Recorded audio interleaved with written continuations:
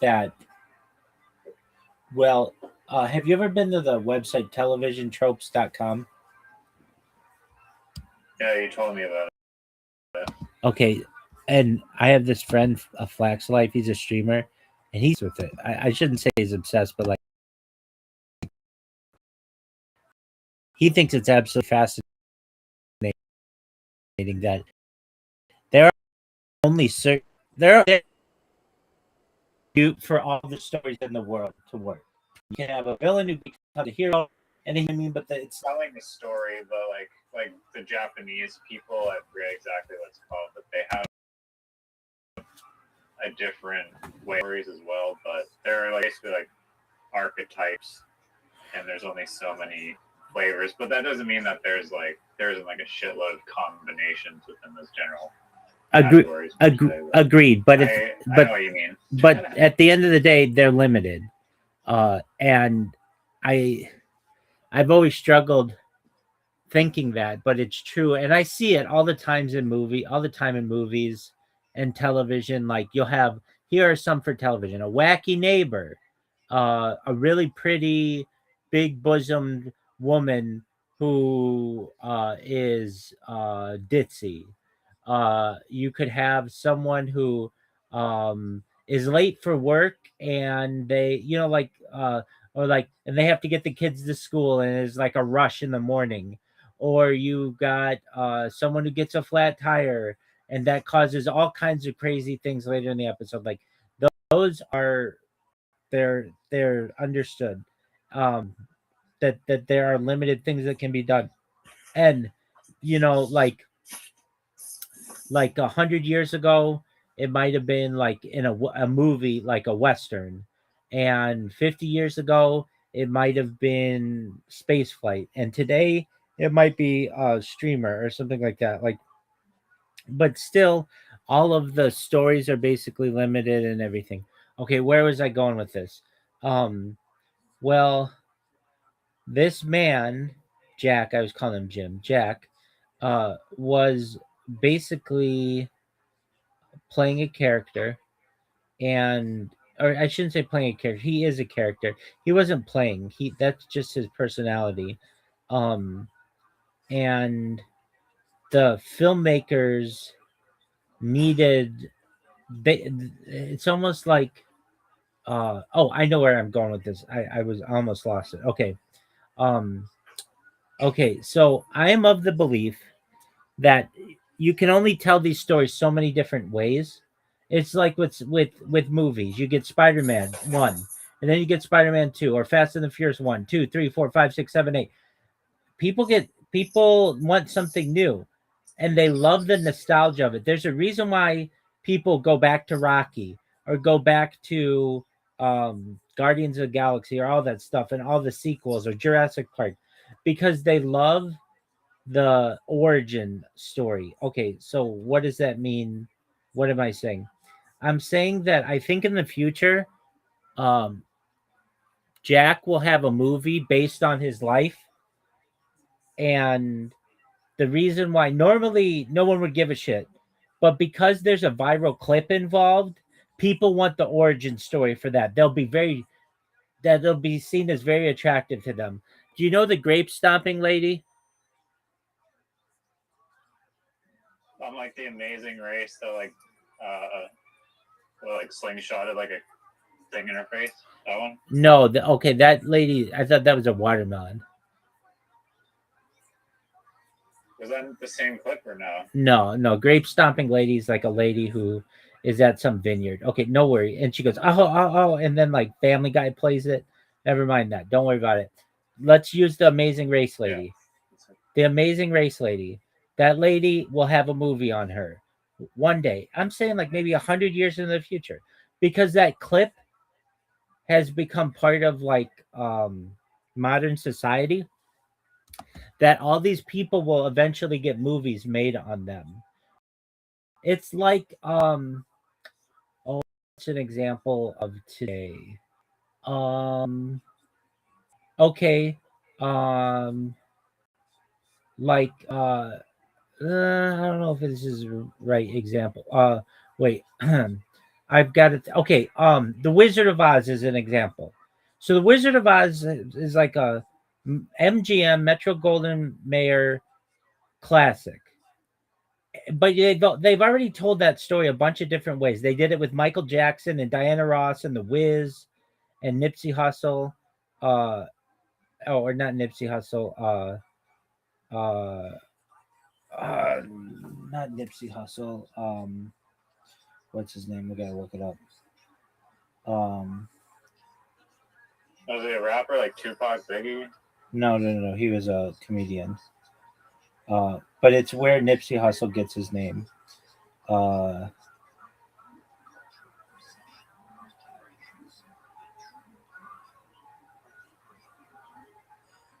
Nipsey Russell. And that was like the black version. So they made a black version of the Wizard of Oz known as the Wiz, and Michael Jackson's in it. And but they, Really? yeah, dude, it was really popular. I mean, it's like the black version of was it like just all the cast members and the Munchkins, like Everybody's black, yeah. So instead of having Judy Garland, they have Diana Ross, who's like a Motown legend. They have Michael Jackson, who plays the Scarecrow. They have Nipsey Hussle, I think, who plays something else. Like everybody's black in it. It's a black version, and so like What they. year did that come out? Because Wizard of Oz is pretty old. Yeah, it came out 1975. And so they played that up. Okay, so they did like everything that you can do in The Wizard of Oz. But then they did Wicked, which is like this whole new background story. You get what I'm saying? Like that opens up all these new stories. Like if you go into what happened in Oz before Dorothy. Does that make sense? Hi, Zoo. Zoo, you totally ghosted us for the Dingo documentary. Yeah, I know what happened in. I know what happened in ViralRabbi. What'd you say?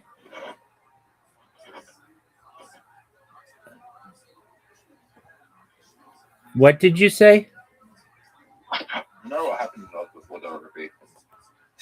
Okay, we're not really talking about that. I'm giving an example. So, Riser, you get that like there's a branch off of that. And this happens with other movies as well. Well, in the same way I think with these viral clips, people will have a demand that they'll want to know what the people's life was what the people's life was like before this viral clip and how it affected them. So what I'm saying is that I think Jack will have a movie on him. What are your thoughts on that? I mean, he's probably, if I had to guess, passed away now. I agree. So that might affect it. Have you seen the documentary? It's called Winnebago Man. Well, we just watched it. It's this. I find it like the funniest documentary ever. It's on this guy who was like an angry. He was in like a viral YouTube video where he's like an angry RV salesman, basically. Also, is he an RV salesman or is he teaching salesmen about the vehicle? To me, it was like a training video. Yeah, he was working for Winnebago doing some sort of thing. I thought it was to train salespeople. I don't think it was like an advertisement for people, but it might have been. I don't know. No. It was not to sell Winnebagos. I thought it was to train the salespeople of Winnebago. That's what it seemed like. It was like an internal video. Yeah, that based on the videos, yeah.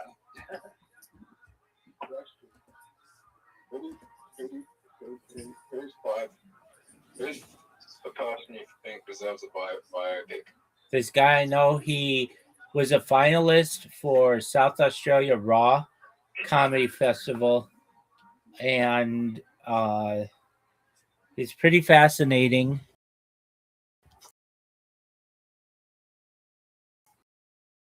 He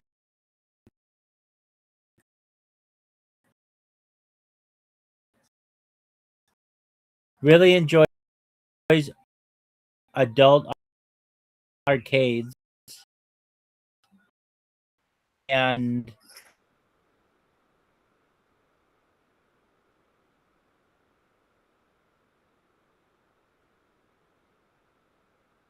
original because of this guy. It's like the origin story. It's like basically STDs created giant outbreak and perhaps a new. So that person deserves a biopic. What about? You know how I think biopic? Who's that big dog?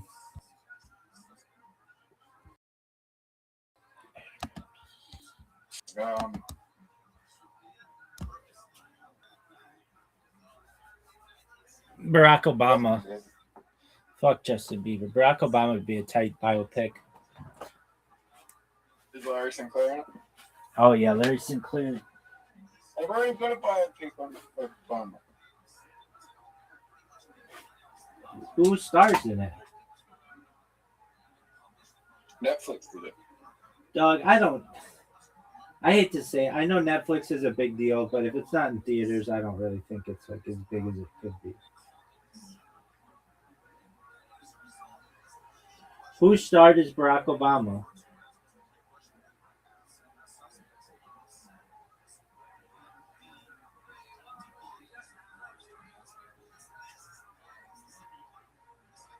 Thanks for answering my question.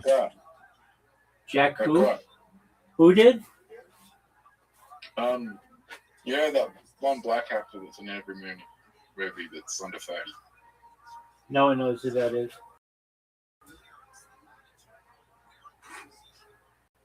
Okay, anyway. I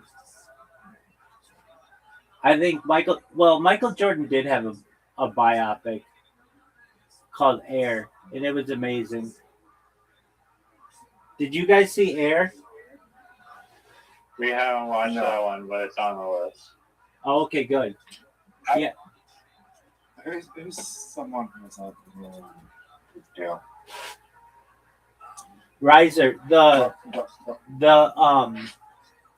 soundtrack to Air is like, it's amazing. I mean, it's pretty good. It's not like the best one ever, but it's good.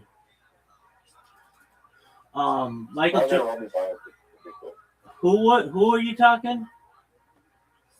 I said ViralRabbi biopic. Yeah, that'd be okay. Obama, Netflix.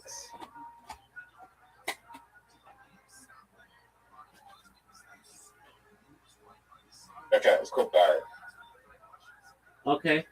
Devin Terrell. Nobody knows who that is.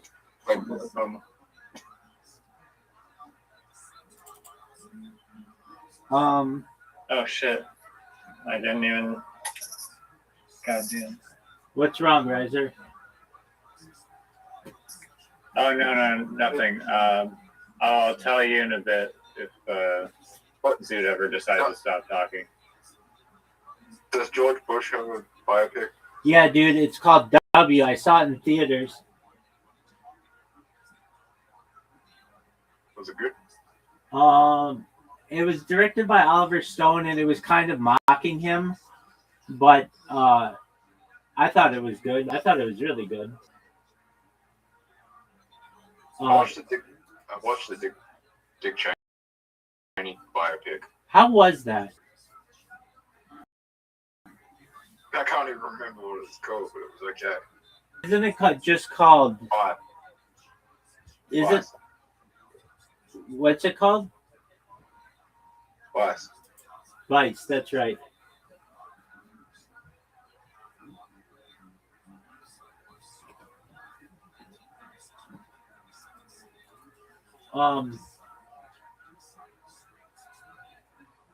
Did you guys see Elton John's biopic? Yeah. What did you think? Oh, I didn't see it. Sorry. I saw it. I thought it was good, but it had like a weird take on it that was very like. I'm saying Michael. I'm saying Michael on Wednesday. All right. Well, you'll have to tell us how it is if we haven't seen it first. Why can't I see the number of people in a Reddit? How do I check the amount of people in a Reddit? What? You press the information button or the more button, depending on if you're on mobile or web. I'm on the Anyway, web. I might go.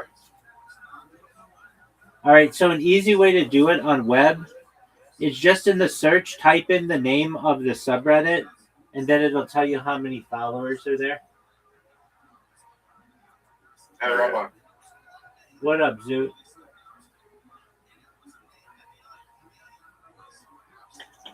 Who's your favorite female LA comedian now? Tilly.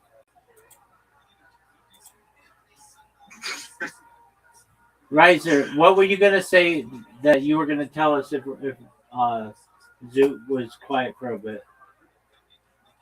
No, this is important news. This is very well. Maybe it's a milestone in my life, and it just happened.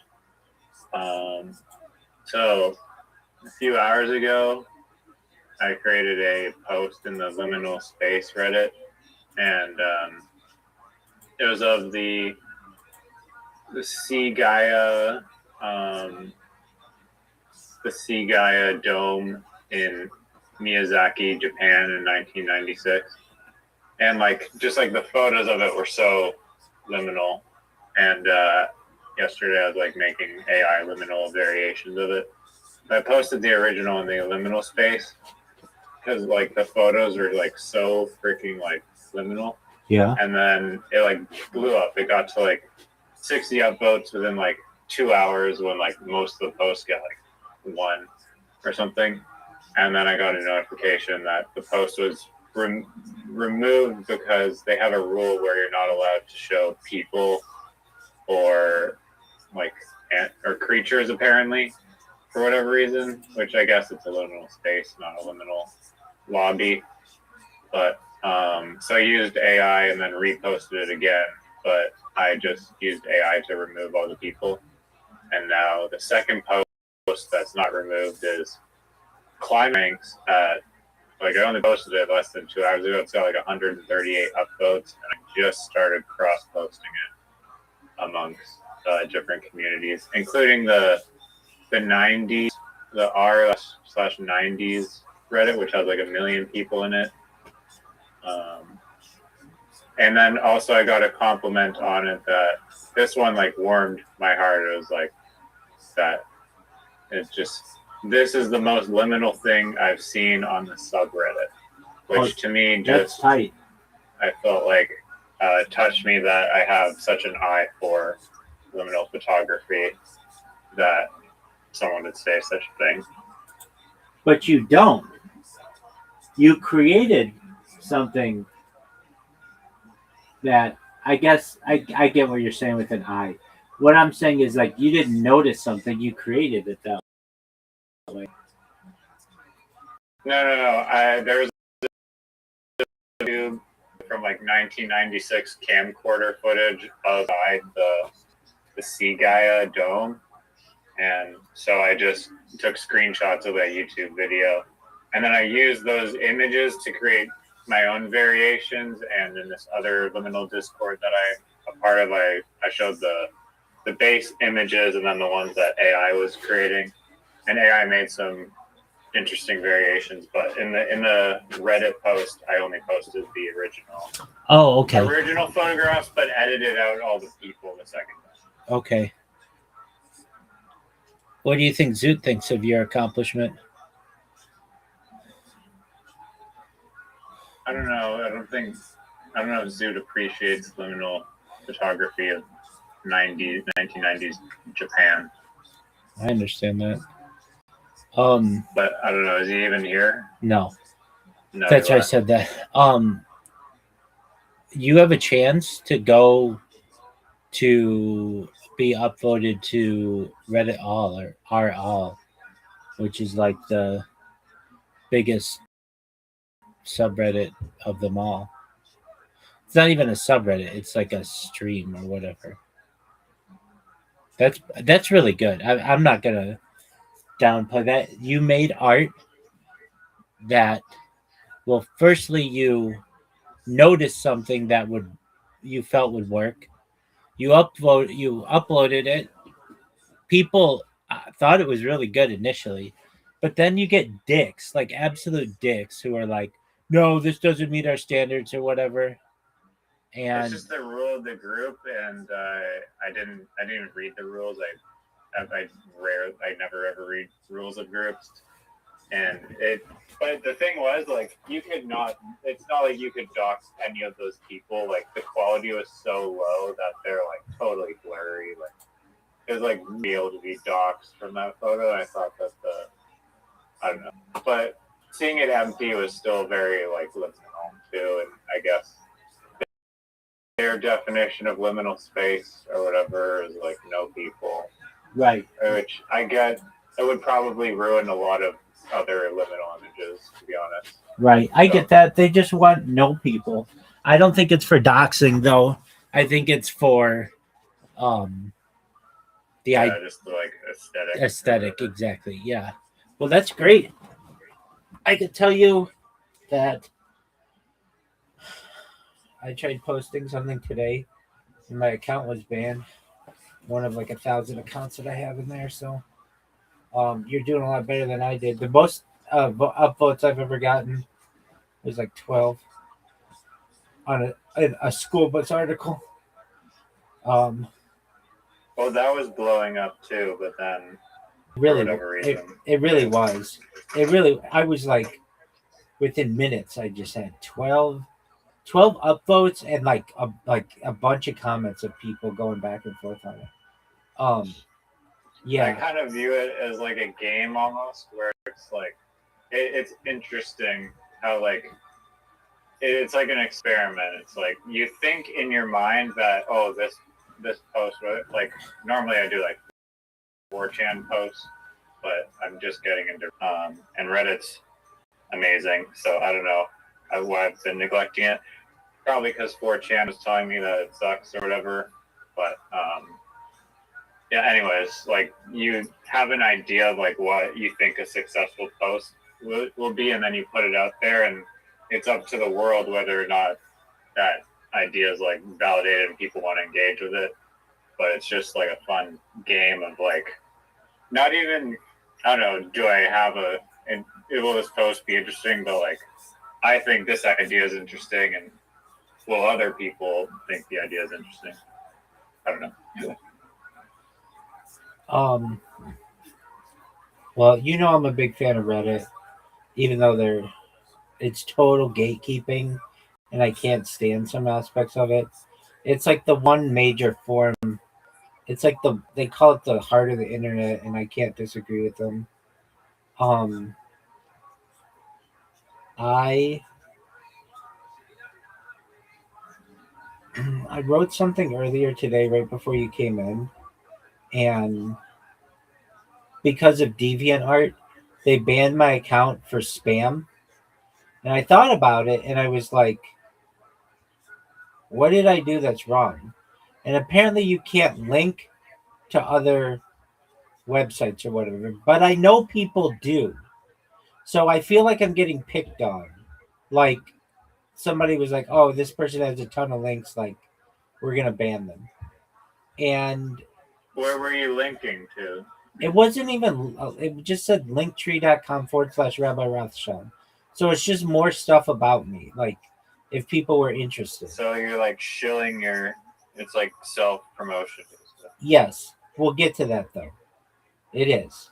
But isn't everything self promotion? Even the choice of a username is self promotion. Or using an avatar, that's self promotion.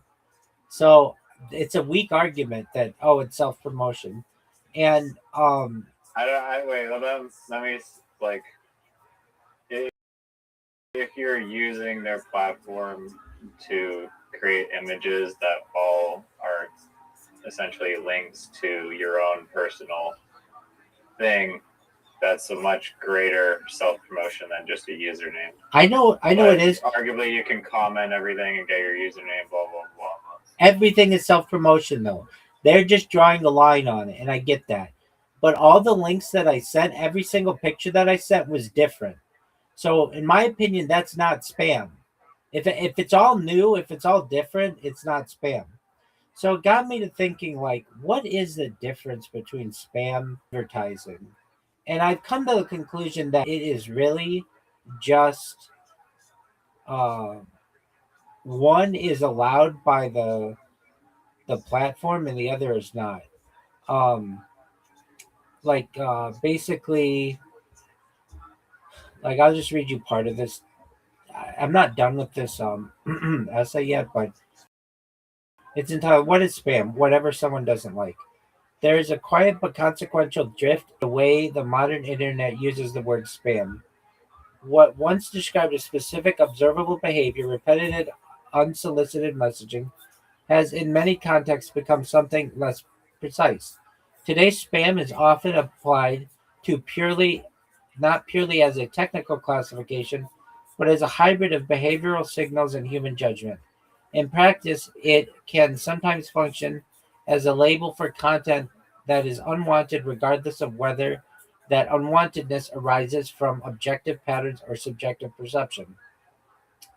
This shift did not occur suddenly. It is the result of cultural history, technological scaling, adversarial, adversarial adaptation, and increasingly complex moderation systems.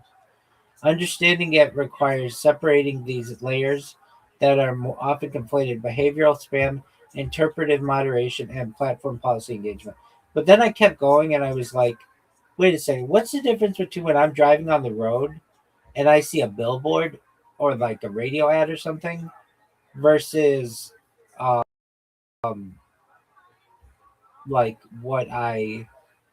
uh, what I'm doing? Like what's the difference? And I raised a very good argument that advertising is spam. So what's the difference? And so it's what it is institutional tolerance, and it gets down to control. Institutions can control advertising, but they can't control spam. That's the difference. If the institution can control it, it's advertising. If they can't control it, it's spam. And they get rid of everything they can't control. And I um that's what it's about. It's not about annoyance. It's not about annoyance because their advertising is annoying. It's not about automation because their advertising is automated. It's about the fact that they can control it versus that which they can't control. I heard this thing from a graffiti writer that basically said that like we're being bombarded with advertisements like 24/7 that like if you're in society, it's like I didn't personally decide to just agree to this. It's just like being presented to me. That's exactly And the argument they were that I basically make. making the argument that like graffiti was like almost like their counterattack to advertising, but it's like self-advertising. But in a way, it's like anonymous. So, I mean, typically, almost all the time, unless you get caught. So, but it's basically like you're superimposing your own advertisement into society. It's just you're creating like a brand that some people do end up monetizing the hell out of their graffiti brand from their vandalism. So it actually does pay off eventually, but it kind of just shifted the way I think of like relate graffiti or thought about graffiti, because like it's like this rebel advertisements. I think that after, and it can be viewed as spam too, probably. Exactly. A lot of people would view it as freaking spam. It is. And the fact that there's no difference between what the graffiti guy does and what the billboard does in terms of it being unwanted or repetitive or perhaps automated or whatever the word they want to use, except the institution can control the billboard and they can't control the graffiti artists. So they make graffiti illegal and they love the billboard because the billboard creates profit. It's as simple as that. It's about control. It's not about one's repetitive. It's not about one is unwanted. It's not about one is low effort. All of this is just excuses that they give. It's about control. And so DeviantArt did not like that I was putting out all these links or what. It wasn't even links. They're all individual. They're individual pieces of art. They really are. And if these things said Coca-Cola on them, no one would give a shit because DeviantArt wants to embrace Coca-Cola, or if it had whatever on it, ChatGPT or whatever. But the fact that it has Rabbi Rothschild on there, which isn't mainstream, then all of a sudden it becomes spam. And it's not like I was sending it to anyone. Literally, I was just posting it, and I didn't want anybody to look at it. I just wanted the links so that it would be indexed on Google. And I got this message that, and this pissed me off. There's this guy, this user who started following me. His name was something like Bad User Patrol. He's like basically some asshole who has no life, who goes around looking at shit that he doesn't like on DeviantArt and then flags it. And then I got banned like right after that. But the thing is, what's really interesting, Riser, I had hundreds of people liking my shit, favoriting it and putting it in their folders and stuff. I was like really surprised. People liked this art because it had beautiful women on it who were tastefully dressed and beautiful faces. And they liked it. And then, but this one guy did not. And then I got flagged for it. So anyway, it's about control. And I reached out to some people today. One girl has 40,000 followers. She's like, was just on Bloomberg. And she contacted me back. I don't think we're going to do one though. And look, I understand I have an avant-garde way of like promoting myself. And it works for some things and it doesn't work for other things. But like one of my YouTube channels, I just made like a long time ago. Because I have Rabbi Rothschild, I have Rabbi Rothschild Rules, and Rabbi Rothschild Rocks. I made one that's called Rabbi Rothschild Eats Pussy, just because I thought it was funny. And that one is like, it's not super professional, and it throws people off. And then, but then I checked my old messages, like my spam messages, which like you would never find if you aren't like paying attention on Reddit or on X. And I noticed that I had somebody who sent me a message last week Friday, to be on their podcast. And so I contacted him, and he's in like Czech Republic, and he and I are gonna, I think, do a podcast. So that's cool. Anyway, I just wanted to contribute that. Nice. Yeah, no, you gotta do as many podcasts as you possibly can. I agree. And it's like what I told Mama Riser. If I do one a week for 52 weeks, I'll be right. It's hard to do one a week, though, to get these people locked in. But what I did do... No, I think I had this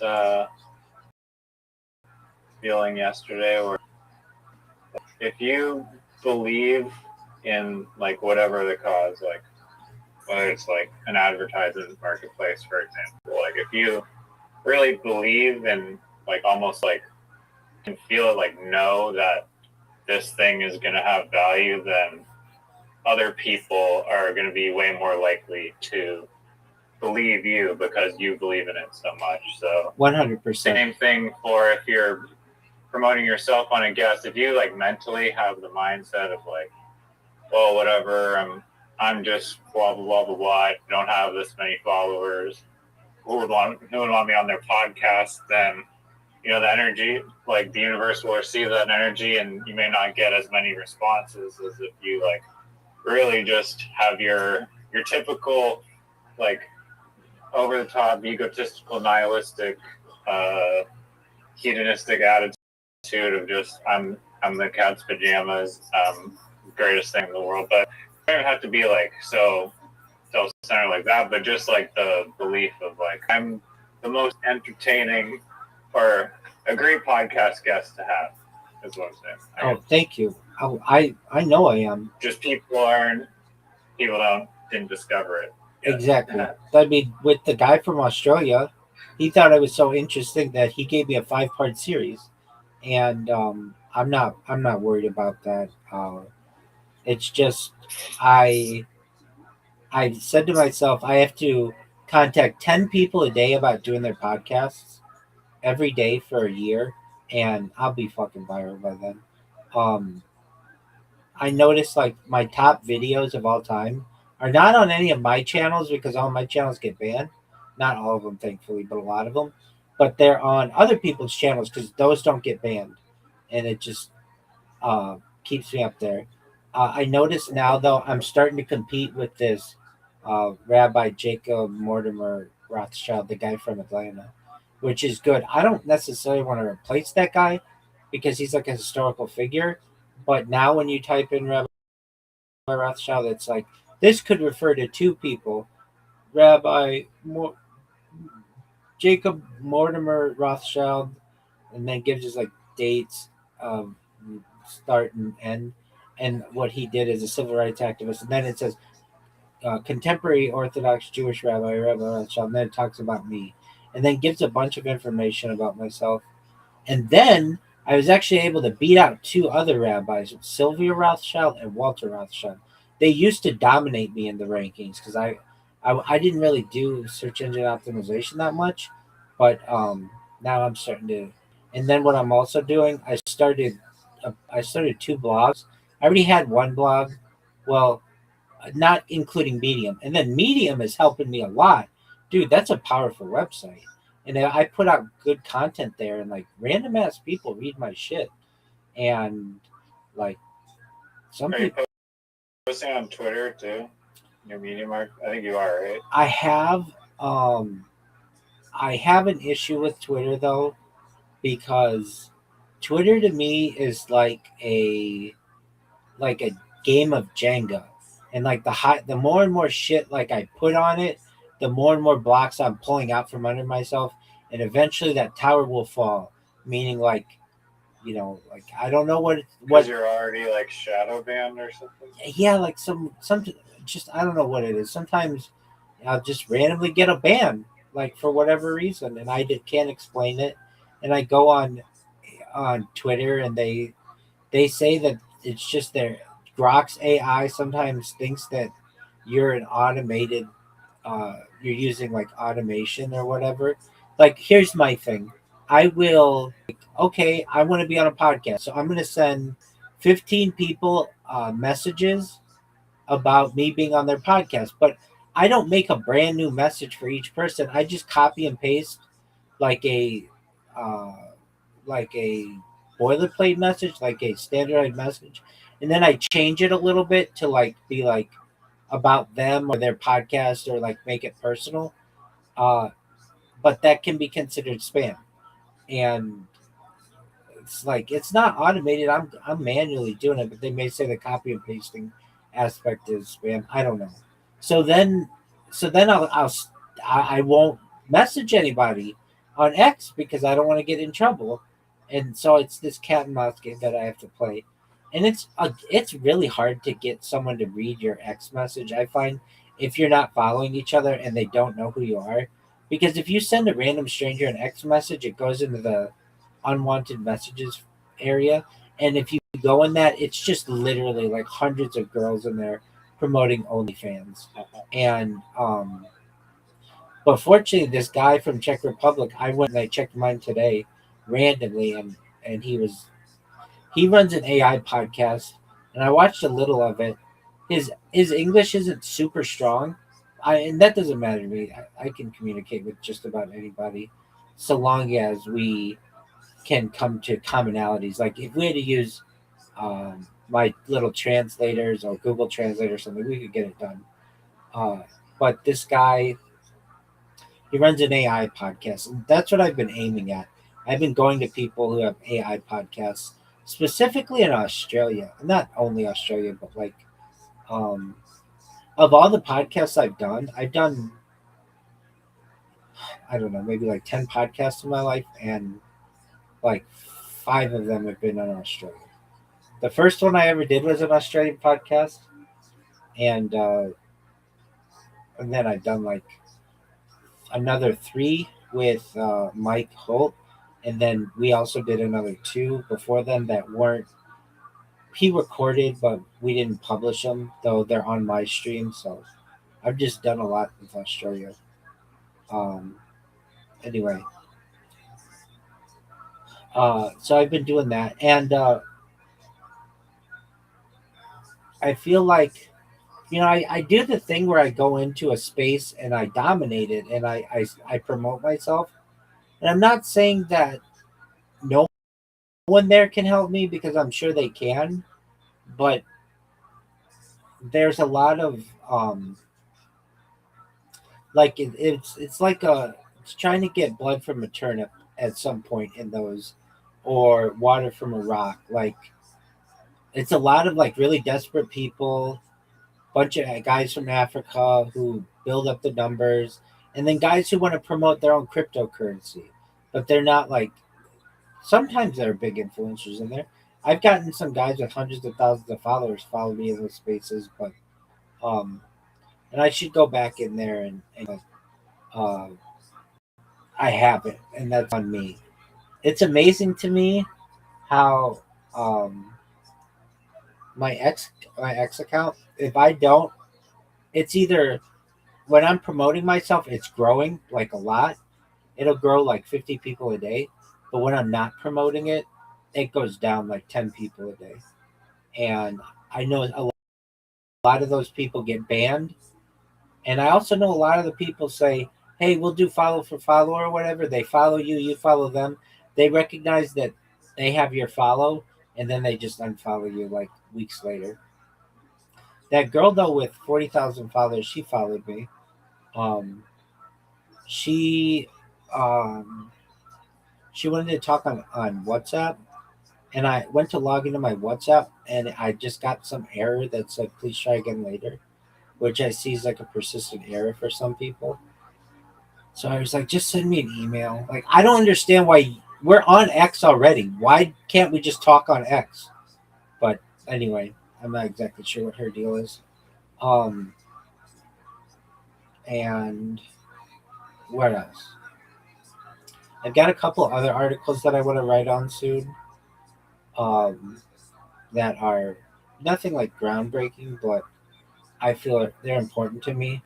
One of them is, why don't we have progress bars for uploading and downloading stuff? Like when you download something on wherever, your computer or whatever, on times it'll say like 10 minutes remaining, and that's cool. But sometimes that's not accurate. Sometimes it'll say 10 minutes and it's like 2 seconds.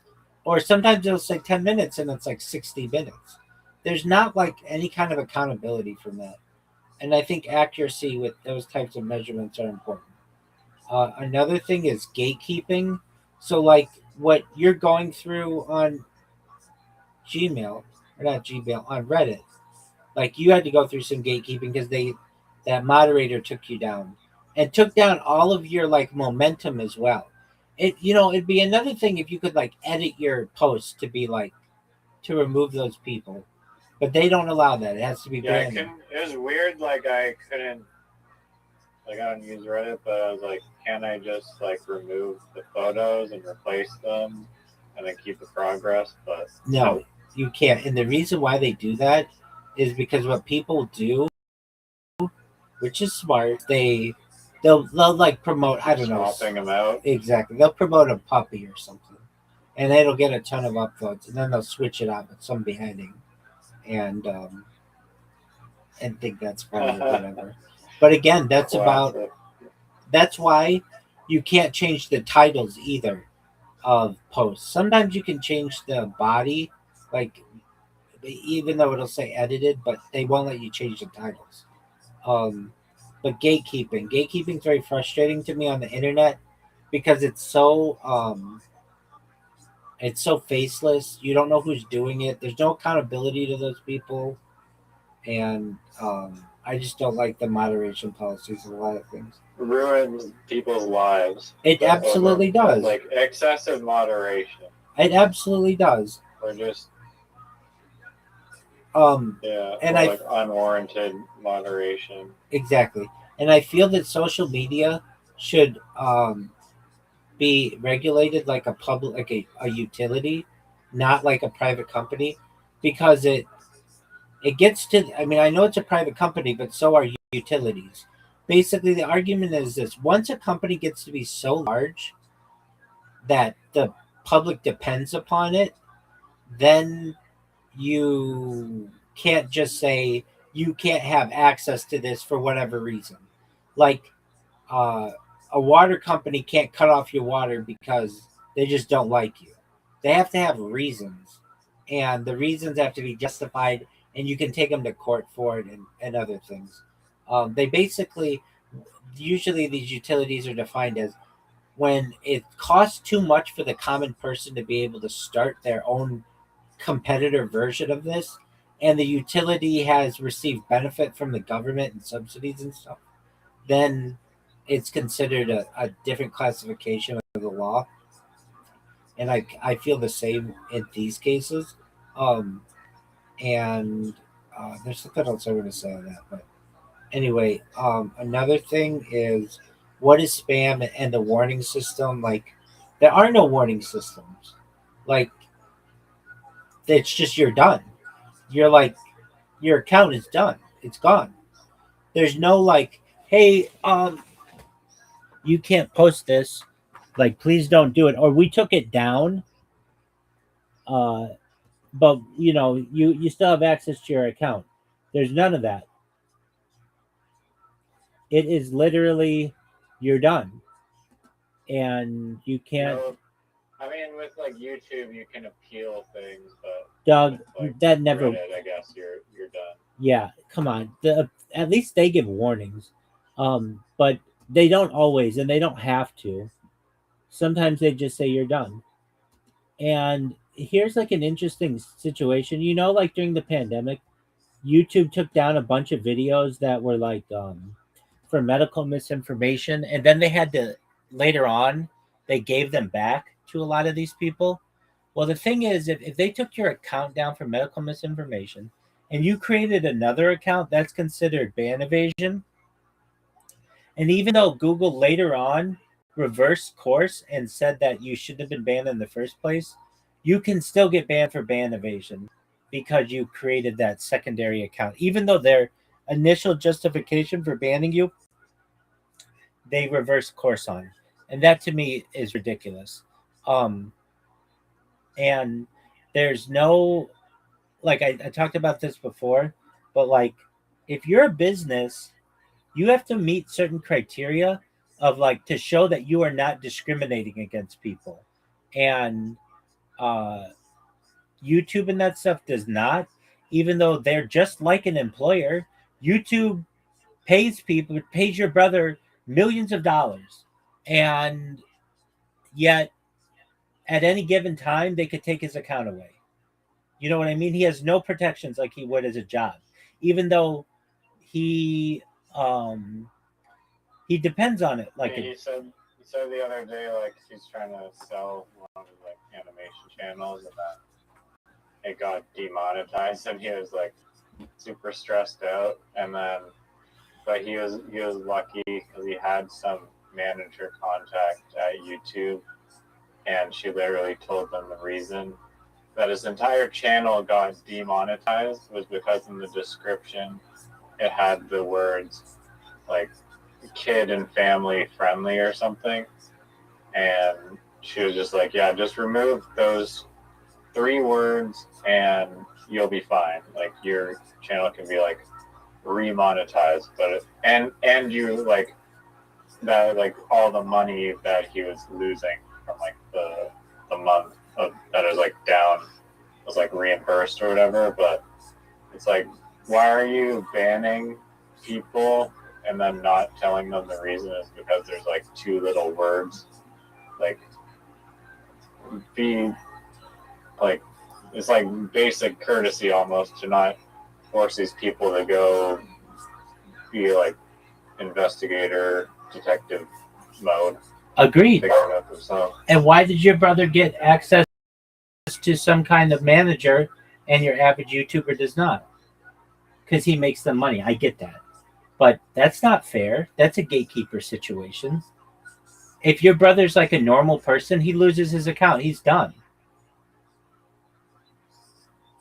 yeah, I mean, I don't know how he got in contact with that manager, but they like the person at YouTube definitely saved his ass there. I get that. But what I'm saying is that it's a 2-tier system, and that's not fair. He should have to play by the same rules as everybody else. Either we all get a manager or he doesn't get a manager. And the answer to that is we all should get that same privilege. If I get a ban or a strike or something, I should be able to say, why was this? And they could be like, oh, like, I would get banned. He worked at a previous channel before, and then it was like some contact through there that they're like, go to this person if you have any issues. Not everybody has that ability. I'm saying it's unfair. I hear what you're saying. It's not fair necessarily. Right. Like I had one, like I don't say as much anymore, but I do mean it. Share and be a trillionaire. Like I will make you a trillionaire. Why? Because data is Earth's number 1 resource, et cetera, et cetera. I would get a lot of my accounts banned for, what's it called? Deceptive practices. Like I was screwing people out of money. And that's not what I meant by that. So if I had that intermediary, they could have just been like, oh, Rabbi, just take out share to be a trillionaire. But instead they just banned my account. And then I create another account and then it's ban evasion. You get what I'm saying? I mean, I'm sure you do. It's not, you're a smart person. It's unfair. Life's not fair. I get that. But that's what I want to write about. Okay. Another thing that I don't like, and I don't really, I see this a lot on the internet, and I just don't like it. It's just kind of annoying to me. Is when people make arguments like as a woman or as a man or as a doctor or as a scientist or as a developer, I feel this way. It's like, I don't give a shit what you are. Just tell me how you feel. You don't have to be like, as a whatever. Yeah, I don't care about that. I don't care that you feel like you're better than everybody because you have this air of authority, or you feel like you do because you like, and I understand you're trying to make it personal, like, hey, I know a lot about this situation because I'm connected to it. But then again, it's like there's a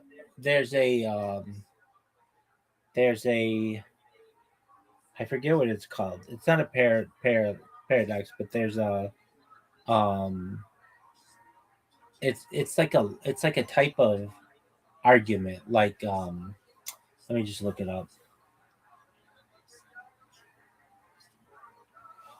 Yo, dog, what is that? It's a fallacy. When people are like, as a doctor, I feel XYZ.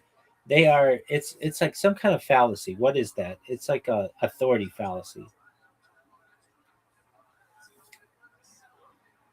It's appeal to authority fallacy, but with a twist. So the court claim appeal to authority, argumentation ad verecundium. Veracundium. This is the general fallacy. Claiming something is true because an authority figure says it's true. Example, as a doctor, I can tell you this political policy is correct.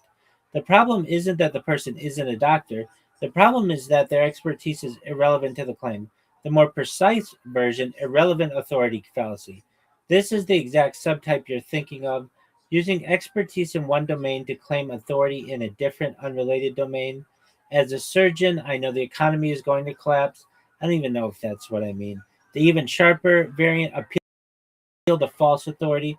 This is when someone exaggerates their credentials, implies expertise they don't have, uses a title to intimidate or shut down debate. That's what I find happens. A lot of times people will use a title to intimidate or shut down debate. As a scientist, I feel this must be true. And then the social version, credential flexing. Not a formal fallacy, but a common rhetorical move. Using a credential to signal superiority rather than provide evidence. This is the as a doctor, as a lawyer, as a CEO move.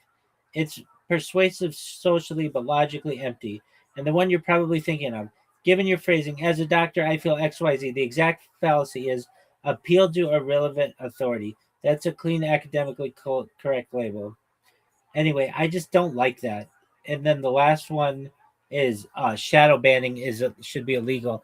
And the state of Florida had made it illegal, but then the governor, stupid ass DeSantis, vetoed it. I feel like if they would have passed that, which they did, and if it would have not gotten vetoed, that would have changed the internet everywhere because all of these like Instagram and stuff, they couldn't have done that what they do with the shadow banning. Anyway, so those are some topics I want to write on. Can you explain the Dick Cheney Winnebago man thing? Like why? Like you said like you kind of agreed with them. Yeah. So Dick Cheney. I know nothing about Dick Cheney. I understand. Okay, so Dick Cheney. You don't have to give me like a crazy like long explanation. Okay, so Dick Cheney, he's from the state of Wyoming, and he was kind of like a not that accomplished of an individual. He got kicked out of Yale. Not that that's not impressive, but he went to University of Wyoming. He got in with defense contractors. He became, I believe, George Herbert Walker Bush's chief of staff when he was a young man. Then he became the CEO of Halliburton, and Halliburton is one of the biggest defense contractors in the world. And then when George W. Bush was running for president, George W. Bush assigned Dick Cheney the task of choosing the vice president, and Dick Cheney chose himself and became vice president and had all these major contracts when we went to war with in Afghanistan and Iraq with Halliburton, his previous company, which many people would consider to be a conflict of interest. And he made the shareholders or the executives of those companies extremely wealthy. And what Jack was talking about was basically like, hey, this is a person who has unjustifiably benefited from their position and also has been known as a war hawk his whole career. He always wanted to go to war with people. And now we were in two major wars with Afghanistan and Iraq. And you know who got the contracts? There were no big contracts to rebuild Iraq. It was Halliburton Corporation. So Jack was pissed off about that. Does that make sense? Yeah. I mean, the guy had an interest in going to war. But what was the thing at the end with like the rebuilding contracts? Yeah, so usually when you have a contract, you have to have multiple people who bid on it, and then usually they take the lowest bidder. In these contracts, these government contracts, it was a non-compete bidding process, and they just chose Halliburton to rebuild Baghdad and the rest of Iraq. So basically, Dick Cheney's Oh, previous they actually did rebuild it. they did with these no bid contracts. Basically, Halliburton didn't have to compete against anybody, so they could charge whatever they wanted to rebuild the country. And did they rebuild it in full? Fuck no. They didn't rebuild people's homes. They built up embassies and Western business interests and oil fields, but they didn't rebuild people's homes. Yeah. That makes sense. So just basically corrupt. Right. And there was the saying, and it's probably true, that Dick Cheney was the most powerful vice president of any vice president ever. And he basically ran the show under the Bush administration. There's an argument to be made, which is probably accurate. And so Jack, being pretty knowledgeable about politics and such, wasn't so mad at George W. Bush. In fact, I don't even think he mentioned George W. Bush's name, but he was going after Dick Cheney because Dick Cheney was running the show. Does that answer your question? Yeah. Yeah. So that's the answer there. Anyway, Bagel man. yeah, maybe in the future I'll be like Jack, bitching and moaning about getting shadow banned in 2026, about deviant art because they didn't like my advertising strategy. Somebody will take some of my footage someday. It'll be like found footage, and they'll be like, "Look at this rabbi and how pissed off he gets about spam, trying to justify the similarities between spam and legitimate advertising, arguing that the only difference is one is controlled and one is not." Anyway, I liked that documentary. I thought it was good. I'm glad we watched it. And with that, my friend, I think it's about time I go to bed. I think it's about time you go to bed. I know you were up super late into the morning or whatever, but try to get your hours um try to get your hours reversed. And tomorrow night, what are we watching? God willing. If Zoo comes in, flag him so we can watch. No damn doubt, Dingo no like doubt. we're supposed to. No doubt. Anytime Zoot Do comes it in, today. we're doing the dingo. We could Oh, watch yeah. we could watch Air. What was that one? Oh, yeah, that air one. Pretty cool. Yeah, it's a good one. It's got Ben Affleck in it and Matt Damon and trying to think of who else. It's good though. I really like the aesthetic of it. I used to work in an office that was like kind of like this aesthetic. It was like very 70s, 70s, like kind of like building. Um, except theirs took place in uh, Oregon as opposed to Orange County. But nevertheless, the like offices remind me of like they were just kind of built around the same time. Anyway, okay, so Air perhaps tomorrow. What was your most viral Reddit post that you created? Oh, about me. Popular one. About me, there are some. But No, not even about you. Just any post. I think it was my school bus one, 12 people. And like 12 people in like That's it. I thought you 10 used minutes. Reddit a lot. I'm banned on Reddit. I've been banned on Reddit for years, so I just am like a lurker. I don't have. Shadow lurking. Yeah, I'm like the biggest lurker on Reddit. I would love to be a part of it. I always want to like get involved with it, but I can't. I feel like the kid at recess who was bad, who has to watch all the other kids have fun. But it doesn't really bother me that much because um, I don't really want to get into the whole upvoting thing that takes up a lot of time. I don't really want my opinions like in comment form because I can't fully explain myself. The one thing I would like is to be able to post some things, but that's okay. The big thing that I like is even though my account's banned, I can still join subreddits, and then my feed is still customized to that. So that's all I really care about. It's just interesting stuff to me. But yeah, the best I ever Well, I'm did. at 230. I mean, it keeps going up. 200 upvotes currently within like 2 hours.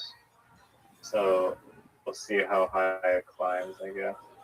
Excellent, They man. might do an article on me, maybe, on one of the most brilliant liminal space posts of all time. Oh, that's another thing. I don't know if they'll do that, but I'm all for it. I'll read it if they do it. So I've been working with Morelight, and I'm trying to get this press release like passed. And so I did it twice now. The first time they said it wasn't newsworthy because I just wrote it like Harry Potter Obama Sonic 10 is the best cryptocurrency. The second time he posted it, he said that it was accepted, but I didn't think it was because I didn't see it shared anywhere. And then he came back and said it was not accepted, and they they said it had to be like it had to be on a real person or a real business. So more like keeps wanting to promote this as a cryptocurrency thing, which is fine. I mean, it's his money, so I get it, but cryptocurrency they don't consider to be a real business, so it's like not legitimate in their mind. So I rewrote it this time. Isn't the merch store the business though? Yeah, but they said it had to be like a they even said like a real business. I agree with you. It is, but it had to be a newsworthy event, and they don't consider a merch store to be a newsworthy event. So I rewrote this thing. Even with in celebration of the streaming. Yeah. So the thing is, they said Did you the buzzword of the continuous human data archive? oh yeah, we used that. We Whatever. definitely used that. But the thing is, in the article, in it, the big thing was that it was launching a merch store and like they had T-shirts from every country and stuff. That was the big thing in it, and that's not like a newsworthy event. So I rewrote it, and I said to more like, look, they said that they wanted a vetted person. The article had to be on a vetted business or a vetted individual. Their cryptocurrency is not a vetted business, or it's not considered one. But I'm a vetted individual. I said, look, they can look at my resume, they can look at my streams, they can look me up on social media, they can look me up on AI. I'm as public a person as you can be. And I'm fine if we change it from being Harry Potter Teninu is celebrating this because of live streaming all this amount of time to or is has this merchandise thing to Rabbi Rothschild breaks world record at 1,666 days of simultaneous streaming or whatever. I think it says surpasses world record or whatever. That's a newsworthy event. I'm a vetted person. And then within the article, I talk about wearing their merchandise the whole time and that they're just launching another store. And at the bottom, we put the links to the store. I'm like, that to me meets all their criteria. I'm a real person. Where it's a newsworthy event, and then it satisfies the Harry Potter part because it talks about me in the community and me wearing their clothing and that they're launching this store. And Yeah, but well, first question is how many people will this reach, and then my second thought was like, I get what you're trying to do, and I don't disagree with it, but I feel like almost like this platform is just not the right medium to shill Harry Potter in. So I don't know how many millions of people this $500 investment is going to reach or whatever. It's a good question. Seems like it's just not a right fit. I'd rather just pay crypto influencers to just promote it. No, that's what I told them don't do. Those guys just steal your money. Okay, let's say they put a post up of you on X. How long is that post up? Maybe a week, maybe a month, but then it gets taken down. It's not archived on Google.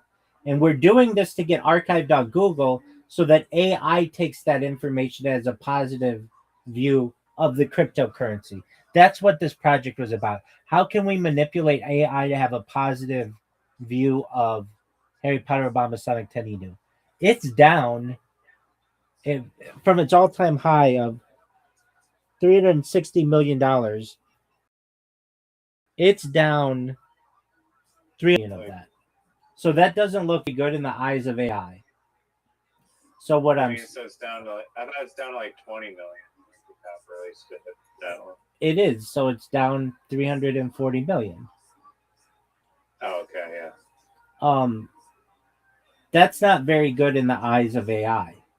So what I'm proposed is that we talk about all the good things that we do, and I say this in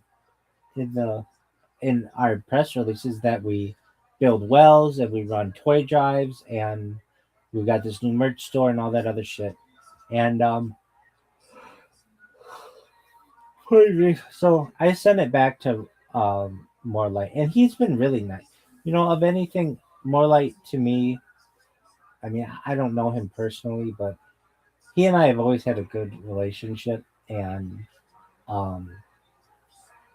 he's an interesting. He's like full-time Harry Potter, right? Well, he's got another job. Like that's not his full-time job. He does. Yeah, he's he does something in finance or tech or something. But it's funny. Like he'll get a bunch of people who say anti-Semitic things in the Discord or in the Telegram, and he'll like heart them and thumb them up or whatever. But I know he's not like that. Like I know he's just basically trying to toe the line or whatever. I do that. I don't want to say I do that with anti-Semitic things, but like sometimes people will send me stuff and like on Twitter or something, and I want them to know that I saw it, but I don't want to be like, this is the best idea ever, like really full force into it. So I'll give them like some kind of emoji or something. I just want them to know that I saw it. And Morelight's always been, I feel he's always been nice to me. Whenever I've needed him, he's always been there for me. Oh, what the fuck? Yo, dog. Can you hear me? Yeah. Whenever I've needed Morelight, he's always been there for me. And he's putting up his money on this. He doesn't have to plug me. He could just be like, dude, you're not involved with this. Thank you for the idea, but you're not involved. But no, he's been really nice, and he's like, no, we'll give you a plug. And that's all. How many views will this Boston Times or whatever thing you get? Boston Globe? Well, it's Market Watch, and Boston Globe, and it's 1,500 websites. So you've got to think like maybe each website will be seen by 1,000 people or so. So maybe like 500,000 people. Damn. Hold on. No, that would be 5 million people. Maybe if each website is seen by 100 people, then it would be like 500,000 people.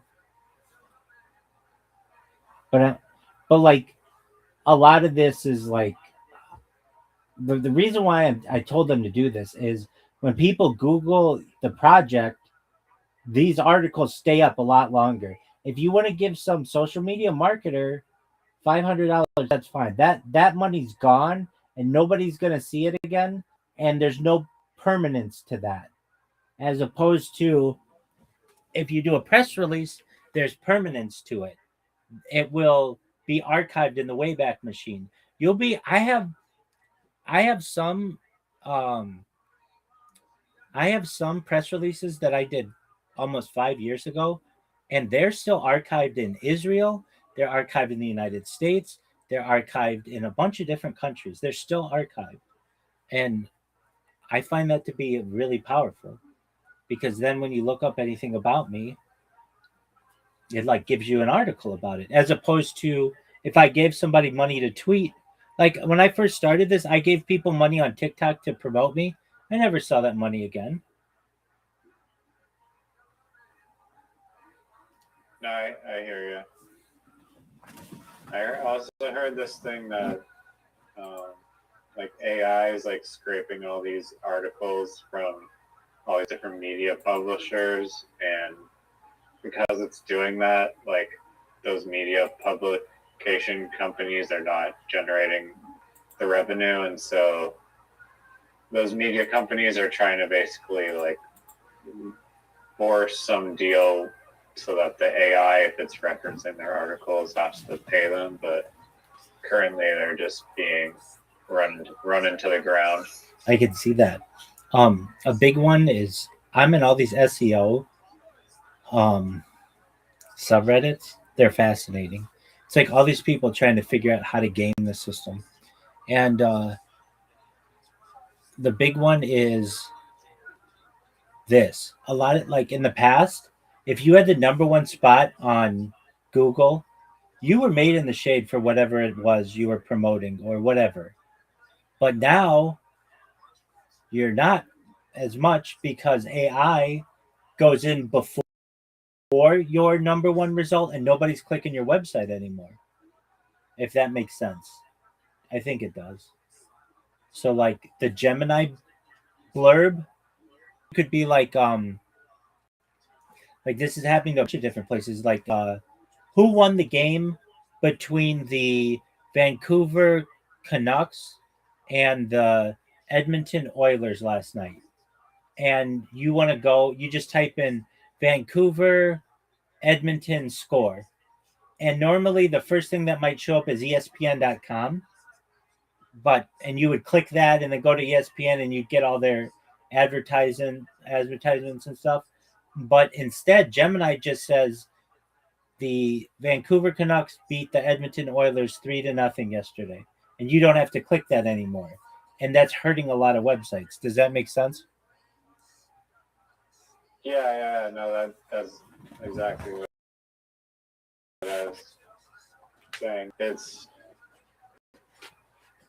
also like a problem because if all those websites go out of business, then it's like, where is the news or articles going to come from? It'll just be like made up AI schlop with zero fidelity or like truth to it. That's true.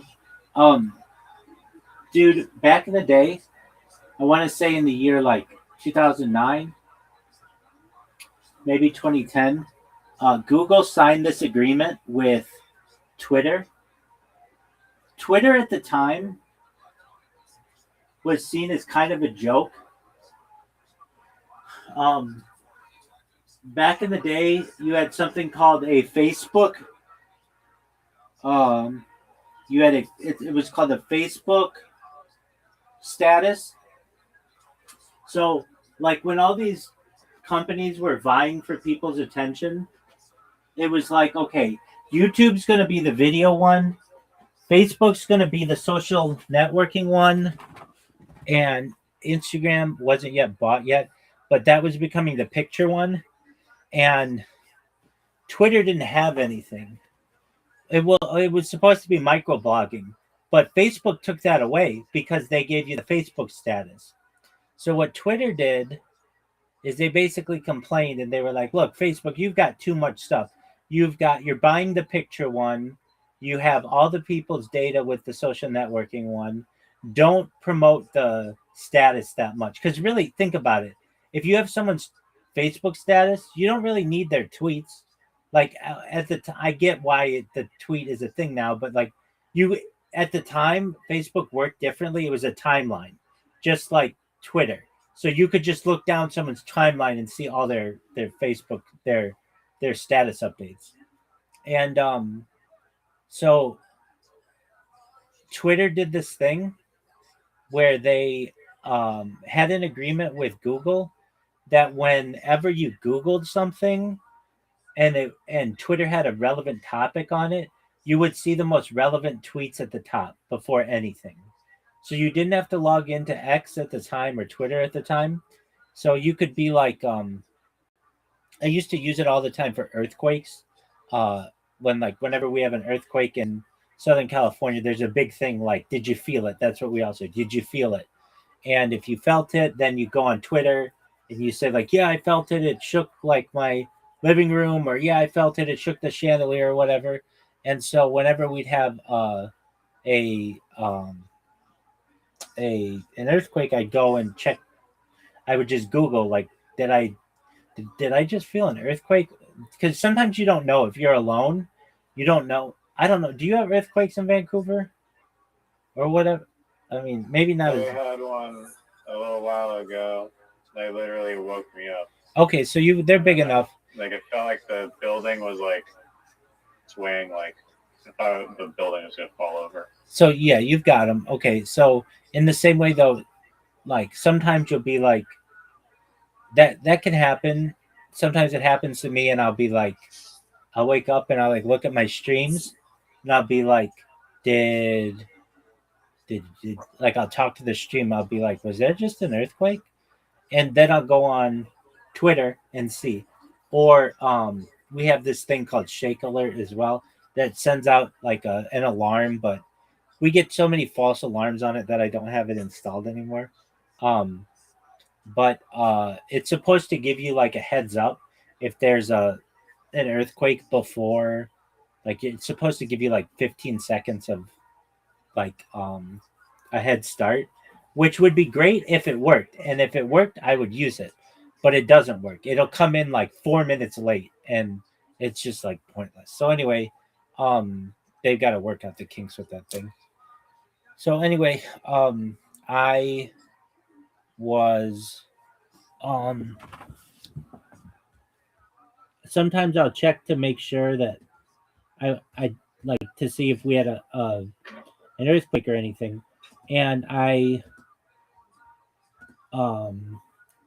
it was the first that I started actually using Twitter, because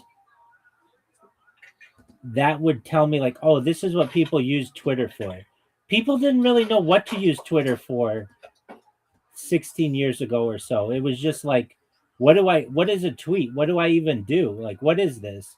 Do I just put jokes on here or what? Like some people did. Some people would just make jokes with it. Other people would put news stuff like, but it wasn't as like decided as what it is today. So anyway, Google had this. What is it today? I thought it's still just a mix of whatever you want to type.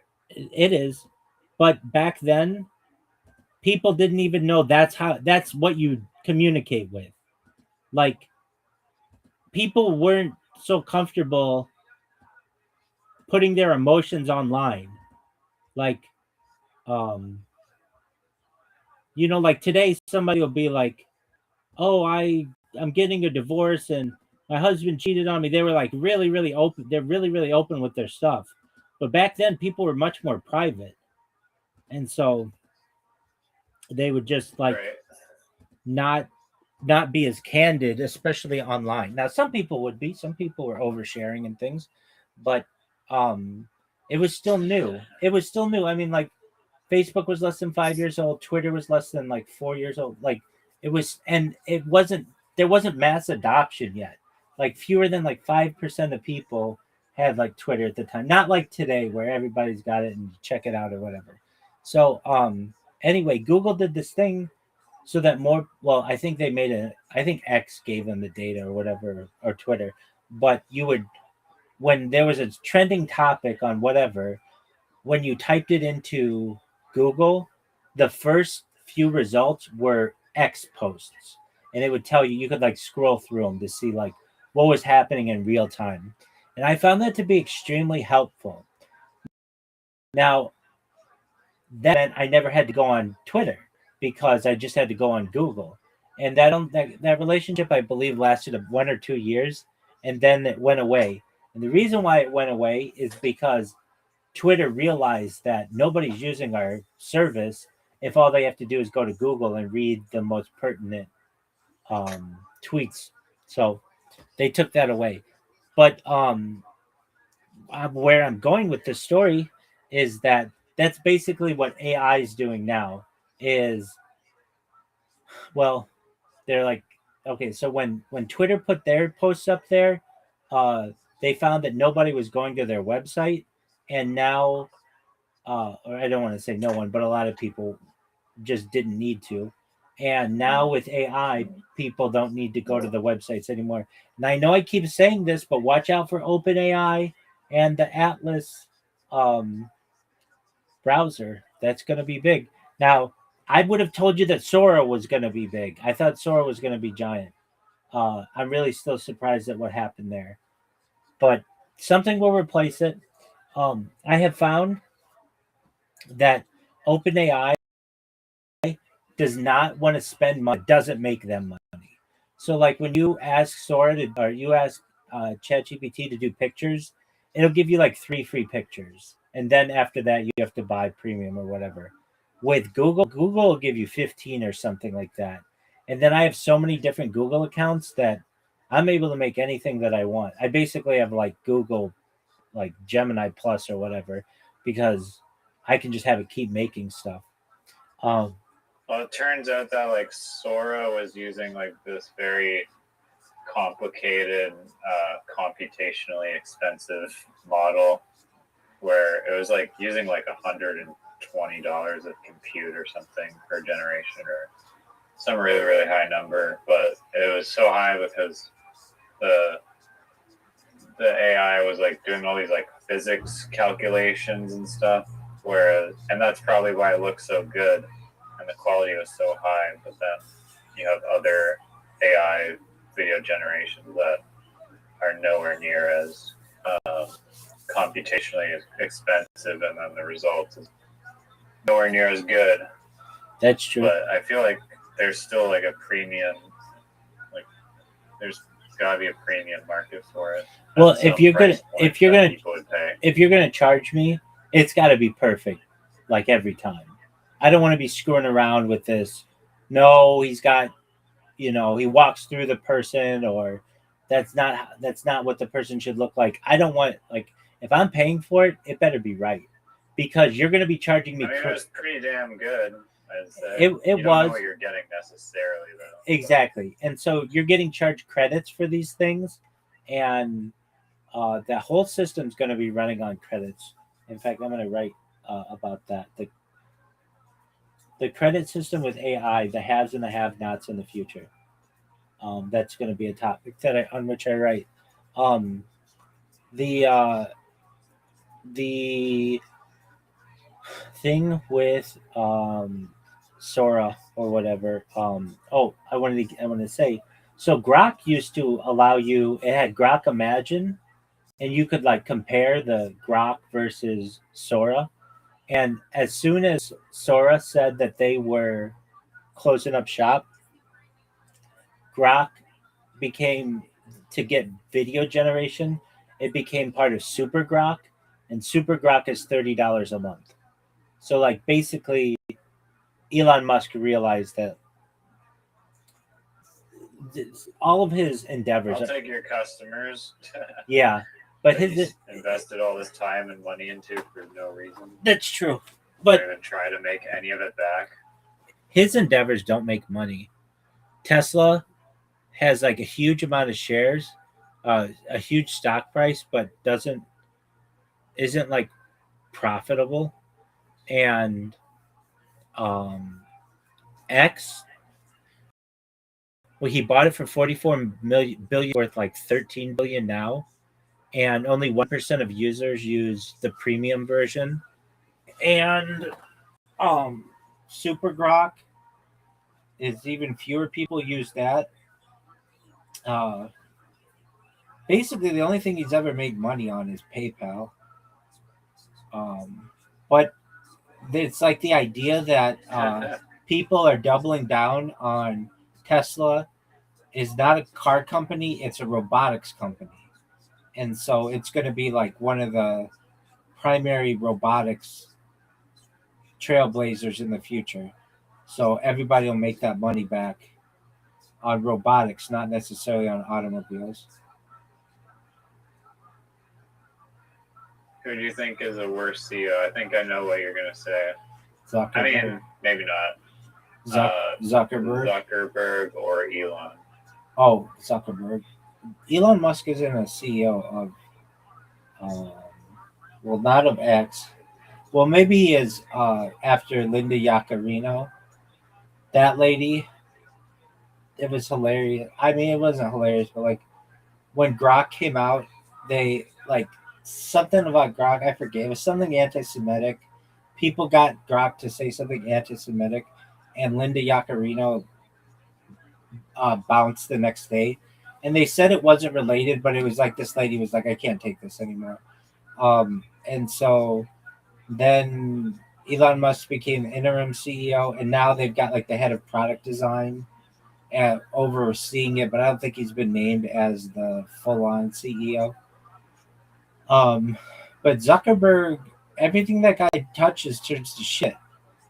He he has to purchase anything that's successful. He had to purchase WhatsApp. He had to purchase Instagram. He had to purchase Oculus.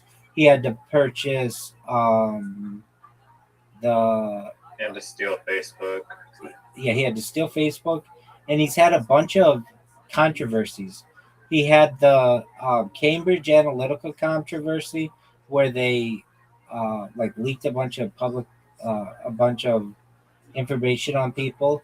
He had they admitted to swaying the 2020 election. Like for that, you should be in fucking jail. If it were your average person on the street, they'd be in jail over that, over election fraud. But like these giant companies are allowed to do that. And then he allegedly, whatever, $80 billion on the metaverse down the drain, and the Oculus systems not being up to par. No one wants to use the metaverse. Now oh yeah, he just lost in court over the child exploitation policies of Instagram. And I don't know if you've been on Instagram recently. Well, at least I'm sure you haven't done this. If you go on the subreddits, so many people are getting banned for absolutely nothing. Basically, Zuckerberg told all his AI stuff, if anybody, like, we need to show the government that we're banning a lot of people over child exploitation. So just ban a bunch of people. And people with like accounts that have been around for 12, 15 years who just post like pictures of palm trees are getting banned for exploitation of children. Like, that has nothing to do with what I do. I don't know what this is about. And then there's this process that you have to go through. So basically, you appeal your ban, and then they reject it. And then a lot of people go to small claims court with Google or with Facebook because they don't have the money to take them to federal court. And immediately when you get into small claims court, if it goes that far, the Google lawyer or the Facebook lawyer gets there and says they signed the terms and conditions to go to arbitration. So we're requesting this case be thrown out. And the judge has no other option than to throw it out. And then it goes to arbitration. And then Facebook chooses arbitrators that are favorable to them. If you don't know what arbitration is, I'm not sure if you know, but it's basically a private decider, so that you don't have to go through the court system. And so basically, there are private arbiters who are favorable to Facebook, and they just keep siding with Facebook. But there is a class action lawsuit that's being pushed through the system to get people, like, these people don't want to close Instagram or Facebook or anything. They just want their accounts back. That's it. But Facebook, the law is Facebook does not have to give you your account back. If they harmed you in some kind of way, they you may be entitled to money, but they don't have to give you your account back at any point because they're a private organization. So then they have these law firms that you can hire. I think it's $200 a month, and they will advocate on your behalf to get your account back. And those seemingly do work pretty well, especially in Canada. For some reason, this one American company's helping a bunch of people in Canada get their accounts back, but it's a $200 a month service. So anyway, long story short, Zuckerberg's got not a lot of success under his belt. Yeah, it's $1 trillion market cap, but he stole that. Anybody could get that bitch to $1 trillion. If anything, it should be the most expensive or perhaps second most expensive company in the world, and it's not. So, long story short, you asked me who I think is the worst of those. Is he a reptilian, and do you believe in reptilians? Oh, he's something. Because that girl from Ascension Glossary mentioned reptilians, and like David Icke mentions reptilians, and I'm just like, right. I don't know.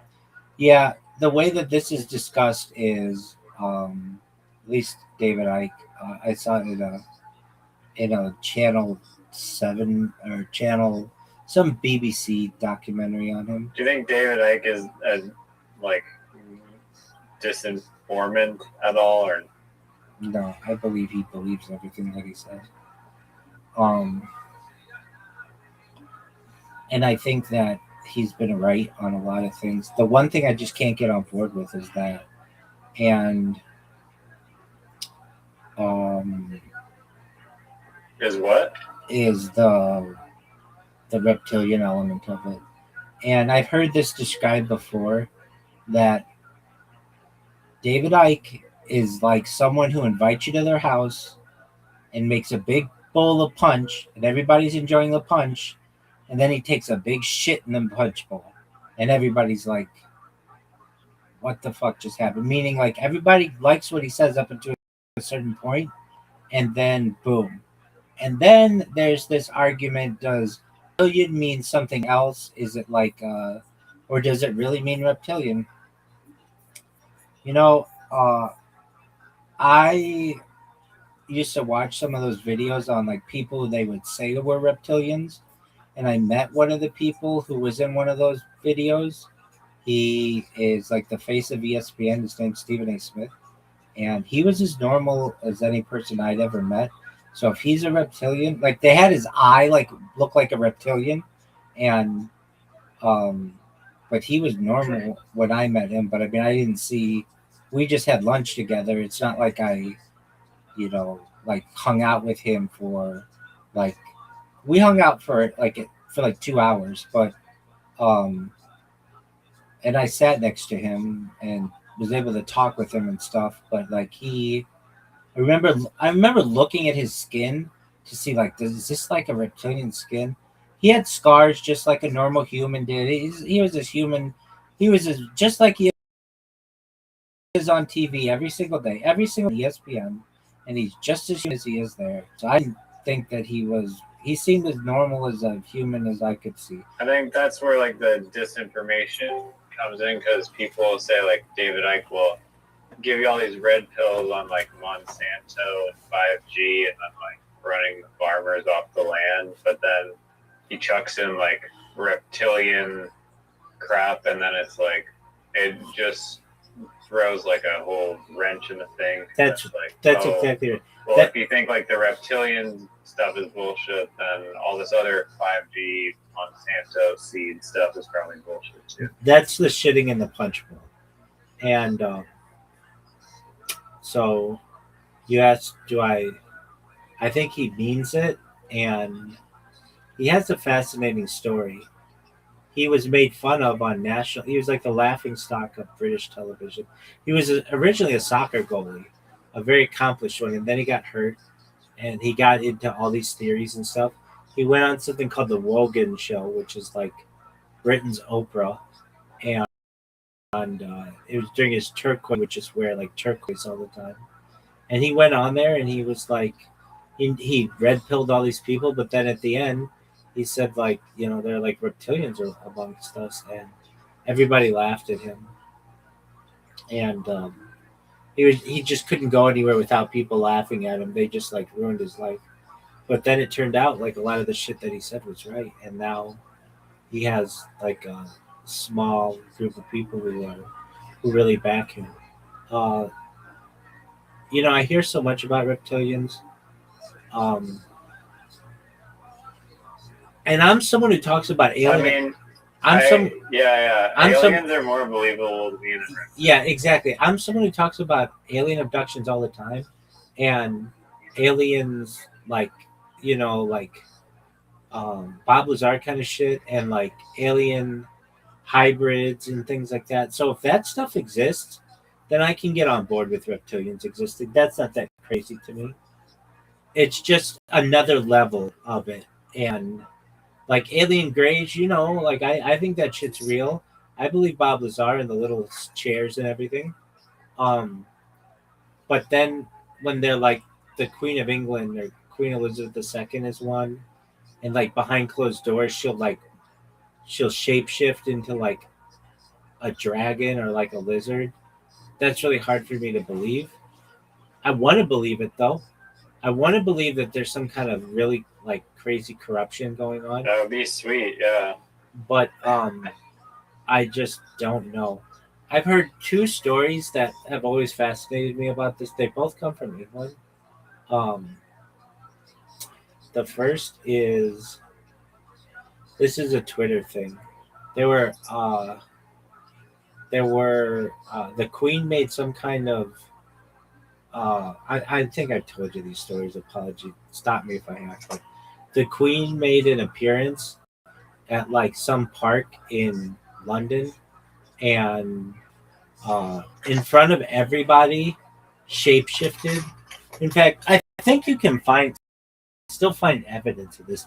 See, here's the thing with SEO is they like put when I say they like the Google and stuff, can they like MI5 and stuff, they can eventually just put so many articles in front of this shit that it just gets pushed down all the way to the bottom and then is not seen anymore.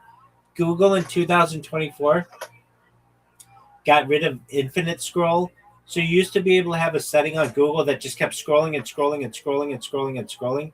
And they don't do that anymore. Now you hit the bottom and it says there's nothing more to show. Which is disingenuous to people really looking for the truth. Because you used to be able to get really good like old articles and you can't get that anymore. So hold on a second. What's the thing with Queen Elizabeth shapeshifting? And it was on Twitter like 15 years ago. And they're going to say this is debunked and all kinds of other bullshit. Yeah. Claim Queen Elizabeth has been a shapeshifting into a reptilian is a theory that went viral in 2016 on her 90th birthday celebrations. During the Trooping the Color Parade, multiple social media users alleged they saw the Queen transform on live TV, describing green, scaly claws, black, snake-like eyes with a yellow stripe, and a sick gray face like a lizard mated with a vulture. And the hashtag reptilian queen briefly trending on Twitter. So I remember hearing about this, and Oh yeah, I believe it. that people got it on. That'd be amazing. That people got it on camera, and there was an outage on Twitter at the same time, like just coincidentally, whatever you want to take of that. And people were like, "Yeah, I was in the middle of sending this tweet of like the Queen shapeshifting, and all of a sudden Twitter like wouldn't let me send anything. It just was like server. I think it says there's a problem loading or something like that. And then I mean, they don't have the video saved. so it was something like some people were live tweeting it or live streaming it, or perhaps there's like a function within Twitter that you can take the video. I mean, I don't know. I wasn't there, but there was that. That story was always interesting to me. And this other story was really interesting to me as well. That there were these girls who were really big Adele fans, and they got like backstage passes to go see Adele, and they were allowed in her dressing room, and they were like there with Adele, like their hero. And Adele was like, "Can I be honest with you?" And they're like, "Yeah." And she's like, "I'm not what you think I am." And they're like, "What do you mean?" And then she started to shapeshift in front of them, and they ran out of the room. Let me look this one up. Yo, dog, what's that story about Adele shapeshifting in England with her fans?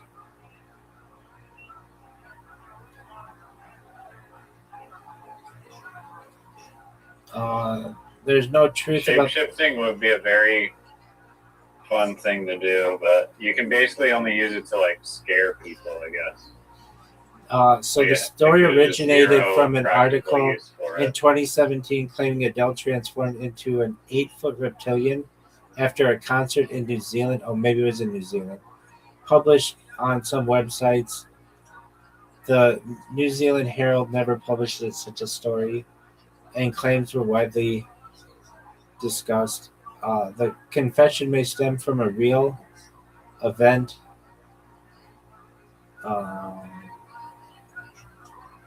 And then they put out like a bunch of like misinformation, like some other shit. I don't know. But those are the two stories I've ever heard that were true or that could have been true. And then again, I watched one of these videos in like 2015, and they have this list of people who are on camera and their eyes look like reptilian eyes. And they showed Stephen A. Smith, and I was like, no way, I can't believe that guy's supposed to be a reptilian. And then like 2 years later, I signed him to an exclusive contract, and during the NBA All-Star game at what's called LA Live, like this, like near the Staples Center at the time, we had lunch with ESPN, and we signed him as our spokesperson. We got to meet him, take pictures with him, and eat with him, and he ate like a normal person, and he was exactly the way that I would have thought that he would have been. Like, you know how they always say, "Oh, the celebrity's so down to earth; they're just like they are on TV, or just like they are in the movies." He's just like the way I've seen him on TV for 25 years or so, the same way. And I looked at it. I looked at his skin. I remember saying, like, "Wow, this guy has scars just like a normal person. It's not like he had like scales or perfect skin or anything. Like it wasn't too perfect of skin. It was like normal person skin. You could tell like he had acne at some point where, like he might have had like a acne scar or something, but like just." You didn't want to bring up the reptilian thing in front of them? No, Like, so I had the professional or something. No, I had the opportunity to ask him 2 questions, and at the time, the first question was, "What are the odds that LeBron James comes to the Los Angeles Lakers next year?" Now, this was in 2017, early 2018. It was February 14th, 2018. And I remember that because there was all kinds of Valentine's Day stuff, and it was the NBA All-Star game around that time. And he goes, 40%. And I said, his kids are already enrolled in Brentwood schools. You mean to say he's 40% when his kids are already in school here in LA? Like, that's a really good chance. Like, he's moving from Cleveland to LA if his kids are already here in school. And I could tell that Stephen A. couldn't tell me it's 100%, it's a done deal. He had to give me the story that he would give on TV. Because if not, I could go out and be like, dude, I just had lunch with Stephen A. Smith, and he told me that there's a 90%, 99% chance LeBron James is coming here next year. And the reason why I knew LeBron James So he was lying. yeah. And the reason why I knew LeBron James was coming there next year is the people at ESPN told me that. They said a done deal.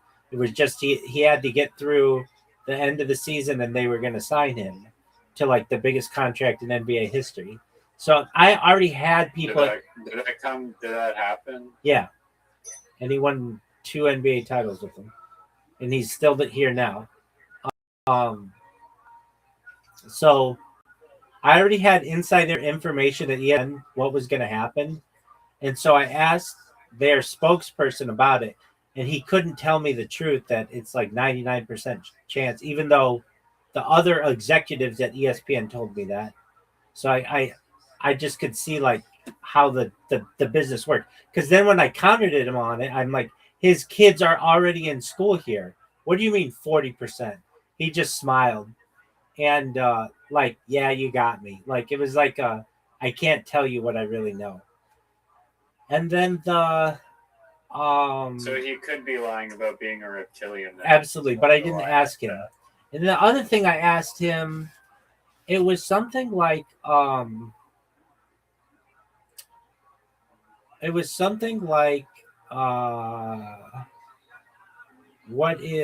does his family think of him or something like that? It was something like that. And what was it? Or it wasn't like what's your relationship like with your mom, but it was like maybe like how's your like what's your family think of you? You're like you're he's the highest employee. Like well, it's like the equivalent of meeting like OJ or higher. It's not. And like the sports newscaster. Oh yeah. Oh yeah, definitely that. Yeah. And he's like or no. Maybe I asked him. I thought it had to do with his family. But like what I forget exactly. I know exactly what my first question was. And my second question, it was something about his family. And he said that he something about his mom used to watch Days of Our Lives, which is or some she used to watch General Hospital, Days of Our Lives, all those soap operas when he was a little kid. And he had the opportunity to be because of his role at ESPN. And so he as like a tribute to her, he was on like her favorite soap opera that normally he wouldn't have been on that. But because his mom was such a big fan, that's something that he could have done to like surprise her or whatever. And that's what I remember. Yeah. But it was like I didn't ask him, "Are you a reptilian?" And the other stuff we talked about was just sports related. We talked some business, but it wasn't like I really did want to ask him though. I'm like, "What do you think about the videos that go around of you being a reptilian?" I saw one like a year or two ago, and your eye looked like a snake. But then I've seen the thing of how they do that, where there's some kind of like trick with HD TV and like the flicker rate or something that can make your eye look like that. I don't know. I just there's a question to me like, hey, if the if aliens exist and they're here and they're like alien grays and stuff, then maybe there are reptilians here. But then I think to myself, don't they have better stuff to do than run the world? Like, if you're able to travel like intergalactically and stuff, being the Queen of England's got to be really boring for you. That's how I feel. Yeah, you've already surpassed. Yeah. It would be like it would be like just going to live amongst a pack of wolves. Like at a certain point, it's gonna be boring as fuck. Like maybe you're the alpha wolf, but so what? Like you're gonna get bored of doing that. It's not even like that though. If they're like super smart, I've heard. So one of these days, Riser, we video. I wish it were, but last night, or I think it was last night or the night before. It's called the secret Russian UFO, secret Russian, no. It's called uh, the Russian alien species book, something like that. It's translated from Russian, and it's all the different alien species that apparently are humans have had contact with, and it's like 140. And we should just listen to it someday. I think you'd like it. It's pretty interesting. Is there? Okay. Yeah, drop the link. Oh yeah, it's I'll send it to you. Hold on a second. I have it. I feel like there's more proof of aliens than there is reptilians. I agree, dude. I agree. Okay, so it's called the translated Russian secret book of alien races. Now I'm sending it to you. I don't know if it's true or not. I've listened to it a whole bunch, and it's pretty fascinating. Like sometimes these things smell really badly. Sometimes they eat human shit, not human shit, but human stuff. Um,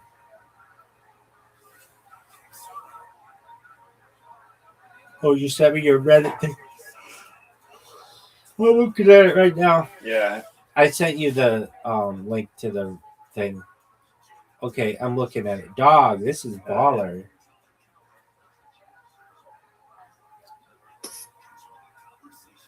I've seen this before. Yeah, 271. We were watching. It was in the Synthetic Pleasures documentary. That thing that we watched. Wait. On like the 1990s at the. Yeah. Okay, that's what I've seen. Dates a 17-year-old. Yeah. The 17. That lady who was very proud of dating a 17-year-old. Like, yeah, absolutely. Yeah. Anyway, I sent you that book on alien races. Don't read it though. Yeah, but you can look through it, but don't read it. We should listen to it someday. It doesn't take that long. It takes like an hour or so.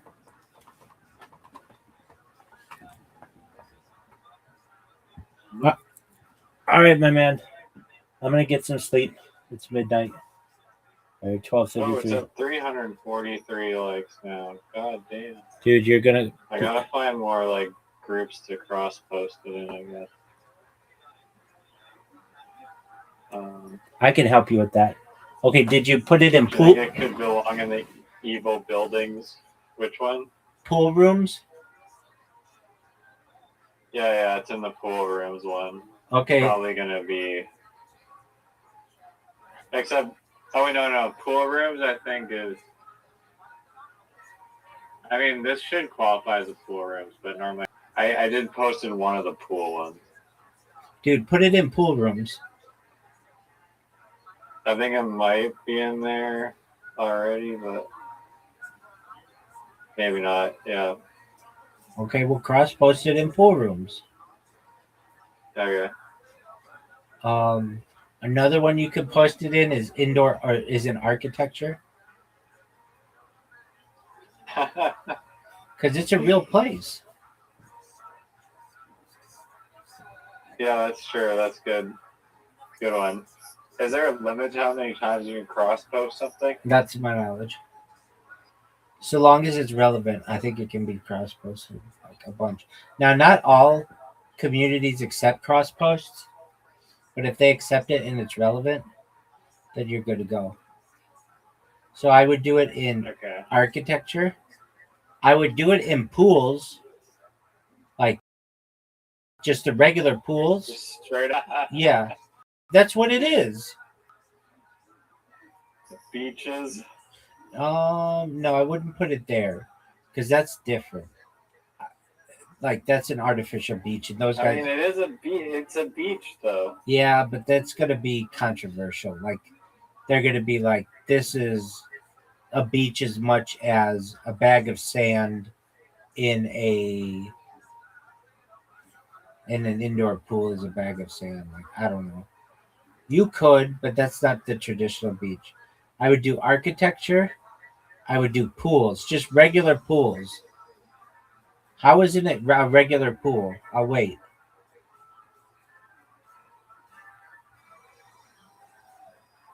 No, it's definitely a pool.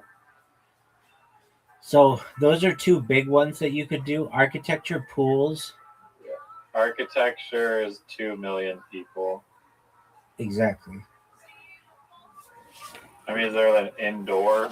I don't know. Hold on. We're just gonna go to. May not get tracked. I'm just gonna go to ChatGPT for you.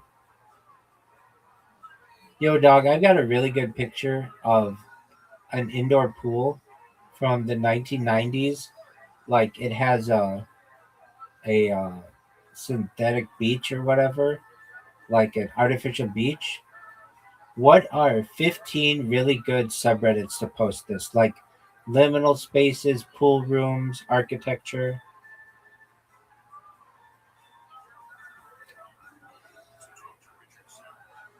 Nostalgia, that's a good one. That's a big one. Yeah, I posted in the 90s subreddit. Yeah, but you didn't post it in nostalgia. You need to post it in nostalgia. Yeah. Did you post it in nostalgia? And just pools only has 158,000 people, but it's good enough. All right, so there's pools and then there's indoor pools.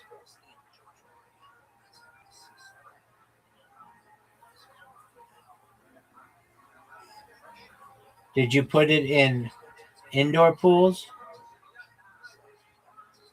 I'll put it in both. And then you need to put it in nostalgia.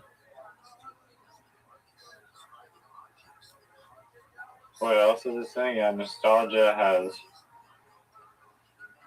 a lot of members. Yeah, we want to get this bitch up to 1,000 upvotes.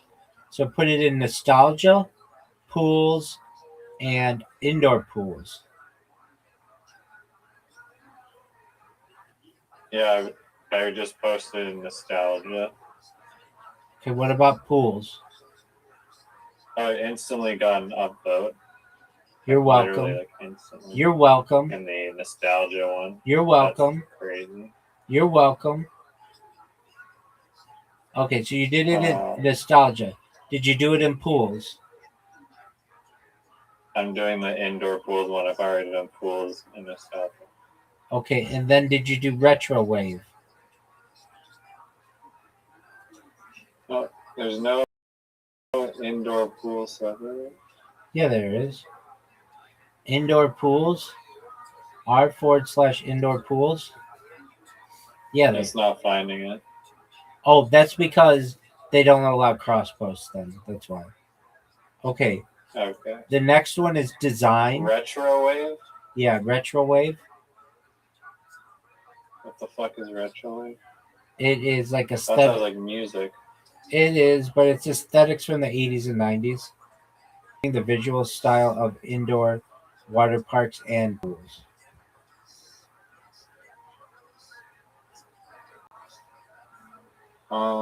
Dude, here's where you need to put it.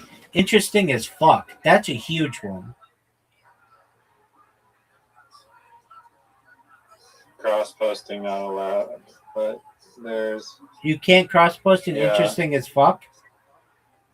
no, you can't. What do you call the if you want it to be big, what's the name of it? You could cross post it to today I learned, and you could say today I learned there was an indoor pool in the 1990s in Tokyo that resemble the beach. Today I learned is also no cross posting allowed. Okay. So let's go to those. What are the 30 largest subreddits?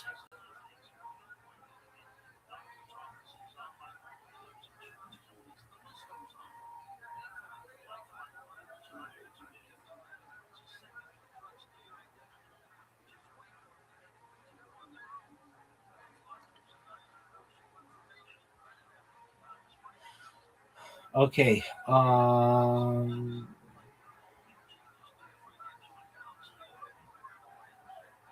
about what? Tell me the name. What's the title of your post? The Sea Gaia Ocean Dome in Miyazaki, Japan, 1996. Is there any text with it?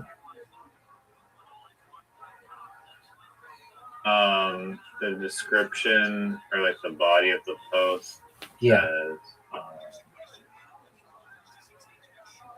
the Sea Gaia Ocean Dome was one of the world's largest indoor water parks located in Miyazaki, Japan. Okay. It also won the Guinness World Record for the largest indoor something. Wait, the biggest simulated pool. What is a fucking simulated pool? Because I googled it and then just a bunch of video games came up. Okay. But let me ask Leo. Oh, you use Brave too? Yeah, a simulated pool generated representation. No, this is clearly not a computer pool. So even Leo is stumped. Okay. So what about um?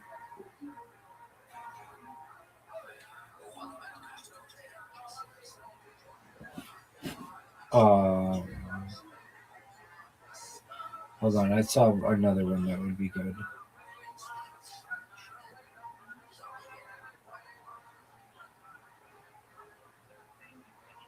Um,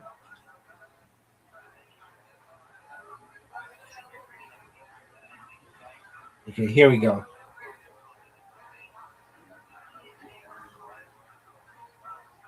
Funny doesn't work. Ask Reddit doesn't work. Gaming doesn't work. World news, no. Today I learned, no. Music, no. No. Movies, no. Oh, do Japan, and then do Tokyo. It's in Miyazaki, not Tokyo. Okay, well then do Japan. Yeah, Do you already have it in Japan? no, but that's a very good one. Here you go. That's what I like to hear.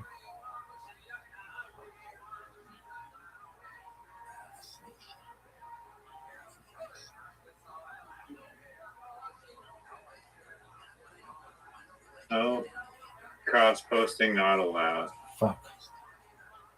There's one called Japan Picks with 456,000. Yeah, that's perfect. What's the list of the top 100 subreddits?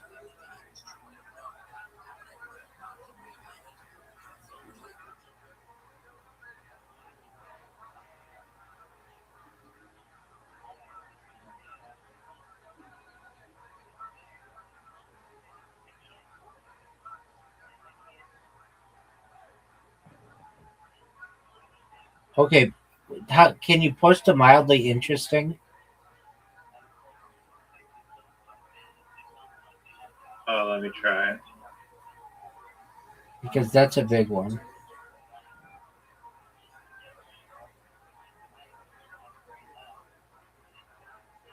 Seems like all the big ones don't. Yeah, no, they don't like. Okay, how about next fucking level? Like I'm posting the mild femboys one. No, none of that. Next fucking level. No, can't do that. Okay.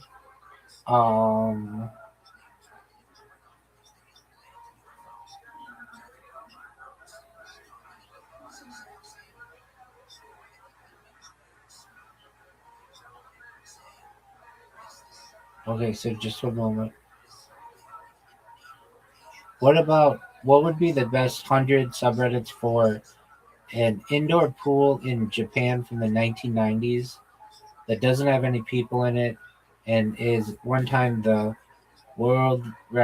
Guinness World Record for the largest simulated pool in the world? And tell me the name of it and the 100 best subreddits for that.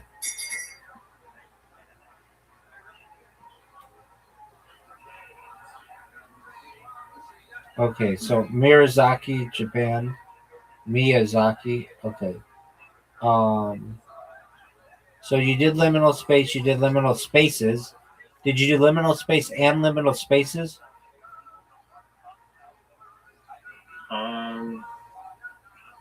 I don't think I did the spaces one. Yeah, no, I did not do that. Okay, so we want this to be good, right? Yeah, no, I'm doing it right now.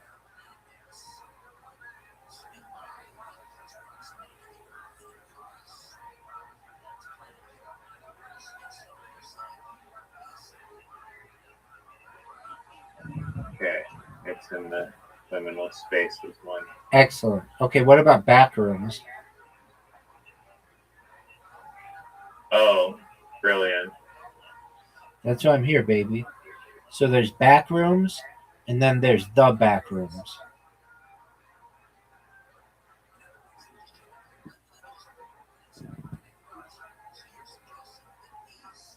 Oh no, damn. Both of those don't allow. Cross You guessed posting. it, cross posting. Okay. How about empty spaces? I think that cross posting was such a bullshit. It's like one person controls that, and like it's a gatekeeping thing. Okay, what about empty spaces?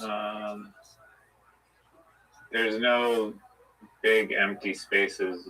It has 84 members called the empty spaces. No, just empty spaces. And then the other one, empty space, has 11 members. No, empty spaces. Yeah, that one has, or it's not finding anything. There's only the empty spaces with 84 members. It's not finding any. Thank you. Empty space. Okay, what was that thing in the 1990s? Was it abandoned? No. Okay. If there's a dome, r/domes, I mean, it only has 3,000 people, 4,000 people in it, but that's okay. Urban exploration. You think I should post it in domes? Yep.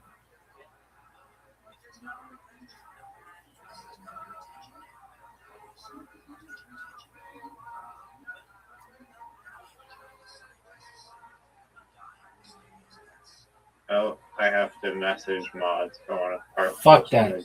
Fuck that. Next one is Weirdcore.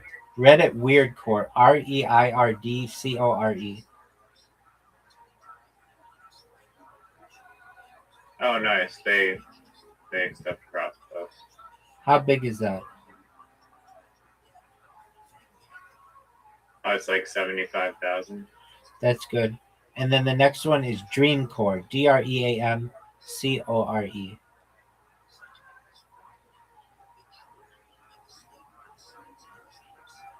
Oh yeah, Dreamcore is big.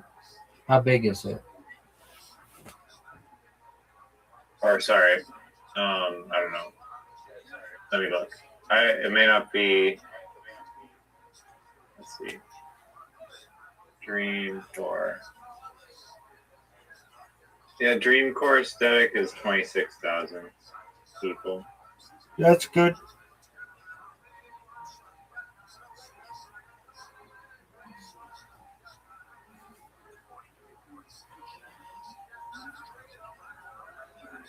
Is it original content or found content? Like, do they mean found on Reddit or just found on the internet? Probably found on the Found internet. on the internet. As opposed to you took this picture. Yeah.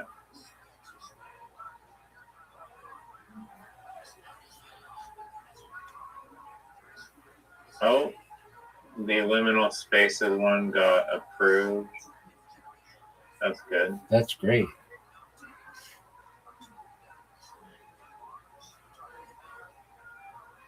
It just got approved.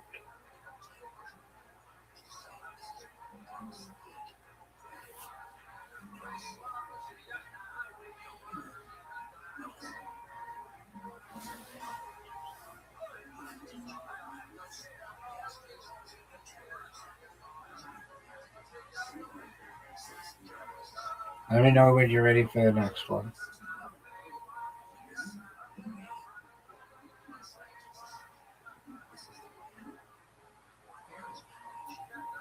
Oh, I'm ready. Old school cool. This one's huge. It's got like 2 million people, but I doubt they allow cross posting.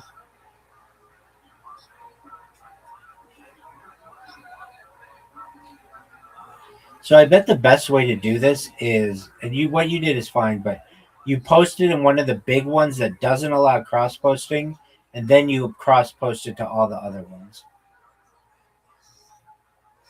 But no big deal. You're doing great. Oh yeah, if I posted in like the Old the school. crazy 15 million people one. Yeah, exactly. Yeah. But you could Yeah, just the no cross. no cross posting for old school cool. I did old school cool. Yeah, it's one of my Old school cool. yeah, it's one of my Yeah, favorite. I can do old school cool. Oh, dude, that's a huge subreddit. Yeah. Hell yeah.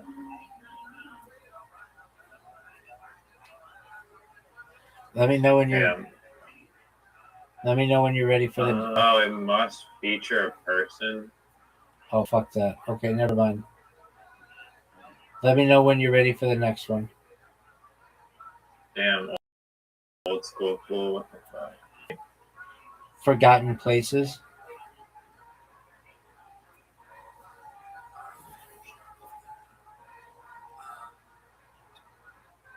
There's only 800 members, but I'll post it there anyway. Cool, dog. Oh, I have to message the mods. Fuck Never that. mind. Fuck that. Okay, next one is surrealism. Maybe not that. Maybe not that. Okay, what about retrofuturism? RETROFUTURISM or RETROFUTURISM. Retrofuturism. Oh yeah, there's 1 million members and they allow cross posting. Bitchin'. Two things I like to see.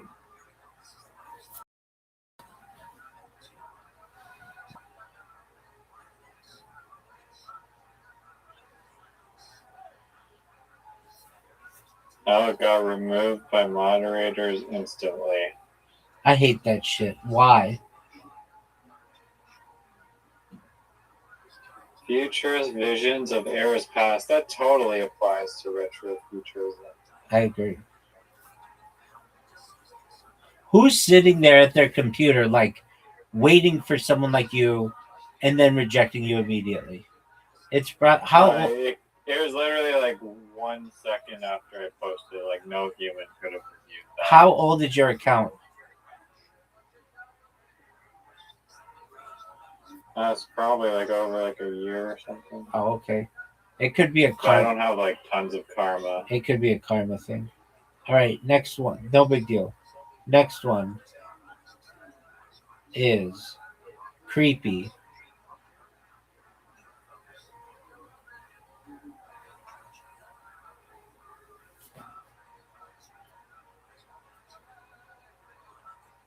Creepy subnet. Oh, you. Oh, 14 million members, and they allow. Oh, there's also a creepy design with 500,000 members. Both.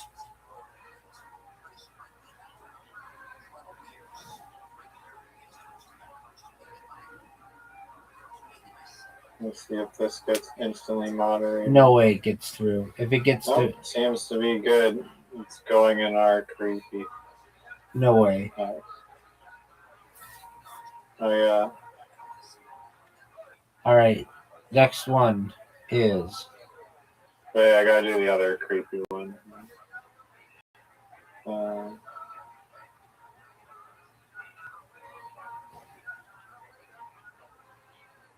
Creepy design.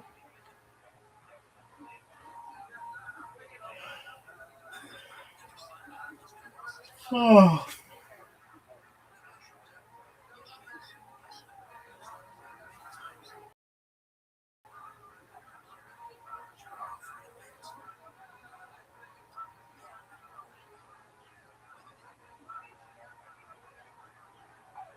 Yeah, it works for creepy. Excellent. Next is. You know, Nightmare Fuel's pretty big, but I don't know if that's Nightmare Fuel. So. Oh, I think you could argue it is. Okay, good. That's what I wanted to hear. So put it in Nightmare Fuel. That's got to be a pretty big one.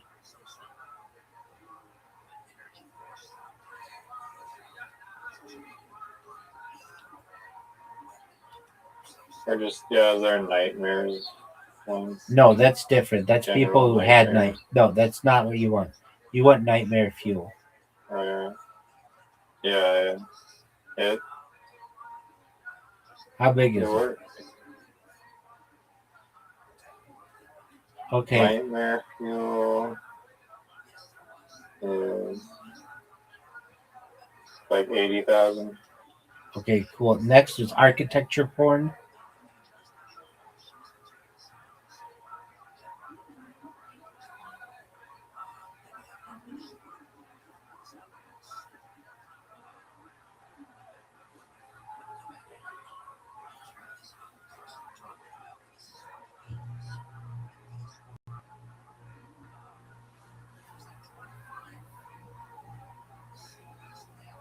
No cross posting allowed. Okay, next is room porn. I don't think this qualifies as a room. That's okay. Like they're probably talking about person. I understand. I mean, it technically is a room, right? That's what I'm saying. Room defined. But that's okay. An enclosed area within a building. So just part of a building, basically. Then that's It's just a giant room. So yeah. What was it called? What room? Room porn. Rooms? Room porn. Room porn. Yeah, East porn didn't allow cross posting. Yeah, it's not finding the room porn. No big deal. Next Oh, wait. one. Oh wait. Yeah, no cross posting. That's fine. Next one is. Oh, there's a rec room. There's a rec room, but I don't know if this is a rec. No. Next one is weird. Just do weird. It's a big one. No cross posting. Fuck I already that. did the weird core, I think, right? Yeah. Okay. Next is internet is beautiful.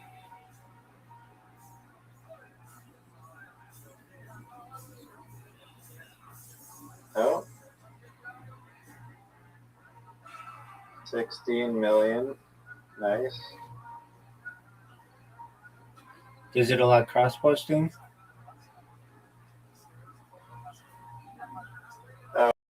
Oh, no articles, videos, or images.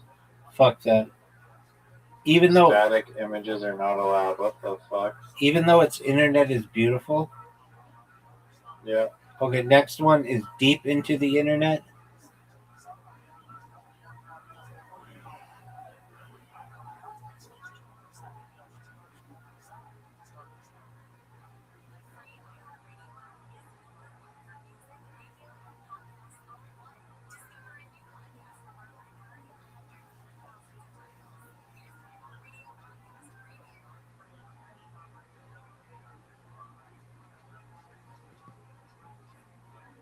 there's also Deep into Japan that it doesn't have. That subreddit is not coming up, unfortunately. Okay, next one. Deep into the internet.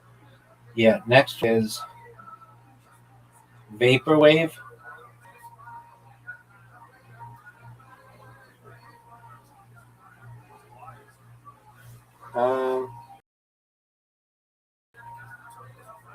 Vapor, but there's a Vaporwave art one that would work better. It still has. Or wait, let me check out the Vaporwave is art too, or like me. It's a kind of music, but it's other shit too. Yeah. I thought it was. No, that's Vaporwave. Vaporwave's like that. That. Yeah, they're posting like art, the aesthetic there. I guess. It's like those cars I think it's mostly music, but no, yeah, dude, it's all kinds of shit. Picture of a car. So. It's like people driving into the sunset, and it's like that jazz theme that on those Dixie cups, all that shit is Vaporwave.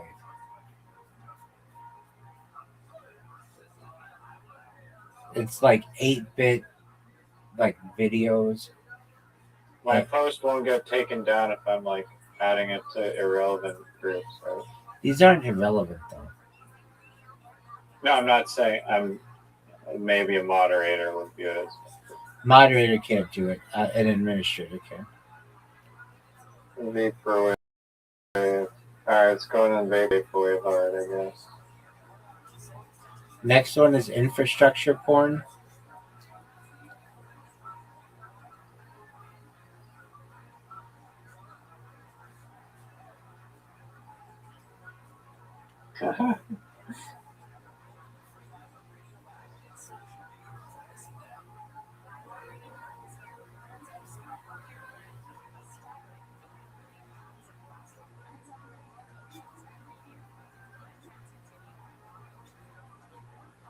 Let me know when you're done. I guess it may not be the perfect timing posting it in the middle of the night. Dude, there are people up all over the world.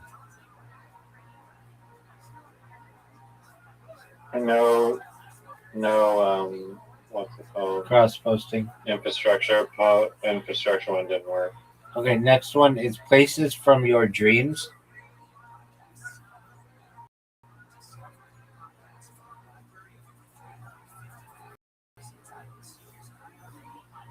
That's a good one. Yeah, that's why I said it, big dog.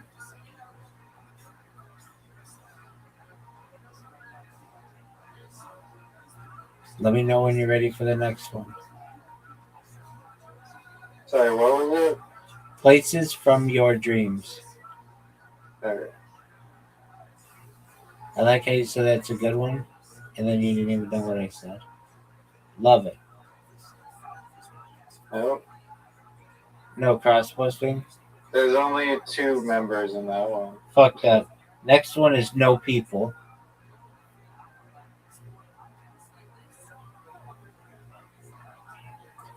NOPEOPLE. No people. PEOPLE. It's not showing up. Next one is no people there.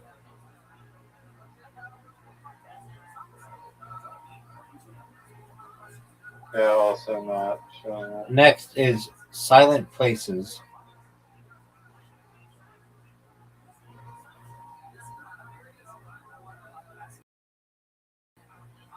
Why is it not finding? Who knows? Next is Frutiger Arrow. Hold on.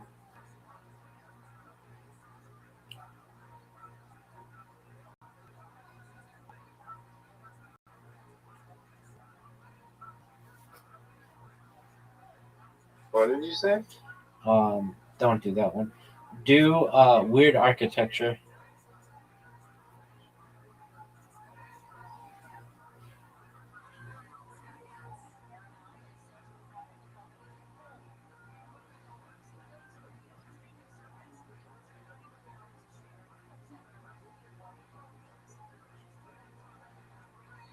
It's just not finding any subreddits.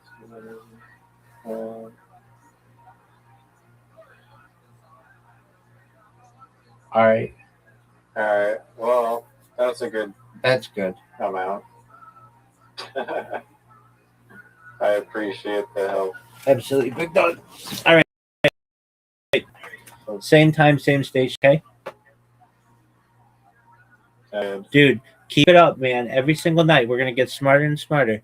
Think about all the things we learned about Jack today. yeah, I'm glad you liked it. I did. And you're going to learn all about Air Jordans tomorrow, maybe. Bet. All right. Take care. Peace out, Girl Scout. Later. Shout out to Riser. Shout out to Riser in the subreddit.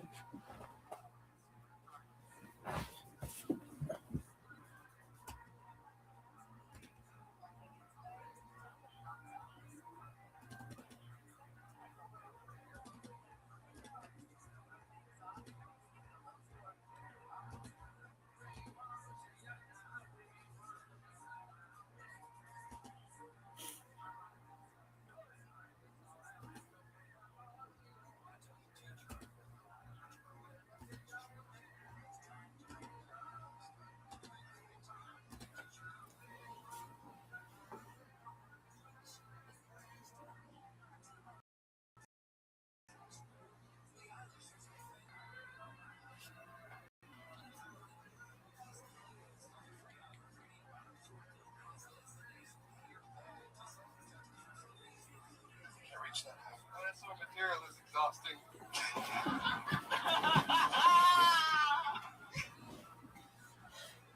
Shema. Israel. Adonai. Adonai. What else? Yeah. But yeah, I don't know.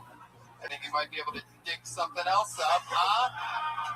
Are you sure it's the dinosaur material that's exhausting or your constant laughter? I should have phoned up.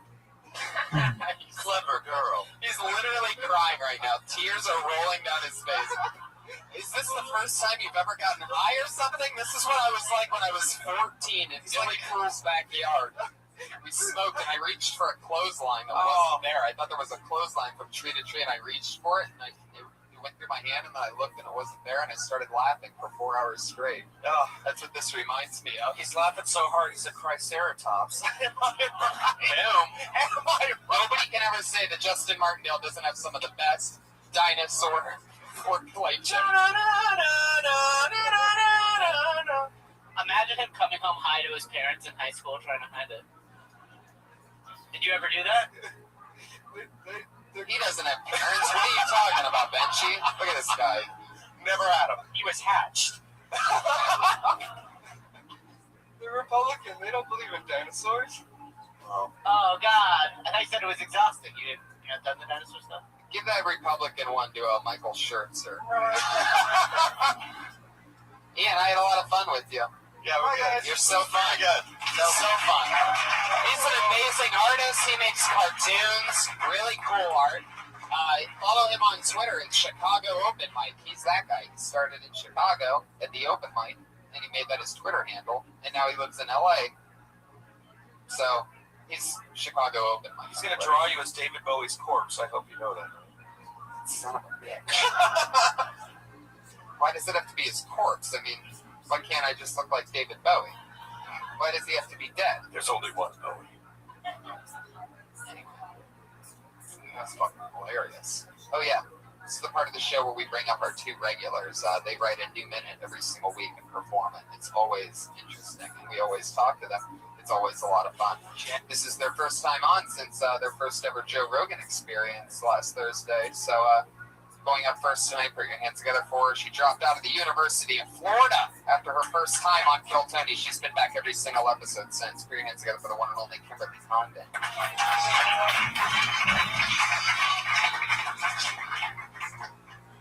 Hi guys.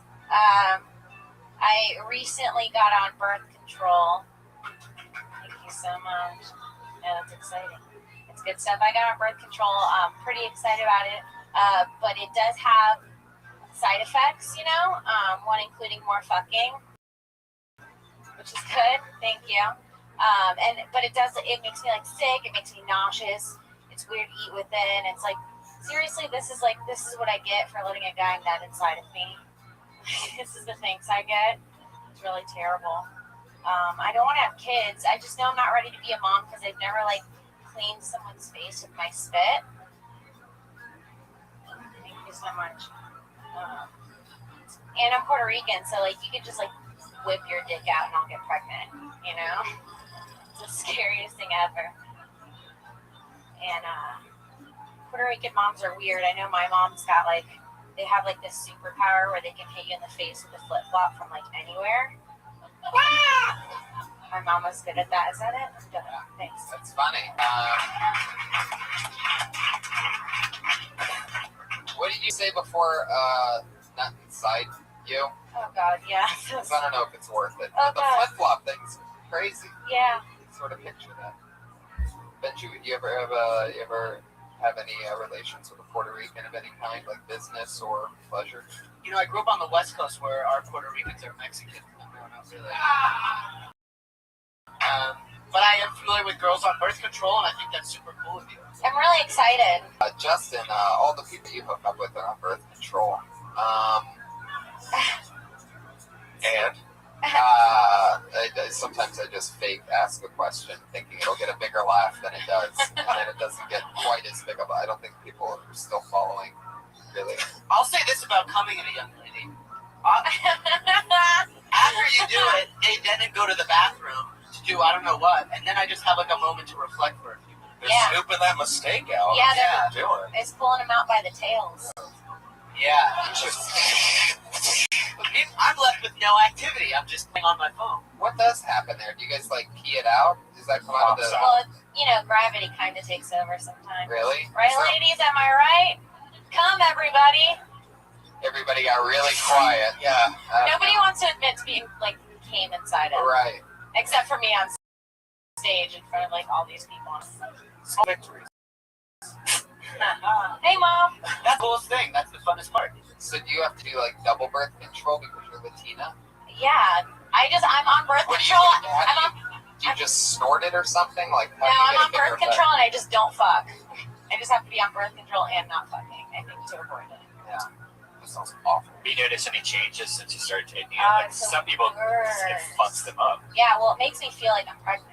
I have morning sickness. Certain foods make me, I can smell foods and they make me throw up. You should But my probably boobs are go going to get bigger, I heard. So, Just like it's got bigger. they're going to get bigger. I just got on. So are Josh Meyerowitz's, and he's not even on birth control. Really? All right. I guess you got to know him for that one. Anyway. Kim, what else did you talk about? Oh, yeah, the flip-flop. Is that true? Yeah, my mom hit me with everything, but yeah, flip-flops especially. Right. It was just anything in her house, though. Whatever she was next to her. Want to know this? This reminds me of getting hit and birth control. I'm half Moroccan, and in Moroccan culture, this happened to a friend of mine. My dad didn't do it to my sisters, but when you get your period for the first time, your mom slaps you across the face. Really? Yeah. In what culture is this? Moroccan. Really? And my sister's friend got slapped across the face and then hugged. It's It's like welcome to fucking womanhood. Bam. They're like, I love you, and then they hug you. wow, all that other stuff's going on? Yeah, they're like, Mommy, I'm bleeding, and then she hits you. Welcome to our curse. Yeah. That's It's a very harsh culture. My dad does this thing when you get a haircut, he just hits you on the back of the head. Why? And they say substitution. So if you just got a haircut, they're rough people. It's interesting. What else is a fun fact about Moroccans? She's just gonna get rid of Moroccans, right? Before a Moroccan wedding, there's something called a henna, where they put henna tattoo on your thing, and you dress up like Moroccan people and do weird hair. Wow. Just checked out. Josh, you've been with a prostitute once, correct? Yes. Only once, though, right? It was my only sex so far in my life. Okay. Just the once. Did you come inside her? That black guy should always be your sidekick, by the way. That laugh at your... Did you come inside her? No. I wanted to come on her tits. I said no. So I wanted to come on her tips. That's really...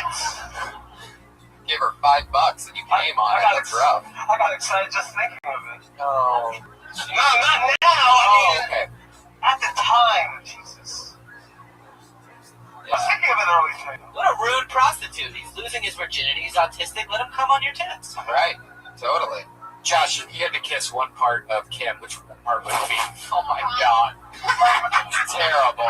However, I do want to know the answer. Yeah. If you had to pick one part to kiss, which part would it be? I'm not like. So you don't want to kiss any part. You're gonna Almost, if my mind says the mouth. Josh. You don't have to say it. Just put your finger in the area that is the answer. I'm kidding. I think she could touch me to eat pussy nice, you know? Wait, what the fuck? I don't know. Wait, get your ass out. Oh Wait, what did you say? No, it came out really weird. Sorry. What do you my mean? god! No, I mean, she seems like a very sexual person. I think I could learn. Oh, To eat damn. pussy. I'd like that. You feel like you could learn to eat pussy from hanging out with Kim? Yeah. So you would kiss her in her pussy. I'd like to kiss her in the mouth, but when it gets more sexual, then in the foot. Okay. Well, This is start what I with the dropped out mouth, of school though. for. That's awesome. I'm romantic. So you're saying that you want to go down on Kim and you want her to give you direction on how to be able to do it better, and you think you'd be able to take direction well, correct? I try my best. All right. Come on, Kim. I'm a good listener. No, we sorted off my eating on her deal, so. No, we're very good friends. We are good friends. She even helps me write material. She's very good. What was your move? What? Did you ask her what her sign was? No, I just asked her out. Hey Josh, what's your sign? All right, guys. Boom. Son of a bitch. Kim, have you ever been with anybody with mental disabilities? Oh no. Besides another Puerto Rican. Boom. No, I haven't. Interesting. No. Well, all right, cool. It was fun hanging out with you. Yeah, this is interesting. You had good material. Thank It got you. really creepy with Josh, but it was fun. It was worth it. You took one for the team tonight, and I appreciate that. It's been 83 episodes of you not getting put in a situation that awkward, so I'm pretty happy about I was actually just testing Josh because the appropriate answer would be the cheek and get to become friends with her, and then maybe down the line something will it. happen. Yeah, you gotta take You your don't go time. right for the pussy. No, I don't know what I explained. Josh, that's not first base, buddy. No. That's definitely not. It's so funny. He's just eye to eye with the girl, and she's like, you know what? I think I really like you. And his head just starts going, yeah. I don't actually believe that, though. I want to kiss the mouth. I want to. Oh, okay. All right, Josh. Somehow you talking about the mouth is creepier than the vagina. I'm so sorry. I want to love write a you. movie for him called Never Been Puss. Something like the material's super solid. Think of more things about the sandal thing would be my thing. Not as solid as what's going on with Josh Myra's sign. We'll see you soon. Thanks, Kim. Kimberly Condon. She's on Twitter, Kimberly Condon. Instagram, all that good stuff. Your next comedian, your final comedian of the night, the one and only Sarah Weinschenk. Here she is. Hello, Sarah. Guys, we're gonna evolve past the pussy talk. Like a dinosaur. It's my dinosaur callback. Hop aboard. It's gotta be fucking boring to work at a patio furniture store.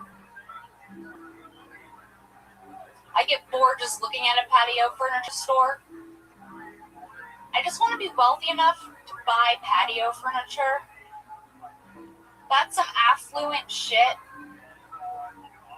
When you're poor, you just take your indoor furniture and you put it outdoor. You're like, yep, furniture. I just want to be able to afford furniture and look for it for all types of weather. Like, I want to look at a table and be like, that looks like it could get windburned and survive. Like, how do you look for patio furniture? It seems like, whoa. It seems like that door is, I don't know. All right, a special cat because you started one thing and then you bailed out. Yeah. Or something. It bailed out. You didn't have Sad anything else cat. for that? Is that it? I got a little flipper now. So you got the patio furniture. That's your thing. Yeah, I really. Did you just get patio furniture, or did you just see somebody else's? It's like, that's not being talked about enough. Yeah, no, I've been wanting to talk about patio furniture for a long time.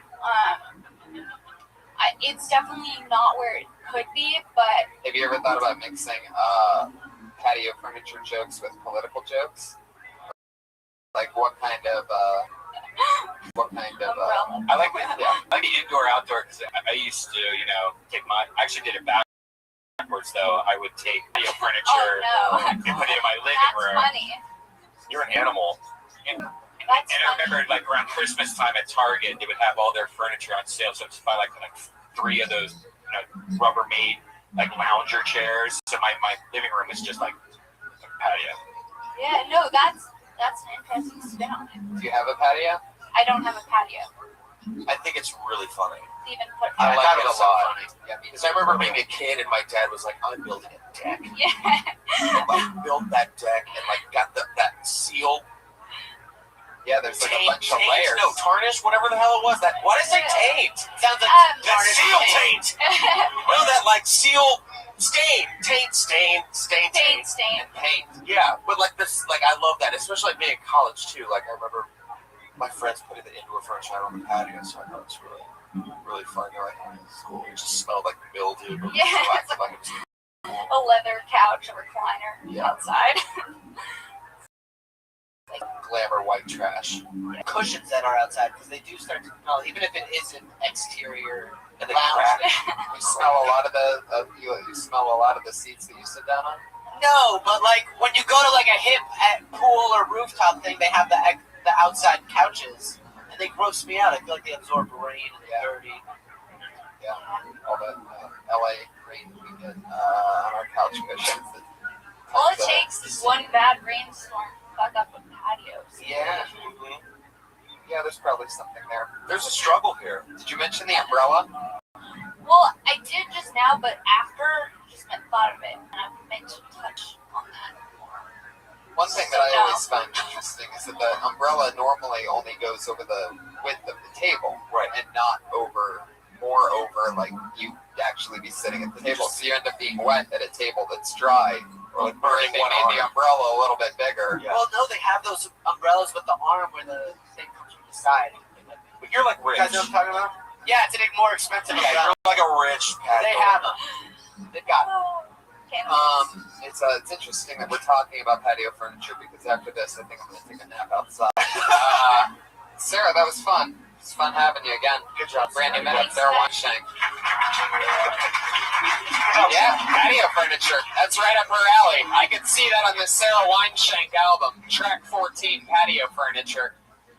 So there you have it. We did it again. That's episode 83. Elise Lane cooked an amazing meal. Josh Meyerowitz, one of the Autistic magazine, says he's one of the top 35 autistic comedians We have one? in They the do world. now. In Braille. Thank you so much, Josh. He's on Twitter at Autistic Thunder. Justin Martindale's on Twitter at what? At Just Martindale. That's all one word, Just Yeah. Martindale. Just Martindale. Check out everything that he has going on, which you'll find out through there. Yeah. Benji Aflalo is Benji Aflalo, BenjiAflalo. My cabana's got quite the lazy boy. Yeah, that was the good old days. I'm Tony Hinchcliffe. Buy a t-shirt at TonyHinchcliffe.com. Why not? See you guys. Bye. Bye, live audience. I love you. Thank you.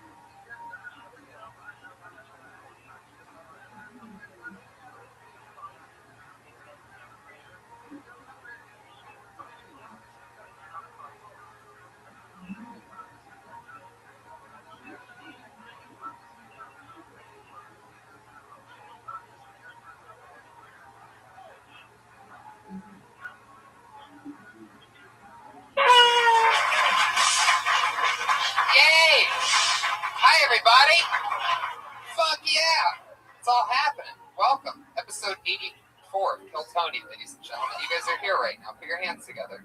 It's Monday night. We're all here together. Anything can happen. This show's crazy every fucking week. Crazy shit just happens all the time. Here we are again, 84th time, an hour and a half. Brian Redband, ladies and gentlemen. Hey, how you doing? With some delicious food in front of him. It's good to be back at the Comedy Store. The place has been closed pretty much for the last 2 days, which is really awkward. Louis just rented it out for something the last few days, which is interesting. We'll see what that's all about. Yeah. I wonder what he's going to do with that. But when was the last time that the Comedy Store was closed on like a Saturday and a Sunday? Like all the comics didn't know what to do. Yeah, it's true. I had like my first Saturday night off in about 8 years. Yeah. Literally. Yeah. Truly. Like, I'm not even kidding. I do a spot here pretty much every Saturday, and if I'm in town, if I'm not in town,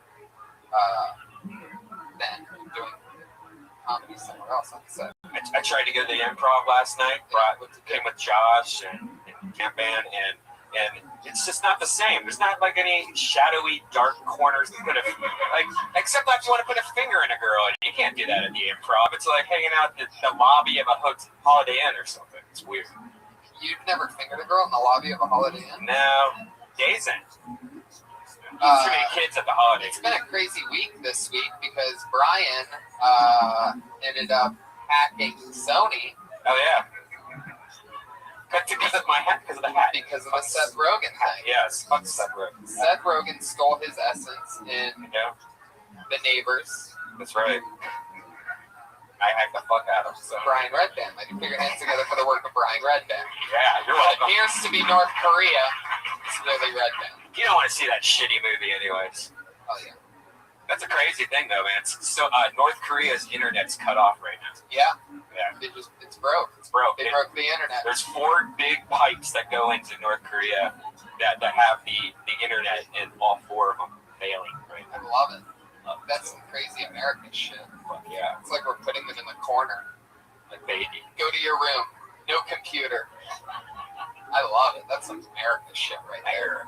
I'm really excited about tonight's show. We only have one sponsor, everybody. It's the lovely Elise Lane. She's sitting right over there. She makes food for me and Brian and our guests every week. It's unbelievable. Tonight's looks extra delicious. Citrus and shrimp salad, sauteed shrimp, drugged white oranges, and lemon. Mixed organic greens, watercress, and mint. Blood orange, balsamic vinaigrette, and avocado. Hope you guys ate before you came here tonight. Smells good. Smells like a stripper on her second shift. I could hear Eddie Whitehead, the homeless comedian, cracking up at that joke. Like, man, that really made me hungry. Yeah. I love you, Eddie. Okay. That's right. That movie's still out there that I don't want people to see. I did it, though. I helped you out on that one. Elise Lane her cooking is unbelievable. What was that thing last week that I ended up taking home? Some kind of tofu sandwich or something crazy? Oh my God, tofu gyro. Wow. I mean, every bite. It was fucking crazy. It's weird, like how a chef can really make how much better stuff is from a chef than when they try to make anything. Anyway, guys, guess what else? Elise Lane's on Twitter, so you can follow her. And if you have a private party or something, you want a gourmet chef, blow your friends' minds, follow Elise Lane at Elise Lane, ELYSELAIN. There you go. Every week for the last 5 weeks, we have had a musical guest come on, and I'm just in love with them. I just think it's the best way to start this show. Get the thing pumping. Yeah, he's great. And he's back again. Put your hands together for Pat Reagan, everybody. Yeah. Just a little song. Get us all warmed up a bit.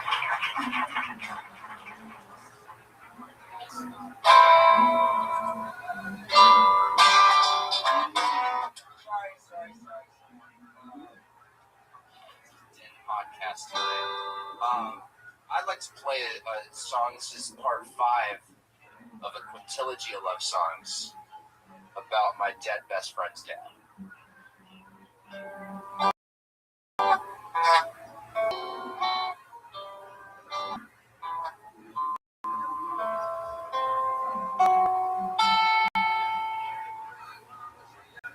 I'm floating down a river of love.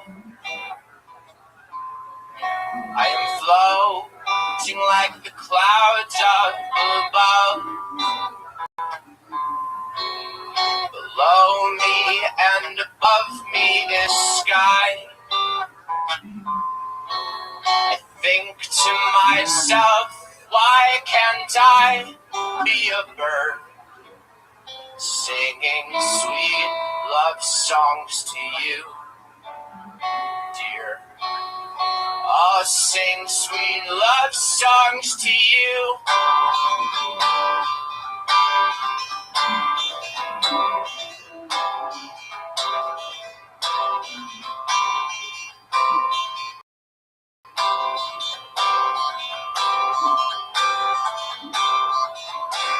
I just turned 25 this Saturday, and it feels like I've spent my whole life just waiting, make excuses so that I can hide away. Sleepless nights spent high and masturbating. I can't believe I wasted time. I can't believe I fucked up. I can't believe I wasted time. I can't believe I wasted time. I can't believe I fucked up mine.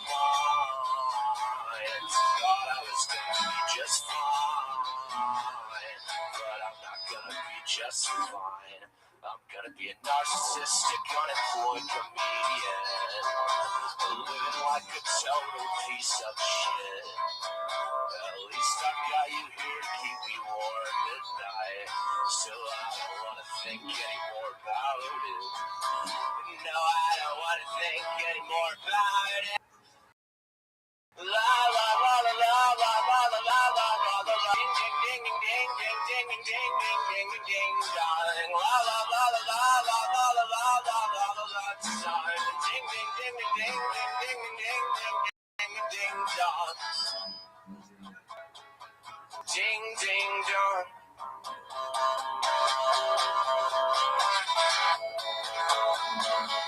Ding ding dong. Oh, Greg's dad, I love you so. Oh, Greg's dad, don't let me go. Oh, Greg's dad, you make me think that I am a total asshole. Oh, Greg's dad, I cut myself. Oh, Greg's dad, I bleed myself. Oh, Greg's dad, do you think it's weird that I have a collection of Nazi uniforms?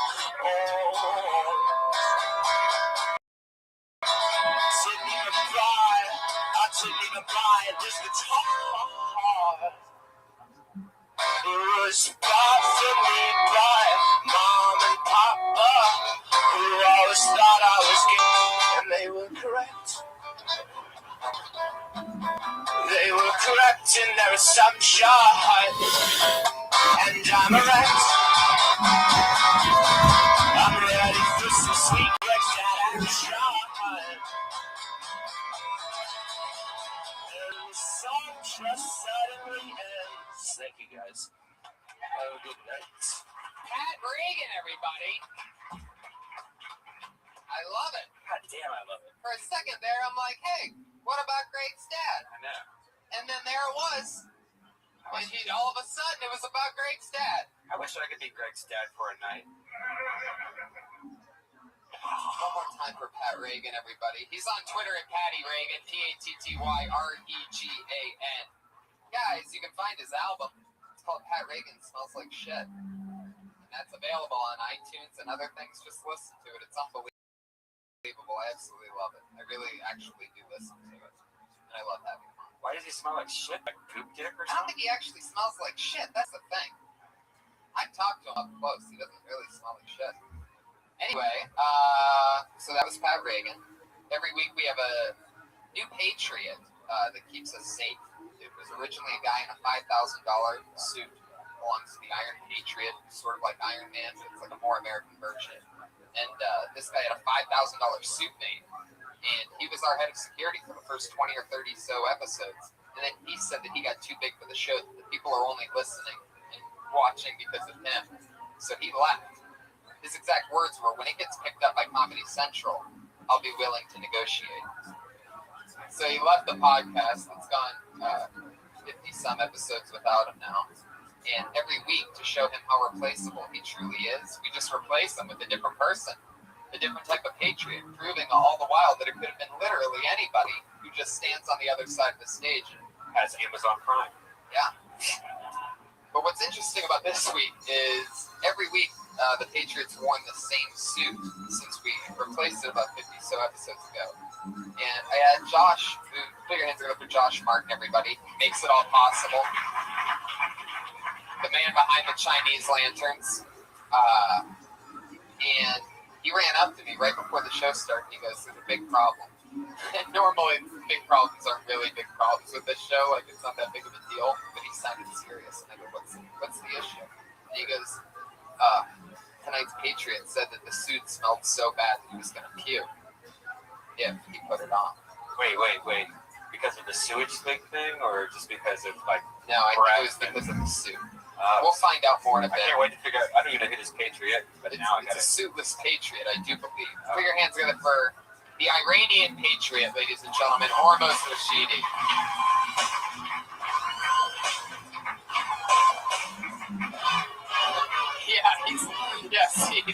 He's our first ever Patriot that's actually not wearing the suit. He's just wearing the gloves and the helmet. Okay, it got weird, everybody. Hormoz, what happened with the suit? What was on? It smells like shit. It smells really bad. And as soon as I put it on, I was like, Jeez, now I feel bad. This is.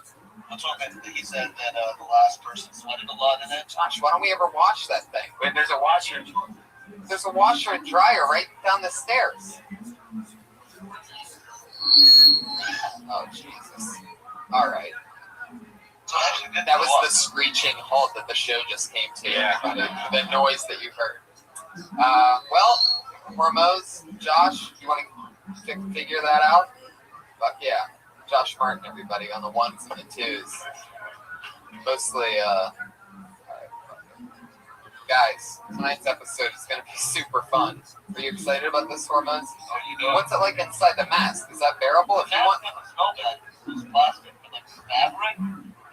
who wore it last week? I forget. It was Josh Meyerowitz, our autistic patriot. The autistic patriot probably has like that, that fancy smell. Or he has autistic whitening skills. I don't know if the Iranian would be much better though. This fucking guy. Hormoz, like, how Iranian are you? I'm 100% Iranian. Holy shit. But I use those flushable wipes that like really clean the aspirin. Do you take them with you when you go places? Oh, or I buy a small pack at the place. You always keep wipes on you? I try to remember to. It's just you don't get fully clean. No, you don't get fully clean. I definitely don't get fully clean. Well, I'm excited to have you, Hormoz. This is what, your second or third time? Third. I love it. Hormoz is one of the funniest comics working at the store. And he's great. We're going to have fun tonight. I also have hilarious guests, as always. Every week, 2 funny guests come and hang out with me. It's 2 of my funniest pals, as always. Put your hands together for Guy Branum and George Perez.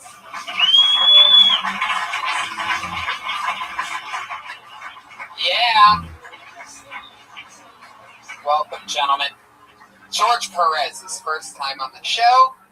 Excited to have you. We've known each other for a few years. We ran into each other at some crazy gig that was some underground roast. It was wild because you were working at the store back then. Right? It was like 5 years ago. Yeah. Jesus. And yeah, we roasted the dog shit out of each other. We've been pals ever since we see each other. Were we ever that young? Who? What? Oh, yeah, 5 years ago.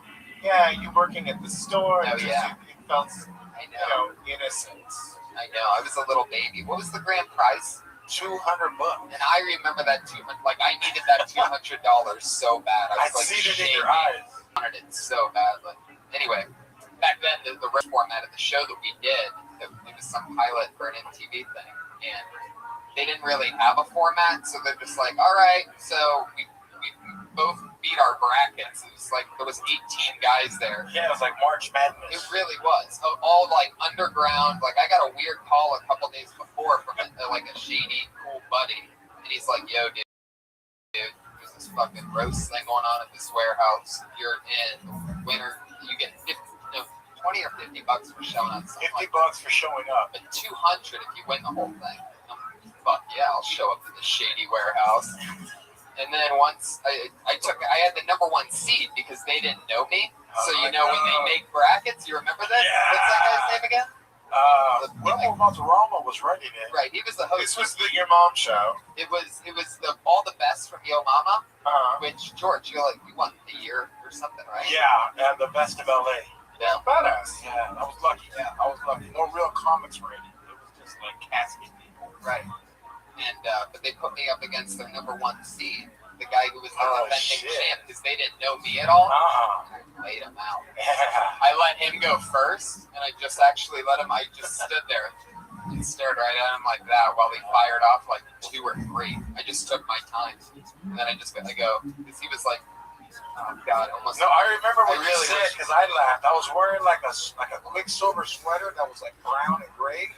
You were like, "Damn, you drink and wear horchata." Oh yeah, what's that green color? It was like a green colored corduroy shirt. I fucking burned that sweater. But what's amazing is it ended up being me and George, and they didn't have a format for this show, so they're basically like, all right, so it's you two, make fun of each other.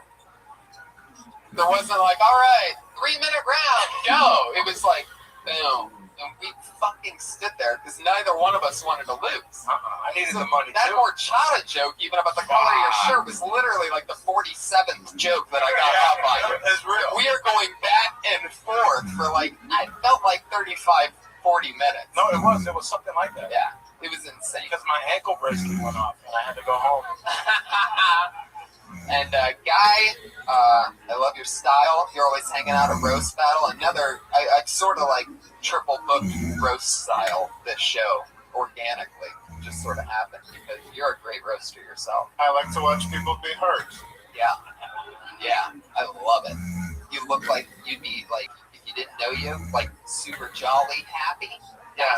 But you have no soul whatsoever. I work from the dark side of the comedy. Boom. I love it. So here we go. You guys ready for this? It's episode 84 of Kill Tony, where comedians sign up. Over 30 comedians signed up tonight for the chance to do 1 minute. 1 minute of stage time. And we talk to them about anything. Maybe about what they did, what else they can do, what they do, something else they can talk about, or anything at all. Comedians, you know your 1 minute's up when you hear the sound of a kitty. Aww, it's adorable. You better wrap it up then, or else you're gonna bring out the angry West Hollywood bear.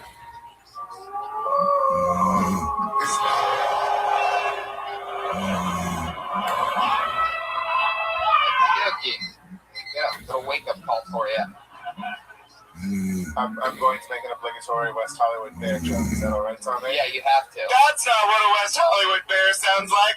These days, he'd be talking about Into the Woods. Fuck yeah.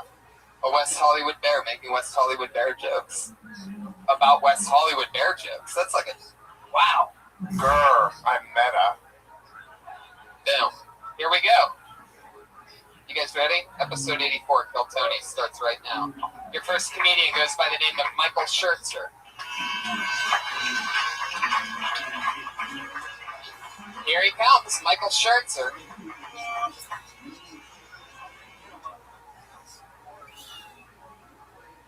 Boom, what the fuck is up, Kill Tony? So, I bombed the other day, but it was in Afghanistan, so nobody gives a fuck about it. I once knew a girl named Isis, and by knew I mean she gave me the toothiest blowjob I ever received, and I never called her again.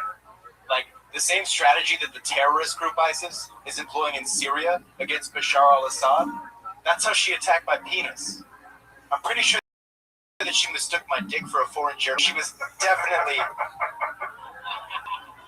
I'm pretty sure she mistook my dick for a foreign journalist because she was definitely trying to cut the head off. That joke never receives the response that I believe it deserves, but that's not going to stop me from telling it because I want people to know that I'm informed. Somebody asked me if I saw Interstellar, and I was like, nah, but I've seen Matthew McConaughey get high before. Have you really seen Matthew McConaughey? That's a true story, actually. I have. Where'd you see him get high at? One of my friends used to live in Paradise Cove, Malibu, and one night, swear to God, we were just hanging out, smoking weed, and Matthew McConaughey knocks on the door with a bottle of 151, and he's like, "Hey, my name's Matt. Want a drink?" And we're like, "No, get the fuck out. Of course I want to drink with you." You know, it's amazing. Did you actually do the fake no first? No, I did not. No, I did not. Are you talking about the trailer part? That was the trailer. Yeah, you had the trailer right at Paradise Cove thing. Yeah. I thought Paradise Cove was the place where you can get drunk at Disney Worlds. Maybe. Also. No, I was making a joke, but they didn't respond to it. Clearly wasn't that funny. So you were first last week. I was first the last 3 weeks in a row. Really? How the fuck is that happening? Statistics, people, they don't exist. Josh, are you looking at these names when you put them in the bucket? Are they Are all? you putting like 30 of the same name They all or Michael something? Sheridan? Are you cleaning the bucket? Fuck yeah. Anyway, Michael, Yo. so what did we do tonight? What did we talk about? You got to laugh on a setup. Okay, I did. Yeah. That's pretty hard to do. But it's a very good setup. I thought you came up here super pro-y, you did not fall for the stool, you moved the mic stand out of the way, and then you had written a minute worth of jokes about, like, wars in the Middle East, which is a fine way of spending a minute on stage. Like, when you had one good joke in there, like, you can see exactly where it's going if you've been talking about Afghanistan and Iraq for 30 seconds, and then you say you got a blowjob and you think the girl thought that your dick was a French journalist. But, like, that's a solid joke that has potential, and you could turn into a joke if it were in any way unexpected by that point in your set. Are you Edward Snowden? Is that how your name always ends up on the top of the bucket? You some crazy the CS. All right. Anyway, That worked well, yeah. Yeah, it seemed the idea of the joke. You could maybe do something. Yeah, there was too much set. Is that what you're trying to say? Like the setup was just way too long, and like. well, We all here's kinda what happened. figured You it out gotta halfway laugh through, on. You yeah. gotta laugh on one setup and 0 punchlines. Not bad. Yeah, Not bad. when they laugh, don't stop. Yeah. Like, you look and they're like, oh, fuck, you're laughing. That's true. Yeah, you came in, Yeah, I get right? it. Like, you came in confident. Like, if you were fucking and you were like, oh, shit, she's actually saying my name. Yeah. I get super awkward when, like, people acknowledge that they think that my humor is funny. That's when you want to look them in the eye and keep going. Solid advice for life, I feel like. Yeah. And then come inside of them. Oh, well, that's What? my thing.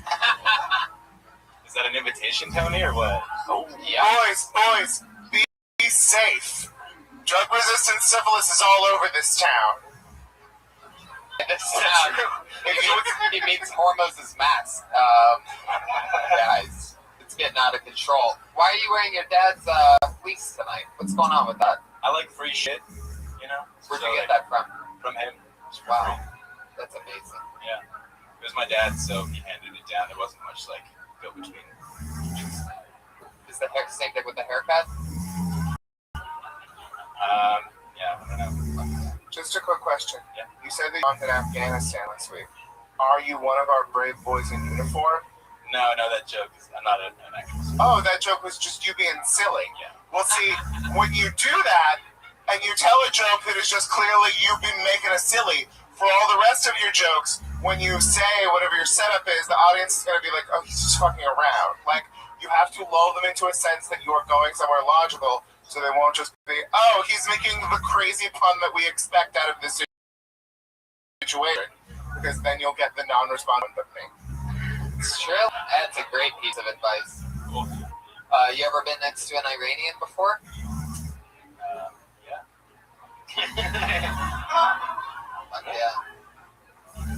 Yeah. You look like a TSA agent, so all right, fuck it. Looks like a bouncer at Petco. There it is. That's the best. There he is. It's like, yo, the chihuahuas. Watch out, chihuahuas. Usually they tell me I look like a school shooter. I think. Yeah, It's true. They told me that the last 2 weeks. I told you that, right? Yes, sir. I think you look like an Orthodox Jew who dressed up as a regular for Purim. Like, you got access to regular people clothes, you just don't know how they're supposed to work.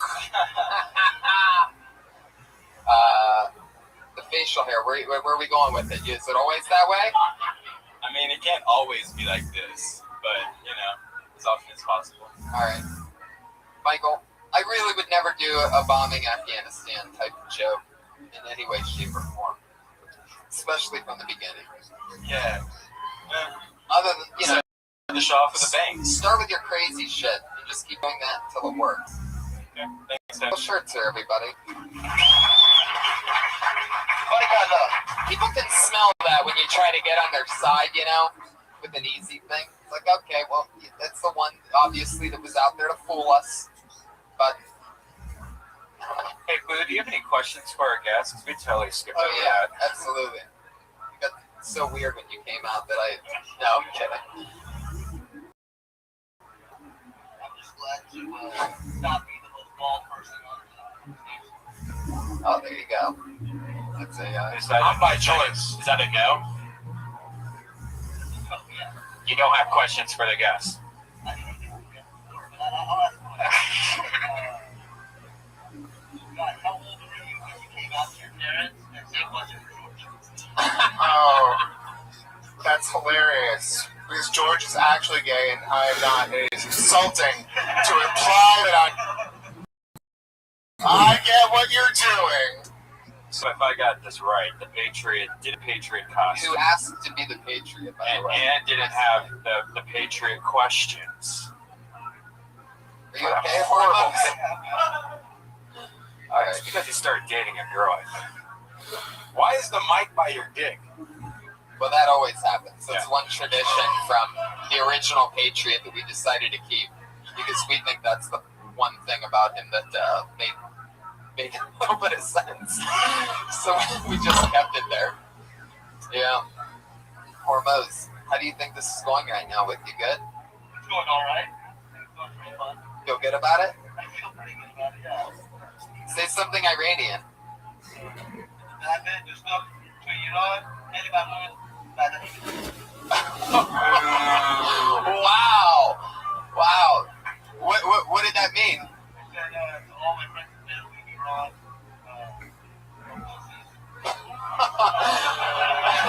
What does that mean? In the afterlife or something? Yeah, like ghost style?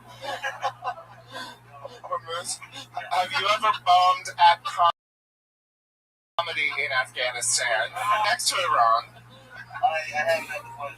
That you give a shout out via podcast to your friends and family in Iran, like they would ever listen to this. Hey, to all my homies in the say something else in Iranian. One more thing, come on. Do something sexual. Can you do karaoke in Iranian? Is that possible? Yeah, prove it. Sing a little something. بابا اومده از راه اومده تو کی اومده چرا خندون اومده اون کیه باهاش چه ریزه اون چشاش بابا میزنه باهاش دست اونه چه دستاش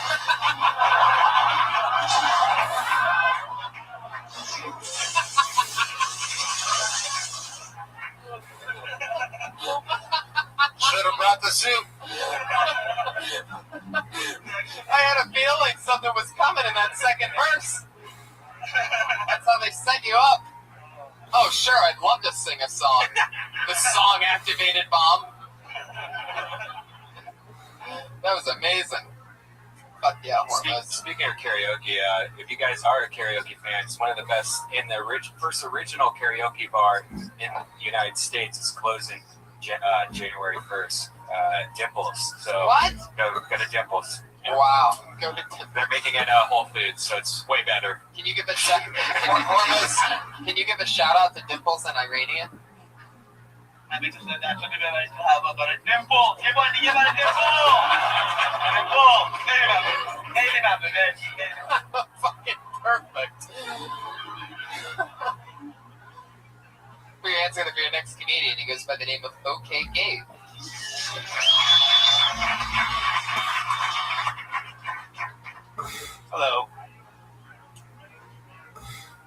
when you get a cut on your dominant hand, I mean, it's okay if you get a small cut in your hand, you wash it off, you forget about it. But that's your mistake. You forget about it. So later on in the evening, you decide you want to masturbate. So you're getting ready to masturbate, right? Watch a little bit of porn, you get some lotion, you get some KY, you get that 1-to-1 ratio, you put in your hand, you go to grab your penis. You put a little pressure on that cut, and you're like, shit! That shit hurts. I forgot I had a cut on my hand. So what do? You gotta persevere, you gotta get through it. Well, why don't you just masturbate with your other hand? No, you can never do that. Never masturbate with your other hand. Masturbating with your offhand is like getting a hand job from a disinterested girl who has some sort of mental disability. You never feel good about it. This guy knows what I'm talking about. Thanks, guys. Fuck yeah, he threw in the "this guy knows what I'm talking about" in 58 seconds. I love that. Yeah, you should not do that. Okay. You should tell jokes holding the mic with the other hand.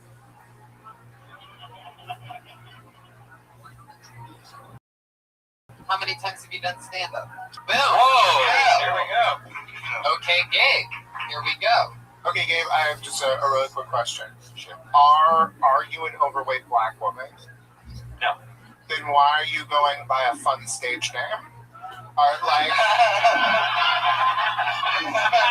Like if you're Samore or Monique or Earthquake, then it's a fine option. Right. But if you're not an overweight black woman, I would consider just going by, I'm going to assume, George Hernandez or whatever colonialism gave you. Gabe Zuniga. But yes, there you go. Yeah. Take it from George Perez. Yeah. Basically has the same name as you. That's a better name. That's a No, everybody mistakes me for George Lopez. So I gotta lie. I'm like George Lopez. Okay, Gabe. So, what made you want to come out tonight? I'm a big fan of the show. I love nice. stand-up, and I just wanted to try it. Can I tell you what I loved about what you did? I could tell it seemed like you were just a little nervous and new and trying to remember what you wanted to say, which is fine. That's completely natural in the show. But what I loved was the amount of lotion that you talked about. Like Yeah, the that was commitment to hilarious. it. Like, I think that's great. You could add something cool to that. Like, they could make, you know how they make little mustards? But, like, that's about the right amount, give or take a little bit. Or, like, a soy sauce packet. They do make that. They can make They little do make individual lotion They do that. packets. They do. They do? Yeah. Well, you would Nightstand. I like it. Well, why would you have an individual packet From ABN, you just get bags full of them. But like, have you ever? I like the idea.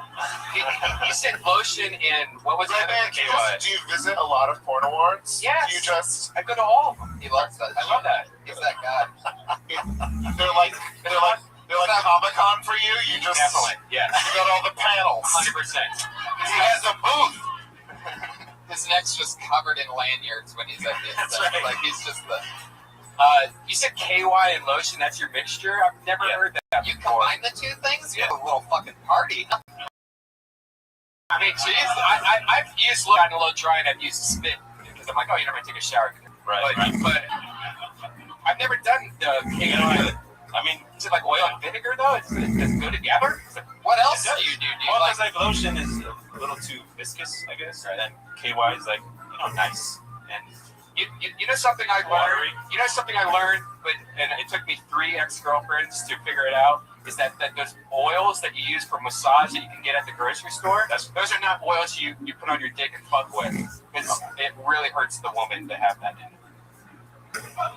I've used Mazola before. The cooking oil. Yeah. really? Yeah, you can use that. She was Mexican. She wanted chorizo, so. Oil-based lube is a great way to get AIDS. If any of you wanted to get AIDS, use an oil-based lube and a condom. And then Why is that?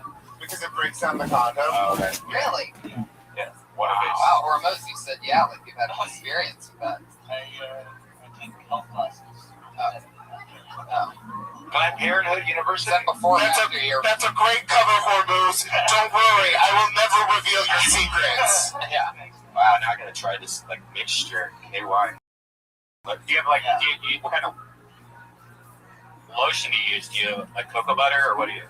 Jergens. Jergens, yeah, that's what I use. Jesus. Yeah. My God.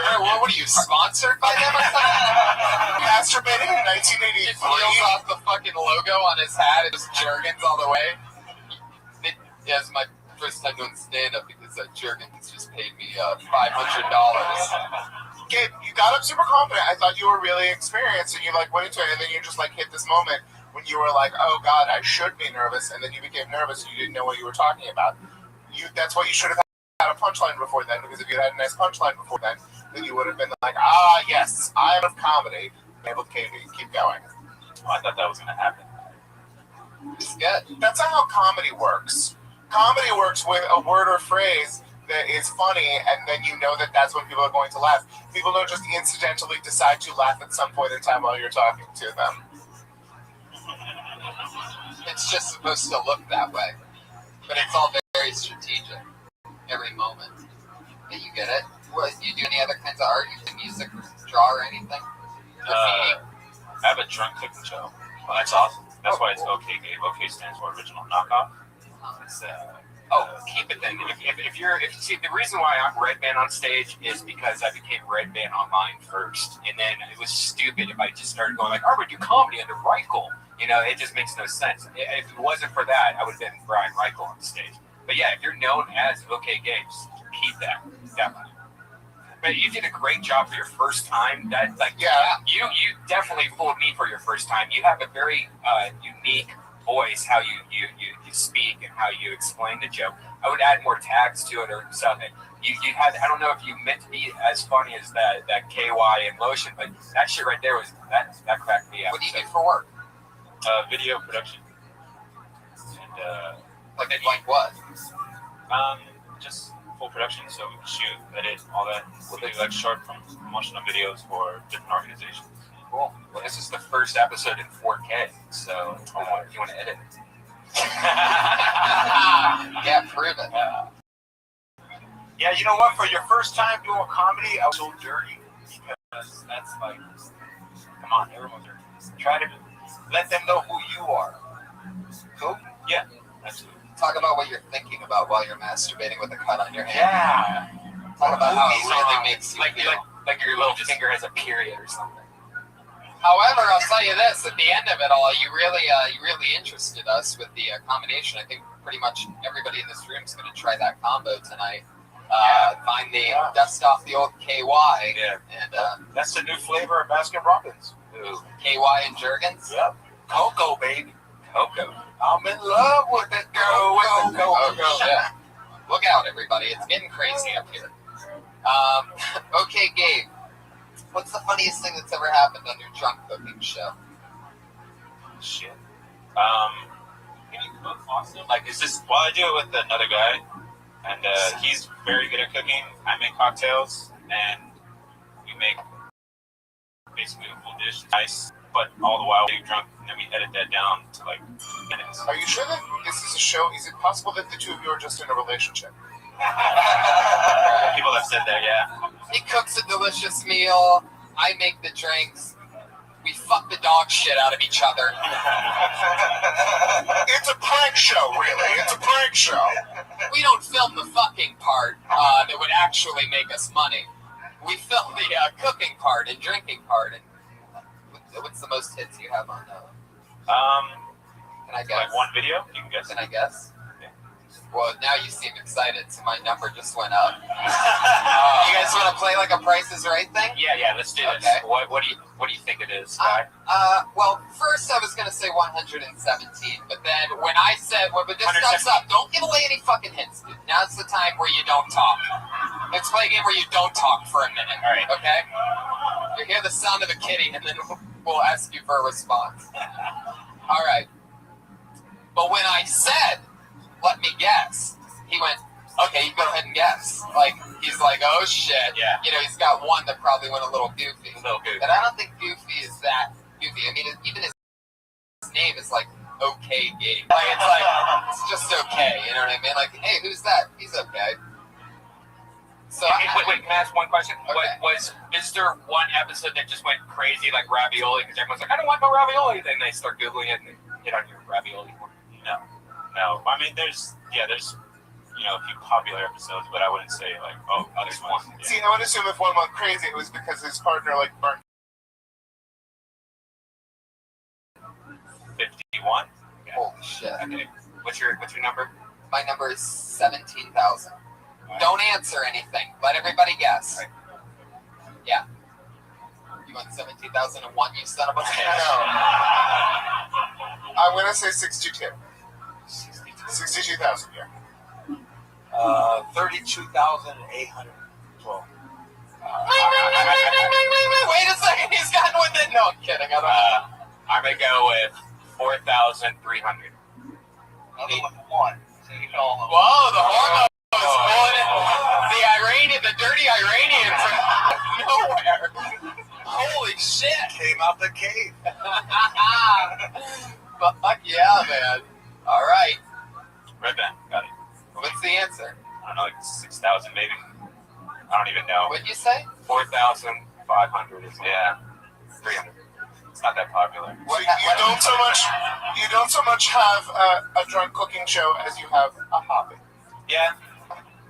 I tell you what, though, man, you just archive the shit out of it because you don't know if one day everything changes and all those videos are going to be reborn. That's all you have to do. And it's for once in our life, we have the ability to archive video shows. We're making our own TV shows. Why are you being helpful and inspirational? If it's first time on stage, you did a good job. Yeah. I mean, you signed up tonight, and this video is going to, the day that it's released, it's going to have more hits than your biggest video. So, congratulations on that. Thank you. All that other stuff you put a lot of work into. This one, and you might not even be drunk, and you didn't have to cook. Maybe you should do makeup tutorials. Those get a lot of hits. No. Here's what you do. After you're a pretty girl. You make the show where you're both cooking for a girl who's also getting drunk. Oh, we try to do Brilliant, by the way. You just By the end, you're like almost all going to puke. there you go. Drunk. Yeah, you got You have to to get a take girl. it to the next Nobody level. wants to see two greasy Mexicans cooking and get Yeah. drunk. Hey, what are you going to do? Little one of them, George. Fuck yeah. What do you guys cook? I mean, what happened in the episode that it got 6,000? What happened? Do you know anything about your own show? Yeah. All right, I'll talk about the last episode we did was a What are these, like 5-hour-long episodes? No. You're acting like completely boneless turducken. We did that for Thanksgiving, so that's it. Cool. Where can people find this? Because I'm actually going to go check this out. I want to look at it.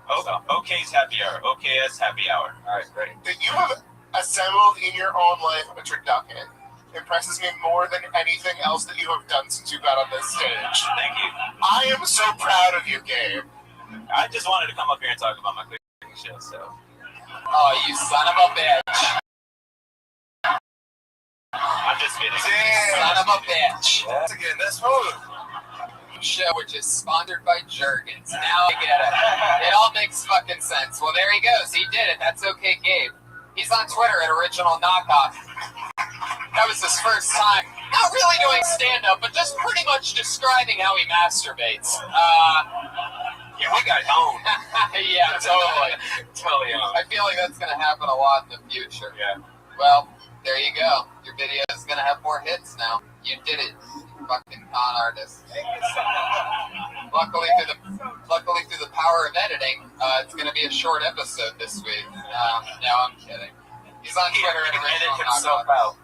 Check out his video. We'll get some fuck. Probably not funny anyway. Put your hands in. God, did I lose you? What happened there? It's a joke. Everybody relax. Come on, I'm sure it's great watching guys get drunk. How long is each episode? Oh, that's it? Perfect. Wow, perfect. Fucking quick meals. Delicious. Make it 7. You take the turducken, throw it in. Shot. That's some tight editing, bro. All right, put your hands together for your next comedian. His name is David Freeberg.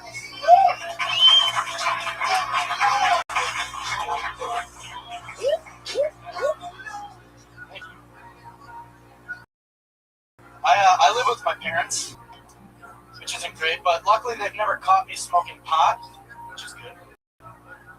But they do know that sober people give their parents goodnight handshakes.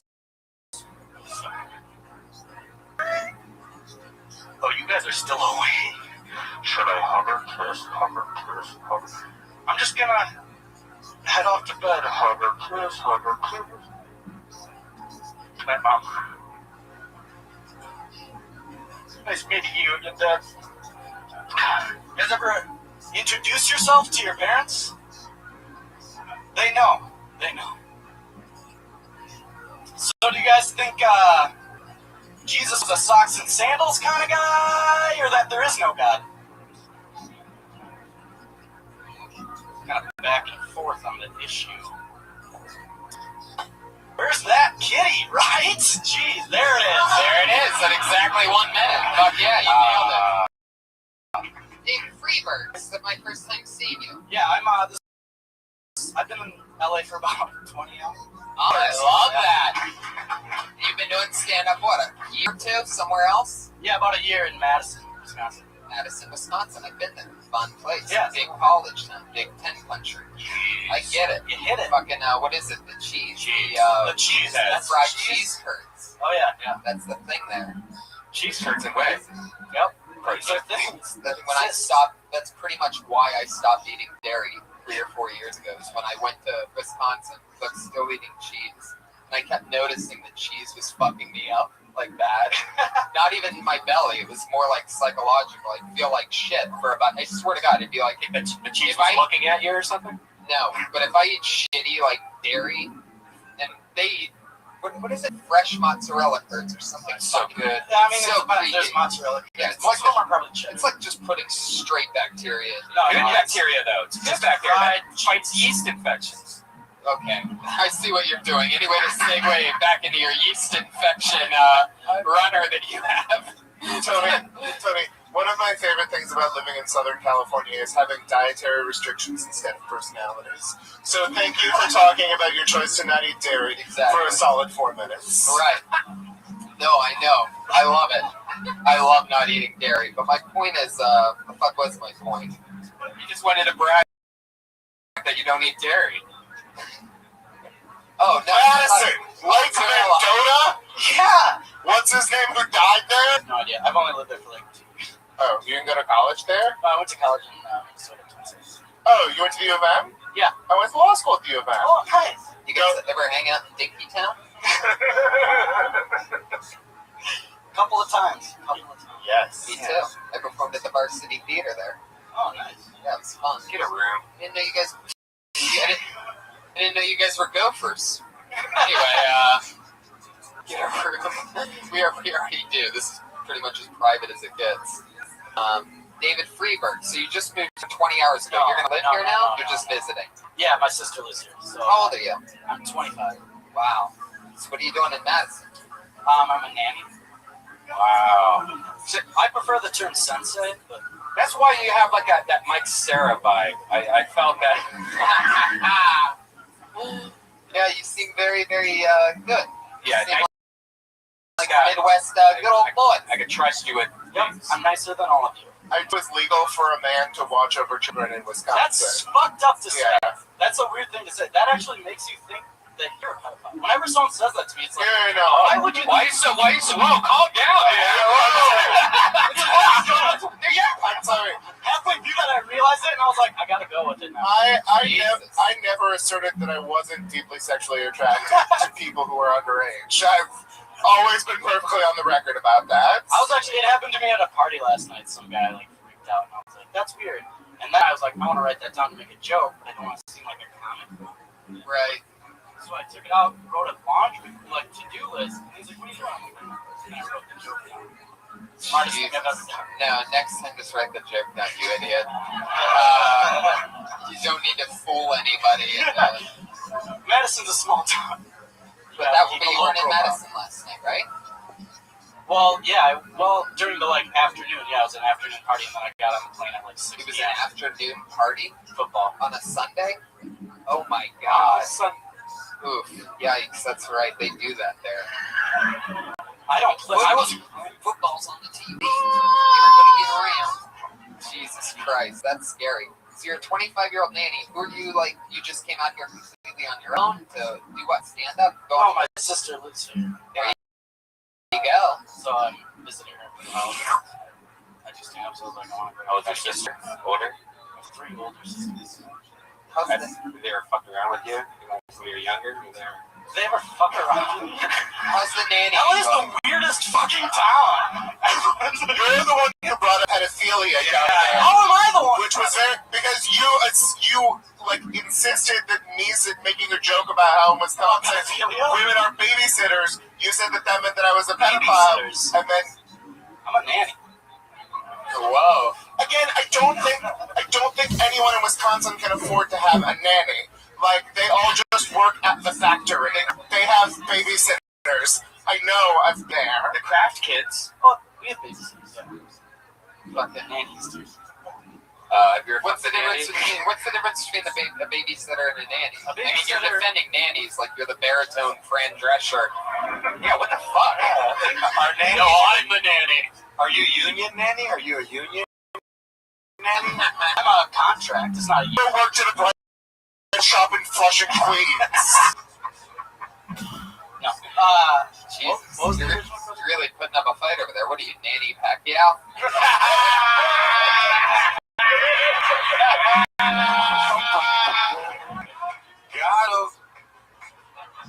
Sorry. Okay, I won't put up a fight. Wisconsin's full of pedophiles. There you guys go. Sorry, I was defensive. Yeah, you're not telling anything. We already know that. Wisconsin's like fucking. Yeah, everyone says that. Wisconsin is the pedophiles That's Megan's Law. as Iowa is the. For Megan's Wait, Law. what is Iowa? That's the Idaho. that's the state nickname, isn't it? America's pedophile land. Yeah, the land of 10,000 pedophiles. And you dress like a pedophile. You look like a young pedophile. Anybody ever told you that before? One time. How old are the kids that you're dealing with? You ever shake a baby after a bad set? You guys, When he takes off his underwear, a bunch of Cheerio falls out. I shouldn't have opened with the fucking Afghanistan bombshell. It's another comic, but you guys, I just remembered that I have committed statutory rape in Minnesota. whoa. Oh. Is it legal? Okie dokie. Yeah. We are. Show's canceled. Accessories to the crime now. The statute of limitations has passed, and I was committing. It was so long ago, you guys. I was committing illegal sodomy at the same time. So it was fun in a lot of ways. Fuck yeah. How you raped him. He raped Bill Cosby. That's what Guy did. Okay, nobody's going with me on that. Fuck yeah, David. But you act, you have the confidence of somebody not from Wisconsin. Well, that's You- just you- the whole you time I have was a- sitting there you have, breathing deep, saying, "Just be confident." There you go. Okay. Also, with that confidence, jokes. Just more jokes. Because you had two. And the first one wasn't that. I don't know that, like, making choices about kissing your mom is the most relatable thing. Yeah, why do you want to kiss your mom so much? Yeah. Well, I mean, And you realize that why do you guys assume it's on the list? Again, No, because it's really weird that you're making it a point that you feel so uncomfortable about how to kiss your mom. Like, as if, like, it's kind of It's a like, hug or kiss decision. well, another thing is, Kiss on the cheek. give a hug and a kiss on the cheek. I've never looked at my mom and was like, oh my god, here it comes, what's going to happen? She's going to put a finger in my butt. well, what's happening here, David, what's happening here is you're coming to a 21 and over club, and you're trying to be relatable about living with your parents, coming home drunk while living with your parents, right? You live with Well, your parents. actually, coming home Correct. drunk, no, coming home high. Yeah, I do listen to this. Right. Is that what you said? For like a year. Hi. High. But this actually is just a bit joke. about coming home drunk? It's a, Did no, you say I that? said Or high. Oh, okay. And it's actually just a joke about something that happened in high school. Are you a live-in nanny for yourself? Do your parents employ you to live in your home and take care of you? Okay, I'll be honest. The kid I watch is my little sister. It's not a big deal. I'm just kidding. Oh, wow. Another joke that didn't work. Just when I thought you were Done. You just keep throwing out those fucking deflated beach balls. All right. So, how long are you in town for? How long are you visiting your sister? And what does your sister do? Is she a big areolist? Brian, come on. I'm in town till about next Monday, and then my sister's an archivist. She's a what? Archivist. Oh, cool. So her areolas are the size of 45s. Yes. Perfect. David, it was nice to meet you. Yeah, it's nice meeting you guys. Nice. He's on Twitter at D Freebird. D-E Freebird. The word free, D-U-R-G. D-E Freebird. So there you go. One pedophile on the loose. That was weird. Yeah, right? I was like, that's the first white guy I was scared of. Yeah. Oh, interesting. What part of LA are you from? I'm from Orange County. Did you ever... The worst part of LA. No, there's more white people there. It's scarier. Yeah. Did you, have you ever did you do anything when you first started stand-up that you can't believe you did? Like something regrettable? Like as a comedian. Yeah. I always ask people on their first time on the show.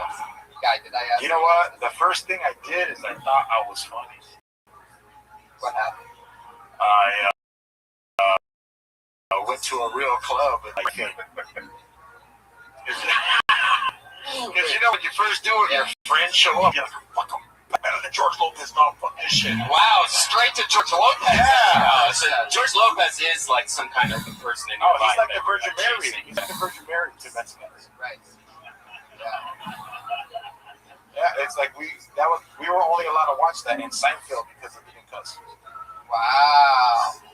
That's crazy. So yeah, that was probably like I thought I was funny, and now I laugh because I'm like, oh dude, I was so horrible. Like, what's an example of something you did? I remember I'd walk around and tell people, yeah, man, I got a tight 7. They're like, oh, I thought you were a headliner. I was like, yeah, I got a tight 7. And just talk to the crowd. Because you know how you think it's like, I can just talk to the crowd. That's all. I can just ask questions. I'm quick. And then the crowd looks at you like, shut the fuck up. Right. So that's probably my worst thing. And from there on, I just, I'm just going to write. Yeah, exactly. How about you guys?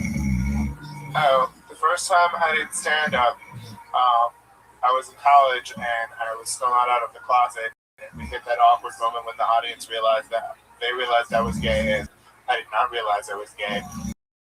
But was doing a very long bit about how eating actors into professional wrestling, and it was awkward. So then I left, went to Minnesota, went to law school, committed statutory rape, and restarted comedy again. So you didn't know you were gay with that earlier? Like you were like, no, I'm not gay, or did you? I was just trying really hard not to be because I didn't, want to hurt my mom's feelings. Right. Because that should weigh into anyone's first sexual experience. What does Deb Branham have to say about this? What do you mean you were trying hard not to be gay? I mean, I was just like, oh, thank you for making this very serious, George. And I was like, no, this isn't a fun to get started, man. I'll just shove away all of my feelings about men and just be one of those bookish guys who, is quiet and reads a lot. And then I was like, oh no, that dick though.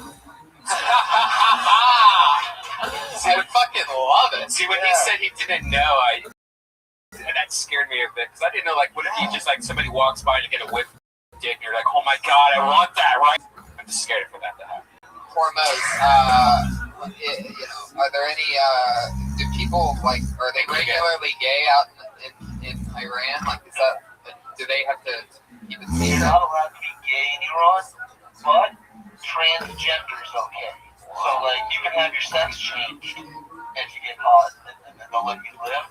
But if you're gay, they'll, like, kill you. Can you order a transgender woman in Iranian for us? I can try.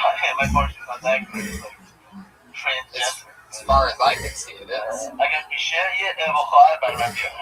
Wow, what'd you say there? I said, if you can you bring a switched woman? You know what? Can we? Switch person. Switch. Wow, that's really Gay straight. Gay straight. Can you say I have a tummy full of cum? Can you say I have a...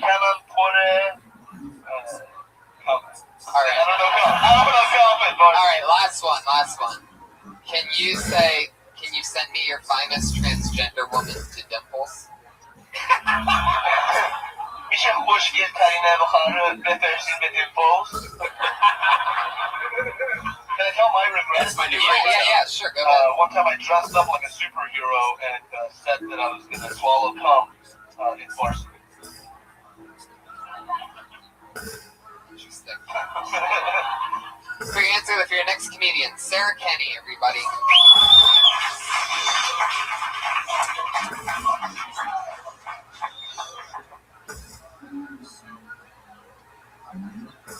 I was dating this guy, and we were together for kind of a while. And then one day, he shaved off his beard and mustache, and I had to break up with him because it turned out he was really ugly the whole time, and I couldn't see it. I was at this packed show with my boyfriend, and I came out of the bathroom. I was looking for him. And I saw this guy that looked just like him. He had his arm around a girl that looked just like me. So then for a second I was like, oh yeah, there we are. Wait a minute, I'm not even wearing that shirt. Obviously not me. It was bring your kid to work day at my office. And I was like the only one that didn't have one. So I just borrowed one from the playground. And I don't think anybody believed that Jamal was mine. You know, like, not just because he was black, but also he kept calling me lady. And then it was really awkward when I found out that you don't breastfeed 9-year-olds. He's like, lady, I don't want that. Whoa, watch out for that bear. I know, that bear. Almost forgot about it. Okay, so are you saying that you breastfed that kid? Big child molestation. First I kidnapped him, then I attempted to breastfeed. David Freeberg would, alright. But yeah, so you've been on this show quite a few times. You used to be like filthy dirty when you started, then you dialed it back. I wouldn't say filthy dirty, but offensive in a weird way, more so than that's true. Creepy. Maybe like you were clearly describing your own abortions that you had had. Okay, like, no, for example, the way that OK Gabe talked about masturbating was the way that you talked about going through an abortion on that very stage. And it made Why does she have to feel shame, Tony? Get your conservative agenda out of my Los Angeles. Hey, I love abortion. I just don't like first-person abortion stories. This is actually the 1 year anniversary today of when I told selling a baby on Craigslist, which was misinterpreted by you and Will. You guys kept saying, why does the baby have to die in this joke? I'm like, the baby doesn't die. The baby gets sold online. Like, I don't know what happened. If a person can not give it out clean, then they get it alive. Right. No, I agree.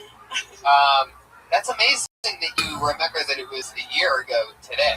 Is that true? Yeah. Like, do you have some kind of creepy calendar that you keep of things that you've done? I do. I keep track. I record all of my sets, like, including me. And today you looked at that calendar and you're like, wow, well, a year ago today I talked about this on this live podcast. Yeah, it was 1 year ago. It was the first time I came to Comedy Store, and I got on downstairs, and then I got on here, and it's actually 1 year tomorrow because it was Monday last year. But whatever. All right. Anyway. Who gives a fuck? Not me. So what else do you do? Like, what when you're not performing here? Where else do you go? What do you do? What's crazy? Well, this weekend I did a show at Loft Ensemble Theater. I don't know if you know that place, which is downtown. And then I did a show at Clown Museum. Oh, that's cool. Which is like... Where's that at? That's also downtown. Yeah, it's in like Pico and something. Oh, cool. Pico. Pico? Pico. I always get the names mixed. See, that's how you know I'm not really from LA. Like, I can't say any of the street names. Say Tapatio. Tapatio. Oh, shit. I just repeated the way you said it. George just fell in love. No, I like her comedy. I liked her comedy. I thought it was like something you weren't gonna say. I just got mad that you went to a premise and left. I wanted one more twist of abstraction to like the beard joke. Oh, he was ugly afterwards. No, he should be Tommy Lee Jones, or it was only after he shaved his beard, that you realize that he's black and you're racist or something like that. Also, with the seeing the couple, I mean, that's such a fun, interesting situation. It's very relatable. But maybe you thought that they were you and your boyfriend sent from the future to kill you guys for a good reason. I don't know. But, like, that's the thing that needs to go from being, like, you want people to not just nod and recognize the experience, but actually laugh. See, other people are nodding and recognizing the experience of what I said. Hormones. I should have taken it to another level. Yeah. Hormones, what would your grandfather say about her set? He saw it.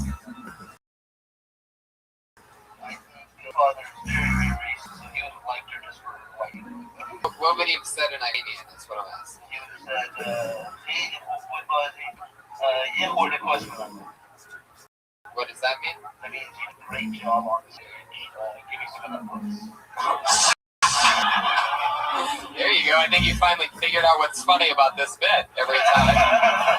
That if you make the last thing funny, it crushes every time. Is he hot? He was alright. He was definitely hot when he flew a plane into the Second World Trade Center because there was a lot of fuel on the plane that immediately exploded because he's a dirty Iranian. Anyway, I have a better punchline for the beard joke. Okay. When your boyfriend shaved his beard, you realized he was a woman. Clearly, it's not a better punchline. Well, but I like the disguise idea a lot. I like that you know what you somebody can else. I don't need your pity. You can really Yeah, you can really just hit it on the nose right along that line. Is that when he shaved his beard, he didn't have an Adam's apple. Nothing's gonna save your joke. Your shit premise will never go anywhere, and there's nothing that any professional can do about it. I'm starting to feel pretty good about the original. I love it. That was fun. Fun to have you back on, Sarah. Any Thank parting you. words from anybody? Anything? Keep going. I like it. I like you dirtier and more closer to yourself. It's like usually you're really dirty and dark, and that wasn't as dirty and dark. You haven't talked like about this guy. I had some dark stuff downstairs earlier that was not Yeah, appreciated. that was one thing that stood out. Glad you mentioned that. Was you go? There was this guy I was seeing, Bobby, And then you went to my I was hanging out with my boyfriend the other day. It's like I know. too much guy talk. the first 15 seconds of knowing you've been through two guys. It's like you're bragging. I don't want to hear you brag. I want to think you're single. You guys can only pay attention to a woman if there is a vacancy sign above her vagina. If there's some possibility of you getting in there. Out of respect. You son of a bitch. Yes. You can't laugh at her jokes if she's owned by another man. You know what I like about you is I see a lot of girl comics and they wear makeup and get all dressed up and then You like that I'm a scumbag. you didn't know. You reminded me of that girl. What's that movie? Where those girls get kidnapped.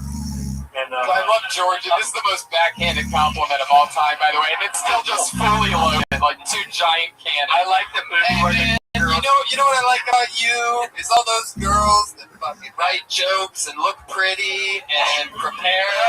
No, You don't do any of that shit, man. No, You're like fucking like cutting edge. And you want to know like a county kidnapped and murdered and raped. Kiss the Girls. Remember Kiss the Girls where she comes back, she was all fucked up? Sarah Kenny, it's so much fun always having you on. Thank you. There you go. Another great time. Sarah Kenny, Fuck yeah, it's all happening. This is the part of the show where we move on to our two regulars. We have two comedians who do a brand new minute every single week. It's sort of something that really you can't find anywhere else. Since one of their very first sets. Anybody here? Yeah. I don't see anybody. Oh, okay. Put your hands together for her. She started here on this show about a year and a half ago. She's written every single week since while doing stand-up every other night at other places. Put your hands together for her. It's Kimberly Congdon, everybody.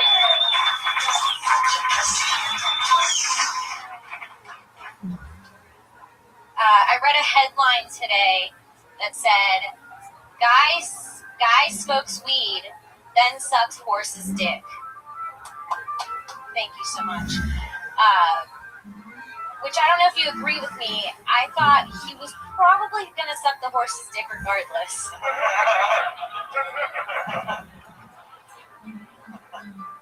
I've never been so high, I just wanted to blow an animal. I've never been so high, like, I don't even like regular dick that much, just be like, you know, wanted as much as somebody wanted a horse cock. That's fucking weird. I have a friend who's really slutty and at the same time a really picky eater, which is like, bitch, you've had 11 dicks in your mouth this month, but you won't eat cilantro. You know, like that kind of friend you don't want to share a blunt with. Like, you can just keep it. I don't even smoke anymore. It's fine. I don't need a sip of your drink. Here it is. It's great. She shows exactly how it's done. That was great. I just saw Probably that. the best joke of the night. I just saw that headline today too, so I know you just wrote that. That's great. That is so funny. I love the way that you, the news, it all comes down to delivery at that point. You really positioned everything right. Like, normally, I mean, not only from doing this show a lot, but from hosting a lot, you still see most people a year and a half in still make a lot of fundamental mistakes, and to see that you're positioning, punchline to the end and doing that consistently, it's really awesome. Thank you. And that's fun. And, oh shit. Wow, that's interesting. Okay. Now, we'll do something else. Okay. You don't want to do it, right? Kim, so where'd you go up this week? Anything crazy happen? And what was the second and third thing And why we talked do you about? hate dip? You don't like dip that much. I mean, we want to think that you crave it, like you're hungry Brian, for it. you gotta settle, at least just tune it down like 20% on sexual harassment. No, she said It's like out there, like they're just gonna end up playing these in a court one day. She said It's gonna be like, look at this. every episode. Yeah, this is set for 45 minutes a week. she said she barely likes dick herself. So what's that mean? Because you must mean that's like you don't like dick that much? Yeah, totally, Brian. That's just a weird thing to We're on the say. spectrum over here. I mean, there's always some truth to some No, shit. I mean, that's like I like penis just as, but you don't love it. No, I don't love it the way that guy loved horse dick. Right. Like that's like a. How did this become a news story? Like, It's the difference between forbidden fruit and fruit that guys have been trying to shove into your throat every night for the past 10 years, right? Amen. Yeah, but what's wrong with cilantro? Like, No, that's what I'm saying. No, that was spot on. That was spot on great. Just because it's such a universal thing that you have those girls who are super tasters. It tastes like grass. The kind of friends that go out and order chicken fingers. because I've got nice. head and girls ate cilantro. I didn't burn or nothing. No, I'm just saying, like, you can't let, 11 different dicks into your mouth a month and then be picky about food. Okay. Because it's like, you let anything into your mouth. Does she brush her teeth a lot? I don't know. I don't get near her teeth. I love that the part that George took offense to was just cilantro. I mean, that's just so fucking mad. Cilantro, Why couldn't it be any other season? Yeah, why couldn't it be macaroni? It's gotta be cilantro. What about macaroni? Fucking shit, man. What about cinnamon? I know a girl named Cinnamon. Cinnamon, up to the stage.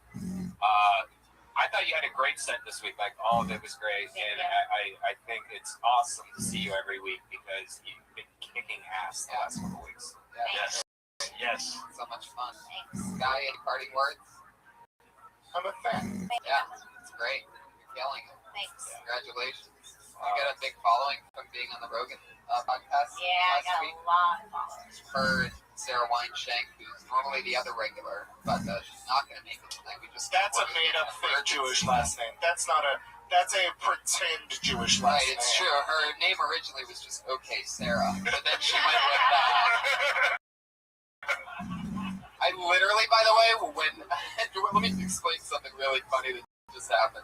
I had to remember that it was okay beforehand, and it was so hard to think of it that my head literally itched. I swear to God, like I just had to go like that to get it that fast. But I guess that's one that the video podcast fans will be able to rewind. Watch me literally drag the words "okay" from the comedian earlier in the night for what we would call a well-landed callback. I nailed the fucking landing. Kim, great job. Another new minute. Congratulations. Great job. In replacement of Sarah Weinshank, who normally would do the final minute of the night right now, I want to do something extremely fun because I see that they're both here. I want to have an Asian comedian 1 minute off. Two of the best brand new comedians that we've seen in the past few months here. I see them in the back of the room. Obviously, they signed up. And normally this would be a spot just for the one regular anyway. So let's do something fun tonight and have them each do a minute. Going first, put your hands together for Fang Chow, everybody. Here he is. They're so good that I know both of them by name. I don't even need to look at the pieces of paper.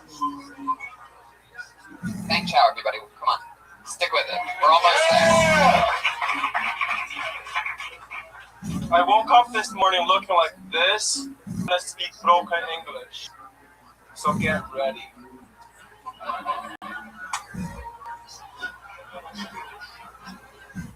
I'm going back to China for the holidays.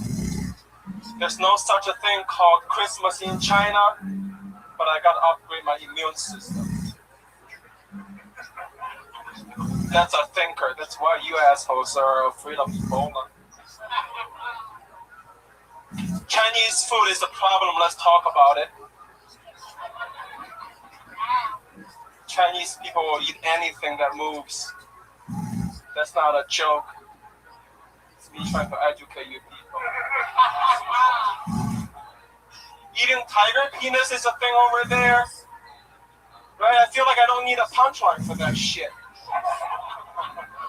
No, but the thing is, like, it's supposed to help you last longer during sex. But for me, if I don't do it, I'll just say, hey, I fucked up. Leave the tiger penises alone. It's for the tiger pussies. All right, I'm running out of time. Thank you. I love it, man. It's a fucking crush fest. Thanks, That's what Tony. I'm talking about. Thanks. I really appreciate it. Yeah. Are you going home to China? Yeah, tomorrow. That's Awesome. Lucky. How long's that flight? It's 14 hours. Los Angeles, Beijing. 14 hours. But it was really funny that Kenny said, dude, just do some pop rounds before you go through the custom. You're going to be fine. Yeah, you gonna do it? Have you ever done that? I've never done it, but it's Kenny, though. You know? Kenny lying? Oh, yeah, don't do it. Yeah, don't. No offense to Kenny. If you haven't done that before, I have bad news. You wouldn't make it to China. You'd make it to the first level of a TSA at LAX. You would start to panic, and then you would just come back. I stopped eating pop brownies on airplanes when I had a bad experience where I had to sit in the bathroom and splash water on my face, and then people were knocking. I have to go back to my seat for 3 minutes, and then go back to the whole plane. I thought it was dying and splashing. You know what, Brian? You look like a dude that I should take the advice from. Yes. The pop brownies. Yes. Don't do it. Don't do it. I'm pretty sure he just said that you look like the kind of guy that would eat pop brownies. I know what you're talking about. Seth Rogen. No, it's long. 14 hours. Yeah. And be careful with the pop brownies. I usually take a couple of jacks. Oh, a couple of Jack Daniels. Like I like whiskey. Yeah, of course you do. Do you hack? Yeah, look at me. Of course I do. Are you a hacker? Am I a hacker? What kind of question is that? I was born with that kind of skills. I know. Kung Fu. I make orange chicken. Look at me. Instead of deliver orange chicken, jokes are delivered tonight. But you know. Thank you, Chow. I love it. I like him. I really enjoyed that you owned the Chineseness without sort of serving people up the cliches that they want. Because sometimes you have people who get up and they're racially, or gay people do it sometimes, where they're just making cliched jokes to the people in the audience. The thing is, Chinese people will eat anything. That's not right. Yeah, and that's funny and interesting, and white people don't think about it all the time. I told them it's not a joke, it's education. Yeah, no. It was great work. You should have had a fucking tiger penis punchline. You have a fucking minute. Don't waste time saying, I don't need a punchline for that. Give us a hilarious punchline because you're running out of time. Okay. Yeah, what does it do again? The tiger penis? It makes you last longer? It's not as good as help you last longer. Yeah, it's not as good as the rhinoceros horn. That's what you think, but tiger No, I've tried both. You tried tiger penis? Oh yeah. Well, the tiger powder. The powder. They make it a powder. Tiger penis powder. It's By the great. way, that makes you gay. Now, If you've had penis powder in your cat mouth. dick. Cat dick. Oh, So, yeah. but I was gonna say just like I was gonna get. I love that you say no and get defensive about it. I'm like, oh, by the way, you're gay now. You're like, no, I'm not. Come on, man. If I lick my It's a tiger penis. if I go home and lick my cat's dick right Get a now, TV or something, Brian. Get a TV. Of course, it doesn't make you gay by eating an animal penis. yeah, just licking it. No. So fuck yeah, Fang. What do you think about this guy, George? I know you love Chinese. You know what? I'm just wondering, did he buy those shoes at Foot Locker or did they make them in China? Those are some interesting. Those are the looking shoes. military. I do have cousins, but I got it at Foot Locker. Yeah. You know, are you a Jordan fan? Yeah, I am. Okay, cool, man. You know what? I like you. Shorts. This is how we do it. I used to make them back in China. You know what? I like you. You're quick to your punchlines, and I've seen a lot of Asian acts, and by watching you, it was like eating top ramen tastes different. I take that as a compliment. Yes, Thank yeah. you. I didn't put tapatio or cilantro in it. It was perfect. There you go. Fang, you're a very funny guy. It was fun to have you back on. Thank you. He's on Good night, Twitter. guys. Have a good night. He's on Twitter at Fang Chow, guys. So how about that? Fucking love them. It's always I want more. By the way, if you're listening to this at home, more Asians, please come out. I love it. And real quick, we're gonna get our one-up Asian up. I don't know what makes the Asians the funniest people that do this show. Maybe it's the Chinese lanterns that we put up. They'll haunt like As a decoration, they're just drawn to them like zombies. Yeah. And another hilarious young, brand new comic that we've seen here in the last few weeks is here tonight. We're gonna throw him up for 1 quick minute. Put your hands together for Tam Pham. Yeah. Comic. That's Avatar on Twitter. Heck yeah, here he is.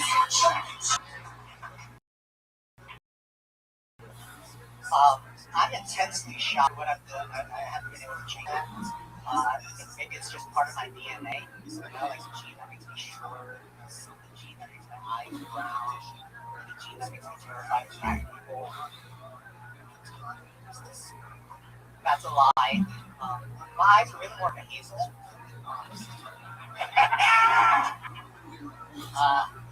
In all seriousness, I'm actually pretty progressive.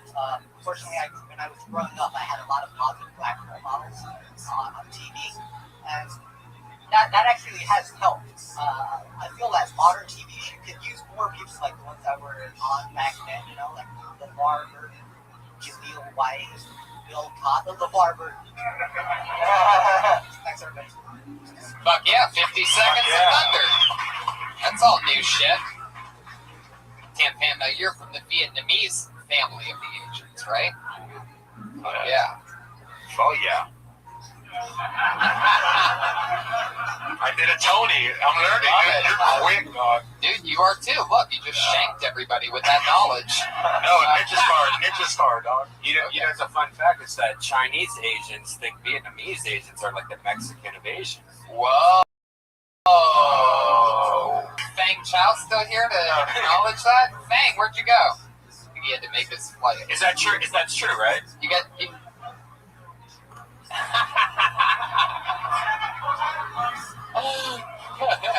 Oh, shit. You know? I'm pretty sure Fang just said you're starting shit, dude.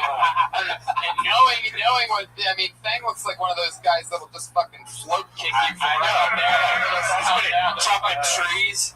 He just... His body moves, and he doesn't even have to fucking... Just a foot comes right into your head. And he's gonna have to get in shape girl ribbons. Remember those? Fucking... He's still... No, he went from a... Alright, fuck. Did you get any followers when I tweeted you this week? I doubled my followers. Yeah. The red band push. I saw the Death Squad bump. He is the best avatar ever. Yeah. It's almost like the two hands on the side, but instead. Yeah, it's a real like mall photo, right? Where'd you get that from? You just took your headshots like that? You like, I want to do a goofy like this. Right, yeah. That's great. I can take it serious.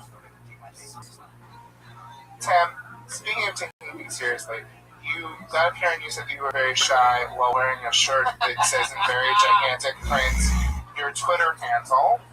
There's some disjuncture there. I had some trouble believing that you were shy. Yeah, that is a rough one. I'm shy and I have no dignity. How about that? That was self-evident. But also, like, it's good branding your t-shirt. I don't know that I take you seriously as a comedian, and your jokes were very funny, and I would like to take you seriously as a comedian, but I have a sense of dignity, and that t-shirt offends mine. I can understand that. I've seen him do some other minutes where I'm like, oh, I get it. Wear the shirt, you know. Mike Black wears his own face on his shirt every single show. The only reason I think I remembered you is because of that shirt. It brands you in some weird way. I think, you know, in the future you're probably not going to have that shirt on, but as it's working because me and Tony both remember you in your comedy's great. Ryan, if you ever want to get branded in a weird way, there's a club on the east side that does have some effect. No, but I mean, honestly, dude, I have no problem with the shirt because it works for We brand. really like you. One could say that we are Tam fans. Yeah. And that's Tam Fam, everybody. There he goes. We did it. Killed Tony number 84, everybody. That easy. Little painless needle for you. Yeah. Thank you so much to Hormoz Rashidi. He's on Twitter at Hormoz Rashidi. HORMOZRASHIDI.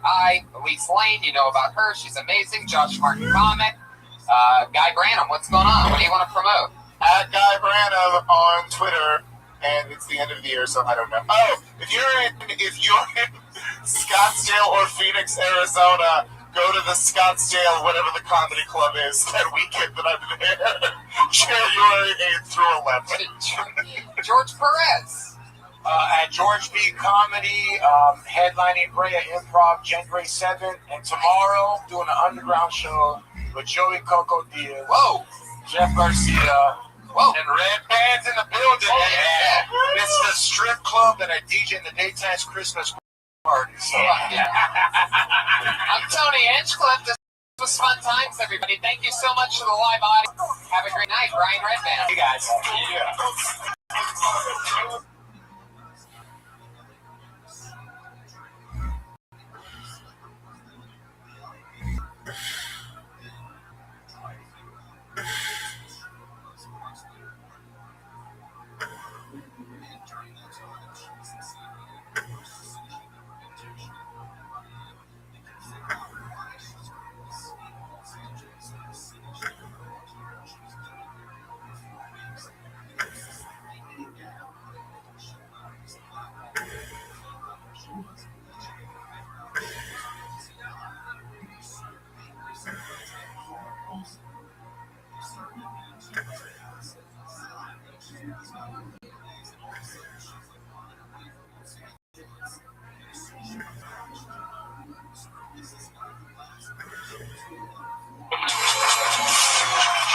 Holy moly! It's a packed Monday night at the Comedy Store. We did it again. Hi, live audience. Fuck yeah, this is so exciting. I'm glad you guys are here. We have another crazy show where us comedians and two other hilarious comedians always watch newer or recently transplanted comedians. And we talk about comedy. You guys excited or what? It's like our last episode of 2014, everybody. So we're doing a little New Year's blowout. Not really. I mean, nothing really changed from the original format, but We are filming in 4K now, so we're gonna have crazy high definition Kill Tonys coming very soon. technology. Yeah. Everybody. Technology that North Korea can't fuck up. And we got a new sound recorder, and we have a benefit show, so we're getting a new sound system put in here for the belly room. We raised a bunch of money to put new speakers in here. How about that? Yeah. Instead of listening to it instead of listening to live shows on these two, Car speakers that were stolen from somebody's car in the parking lot. take a quick look at how small those two speakers actually are. And there's only two. At a world-famous comedy club. You walk inside and there's two AM radios hanging from the ceilings. That's what they look like boom boxes. Right, it looks like it has a dial that would get scratchy in between things. Yeah. Laney, be careful. There's a Don't touch that camera. expensive. Me and Jerry put your hands together to pretty much every episode. These two. It's like if I had real parents. And they're sitting next to our one and only sponsor, eating her own delicious food. It's the great Elise Lane, everybody. She's here, live in the flesh. She made something delicious tonight. And normally I read, the crazy words that, she's a gourmet chef, so it's hard to say some words. And one of the things that we did in 2014 is we came up with a part of the show where Josh Martin, this was actually his idea, is he reads it and he has a speech impediment. And if he fucks up at any point or pauses or stutters or says something dumb, he gets hit in the nuts from Brian. And we did this, 6 or 7 times, and it was a lot of fun. And I think a lot of people thought that we were hurting him when it really was his idea. He likes getting hit in the nuts. Yeah, he loves it. He pays women to stomp on his balls with high heels, so it's nothing. Well, that part wasn't true. So we're going to do it one more time. It's one of our favorite segments of 2014. One last time, Josh Martin reads what we ate tonight, what the gourmet chef cooked for us. And if he fucks up at any point, he gets hit in the nuts. Are you guys ready? Or will Josh get? It's that time. Now, you know the deal. I'm going to hand it to him. You guys get in position. Yeah. What weapon should I use today? Well, just make sure you don't. Something that happened a couple times is you accidentally tap him in the nuts before he fucks up. So be careful not to do that. Wait until he fucks up. Hold on, because he tries to read it before each time. Yeah. I don't want him to read it and get warm. I just want to find out which word I can fuck up on so I can get hit in the nuts. He wants it bad tonight. All right, you guys ready for this? If he fucks up at any point, he gets hit in the nuts. It's pretty simple. It's Comedy 101 to get you guys warmed up. Oh yeah, stop doing it. Just read. Tonight we have roasted chicken with lemony Mediterranean orzo with cherries, tomatoes. Just hit me in the nuts. Oh! Cod, tomato, olives, feta cheese, mint, and lemon zest. Very good. One tap for each testicle, and he's out. It's true. It really isn't as funny as it used to be. It's completely lost its momentum. Well, he doesn't feel the pain. If somebody was up and actually... Yeah, the whole thing's just creepy because he likes getting hit in the nuts. I know. One thing that does still work, and that we've been doing for the last, I think, 5 or 6 weeks in a row, is bringing up our favorite musical guest. He's so funny to us. Put your hands together for him. Put your hands together for Pat Reagan, everybody. Here he is. Here he is, live in the flesh. Tell you a little bit about myself. My name is Pat, and I'm a prophet. I'm here to tell you about the end of the world. It's coming very, very soon. So, this song, all you can.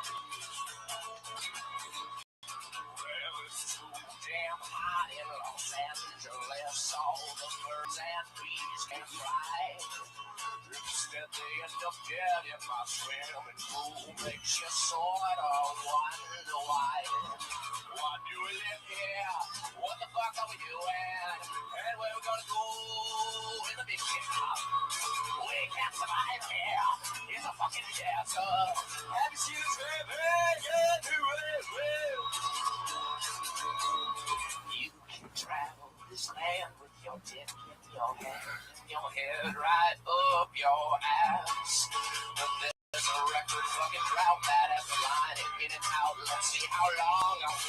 What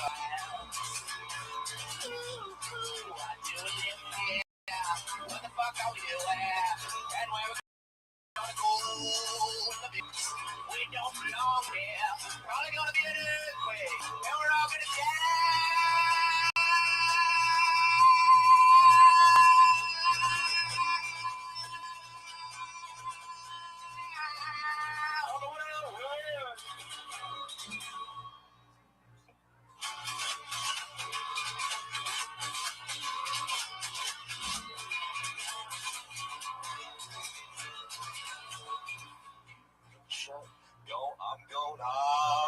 I'm gonna shut my windows, close my blinds, turn on my AC.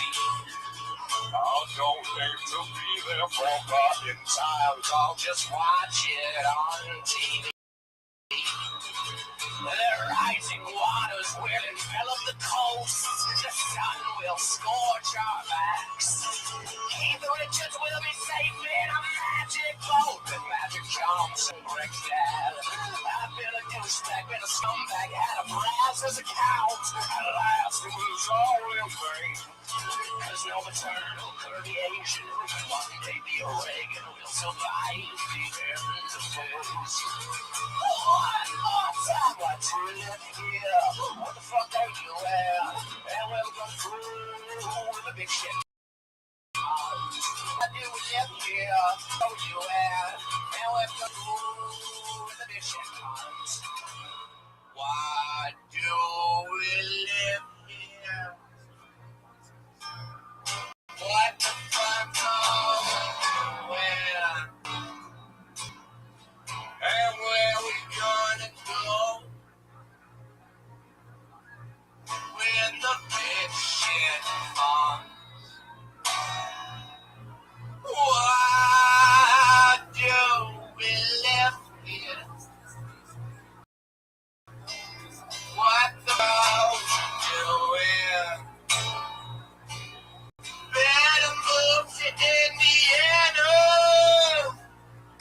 before the big shit comes. Thank you, guys. Fuck yeah. Pat Reagan. I know it was weird, but thanks. That was amazing. But he is on Twitter at Patty Reagan, P-A-T-T-Y-R-E-G-A-N. One more time for Pat Reagan, everybody. I love it. So awesome. You know, every single week, we also have a head of security that stays with us during the entire show, keeps us safe. Used to be a guy in a $5,000 Iron Patriot outfit. Iron Patriot's sort of like a patriotic version of Iron Man. And there was a guy that had this amazing suit, said he was a big fan of the Death Squad podcast and that he wanted to be on it. So we let him be on the show wearing this $5,000 Iron Patriot outfit for 20 or 30 some episodes. And the show started to get bigger and more popular. And he said that it was because of him. And he left the show and demanded that I only contact him when it gets put on TV, which the whole point of it is that it can't be put on TV because it's raw and anything can happen here. And but anyway, ever since then, to show him how replaceable he is, every single week we have a completely different person in a $15 Amazon outfit of the same kind do exactly a better job at what that guy was doing right there, standing on that stage. So our Iron Patriot this week is actually, it's this guy's second time doing it. We loved him the first time. Very funny, who's suited up for tonight. Put your hands together for Jerron Horton. He is a racist patriot. Very racist, we found out last time he was here. Mostly against the anti-Asian patriot, in a surprising twist. Underneath the suit, he is a light-skinned black man. And we found out you're a little bit racist against Asians, right? Not racist, I feel like they're not discriminated enough. Oh, there you go. So not racist at all. Just feels like they should be discriminated against more. That's like the opposite of racism. I love your style. I have his hands up. Oh, I see. Oh, yeah, I get it. That's great. Black Lives Matter. Oh, shit. I'm actually wearing a I Can't Breathe shirt under here. You can't see it. Wow. Representing. Fuck yeah. He also has my car stereo in his car. Boom. Well, we're glad you're back. How's everything going? Everything's great. You excited about tonight's guest? I am. Me too. Ready to bring him up? Yeah, let's bring him up. Let's do it. Guys, tonight, two of my funniest friends, as always. And as always, a very special one.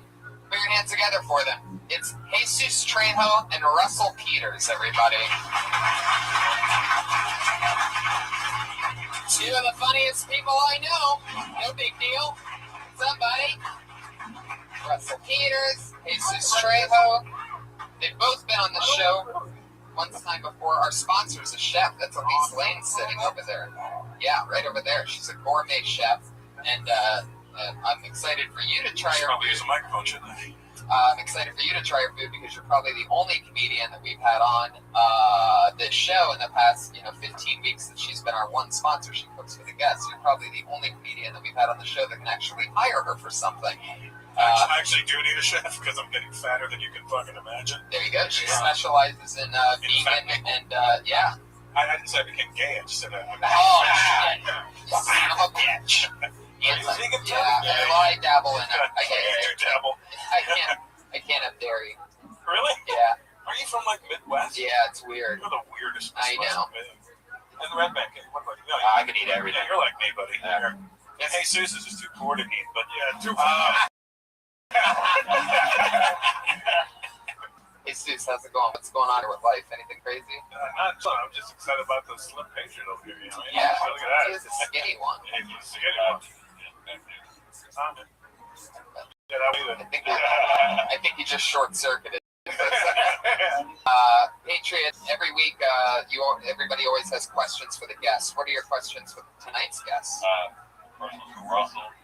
Russell, I looked you up. I see that you tour all over the world, right? What's your favorite country to tour?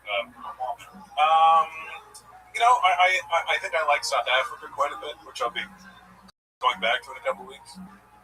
It's an honest answer. It wasn't even funny. It was just an honest answer.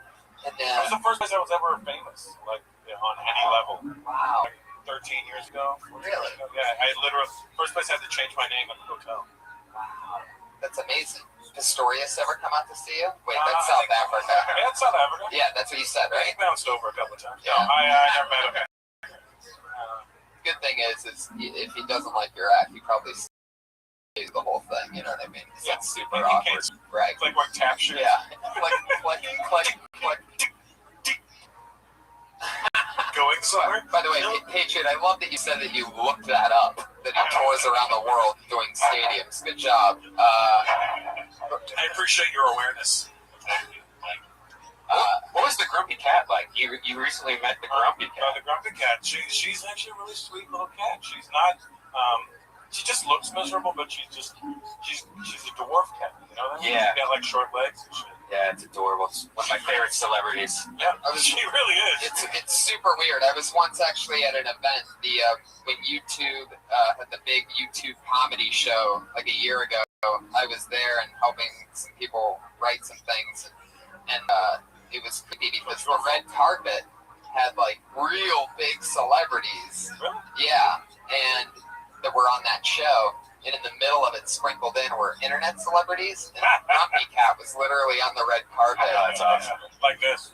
Yeah. Have you seen Dinky yet? Dinky the dog? It's just this pimp dog with sunglasses. Just sits there with like a gun sticking out of its pants. It's awesome. Wow. You gotta be Dinky. You really go in. Yeah. I'm into the I'm not the guy. If people are like, you must have seen blah blah blah. I go, no, that means I'd have to be fucking wasting my time on YouTube all day when I could be looking at porn. Exactly. Like a gentleman. Exactly. What will be finding your search keywords? I'm What's a the top degenerate. one? I'm a fucking degenerate. Everything. So, no. You just type in the word dirty. Yeah, it's like first it has to be feet. Ooh. That's right. Yeah, I forgot about that. Right? And older women's feet. No. Really? Yeah, not fucked up versions of them. Oh my god. I don't know. I think you just blew something up. Blew a gasket. Now, if there's like a little cotton in between the toe, is that like the biggest That's turn not on? good. Yeah, That's not. They can be dirty. I didn't say I want fucking dirty feet. Right. Just pretty feet. I don't want to do anything to them. I just like looking at them. It's not like I'm like fucking the chip like. I'm just like I need to know that they're there. The feet. Yeah, there they are. Okay, we're good. Wow, I'm like the complete opposite. Like I could be with like An amputee. Pistorius had a twin sister. Yeah. I don't need feet at all. Yeah, that's what is your thing? Like, Poor Boys, right, you know, like no vegan boys. yeah, exactly. I like Vegan I, twinks. I just type in my name in Google and start jerking off. Pretty much It's it. like lesbian porn. Yeah. It's true. Hey, Seuss, how about you? What's your favorite porn? First thing you type in usually. First thing I type in is BBW. Really? Yeah. Wow. Oh, look at this. This is a very pro BBW crowd. Holy shit, you got that You're big okay. roar. We're fucking assholes. Like everybody in the room wanted to yell it at once. You said it, everybody's like, oh, he's one of us. And just in case you're wondering, that's not big black wieners. That's big, beautiful women, right? Well, I thought it was big black women. There you go. I just settled for what I saw. I like that I discovered what POG meant. POG? Used to have cardboard cutouts. POG. Wait, what is it? Pause the game. Perfect ass white girls. Oh, PAWG. I know what BBBW is, though. It's big, black, beautiful women. So that's what I usually do. Yeah, they're usually suggested underneath the BBW. Yeah. If you like these ones, not that I'm shy, the other ones. Jerron, what's your question for Jesus? Because I also look as well.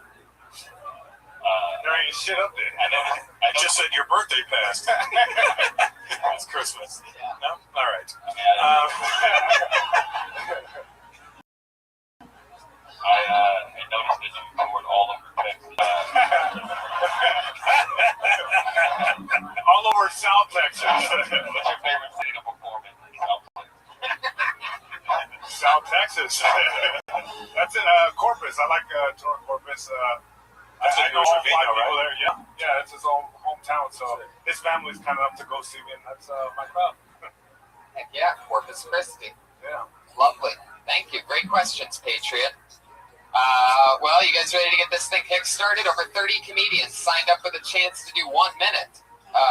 Then yes. Wow, somebody just figured out what the fucking show is. Thanks for coming out. I forgot what the fuck your show was about. Yeah. Oh, wow. Oh, Yeah, I know. It's like the Kool-Aid Man just came here. Oh, Yeah. I'm gonna keep that star on our side. Yeah, exactly. So you know how it works. There's comedians stacked up against that wall over there, and they signed up with a chance to do a minute. If you get picked, wrap it up. Did I do this TV show already? No, there's no winners and losers here. Good. We just try to talk. A minute's up when you hear the sound of a kitty. That means wrap it up then, or else you're gonna bring out the angry West Hollywood bear.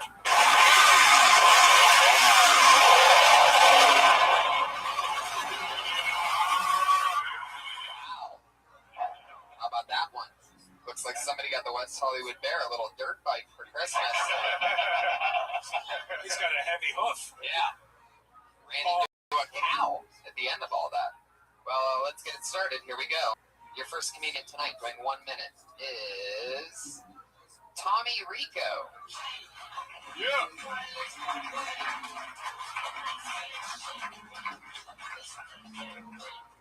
Thanks, everybody. Appreciate that. I'm a married guy. My wife is a successful attorney. I'm a stand-up comedian, a field where success is a more relative term. My wife, when your woman makes a little more money than you, people ask questions like, who wears the pants in your family? Hey, I wear the pants. I mean, she buys them. And I wash them. But then I get to wear them. When I put them on, if I look good, she smacks me on the ass. And I feel pretty. We got a 12-month-old son who I helped make. He's the cutest in life, which is becoming a huge problem. Because you can't spoil your kid. You have to make sure the rewards match the deeds when they do something new.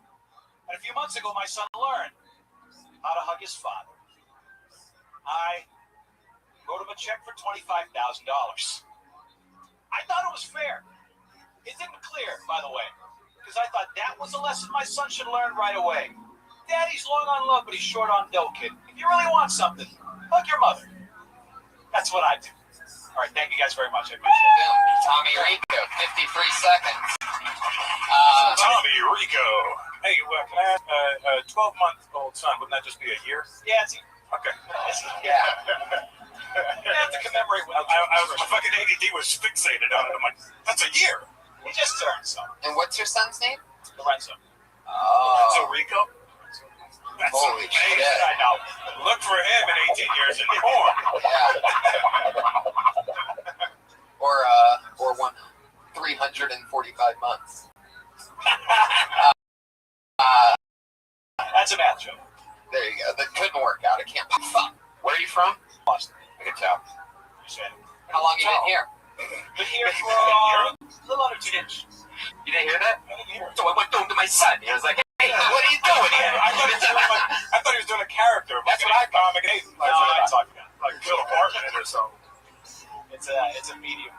I don't have that hard an accent, but when you move out here, everybody thinks something's an accent. It sounded like a character. If you weren't going to say Boston, I thought, all right, you're playing a character. No, I'm a Boston guy. That's my affliction. So you came out here 2 years ago? 2 years ago. For stand-up? For stand-up, took a little time off for the guy who just came back from overseas. Oh, yeah. Oh, my God. Out here, realized that no matter how many people you work with, no matter how long you've been doing it, you start over. And it's humbling. It's a punch in the fucking face. And if you can take it, it's a beautiful place. I love it. How long were you doing it in Boston? I did 11 years there, 2 years in San Antonio, Texas, and I've been here for the rest of the Wow. Exactly. Crazy. What does the wife do? She's an attorney for a government agency. Now pay attention. No, I missed that. An attorney for a government agency? Wow. What? Yeah, I can't tell you because the homeland would be less secure. But Wow. Don't run. Okay. Jesus, oh, goddamn. It's not INS. Is your real name Tommy Rico? It's my last name is an unusual last name. There's already a famous guy. My last name is Morello. Mom's side of the family's Cuban. Last name's Rico. Last Rico passed away. My grandmother passed away, so I took the name as kind of a tribute. But yeah, no, my last name is Holy not shit. famous. That story went 9 generations. Tom Morello. Yeah. Is your first name really Tommy? Yeah. No, he's the guitarist from Mozzarella. Yeah. Machine, Audio Slave. Yeah, when I moved out here, it was like telling people that it might that Bruce Springsteen that I grew up in, I got shit on quite a bit. So your name is literally Tom Morello. Yeah. Wow. Is that the bald guy? He's like he's the night watchman, right? He's the guy that introduced Kiss at the Rock and Roll Hall of Fame. He's a badass motherfucker. It's an Italian last name, but he's like an ethnic Milan. Yeah, he looks like me. I thought it was me. Like, you walked up there and say, "What am I doing there?" Do you play any instruments? I do not, and that would make it difficult because I've done a marquee. Have you ever met Tom Morello? I have not. He lives up there, so he was aware of me because I stand up under my own name for a while. He doesn't call. He's a Harvard grad? Yeah. Wow. How'd you do in Boston? I know Boston's comedy scene's coming back lately. It's kind of had like a weird time. Yeah, I love all the top comics are from there, right? Yeah, but when I was there, guys, there was a generation before me. There was like Eugene Merman and Brendan Small and those guys. They kind of blew up, and then while I was there, it was Mike Kaplan and Shane Moss, and and Gary Gulman. I was there for a fun time, and I figured I was like should have get off the hot times. I got older, so I had to be somewhere up in Boston to try to. Right. And then Blumenreich closed down the club. Yeah, well, he sold up. I mean, he's got the big club now, 1,300 seats. So you've been the stay-at-home dad pretty much for the first year. Yeah, it's been awesome. What's that like?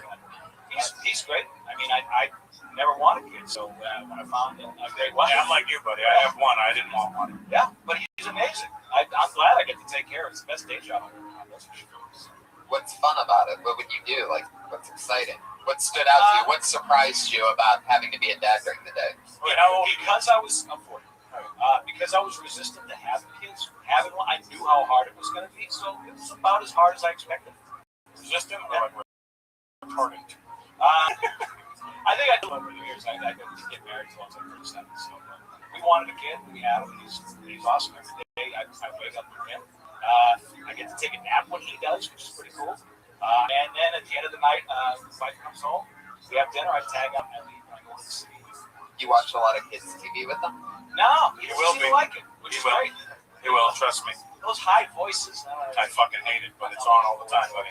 What's his favorite thing? He's 12 months old. He likes music.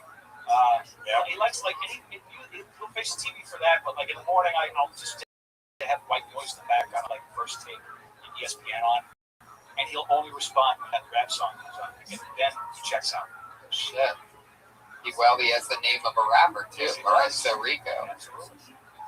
I mean, he has the name of a black rapper, but he'll be able to work with it. So, yeah. He's of colors. Then did you call him Lauren in the joke?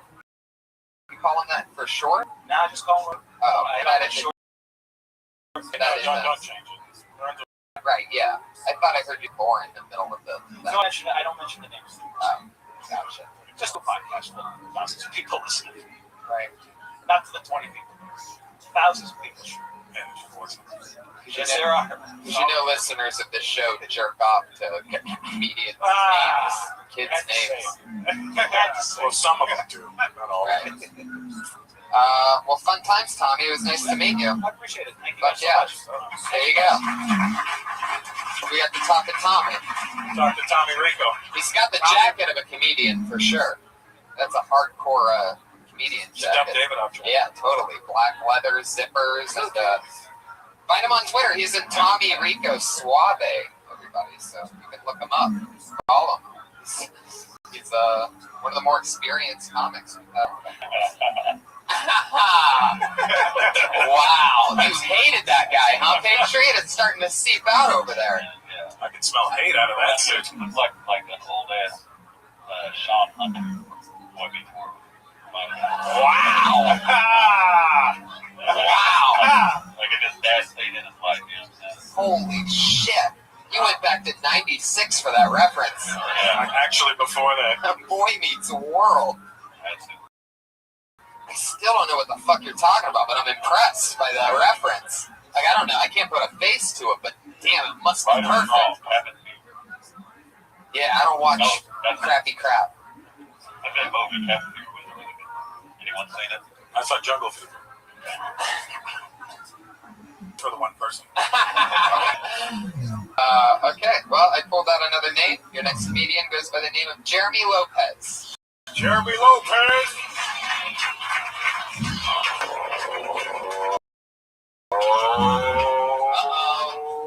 He just missed his spot. You know what that means. He just got. Is that you, Jeremy? Just take Yeah, there he is. J-Lo. So, what you know about orange chicken? What you guys know about orange chicken? Orange chicken is the best chicken ever invented, man. Whoever came up with orange chicken, it's a fucking genius, man. I love it, man. What about chocolate milk? What you know about chocolate milk, dog? Whoever made that chocolate milk should be awarded a medal, dude. Yeah. Hold on. Fuck it. I don't know if black chicks got chocolate milk coming out their titties, but if they do, I'm gonna marry one. I'm gonna have one as my slave. And every day I'm gonna suck on her titties. All right, there you go. Yeah. Hey, what you know about stand-up comedy?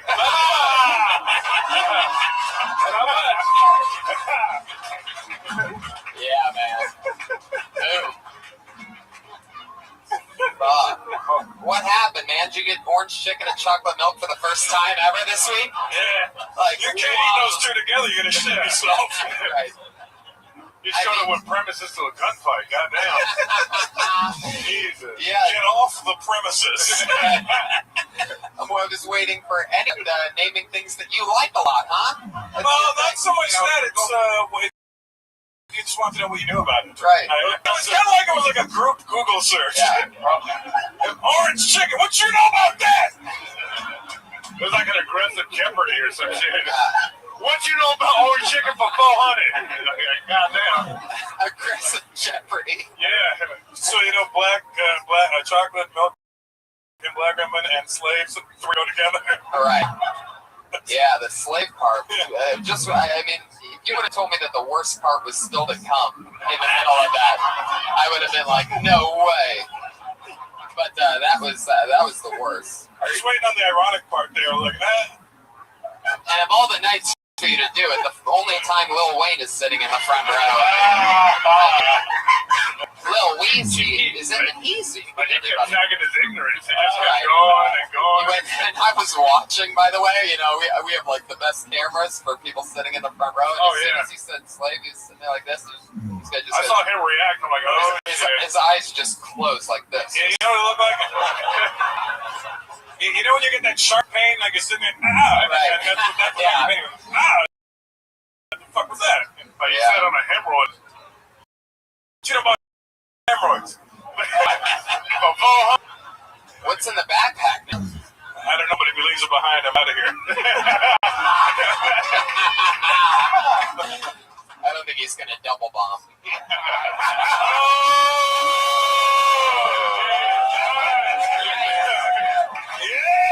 Yikes! I mean, last time you were on, you did the kind of the same. Before? Yeah. And you did the same thing, kind of, where you're not really doing material, and if you are, it's like, what?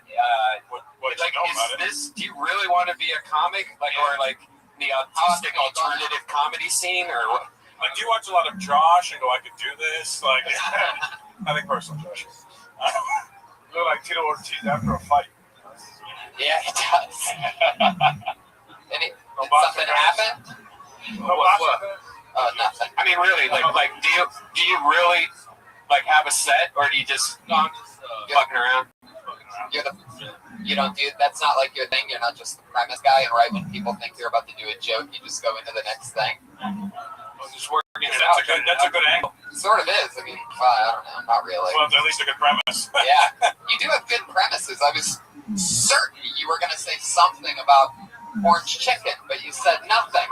Yeah. Like the chocolate milk, the black woman breastfeeding, like that's in the That's right up with Asian girls have a slanted pussy. That's right up there with that. Yeah. Where you go? Oh, great. Yeah. You hit all levels of bad tonight, which is hard to do. You did. You went over the line at one point with your slave reference. You went hacky with the chocolate milk, and you didn't do punchlines at all, which is the you underachieved on the overachieving chicken. Right. Doing bad, you're the best, man. No. So Jeremy, like, do you eat orange chicken a lot? Yeah, I like orange chicken. You like it a lot. Have you ever had it with chocolate milk? Yeah. I like orange chicken. Just for the sake of comedy, you should have a third item with it. Because comedy's in threes. Yeah. Or zeros in your case. That was the one, everybody? Really? Everybody's still bad for him, man. See that? Yeah. The tides have turned. Even the black guy's like, hey, man, stop fucking with him. Hey, man, I got chocolate milk in my titties.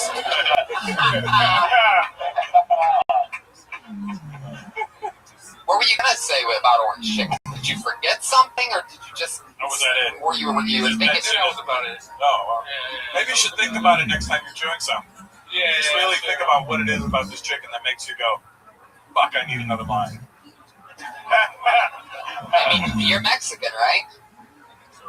Yeah, well, I'm... He's like, nope, no. What? What'd you say?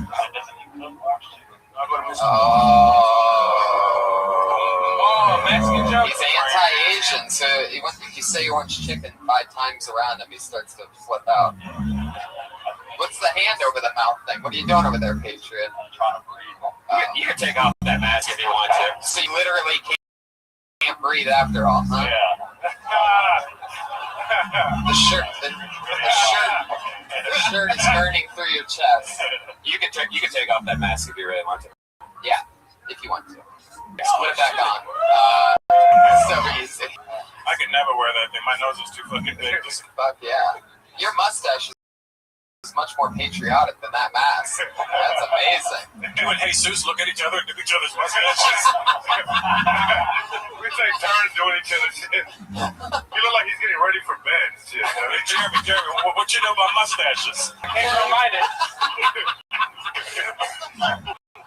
He does look like he's getting ready for bed. Yeah, like, take your ass to bed. You got school in the morning. He got on his fucking underoos. Oh my god. Jeremy Lopez, what do you wear to bed? What do I wear to bed? Yeah. That's what I'm wearing right now. What scares you? What are you afraid of? Apparently. What you know about intimacy? The dark. You're afraid of the dark. Oh, me too. Oh, hey, that's a name.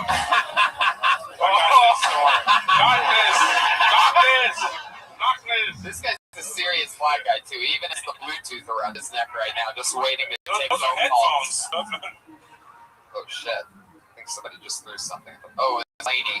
Lady. She just realized there's a black guy sitting in front of her. She's from Beverly Hills. That's just grabbing her purse. Oh my god, that is what it was. Holy shit. She held it so tight it broke the strap. She's like, oh shit. She snatched her purse. I'm gonna steal it first. Okay, Jeremy, fun times. All right, have a good day. Good job, Jeremy. Yeah. I mean, for us. Right. He'll come here. I think we just helped him. I don't think he'll ever go on stage. I think I'll do the exact same thing. Say that we help him or... Seems like there's a good Mexican joke in Orange Chicken. Orange I think Chicken. Joe Coy did that already. Oh, really? That's why as soon as it started, wasn't this Joe Coy's joke? Holy shit. This young lady made her debut on this show 2 weeks ago, her LA comedy scene debut, and she blew our minds. We've been starstruck ever since. This is her second time ever on the show. I'm excited to have her back.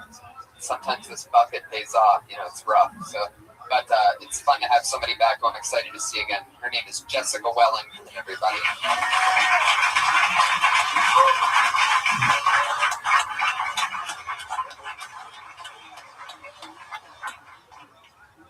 All right, so I'm a single woman and I moved here from North Carolina.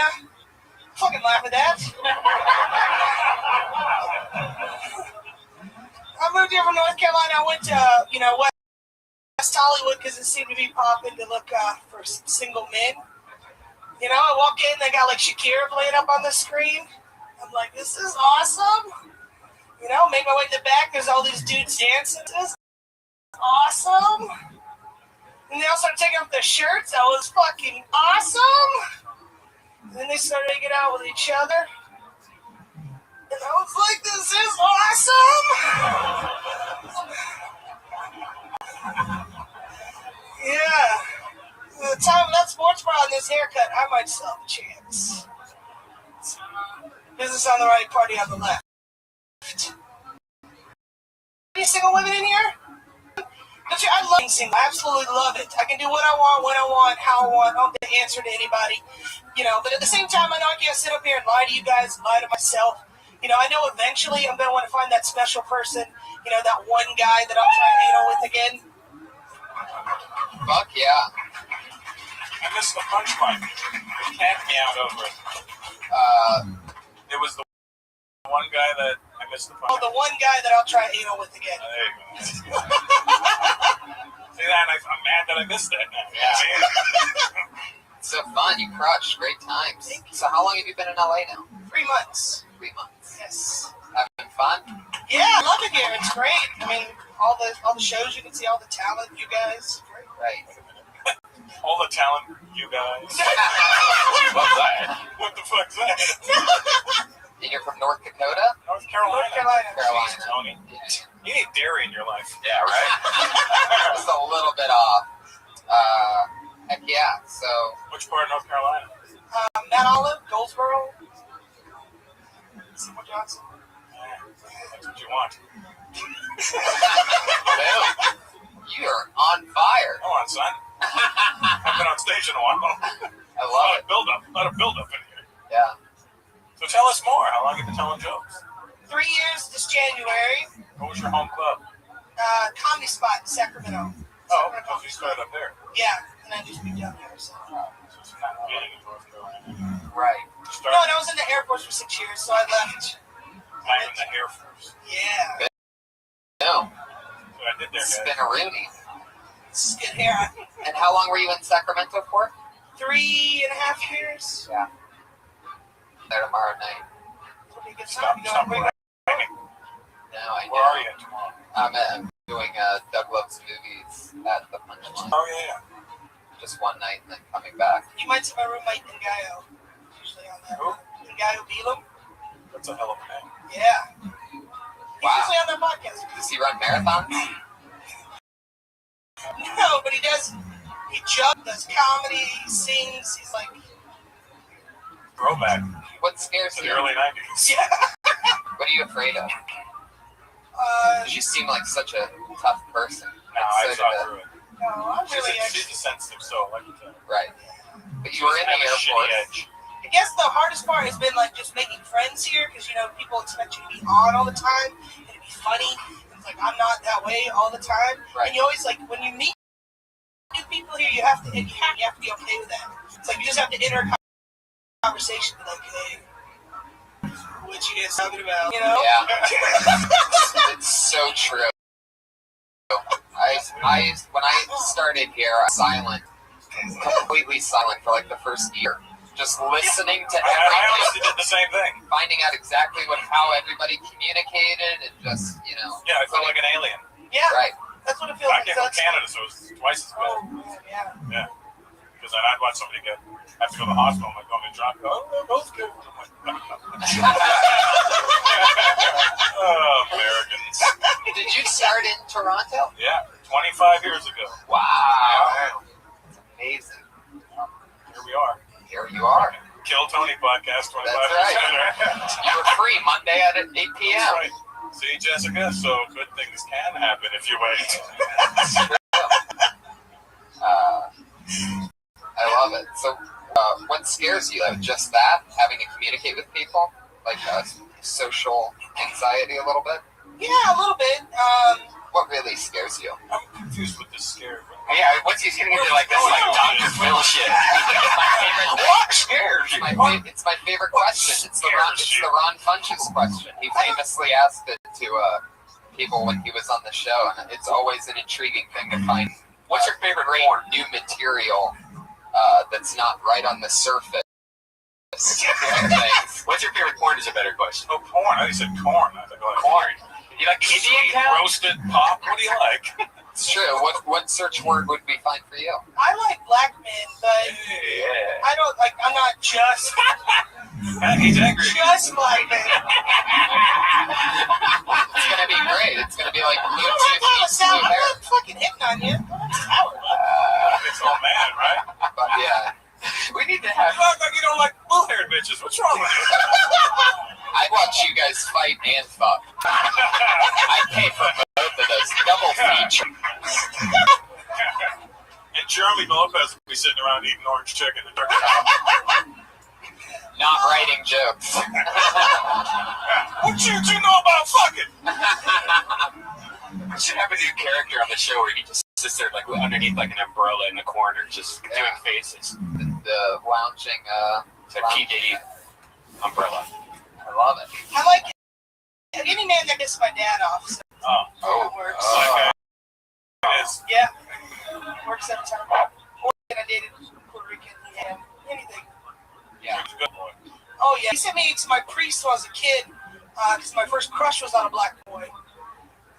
I don't know, like exercise the demons out of me. I don't know. Like, I don't get it.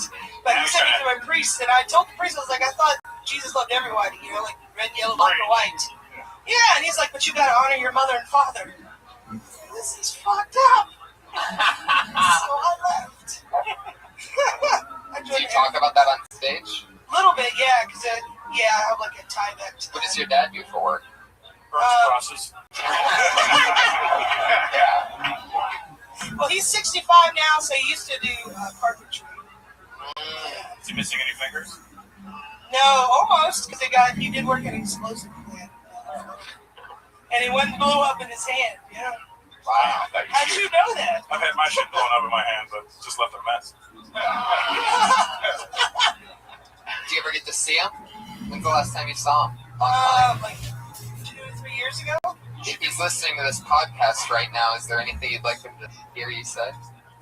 Tell him you're pregnant. Did he ever lose any fingers inside of you? And when oh damn, whoa! You want a You're different treading the line. I am white trash, so. And it wasn't her dad; it was her uncle. Jesus. And he's I in don't know, North, Jesus. he's in North Carolina. Yes. Yes. Wishing he was in South Carolina. Right. Yeah, but you know, like I get.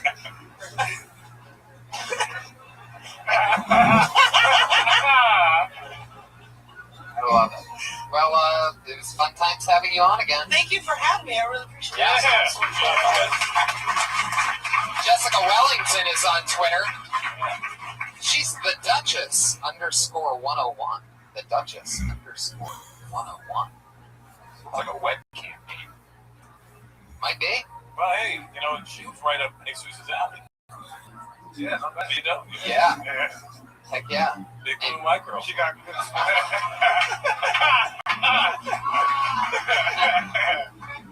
Have you ever been with a big woman, or is this something you fantasize about? No, yeah, I'm usually into the bigger girls. Yeah. I'm not afraid of a big girl. Yeah, I'm not, I'll play.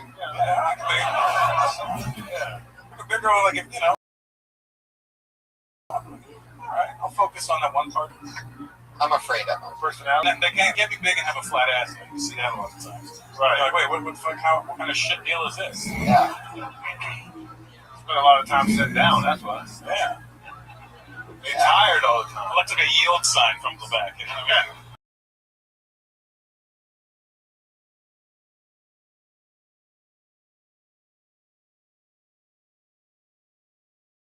Line and shit like that. They just take forever. Anyway, have you ever been with a big woman, Tony? yeah, I got that drunk one night. It feels better. It's more skin. It's it's wetter. super fun. It's like hard to not laugh. It's like both a comedy and sex at the same time. Big women to me. They're good. It's like it feels good. I'll give it that. It's like the same thing. Like the same. I tell you what, I recently banged. Look, Jessica can handle what I'm saying. I'm not into big women. Everybody's into different. I'm also not into black men, but I didn't go oh when she said that. Well, not anymore. Bunch of weirdos in here, man. Can't make fun of big people anymore. Oh my God, he said that they order a lot at the concession stand. It's like, yeah, they do. I love that you went into like a gay voice. Yeah. Almost the same. Yeah. Oh my God, they order a lot at the concession stand. Isn't that rude? Son of a bitch. You broke character. I do not even talk like that. Jaron, how you doing? Would you plow Jessica? No. But I like her. What's your age? She's got enough personality. She's funny. I think her dad would like me. I don't think so. No, you're a black guy in a fucking costume. you are everything her dad fears. I have a Dale Earnhardt debit card. Oh well, that might work. Just show me your debit card with no money on it. Rub it in, Russell. You can just talk to him. You could probably pull it off with her dad. You'd have the whole time. Yeah, I wouldn't have known that I was black. Yeah, with the mask on. Why? I didn't fucking know. It's not like you're like, hey, so Russell, let me ask you a question. Shit. I was researching you like a motherfucker last night. That's why I didn't know.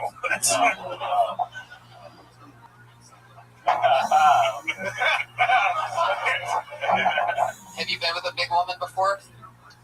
Almost, but until she took her thing off. What? Wow, now that's crazy. It's not my fault. I wouldn't have been able to have sex with her. I'm not saying that big women are bad or anything. He's just saying leave your shirt on. It wouldn't have been awesome. How old are you? 25. That's the problem. Yeah. Well, no, I'm 44. At this age, you're like, oh, yeah, I'll take that. Sure, why not? Yeah, the fucking big bitch, I don't care. You gotta do them all. Find out. Yeah, I don't know. You don't even know sometimes. Like I did this big chick, and she was big ass on her. She's good. But there's like skinny chicks with big ass. No, yeah, but those are fake. This is real. You can tell by the ankles and legs. From the knees down, if it's skinny like that, it ain't real. You're gonna get into big women. About 26, 27. Nah, 35. Beers in one night, and you'll totally end up. Stepped on your joke. But no, you made it better. You played right into it. 35. They just didn't hear it because they're not ready for shit that's smart to happen in the middle of nowhere. Anyway, your next comedian is. Oh snap! Sounds like a new name to me. Oh shit!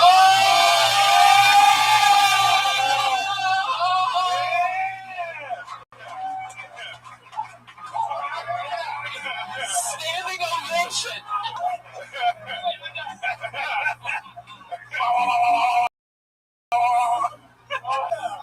Hey, this is like your second coming. Guys, one more time. Give it up for Robin Ryan. See ya. Fuck yeah. I really wanted to be like my mom when I was a kid, and the problem with that is my mom is just a really butch lesbian. She taught me to be like her, so I'm not very good at being a girl. I didn't know that bras had cups until I was like in my 20s, and I just had like one move down here for years. We'd go to Target, and she'd be like, "You can pick any of the sports bras you want." So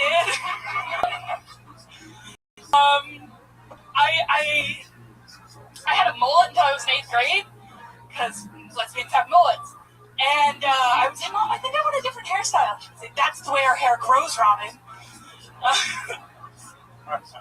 My mom still has a mullet. She lives in Palm Springs, because that's where lesbians go to die. I wanted to be just like her. I don't know how to put on makeup. Oh, that's it? We're done. Good. Okay. You can finish it. Finish that one. Finish it, Robin. Finish You it. don't know how to put on makeup? I don't know how to put on makeup, so like it's sunscreen, just like this. And it was worth finishing. Hell yeah, Thank totally. you. It's nice to meet you, Robin. Where are you from? I'm from Napa. Napa. Wow. How long have you been doing stand-up? About a little bit more than a year. You do it up there, or you come down here? I live down here now. Oh, cool. So you've lived down here for the past year. I've lived down here for 4 months. Awesome. That's so much fun. How are you enjoying it? I love it. If you ever miss your mom, you can go to Santa Monica. No, they live in Palm Springs. Yeah, it's awesome. Just like an hour and a half away from me. I liked your bra cup size, but I think you had it a little bit, like, you need to reword it, because it's a little backwards. Like, I think you can buy any size whole bra, you know? I think that's what you're saying, right? Like if you put on change it to tank top, or like wife beater. Okay. That'd be funny too. Let me throw those two. Is that what you were saying? Like that you put on like a sports bra and it would just be one big boob down. One boob. Yeah, maybe. However you said it, I think maybe you should say like this. Like I got the sports bra, and then it would make it one boob. Because you said the one boob first, and then you'd go. I had to go to the store to get a sports bra. Like I think you should say that first. Yeah. You know what I mean? Okay. Yeah. Just because I was kind of confused what you were saying, and then once. Thanks, Red Band. Yeah, I have no idea what the hell. Now you gotta go wash it. That makes sense. You gotta go wash your bra because you shit all over it. What do you do for work? I'm an elementary school special ed teacher. Wow. Elementary school special ed. Wow, that's. So what are you teaching, like 35-year-olds? I teach 7, 8, 9-year-olds that are. Did Jeremy Lopez come with you? He had his backpack on. He came from school to. Is this an outreach program? Right, and when does writing class start? What you know about special ed teacher? Shit about one titty. How long you been teaching special ed? This is my 10th year. Wow. Oh, how old are you? Wow. You young as shit. I'm 32. Oh, wow. I thought you were like 21 when you watched Yeah. it. Oh, you don't have to wish you're looking, so it's good. Yeah, so you. Generally, white people age terribly. I know. So, you're already beating the odds. What's some I crazy? love that joke. See? What's some crazy stuff that you've seen go on in the class? I had a parent one time who gave her kid a laxative, like the night before. So a special ed kid? Right. Special ed kid. Oh. He was in first. Right. He was in first grade and had been potty trained halfway through kindergarten, so he'd only been using like the toilet for about a year. And he came running out of the bathroom with just a t-shirt on, running out onto the playground during recess, sobbing. And I walked into the bathroom with him, and there was just shit spread all over one of the walls. Oh my And he God. couldn't figure out what to do because he just shit so much. Wow. Did you videotape it? I did not. Did she get I'm on the gonna line? get Instagram pic. Because he hadn't cleaned him for a week. Oh my God. Over a week? Well, yeah, Wow. That's a week's worth of shit on the wall. Yeah. That's a Was there critical a fan in there? Because it would have been amazing. You know, I just called the janitor. I don't clean up shit. Wow. Like, do you work with autistic kids? Or Yeah, mostly? the students that I work with have autism and a lot of ADHD and like specific needs. So you're an ABA instructor too? I am not. Or you're No, not? I have no idea. Are you gonna hire him One or of those something? schools, You're also a comedian and a principal? Yeah, so was I. Yeah, so was I. But back in the 80s, there was no. Yeah. Right. ADHD. That was a long time. Oh, me too. Yeah, I'm with you, Toots. I had regular school, but they made me take Ritalin every day. What? Yeah. A color Teachers book. appreciated that. Yeah. I got they didn't have that shit in the 80s. They used to call me down to the office, like, after lunch, if you forgot to go take your pill, they just go over the entire school intercom and rattle off all the kids with ADD that are so ADD medicine. Like, looking back on it, I'm like, how's it on? And it bothered me then, big time, because it's like totally embarrassing back then. But, yeah. We can harness it. Well, I just smoke it all away. I just remember reading books. Like, I remember reading books with those big-ass headphones before they were cool. I want to go outside. That was me. Like, the book would be done, and stop turning pages, but the audio kept going. I'm like, shit, this went too fast. Yeah. I can't even find this. Yeah. It's like being in church and the priest like, what page? Yeah. And you look like, what fucking page are we on here? God did what? Yeah, you know. They're pretty cool. So, are there a lot of things? Do you talk about the special ed thing in your stand-up at all? I do. Yeah. You have such a fun charisma. Like, I love how you laugh at yourself and stuff. You're funny. Yeah. I think you got a natural funniness. Thank you. It's an easy thing for you. It should be an easy road for you to go down. I hope so. I want to get out of there. No. Stay with the tards. They need you because. Really? That's where we are now? It's so weird. They're very picky and choosy. Fuck yeah, she high fives it. That means it's okay. Yeah. It's Jeez, guys. we're just getting the tardy started in here. It's fucking younger generation and your political correct bullshit. Right. Russell. And that's just me. That's a great tone of pressure, Russell. Yeah. Fuck yeah. Rob and Ryan. So what else? What else is He wants to going know on? what scares you, apparently. What are you afraid of? Desks that fly every day. Yes. Strong deaf kids. Oh. Throw shit at me. Wow. Desks and chairs. But it's not really anger at you. Oh no, she screams, "I'm so angry," and throws a desk at me. Somebody has to teach them this, because I don't. You know, there were like angry kids in my school. They all went to jail for murder eventually, but it was never like I'm so angry. They would just knew you like that. I mean, it's like somebody talks, and then she's like, "I'm so angry," and then she throws the desk. Can I tell you? Yeah, somebody facilitated that at some point, and they were like, "I'm going to use this." Yeah. I just put her outside. I drag her chair. Yeah.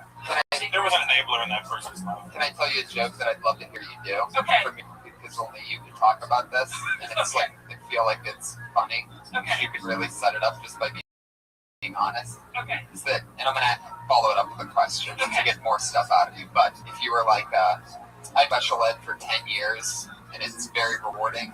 Like I had a student that I taught 10 years ago come up to me the other day, and he told me just like that. But in real life, after teaching for 10 years, have you gotten to see any of your students go on and do anything? Like, are there good, like, Salvation Army Christmas bell ringers and stuff that have gone through your system, like coupon clippers or something like that? And I'm not making this up, but I went to that kind of school, and there's a Denny's in my hometown of Brampton, and I walked in, and I see the kid from my class in the dish room. in the dishwashing bag. I was like, oh shit! I go, David. He goes,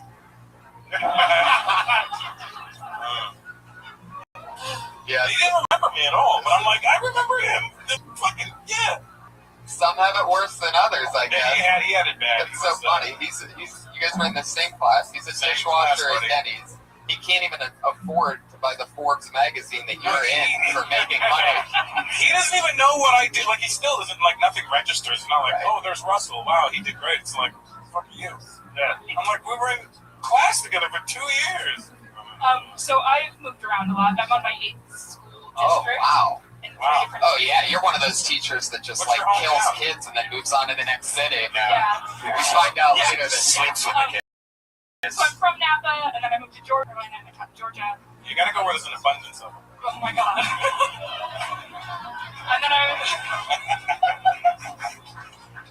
and then I moved back to Napa, then I moved to Sacramento, and then I moved here.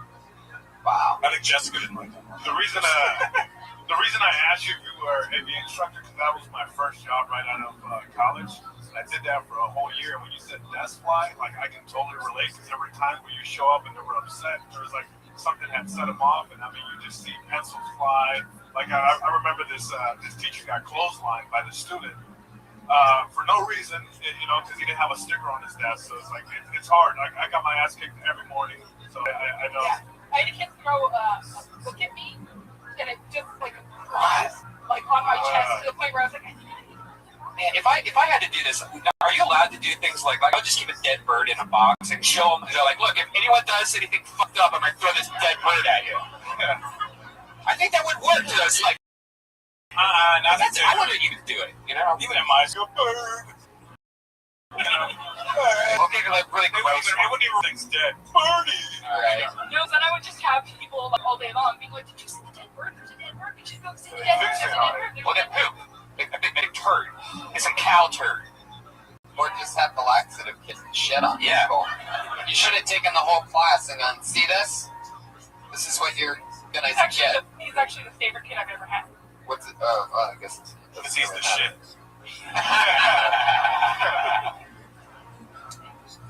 Why do you like him so much? He obviously doesn't shit on the walls like that every day. No. He's one that I get updates about. My friend is the vice principal at the school that he's at now. When I had him, he was mute, and he like would just sit there, and then like he was like a super sweet kid, and we got him to like play with kids, and he was so now he's like reading and he's talking and he has friends, so he's kind of great now. How old is he? He would be a 5th grader now. Oh. He's a sweet kid. Yeah. You look like you love sweets. See what this is a very like. She's laughing at that. All right, fuck She's it. right in front of you. At least the tards aren't here. God damn it. Never going to find this. Robin, so did you know Jessica from Sacramento? Yeah. Oh, that's awesome. Yeah. So you guys made friends there? Yes. Where'd you guys meet at? I'm guessing at Wendy's. Fuck you. Robin. It was Taco Bell. I love it. Robin, it was so nice to meet you. Please come back soon. Awesome. Robin Ryan, I love it. She's on Twitter at Robin Ryan. R-O-B-I-N. Ryan. Numbers? Are those numbers? What are they? She's Robin Ryan 200 on Twitter. So don't go to 199. You're in the wrong one. I hope you're not teaching those retards handwriting, because yours is wicked retarded. Right. Maybe she's a doctor. Fuck yeah. All right. No. What's that? Okay, this guy actually works here. He's a young employee at the Comedy Store, which groomed and builds many comedians. I used to put your hands together for him. It's Jared Levin. Jared Levin! I'm guessing he's getting stoned behind the Comedy Store. This is about his 3rd time missing a spot here on the show, so he just got blacklisted. Make noises. He's probably Jared Levin. There he goes. He's got blacklisted. Somebody else will get a spot. The actual comic pager just tweeted me. Such a crazy fuck. Just tweet stuff at me like movie fun facts. Did you know that Samuel L. Jackson was in the movie Coming to America? Yes, he was the gunman at McDowell's. Is that true? Yeah. Oh, wow. Did you know Jeff Garland was working at a donut shop in RoboCop 2? I did not know that, but apparently he stayed there. I love it. Put your hands together for your next comedian, Joey Crudo.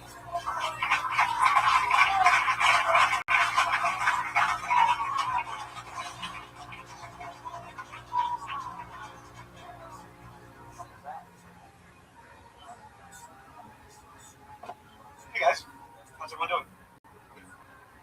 So I had a very interesting doctor's appointment the other day. My doctor, she had me take off my shirt for an x-ray, right? She just looks at my body and goes, Joey, you're overweight. I don't know if you know this, but men can also get breast cancer.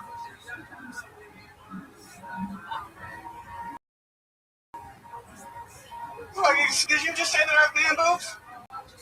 I swear to God, this is what she did. She looked at my cupcakes, right? And then she reached out and squeezed one. Like, she actually squeezed my titty, okay? And then she said, yeah, you have a handful. But you're a good size. I've seen bigger. And she left the room, right? And I'm looking at myself in the mirror. And I noticed that one nipple was hard, you know, the one that she touched. But my other nipple was soft. Kind of looked like Forrest Whitaker's lazy eye. I guess all I'm saying is that we're all Picasso. That's my time. There you go. Exactly 1 minute, Joey Crudo. Joey Crudo. Fuck yeah, so you're talking about having tits, huh? Yeah, it's a fan tonight, isn't it? Were you there for a battle grab or? Back pains. And believe it or not, it's posture because I'm trying to hide my man boobs. Man with big boobs. So your titties are pulling you forward. Yeah. So it's true what they say, ladies. Your tits will get you. Has anybody ever told you like a real life version of one of the South Park kids? You know what's funny is I was looking at it and I was like, you know when they do like an artist rendition?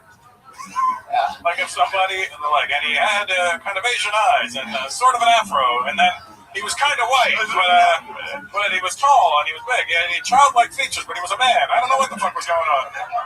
And then fucking Joey Crudo shows up. Yeah. Whoa. The An earthquake? Or, whoa. That's all the lanterns are moving. That never happens. Oh. I thought I'd just blink fast. Is it shaking? I don't feel it. Oh, it's the big one. I guess Pat Reagan was right. Wouldn't that be fucked up if the podcast made it through? And I think that's just the reverb of this podcast crushing. It could be Joey Crudo's tits. Right. No, I'm just... Joey. Yes, sir. So when Robin Ryan taught you kindergarten, where are you from? Where are you from, Joey? Seattle. How long have you been here? We just came down. There's no scene right now in Seattle for about a week. So. Why is that? Clubs closed, Christmas, holidays. Oh, gotcha. How long have you been doing stand-up? Oh, not that long, 7 months. What do you do for work? What do I do for work? Oh, I got fired. What did you get fired from? I used to be a doorman at a condo building until the boss gave me his penthouse for a week. And I invited all the comics over. Yeah. Yeah. You were the door guy at a condo. So, like, what would you would just open up the gate for people and stuff, or what? Close the door, let people in. You know. Good gig. It's a good gig. Got me through college. I guess they have an opening now. They got you through college? Yeah. What did you get your degree in? Psychology. Ooh la la. How's that working out for you? Not real. Not doing much with it, am I? You should have known that the boss was going to get mad. It's true. I should have known. As a psychology major, should have seen that one coming. Yeah. What did you and the comedians do to the penthouse? Wow. A lot of things. I had one guy blow chunks all over the wall of the bathroom. Didn't tell me. I didn't check it right on the wall. So when he got home, he saw some puke hanging on the wall. Someone left their boxers in between the master bed sheets. So that was fun when they gave that back to me. Hey, I think these are yours. Did you invite any chicks over? Oh, I invited. I got this penthouse. Come on, guys. I got tits. Let's party.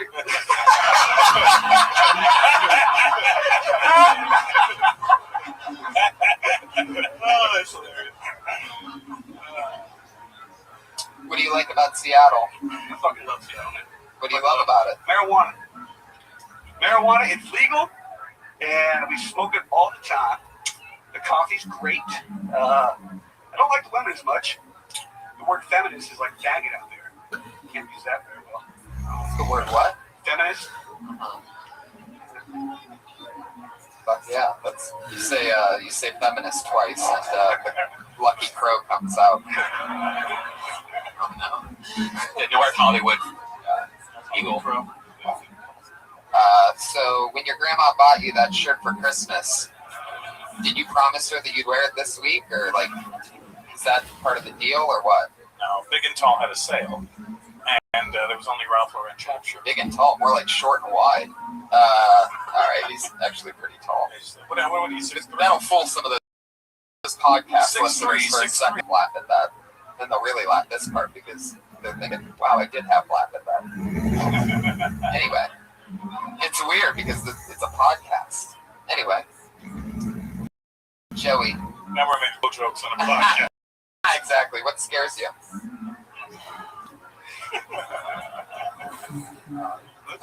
Obviously the barber. Oh, obviously nothing. Maybe only I can. All right, forget it. I mean, you could. I mean, I do what I can with what I have left, and I got hair envy, so I would do that. Yeah. What do you recommend I do? Two blade on the side, like they blended up at the top. Yeah. You can't just have one line all the way around. You're shaped like a lollipop. You do have like a white guy afro thing. What's going on? Yeah, it's a Jewish thing. Oh, it's a Jew. It's a Jew. You're like if Blake Griffin had Down syndrome. Yeah, you're like Joe Griffin. Okay. So you got fired from being. Yeah. Fuck yeah. He's unemployed now. Come on. And doing comedy. Showed himself the door. Where'd you get the shirt? I just want to let that one fucking marinate in the ether. Well, Robin, it was fun meeting you. That's not Robin. Fuck. Sometimes the pieces of paper get Same mixed size up. titties, different gender. All right. There we go. Okay. Joey Crudo. Thank you guys very much. He's on Twitter at Joe Crudo. Fuck yeah. All the way from Seattle. I thought I smelled something fishy. But it was just Robin and Jessica's vaginas, everybody. See, I just keep going back to them. You know I love you too. Fuck. You're not getting to go up. Yeah, too late Welcome now. to show business, bro. See you later. You got blacklisted. Put 'em You're on. doing that? You're booing people not showing up on time for their... He was working. You were working? All right, come on up here. Yeah, Buddy, come on, Jared man. Levin. Jared Levin. Yeah. Unlike Joey, he's an employed doorman of this comedy club. Yeah, I feel safe Right, when he's man. there. People trust me and stuff. Yikes. I know, exactly. I don't know, man. Yeah, dude, my mom's like a stripper, and I think I got her ass. Like, somebody took a picture of my ass and then started jerking off. It's like, who's that chick? And then I'm like, I started getting that chick ego, man. I don't know, a lot of people ask me for drugs a lot. Like, dude, comics are asking me for drugs, man. I gotta stop drinking like Charles Dickens character. You know, I'm just like, oh, I'm gonna put your pills on, make you high as a kite, and I'm gonna needle on, make you go in a haystack.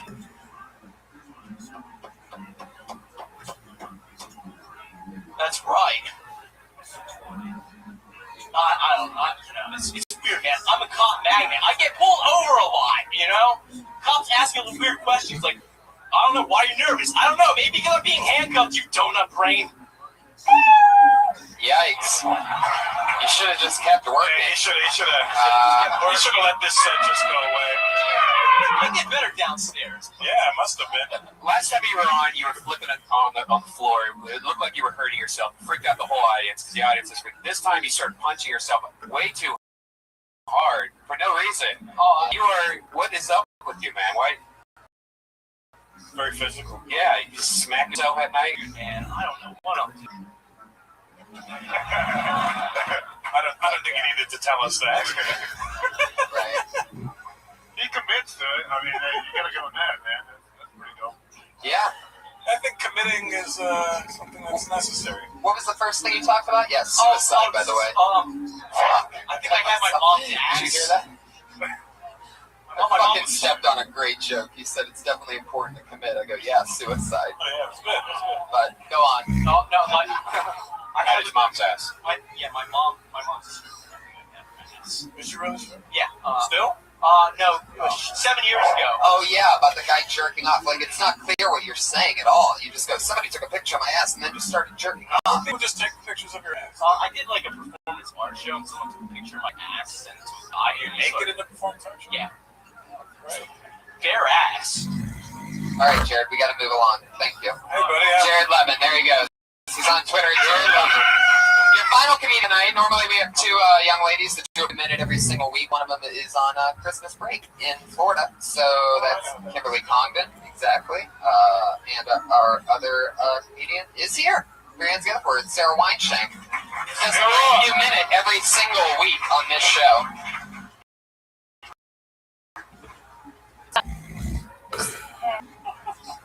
There's something really fucked up about eating shrimp tacos in the food court of an aquarium.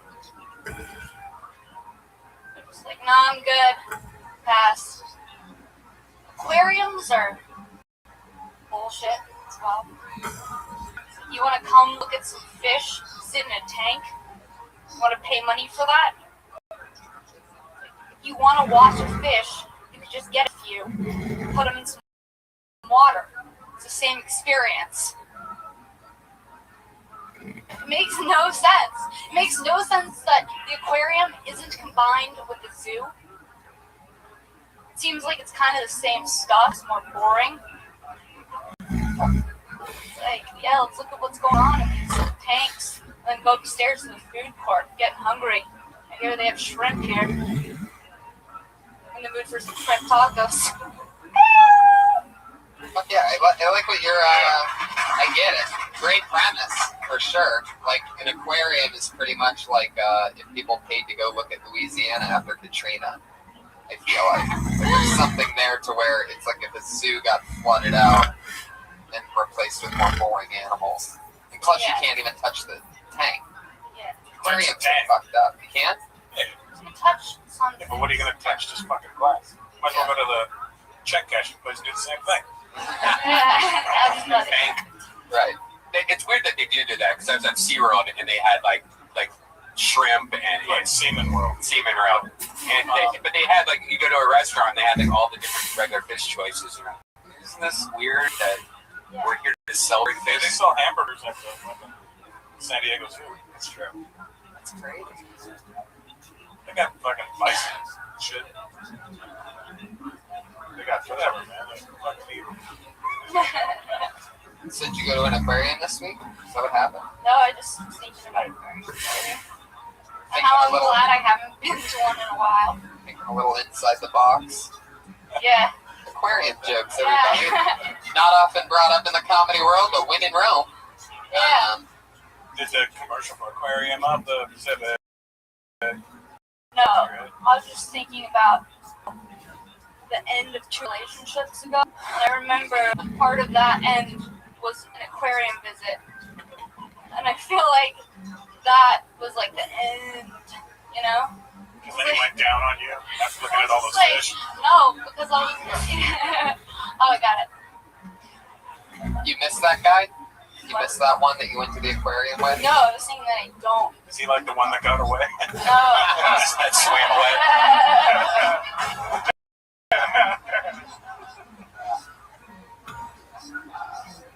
You didn't have shrimp tacos, I didn't thought of that.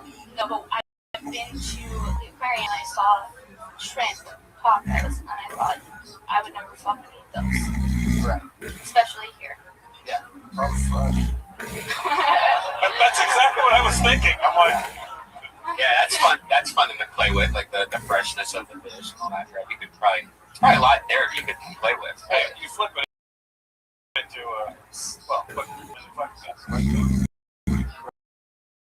picking your lobster at a restaurant. Right. On shampoo. Screw shrimp. How's it yield there? Fuck shrimp tacos. Where's the sushi bar in this joint? Oh, obviously this audience can't afford sushi. Turned on me again. Weinshank. We got to wrap it up. We went a little bit too long this show. We got to go. She's amazing, everybody. Sarah Weinshank. She writes a brand new minute every fucking week. All these other people just got lucky out of the bucket. She's on Twitter at Princess Shank. Does a brand new minute every week. So fun. Jerron Horton, thank you so much. A great patriot. Unbelievable. Follow him and his mustache on Twitter. He's at Jerron Horton. JerronHorton. Jesus Trejo, what's going on?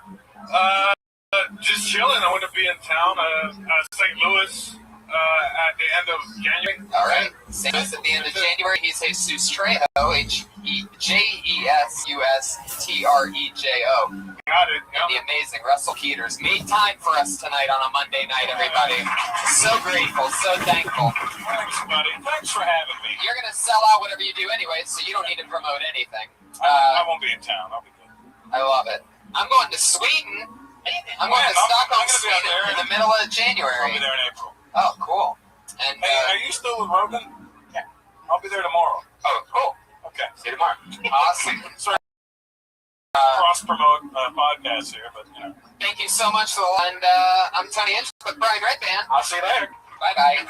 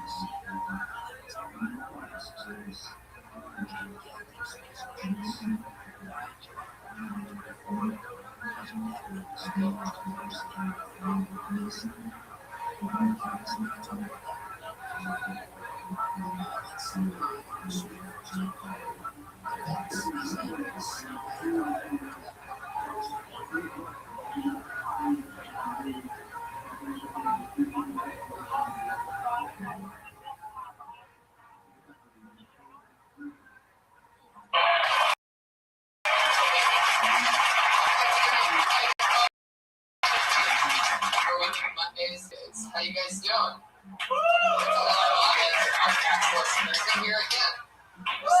Almost 90 something. What do you got there? Oh, our lovely meal with this rice. Fantastic. Oh yeah, it's fantastic. Oh fuck yeah! You know you're in for a good meal because our only sponsor, Slane, is sitting right over there. Everybody, gourmet chef Kelly Slane.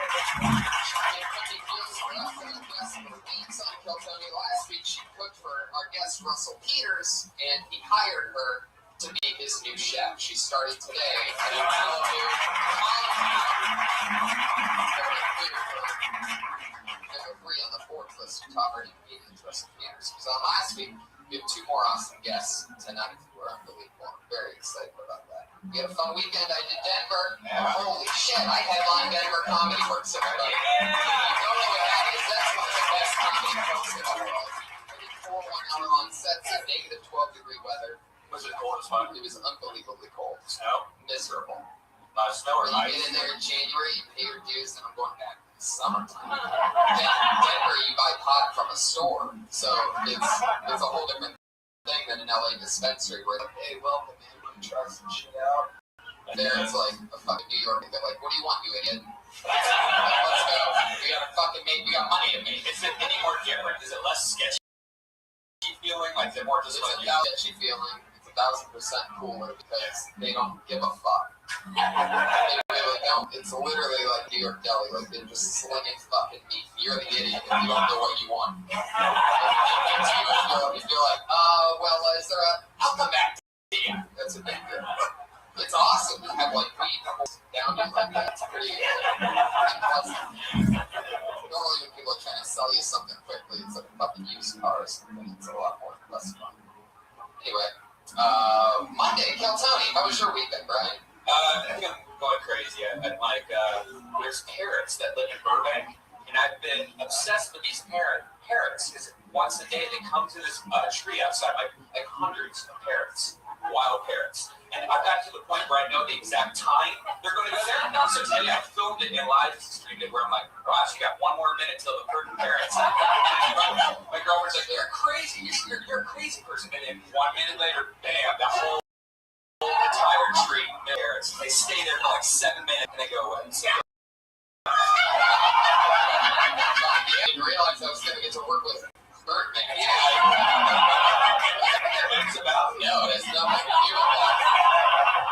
But that sounds like it'd be an interesting movie. Just some guy freaking out, like looking for parrots and shit. Are you sure that the zoo isn't like looking for them? No. Parrots a special they animal? don't. No, they just fly around. And so now my next thing is to try to trap one. Are you sure these aren't butterflies? No, What are you talking no, about? they are parrots. I got it on 4K video. Really? Yeah. Wow. Well. And me holding up the cell phone going, look, 1 minute to the parrots. Whoa. Yeah. You become like one of those guys. It's like looking for him. Yeah. That deer's back in the backyard. So you have this crazy parrot thing happening. Well, this show has a long history of birds. We used to always ask, That's true. one of our famous questions, we would ask, have you ever killed a bird before? Yeah. Well, you'd be surprised how many people say yes. Normally when they're a kid or something like that, they, whether it's a BB gun or a rock or something like that. Bird's nest tips over and you're 4 years old, you put a firecracker on it. Yeah. You did that. I didn't do it. All right. Well, I'm very excited. Tonight, Elise Lane made us food. She made us, normally it's something really fancy and long with French-sounding words inside of it that I have to try to enunciate. Tonight, she made a meatball sub. So, that's very exciting. I'm sure it's going to be one delicious meatball sub that it's made from gourmet chef Elise Lane. That's her name on Twitter, ELYSELAIN. So make sure you spell it like this. She's on Instagram and Facebook at the Girl with a Pan. So hire her for your next private event. She cooks us in the guest meals. Thank you, everybody. That's a part that we have to do. It's delicious. Next week she's going to be on Mother We Talk. That's right. And we have our musical guest, everybody, doing a brand new song that he hasn't done before, being in Reagan.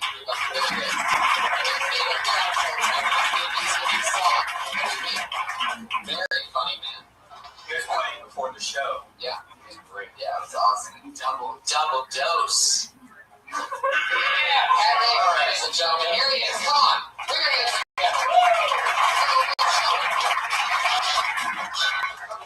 guys, I worked in an office, and people always come to me and ask me, Pat, you set up my laptop to print off the office printer? Sure. No problem. It just kept happening, and I started to get a little frustrated, and a lot of times my frustration's on the song more. So I wrote this song. I can't feel your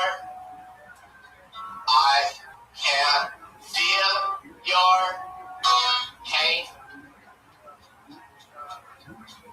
I can only watch you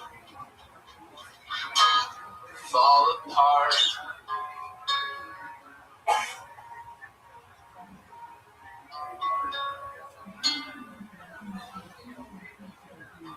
Go to system preferences. Go to print and scan. Select at printer. It's the HP. AR-550M. AR-45. Step and start.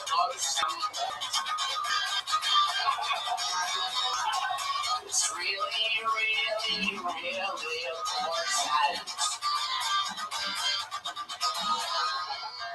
Cut open your hand while you recite the hardest prayer. Anoint the holy printer with your blood.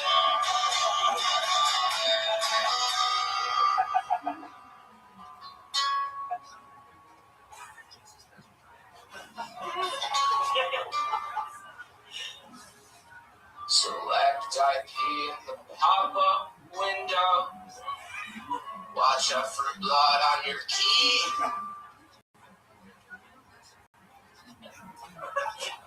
Or Copy and paste this IP address 192. 5.68.1. 0.98. You're almost done, my little baby. Just one more step to make this gravy. Smear the blood all over your face while you sing these sacred words.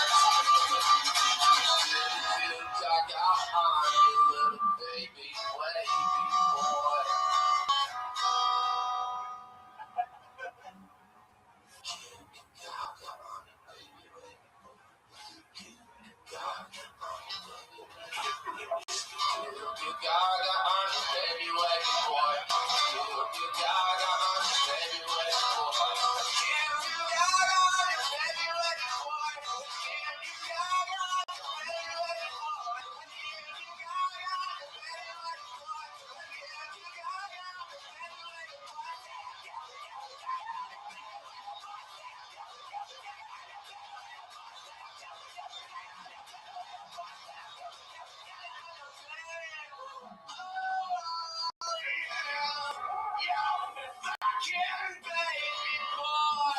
wavy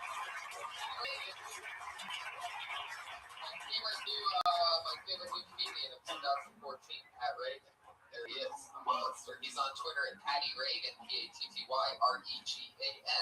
So follow him. Check out his new album, Pat Reagan Smells Like Shit. Available on Spotify and other forms on the internet. So much fun. I love him. With no further ado, let's bring up our Patriot for tonight, the guy that always keeps us safe. Used to be a guy in a $4,000 suit.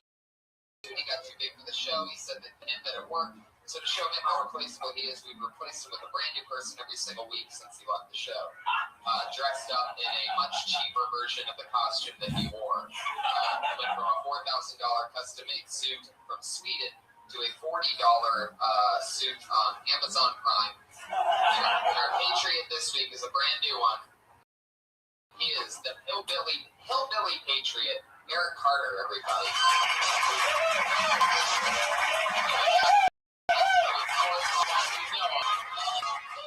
He's a real hillbilly underneath that suit. Yeah, hi Eric. Great, glad to have you on the show. You have a very distinct Southern voice, a very distinct accent. We know you because you make a real imprint when you do stand-up. You talk about like your real life and shit, like raising goats and stuff like that. And it's hilarious. Anything happened lately? You just spent some time on an oil rig, right? Yeah, I've been up in North Dakota working on oil rigs, roughnecking for a few months. Before that, I unloaded semis and 18-wheelers. But now I'm here to protect the world from injustice and jabronis. From injustice and jabronis? That's what you came up with, huh? All right. You can tell that was a line that he came up with as a green room before the show. It's like, all right, I'm going to do this. I'm going to go for it. And you nailed it. I'm here to protect the world from injustice and jabronis. Eric Carter, thanks for doing this. We're going to have you much obliged. As always, we have two unbelievable guests that are just absolutely hilarious, and it's so great that I'm able to even get people like this to come back on the show or do it for the first time. They're my favorite comedians in the world. It's Don Herrera and Steve Byrne, everybody. Wait, what? Oh my God, absolutely. Don's been on like 3 or 4 nights. One of our favorites, Steve Byrne. Making a TV show ever since we started Kill Tony, so, and I don't think you knew about it before, but I'm glad to have them on for the first time. Here they are, everybody. Don Herrera and Steve. Because you have a Monday Night Football party every week at your place. You got one, baby boy. That's so good. Yeah. Great. Great. How are you? Bass a little on the show. We're working on it, you guys. Yeah. There, it's volume. I never been invited to that Monday Night Football. Have you ever been Yeah. It's only me and the priest. It's only me and the priest that I grew up with. He just can't bad the oils. Yeah. I don't want to talk about it. Inches does he get a What's a boner? What's it taste? I want to try way to start. Everybody make the eater. Steve Burke. Every week, instead of me asking you a question, I let whoever the Patriot is, because they're always such big comedy fans, and I always have great guests on. So this week, Eric Carter gets to ask you guys a question that he came up with earlier in the evening, or perhaps even sooner. Eric, go ahead. Steve, I got a question for you. I'm a big Sullivan and Sons fan. Right. I was really pissed off when they canceled that. Yes. What do I have to do as an American hero to get that back on the air?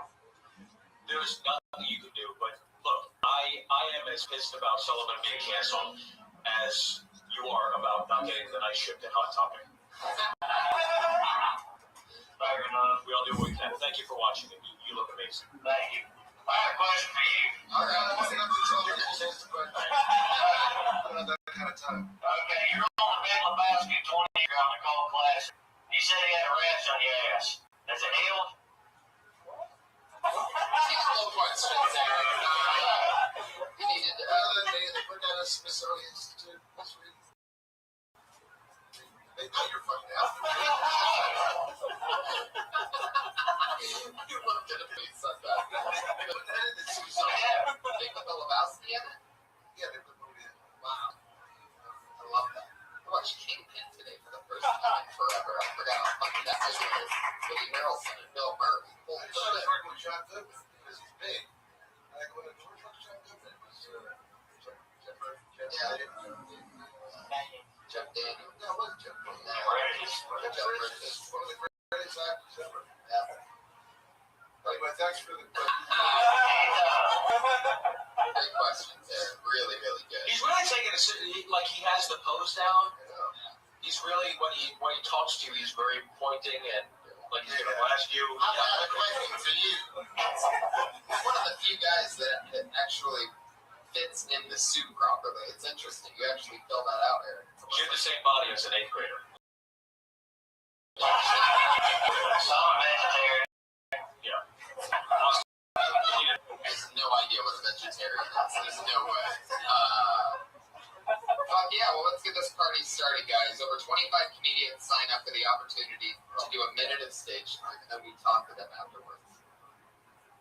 Dom, you've done this a few times. You're one of my favorites. You're always so honest with everybody. So beautiful. Steve, welcome to the party. I'll be the Paul Abdul. I'll be the nice one. Well, just before we start, I just want to let most of you people probably never make it. Enjoy yourselves. Comedian piled in the back. You guys know how it works. You get 60 seconds of uninterrupted stage time. You know your 60 seconds is up. You get the sound of the kitty. That means wrap it up then, or else you're going to bring out the angry West Hollywood bear.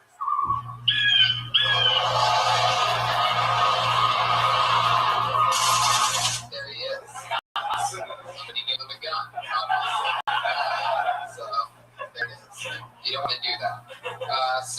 Let's get this party started. Here we go. Your first comedian doing a minute in front of all of us to talk to us afterwards about anything at all. Anything can happen. Is GT.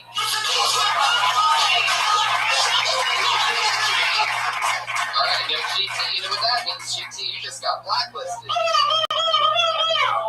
Made noises. That's what the Patriots supposed to do if somebody doesn't show up for their spot. Shocking. GT's always. Can I ask real quick, was GT black? They aren't right yet. Okay, good. Because I thought GT, we're starting off with a one comment. Okay. I thought he did because he was late.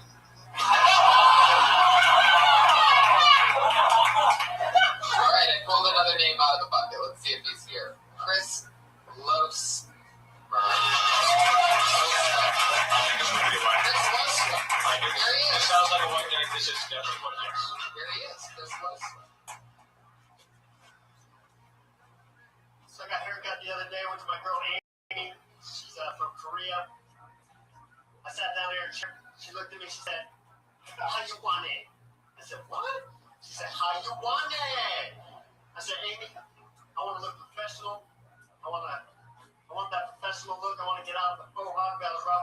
20s, and she looked at me and she said, "You need cold." So I'm waiting for the ball spot to grow in. I'm actually a river. It's kind of an oxymoron. I'm waiting for my career to take off. The haircut hasn't worked yet. Working in the hospitalities is a lot like working. Working in the hospitalities reminds me of when I used to play high school soccer. I'm one of two white boys on a whole Mexican team. I'm saving up for a house right now. Don't let me told me on a server's wages it would take forever. Yeah. How will I get first name? Strong closing, by the way.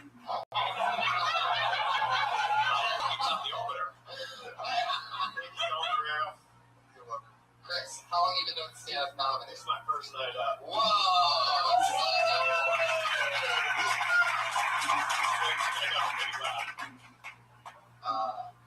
Yeah, no. I like how you put the stool and everything in front of you. Yeah.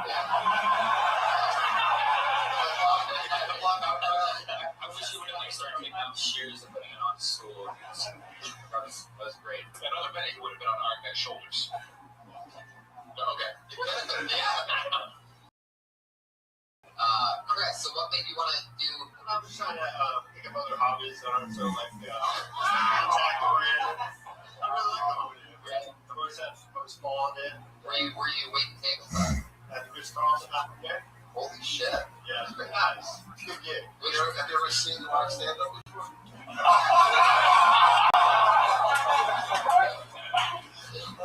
Yeah, I've watched a few. I love his body language is great though. Like, I think we're gonna start rapping. Well, the haircut thing, I really had like. I guess for the work, you'd have to know what your hair looked like before or something, maybe. I'm sorry, you go ahead. It's your bed. You know, I told it to my friends that were all on acid, and they thought it was hilarious. Right. Yeah, it's just non-demographic, I guess. Yeah, right. Because your friends were laughing at something else. They were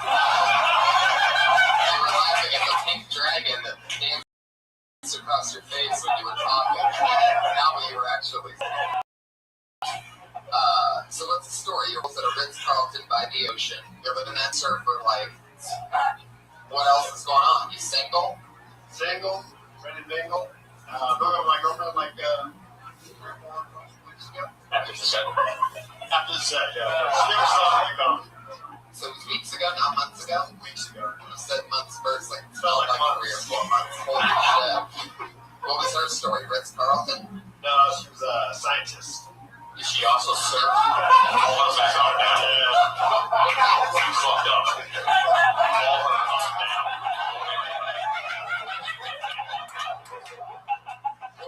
Wasn't that bad? No. I thought, look, this is literally your first time on stage. First time on stage. I saved it for this show. Wow. I was actually hoping I didn't get picked. Well, I was going to say, you'll never get harder than this, I think. In terms of a first time, it will never get more difficult than this. So it's all keep onwards and upwards from here on out. And pursue it. So that's what I said. You're very likable too. I don't think so. Really are. I mean, I like it. I think you should do it. Get a hospitality.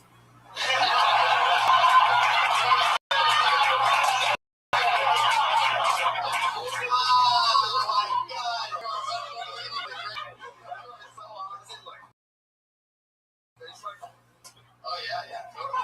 It's definitely likable. Maybe you could do a good parapet. No, that's what you've done.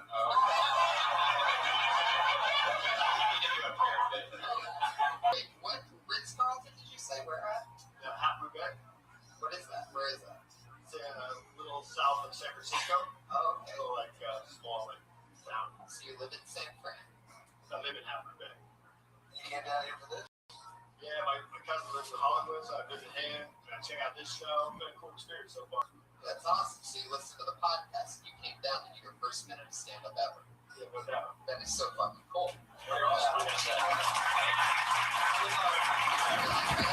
one of the only shows that happens quite a few times. Like I remember we once had Sinbad and Jeff Garland at the same time, which we figured out is about like 65 years of comedy experience between the two of them. But couple people that are their first time in front of them. It's the only show. How many years for you? For me, what stand up? Yeah. I started like 2 years.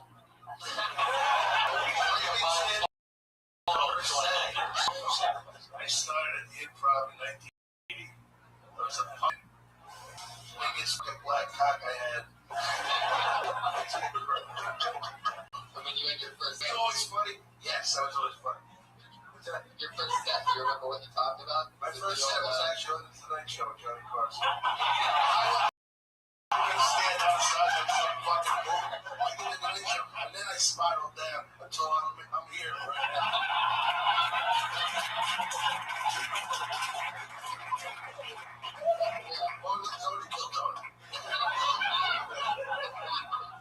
Well, what is this last name? Your handwriting is as bad as your comedy. Loseway, yeah. Fuck yeah. Thank you for letting us be on the show. Just to make you feel comfortable with the special.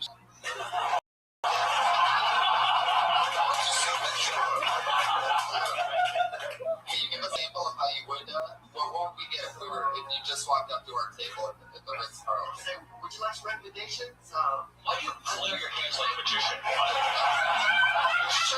Right? Is that okay? But are you making it appear on I'm those looking at this one. Only his left hand. Okay, good. Only his left hand. My body is nervous.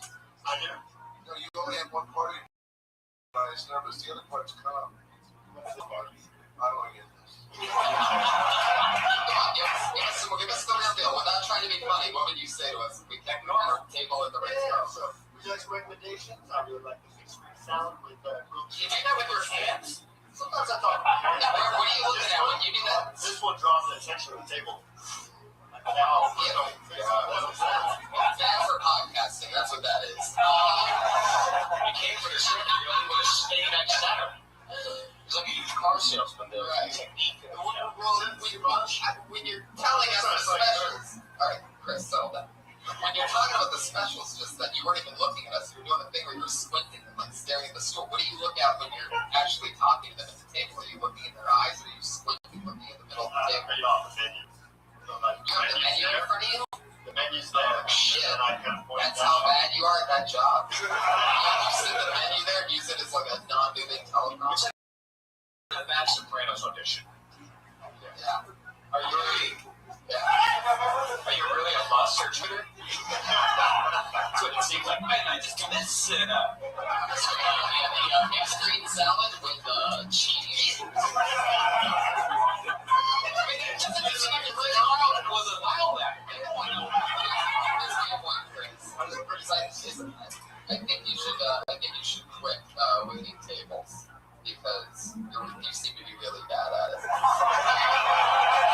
But you know what? I think there's definitely a career for you in being a patriot one night. And all right, there you go. maybe a bird catcher. Help me catch. Yeah. What do you know about parents, Chris? Did you give away a spot this week? Yeah.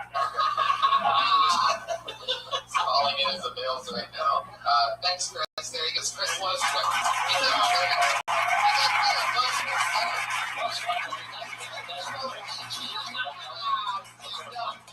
Chris drove all the way from San Fran. That's crazy. The luck of the bucket, I guess. It's fun. I like it. Ooh, I like this. I always like one name. This is black. This is black. This is someone who has to pay his taxes. There's a black guy getting up in the upper deck right now that is so confident that he's the only one named Black Comic. All six comics stood up. Yeah. I can't say him. I'm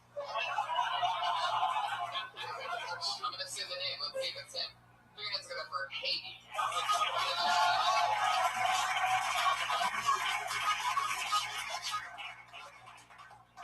Yeah. She said, "Oh my God, that's what's up." Yeah, I'm black. Oh my hell yeah. I don't know why. You know what outfit you think would look nice until you actually went outside? I look like a black Gallagher. I'm actually from Haiti. You know what Haiti marketing, co-government, comedy, 9% black, all that shit. Black man, we like the. I won't give a fuck about us unless the big happen. We like the New Orleans of Earth. Like, I don't want to ask you stupid questions about my country, but be stupid enough. Some shit ass replies. Like, they always ask me, what kind of clothes do you wear in Haiti? I said, have you seen Tarzan? Or that motherfucker wear? We're across a couple of private parts only. But it's Gucci though. Where exactly Haiti located anyway? Oh, never question my friend. But for the earthquake, I thought Haiti was in Africa too. But it's actually in Detroit. Damn, Haiti. Oh, yeah.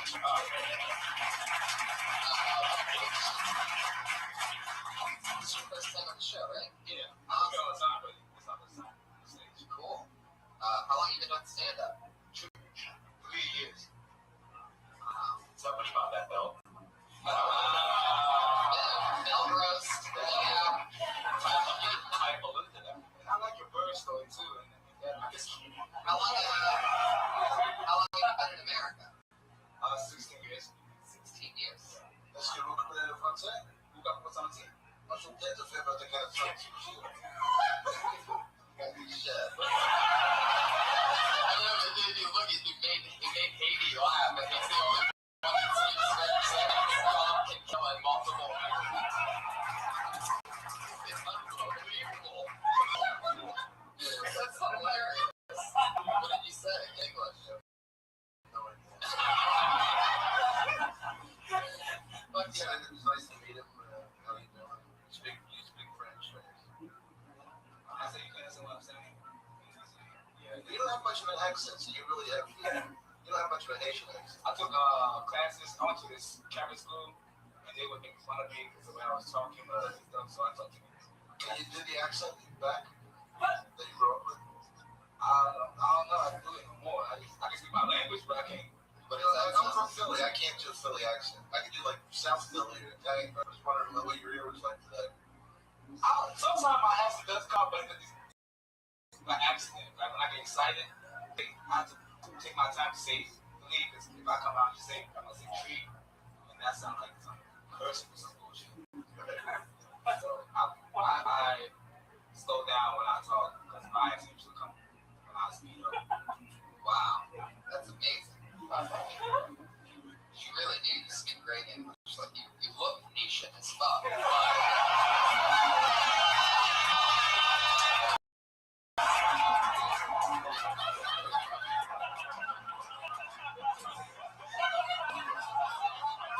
don't sound it. That's true. But you are correct. Like if you said, shut your eyes and imagine someone from Haiti, Right. like that's pretty much what you picture. Yeah. Absolutely. Because when your eyes are shut, that's exactly what it looks like.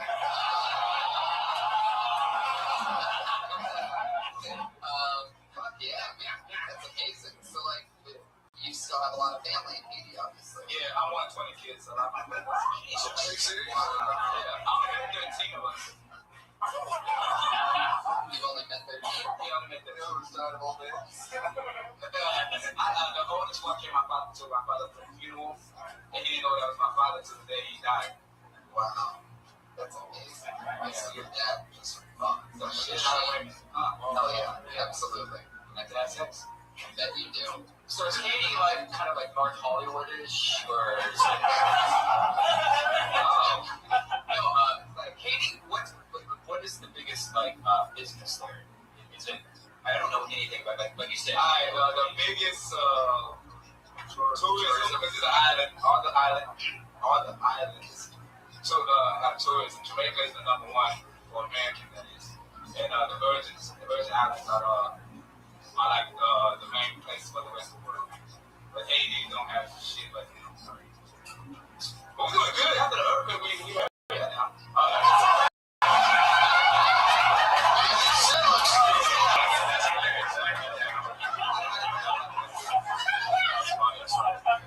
Are they hiring? Chris Lowswick might be the job.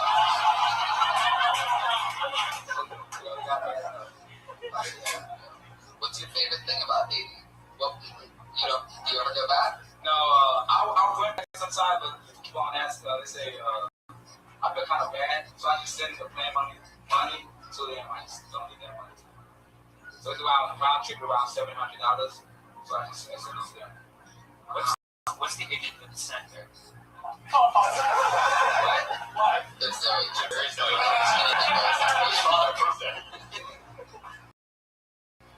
But like $700 is $8. $50,000. Yeah, that's how it is. Don't need the player.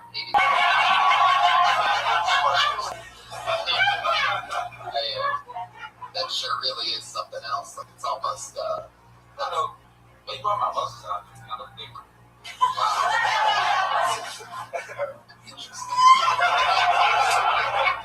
I love it. Instead of most people, they put their Twitter handle there, and you just have support my ass. It's like, it really is. Yeah. Support my ass. Yeah, I got that. Huh? You're the one. Stop donating money. Give it to yourself. Yeah. I don't watch your show. Right. Oh, you son of a bitch. It's a low blow. You have to cable to watch the show. That's the catch. You have to have cable to watch the TV show. You don't think that helps you? No. You just said that you sent all your money. Yeah, you got it. Yeah, you were on the same page. He was hilarious. Yeah, what, last week, the week before, when you were sitting in the front row. Yeah, he was so fucking funny, and I think we got some camera sitting there making that hilarious face. You're really good at making faces. Yeah. You were like a black Jon Stewart. You've made faces to a couple of us a couple of times already since you've been up here. Is that some kind of defense mechanism growing up at school, at Catholic school? Yeah, he was. I was getting teased that my English was awful and I looked the way I look. And so I started playing football and trying to be more popular, and people still making fun of me. So the way my mom says, I say anything, so you don't fight me. Just get better at football. That's wow, sure. That was pretty good. But the person that played my position ended up in the Super Bowl. So he was better than me. Wow. That's what's ahead of you. You were halfback? Yeah, tailback. Golden Tate was the one that did it. Oh, wow. Yeah, definitely. I always almost pick them up on my fantasy. That's my little Seahawks, right? So, Detroit Lions. You're watching the Seahawks last year. All right, Edie. Fun times now. Yeah, absolutely. Welcome.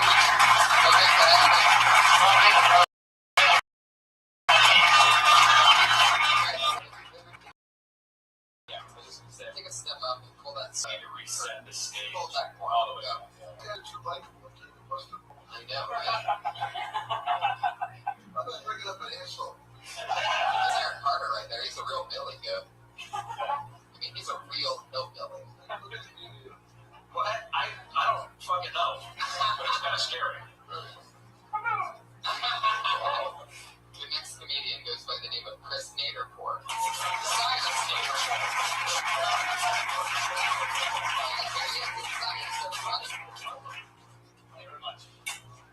I got a lot of friends back home, and I don't really get it. When I was back home from Washington with my buddies, my friend turns to me and goes, "Did you know that Neil Patrick Harris is gay and plays a womanizer on TV?" I go, "Wow, that's crazy." You know what's wild? Robert Downey Jr. Not actually Iron Man.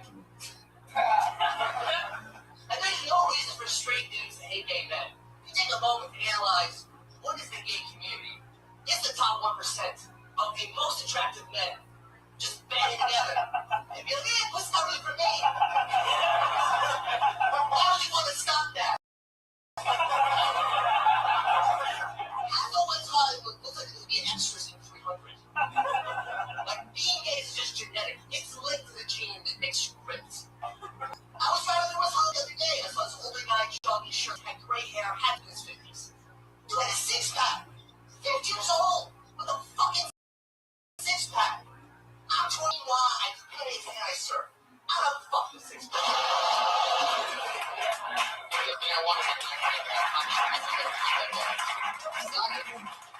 You were on what, a few weeks ago or something? Yeah.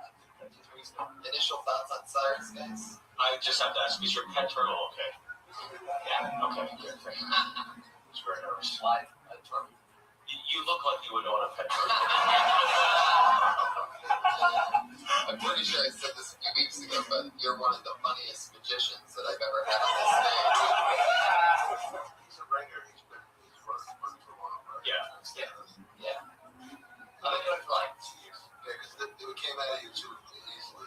Flowed out of you. Bed up the thing with the other guy.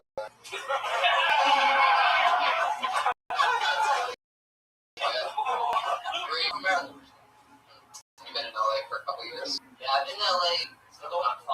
I actually came for a regular job, and I started doing stand-up like 2 years ago. Job with Guitar Center. I tried to get a regular job, but the public demanded I do stand-up. I wanted so much to work like a regular person. This fucking gift. I didn't let them down. Little people. Scum in the Berlin. What do you do for fun, Cyrus? I surf. Jeez, a lot of surfers. I shit tons in the back of the bay like I went down here. I went down to the beach, so. What is bandwagon, you know? People help me on something. Because they want to go spot it. But is there a band on the wagon, or do you have to? You say it, it's so arrogant and nonchalant. I don't really know what it fucking means. It's like when sports team's doing well, hop on the net. What is it, literally? It's a tour bus with like the wagon connected to the back of the tour bus where they used to keep gear. Hey, I'm actually So what else? So you surf? Yeah. I surf. Yeah, honestly, I'll just do stand-up when I'm working. That's pretty much my life. Where do you work at? I drive a Uber. Nice. Yeah. So we never get in the fucking car. I'm not Persian. I'm qualified to drive Uber. That's my father requirements. I got half Persian now. Yeah. You smell like a car. Have you slept with any of your customers? No, It's close. no, they don't want to fucking help me. It's not really. That's like a porno movie. What happens in my life? I would just imagine there's a lot of drunk girls in these Ubers going, I just kind of try to leave my ass, but No, definitely not. Cyrus would work wishes that that's what was happening in Ubers, but especially not when you're driving the left. I mean, yeah. But That's usually the one with the mustache. Is that the mustache one? yeah. Mustache one. Yeah, I mean, It sucks. yeah, they got It sounds like a cool cat. You I gotta didn't put that one. I mean, it's on your fucking radio. I'd imagine that the worst is like when you're not working the lift job and the mustache isn't on. Yeah. You know, you meet somebody, like maybe your future wife, and you're like, hey, oh yeah, nice to meet you. Oh yeah, well you were, we just grabbed something out of my trunk. You open that and you see that mustache, and you turn around and they're just half a mile down the road. Because that's when they find out that was a long journey for Jesus. You do any material? I know how I feel. I left my home in Pasadena. You do any material about Uber or Lyft? Not yet. I mean, someone cheating outside my window here to see him. Yeah, not anyone in. Cubed outside of it? Yeah, he was pretty good. He got a little outside. He got famous. But that's like you talked about, like having gay friends, but you seem like Dom said, it seemed like you really had timing down at a good pace. I thought, oh, I'd like to know something about you as opposed to just friends that are homophobic or whatever. You got such a great delivery. You should peel back the layers a bit more. It's just how I felt. What scares you? What are you afraid of? Not making it. Yeah, but if you quit a high-paying job and do this, so it's fucking terrifying. Yeah, It was a job. I was ad sales. I'm in ad sales. I never went to be mad at her a little bit. Have you ever killed a bird? I mean, I need money, so maybe I'll bring a deal. Take up the parents. You're half You need money? Man, I'm upset for life.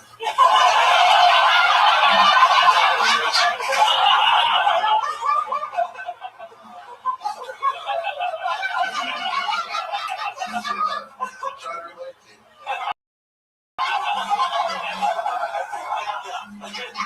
You said you're half Persian. What's the other half? Because you're super white. So I'm imagining it's just like German or something. Polish. Oh, yeah, that's one of the ones. So That's your guy's win. Those good Polish people. I guess Polish guy did that. I couldn't read. What's as funny as a Swedish guy did the night before. But yeah, well, good job, man. Cyrus, it was nice to get on. Anything like Hollywood,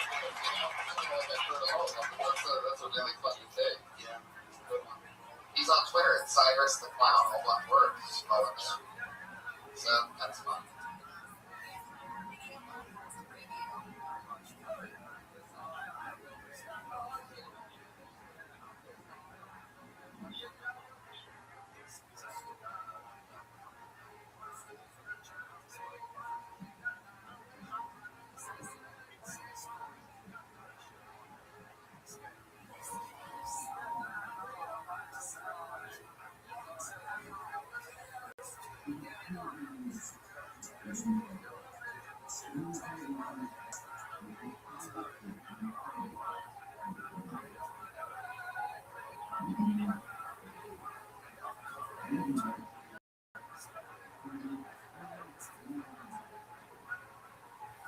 So I was asked first, and I've asked this question. Was there anything that you did or said or anything when you first started stand-up, very first started, that you said or did, for example, like, like one day, Chris Loswick's going to look back on his barber bit with the, he's going to go, holy shit, I've never been funnier than I was that night.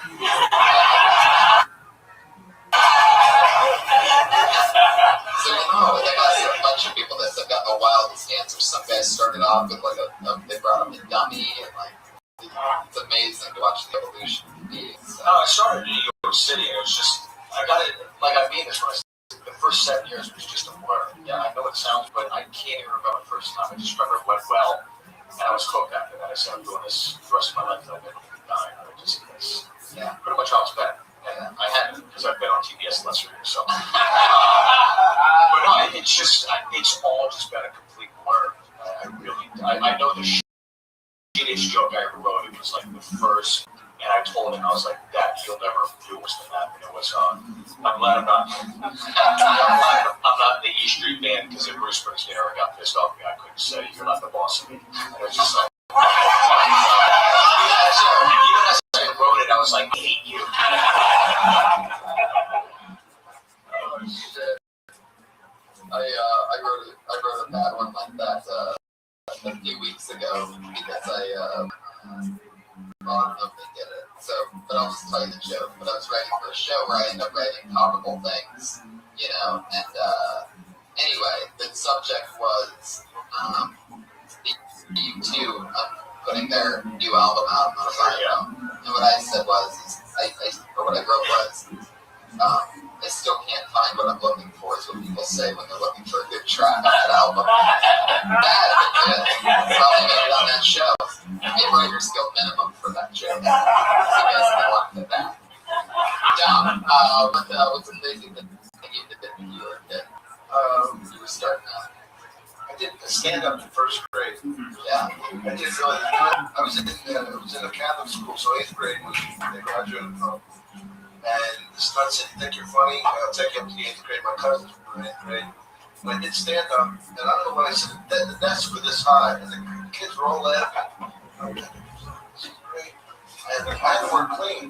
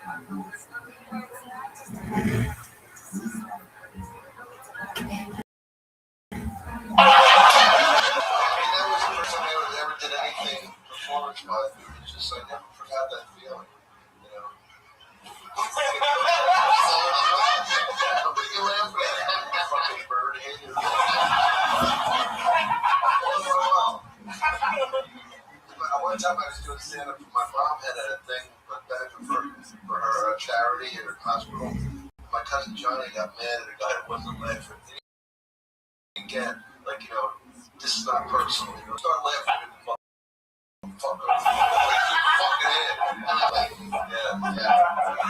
That shit happens. It's a tough town. Philly is the fucking worst.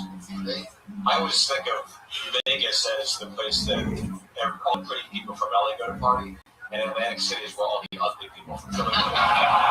Yes, it is. I did a tweet or on Instagram. Had all these girls from the Laugh Factory, which they're all beautiful. And I sent it back and said, well, I wish my friends in Philly were my Hollywood friends. I got all kinds of fucking hate shit over there. But fuck you, how about Barry acid in your face? Guys, it was a joke. Right on their Facebook, they were right on Let me tell you more about my friend.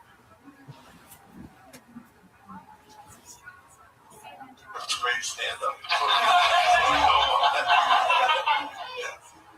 All right, I think we met this guy for the first time last week. The name is the one that I think of. Your hands together for Tommy Rico.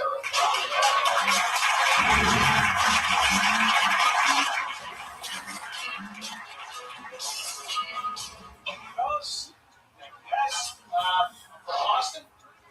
My mother always told me, if you don't have anything nice to say, you are from Boston. Because we're very aggressive. Every city has a travel slogan that makes you.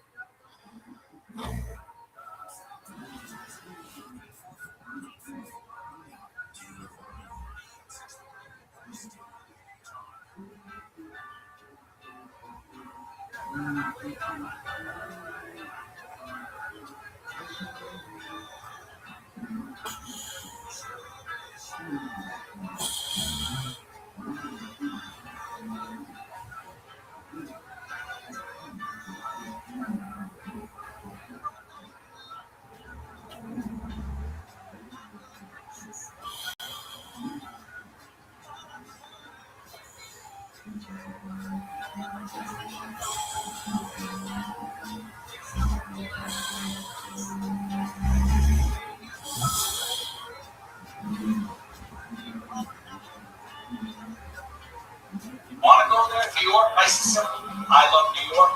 Boston should be intense to match our personality. Boston! No! Irrational, stupid, angry.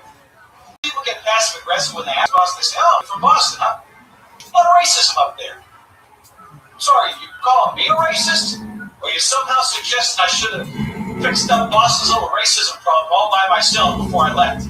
Either way, I'm not interested in either of those jobs.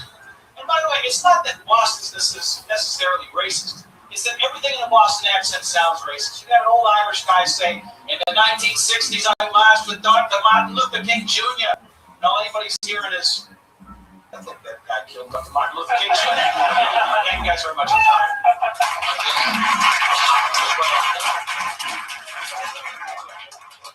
Yeah, they would have saved it there, yes. Really must erase the previous 59 seconds. Can I tell something interesting? Just to put it out there. I opened for Dom Irera in Chicopee, Massachusetts in 2008. It was one of the most fun gigs I ever had. Wow, look at that. See you, buddy.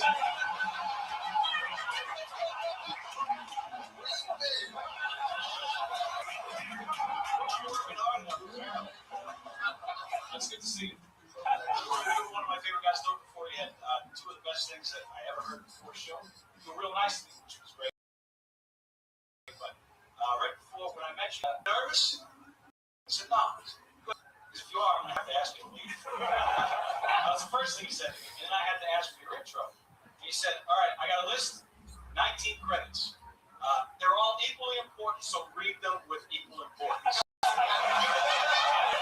Now, as you get towards the end of the list, I want you to get real emotional, like this is a big deal for you. Towards the back end of that list, like, if you can work up some tears, and, like, get to the point where you're almost finished with life, and then say, ladies and gentlemen, a comedy legend, Dom Irera. And you say, actually, kid, I'm just kidding. Whatever you want to say is fine. Just don't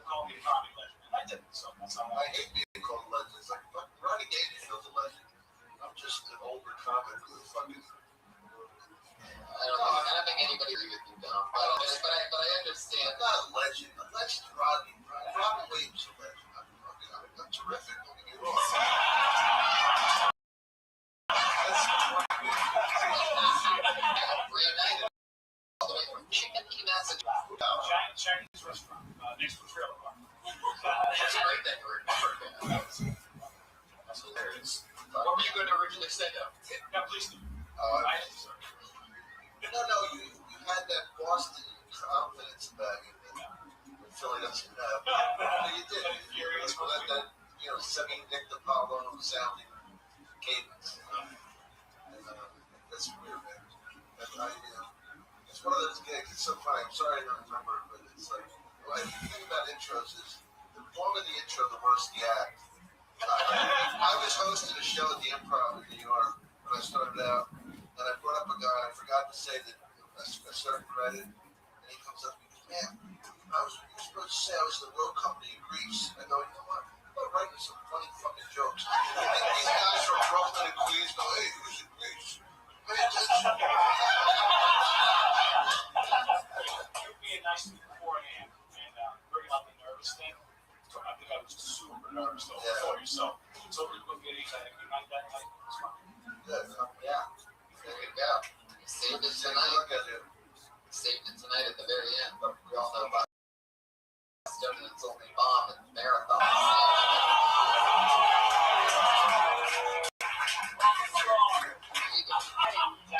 No party horn on that one. There it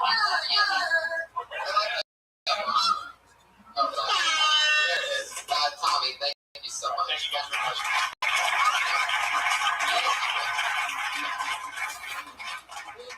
All right, let's keep this fun train moving along. Please, a few more left. Put your hands together for David Baxter.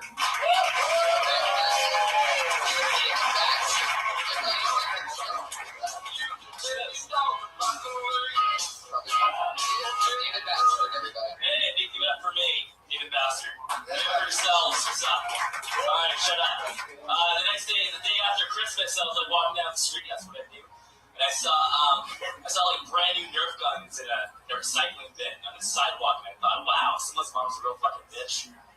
I let her kids play their guns. Or let them play with the guns for like 2 seconds, and it's like, okay, it's dangerous. Let's see, there's a movie coming out, it's about MLK, Martin Luther King. I thought, this is a good movie, it's a good movie that's going to be a nice reminder that tells me a time when the blacks and the whites didn't get along. Remember that time? I guess because like the Negro overload. I think it was a time when the blacks and the whites were pretty cool. And man, you black, you strong, you build this house, and I'm white, I'm smart, I'll just tell you how to do it. And I'm gonna get some more you Negroes. And but you know what? There's actually a lot of you guys out here. And there's a lot of niggas over here trying to stop that man. This is the name of Kuta Kente. And I was like, can't spell that. Yeah, there he is. It is Booch.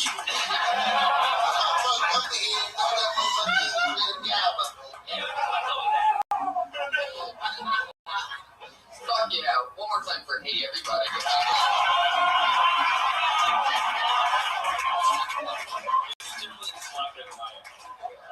More like what would the country be? I don't know. Fill in your own punchline there, everybody. That's not Burgle and Carl. Right. I was completely lost. I was guys completely lost. Well, I mean, what you did was you did more of facts than jokes. Like, yeah, if that mom threw out the Nerf guns, then yeah, she is a bitch. Yeah. It was like a setup. Yeah. I was waiting. Yeah. I like the line when he said there was a time when blacks and whites didn't get along. Yeah. It was funny. I don't know why I didn't that they were taking it seriously. But I thought it was. Because I don't know. I'm not born then, so I'm just like having to guess from like history books and stuff. You meant for it to be sarcastic. Yeah. Yeah. That's what you asked. Sorry. All right. What's up? Is your real last name Bastard? Yeah, my dad died. My both turned for rent. Oh, you fit in for that joke? Oh, no, the hornet. So that's not your real last name, so you use it? Okay. But you've been going by Bastard lately? How long have you been stand up? 2 years now. 2 years? Yeah. The other things like acting. You been in anything that we can watch? I was in a slavery reenactment once for like the History Channel.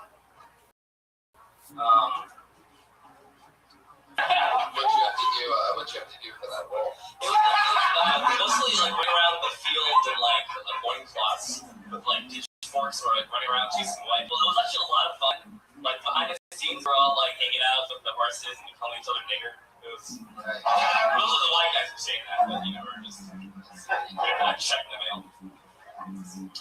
Reminds me of Philly.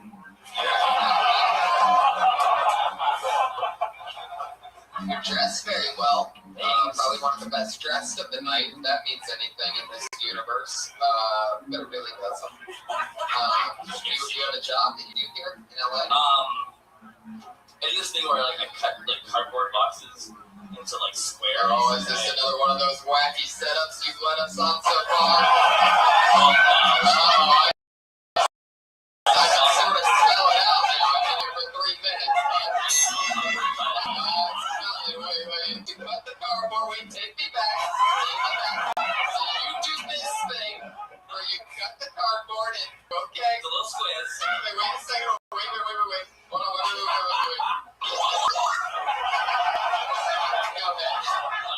You buy 11 squares, and I sell them to guys on the street, and they like never give me any change for it, so I just like give it to them. So what is it? Cardboard cutout signs. For what? Like, what did the sign say?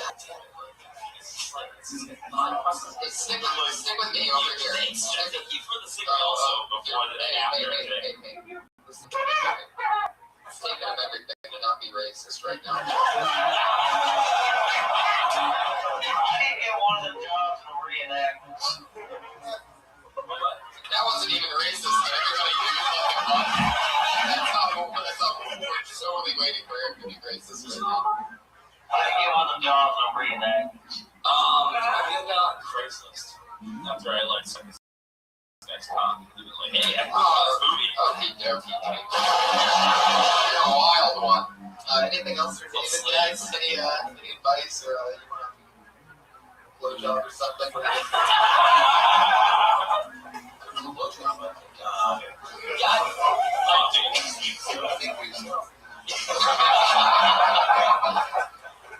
I thought that there were, I thought that joke, I was the best joke in there, and I thought, I think anytime you get a little personal, you did a historical reenactment on the history chapter, that's right for comedy. I mean, totally about that. Yeah, I'm sure. Yeah, absolutely. No, it's all good. Now you right to start that, turn that into a bit. So, yeah. David Bastard, everybody, there you go.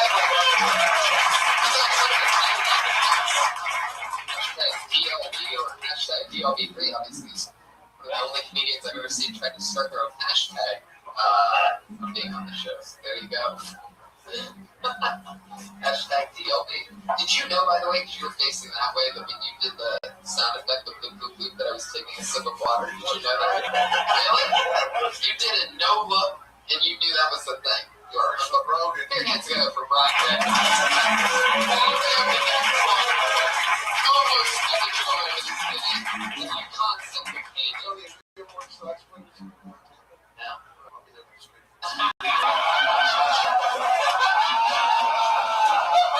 You ever work Kansas City, bro? No. That's always a weekend. The funny quote. What are you funny about? The week after Valentine's Day. When I hear encapsulation of my career, it just says, one week I was on the Sydney Opera House. Right? Fucking Sydney Opera House. And I enjoyed the performance. 3,000 people. The following week, I was at Mr. Magooby's Joe Cut. What the fuck? Does that keep a balance in life? It's a gut wrench or something. Is it really? Yeah. But it really was. Yeah, so that strip ball way in the back. Yeah. It's funny. It's a picture. Well, we're going to get together for your next meeting. He goes by the name of Michael Perkins. Okay.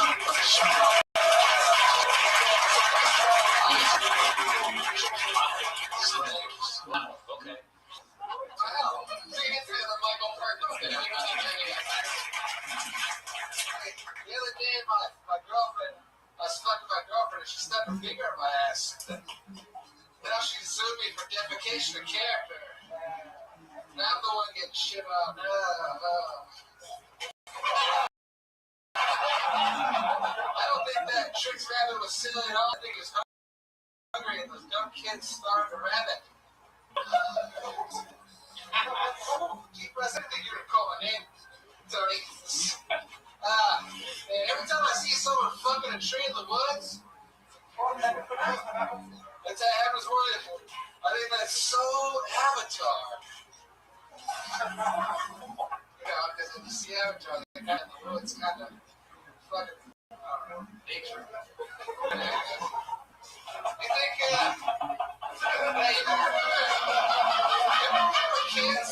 kids and they had that scrubbing bubbles commercial? Remember when those little brushes came out, danced around your tub and cleaned your tub? It didn't work like that, guys. Style, Michael Perkins does.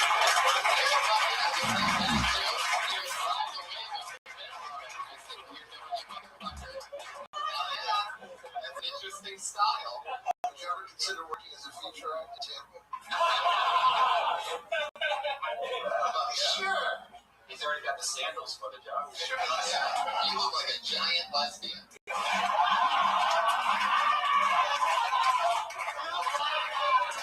Daniel Tosh with AIDS.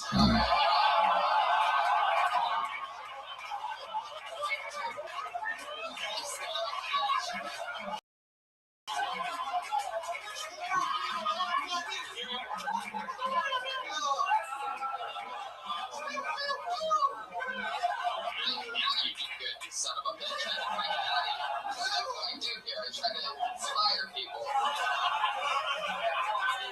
But yeah, man. Just what they do. You remember that commercial, don't you? I was so excited. Things just trying to leave the tub. Oh shit, no. That smiley face on the bullshit. But you like mustaches or something? I'm thinking crinkle. It's amazing. I just love following your career. You know, it's good to see you here. You know, it all started with, hey, you guys. And, we get to work with you. It's like such an honor. I also love you in every episode of Orange is the New Black, too. So much fun. The shorts, because you're a bigger guy, so you stay warm pretty easily, right? No, I don't. I wear elastic pants because my weight fluctuates easily. I love you. How long have you been doing stand-up? I've been doing it off and on for about 4 years. I've never really had good jokes. It's a lot more off, you know? I love this guy, the out-of-breath comedian. Always love it.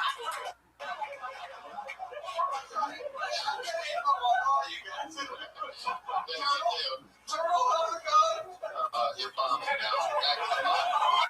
Michael, what do you do for fun? Will you live here in LA? I got here 2 weeks ago. I was selling plants in Huntington Beach for 3 weeks before I quit that. Plants. I learned a lot about plants. Didn't sell any though, but so I just got here from Florida, 2,000 miles about a month ago. I'm fucking terrified. Quit my job today.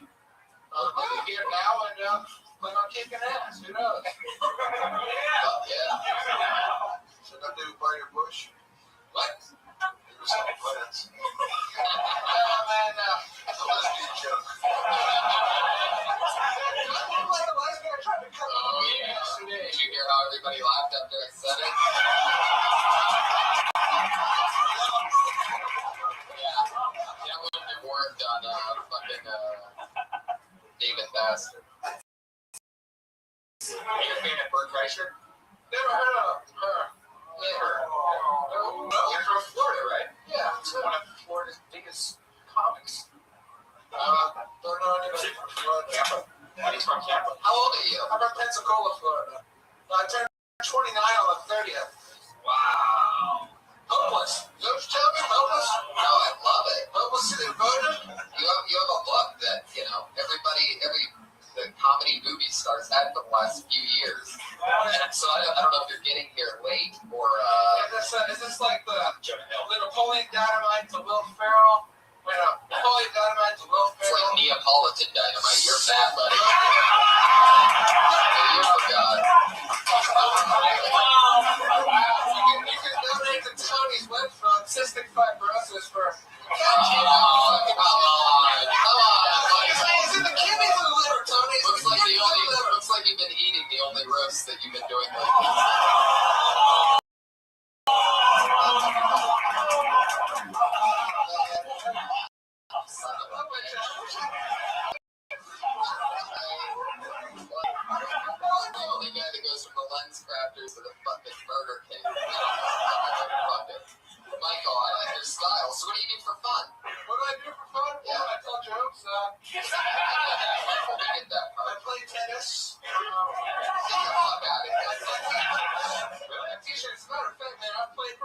tennis. I gotta play. I got a game against Jack Sock. He won Wimbledon doubles this year. Holy shit! You're like Andre Big Assy. You ain't very fucked that. No, man. Sure. Where are you gonna get a job at? Why don't you teach tennis? Okay, you know what's great about you playing tennis, though? I'm sorry to cut off that question. I love that you play tennis. This is one of the only games where it's never shirts versus skin, so you can keep your shirt on all the time. No, nothing on that. Since I cut off the question, it never works after that. No, it's because it was never going to be funny in the first place. Just like what he takes and his heart stops, you think it's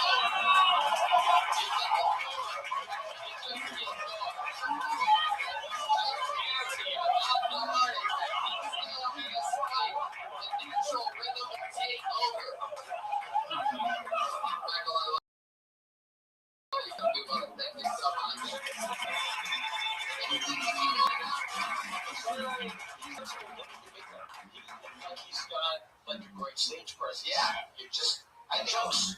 Yeah, but I think if he keeps at it, just right comes up. It's like I want to hear what this guy says. You got two directions. You can do jokes, or you can just keep getting better at doing short bad jokes. Just going like, oh man, there's so likable about that. Everybody can relate to. You have a very great natural knack at doing that. So I don't know. You can go either way. It's gotta be fun, right? Being able to have a style in which you get to write shit jokes like garbage. Like it doesn't have to work. It's almost the worse the joke and the quicker of a bad joke that it is, the more you get to actually do what your like jujitsu is. It's just that weird shit. Jimmy Crickets. You see how so much comes down to likability? Yeah. Because everybody ended up liking him. And the first thing with his finger up his ass, you think, where's this guy going to go? He laughs that hard at their own jokes. It's infectious. It's either like sad or funny, and he was funny. It's infectious, which is also like the diabetes that he has.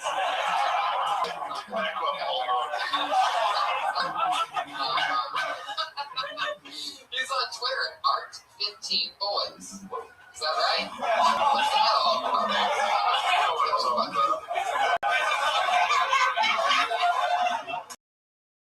Art 15 Boys. It's a military veterans clothing company.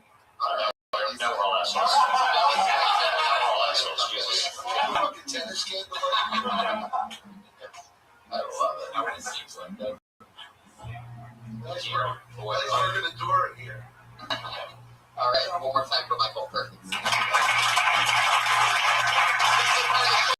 move on and closing out with our two regulars. These two young ladies do a great minute every single week, and it's always unbelievable to watch and see what they're going to do next. You get that on a few times. It's always fun to watch them grow. Your first one just got back from a couple weeks in Florida, where she's from. She dropped out of college after doing Tony, and she's been writing a new minute every single week for the last year and a half. Ladies and gentlemen, it's Kimberly Congress.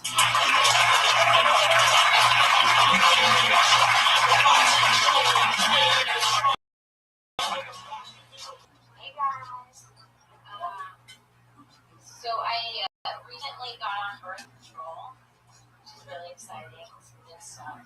I'm excited about it because I'm Puerto Rican and I really needed it.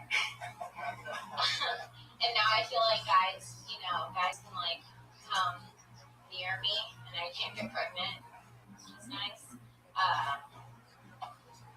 It's really exciting. I bombed for my first time in Florida in front of all my friends and family, which is hard. It's hard to tell dick jokes in front of grandma. She was agreeing with all of them. She was just like, I've done that. My mom was worried I was going to kill myself after the show. Not because she was going to miss me, but because I owed her $50. She didn't want me to leave without it. Being Puerto Rican's really hard. Why is it so hard? Because I saw a guy I thought was hot on Facebook today. I wanted to like his picture, but I wasn't sure if he was my cousin or not. And that's a true story.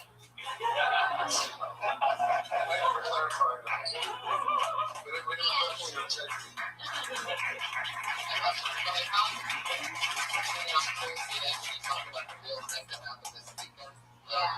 You know, the birth control thing, you're gonna go there and just say like, Joe, wouldn't be the way to go. Yeah, I got bulletin premise. I bailed on it like after the first show. Yeah, I'm gonna sorry about that. You can take a crazy angle at it, and you know, make it real.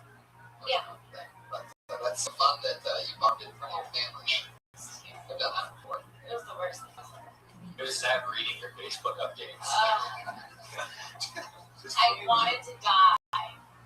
And she was basically openly tweeting about how bad the set was after the set was over.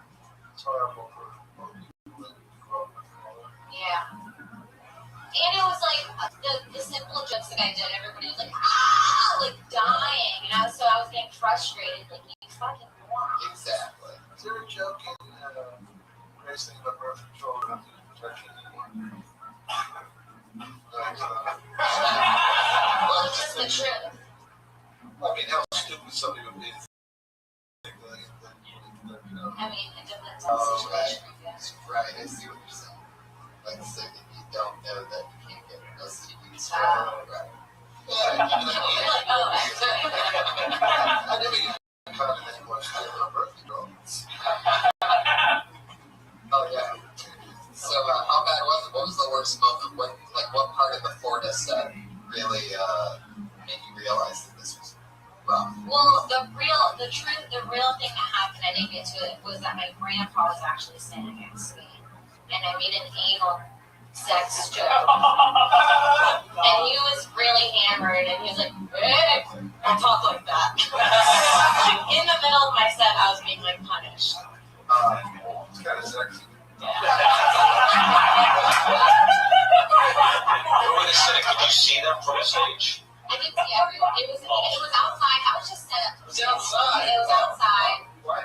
Now, is this your parents' idea? Because like my parents have never seen me do stand-up comedy, and that's on purpose. This is what happened. I told my mom I was coming home for 2 weeks. She was like, let's set up a show. I live in a really small town. And I didn't think she was going to actually do it. And then she called me like 2 weeks later, sold out like 140 people from my town. Well, your mom sold it out? Yeah. Your mom produced your, oh god. Oh, yeah. But she invited my whole town. And I couldn't turn back at that point because she was so excited and so happy to do it. And I was like, okay.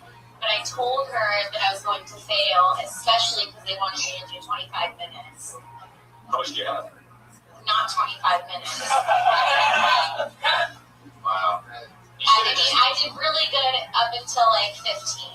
And then things started to get weird. Things started getting weird after like 10. After grandpa said, don't get big, yeah. Touch your asshole. You ever tried doing crowd work? Because that's probably what you should have done. Just I knew everybody in the crowd personally. Hey, I remember when your husband cheated on you with that lady, you know? What am I supposed to say? I hurt everyone's feelings I grew up with? It's already sad there. They're coming to see me headline. It's called Pompeii, Florida. Yeah. It's southeast of Orlando. Ooh. Yeah. The whole town came out. So that's the next question. Yeah, there's like one club back home. It's called County Line, and it's a line dances. You have to see these people after the set like the next day? I had to see them that night because afterwards everyone stayed and drank, and I had to stay with my family. So I didn't hang out with them all night. So I just like blacked out with my grandfather. What did they say to you? With the same grandfather that told you not to talk about the animals? Yeah, we just got really drunk. He's already shit-faced. Wow. What was that next question? Alright. It was a good time, so. You should have videotaped the whole thing. I'm so happy. Now you've been doing it though. All in. Stand up? Yeah. Like a year, 5 months. Yeah. Everybody loves it. I bought it in front of my parents, so you know. Well, that was also the first time that I really like bombed too, like hard. And then it was those people. You got to think of it this way: you've done it for a year, and you did 25 25 minutes after a year, I'm running friends and family. That's fucking crazy town. But you did it. It's outside. Yeah. Oh god, outside? Yeah. Oh, It was by the river. It was by the river. Just get on that boat with Clooney and Mark Wahlberg. I mean, it couldn't be any worse. Literally on the sand. Like, Oh, fuck. There's like Pitch Like Turtle making season 2. It's just like, God. the tables were spaced out and shit. Yeah. It was a fucking nightmare. Yeah, but you can only look. This will be one of those games you look back years from now when you nail that anal joke in front of Grandpa.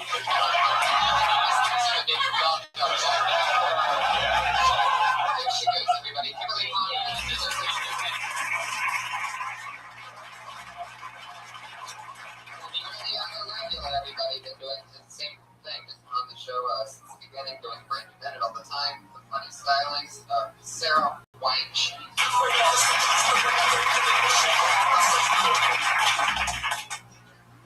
What's up? I had a fruit salad recently, and it disappointed me. There's nothing worse than a generic fruit salad. A lot of places they do this. They say that they have a fruit salad, you order it as a side, and it's just the same generic ass fruit. It's a piece of pale cantaloupe, something that looks kind of like a watermelon, and a red grape. What is that? It's just the generic fruit salad everywhere. It's the fruit salad that normally just comes in a styrofoam cup. But if you go out and you order it as a side, they'll just empty it from the cup onto your plate. It's gross. What am I eating? I can't tell if this is honeydew or pale ass cantaloupe. It's just white.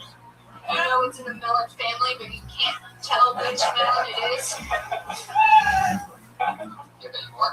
Yeah.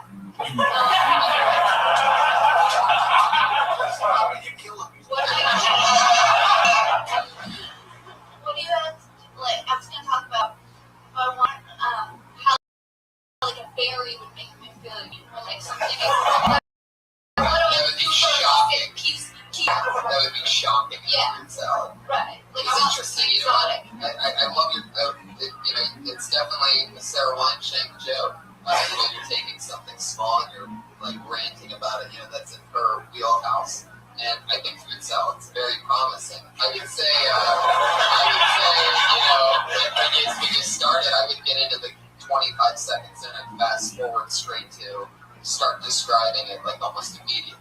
You know what I mean? Instead of waiting on it. Yeah, like the anger came out later on, but you got to come out of the gates. Yeah, I had been picturing the one piece of cantaloupe and the one piece of whatever was the watermelon and the one red grape for like 10-15 seconds before you said those things. So it's like if you give it to people before they picture how bad a fruit salad can be. Right. You know what I mean? If you let them realize at the same time as when you're saying it instead of before. Well, because I really wanted to come out more angry, but I was like, no, I don't want to yell at them right away over fruit salad, so it's always that like small line. You want to get it out and feel passionate about it, but like you don't want to start by yelling at you guys about cantaloupe. And it's okay.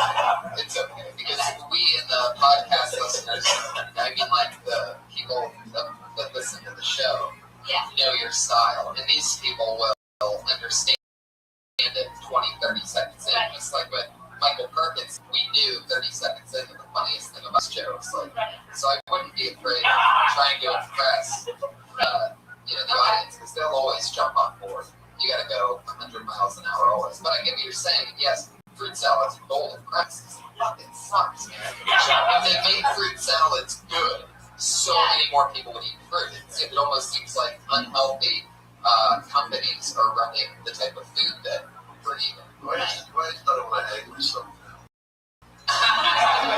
Shit, you were supposed to get the wireless mic.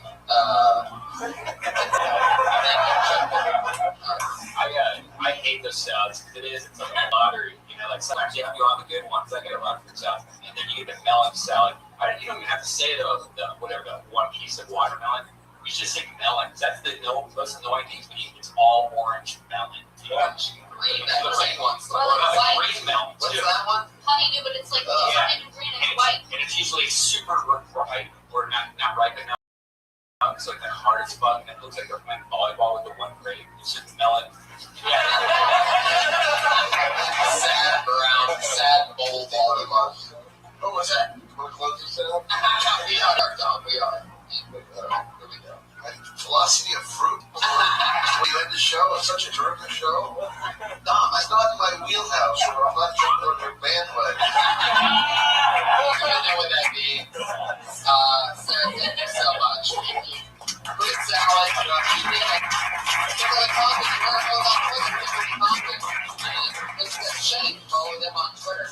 Follow Call Me EC. That's Eric Carter, everybody. He's on Twitter. Very funny. Southern drawl. Thanks, Eric. Anything else you want to promote? There you go. Yeah. The great Steve Byrne.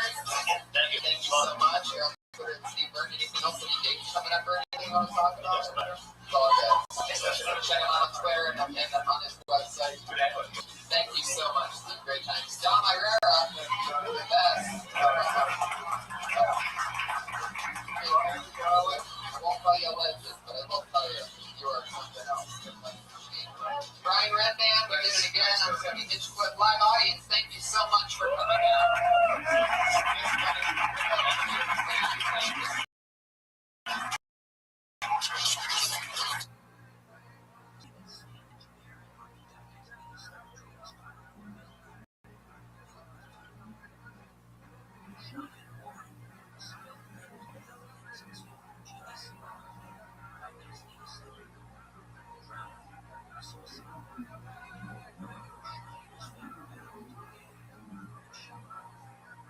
Hi, everybody. It's me. Craziness. It's good to be here, everybody. Another happy Monday for Kill Tony. Very excited to be back. It's good to do a minute in front of me and my funny friends every week. Whatever happens, happens. Crazy shit happens. So welcome, lines, to this crazy show. That's where you guys clap. That's where you guys clap, proving to our podcast listeners that there's an actual live show happening here. Our sponsor, Elise Lane, came down sick today. Hopefully not from food poisoning. She's the gourmet chef that cooks for us every week, but she's not here tonight, so we miss her. Yeah. The Buckeyes are playing in the national championship game, the college that I dropped out of many years ago, which is very exciting for me. That's happening right now live. So thank you, live audience, for abandoning that game and being here with us in this cozy box tonight. So let's have fun, shall we? What's going on? Anything you want to talk about before we get it started? Anything good? Oh, let's do this. All right. We have a musical guest every single week that has played a new song every week for us. And we have him back again to get you guys in the rhythmic mood. Put your hands together for musical artist, one of my favorites, Pat Reagan, everybody. Here he is. Back again. Here he is. It's Pat Reagan. To see this face again on this. Hey, it's been too long. What if I came out with a completely different energy? I'm like, what's up, everybody? Okay. Oh, fuck. Okay, here we go. I just feel awkward because they just saw me, Tony. I just got off the stage to light applause. And now I'm coming back with completely different, professional, polished, together energy. I'm going to put on a show for these people. And I think the contrast might be a little off-putting. I love it. I think this is what I love about spending Monday night in a creepy belly room, is that anything can happen. And when great minds come together, crazy shit happens. And that was Patricia Reagan. That wasn't Patty Reagan. Yeah. We don't know that Patty Reagan. Yeah. For those of you listening to the podcast, knowing what we're talking about, in the last couple weeks we've had Pat play a few songs before the show starts.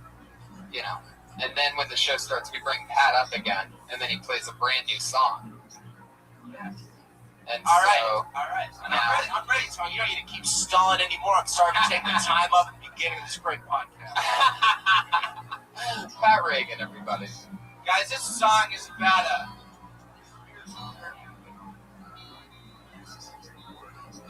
not so long ago.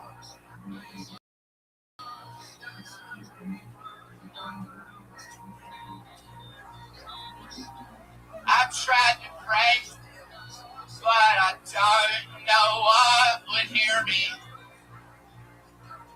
I looked all around and I saw no spirits near me. I studied the sun, but it was not my thought. I gazed at the stars, there were too many to even bother. I stared at your face, but your face, it wore no meaning. I felt no holy grace, no benevolent force intervening. And so I've decided to start worshipping Satan. I've sworn my allegiance to his prickly red balls. He's the fiery prince of all darkness. I fucking bow down before him and say, hey, baby boy, I am yours. Baby boy, I am yours. Satan instructed me to find a Lebanese family and befriend them. Then Satan said I should loan them some books by Graham Greene. And I was like, Satan, my friend, what if this family doesn't like Graham Greene? There was Satan's no mortal beast could resist his neat prose. He's a wizard of words and a champion. I fucking bow down before heaven say, Gregory, you are my king. Gregory, you are my king. Let me suckle your dick.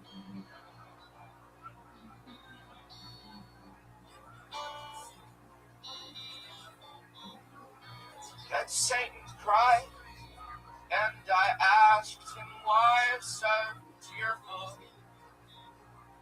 And he replied, I am pure, unfiltered evil. There's more to me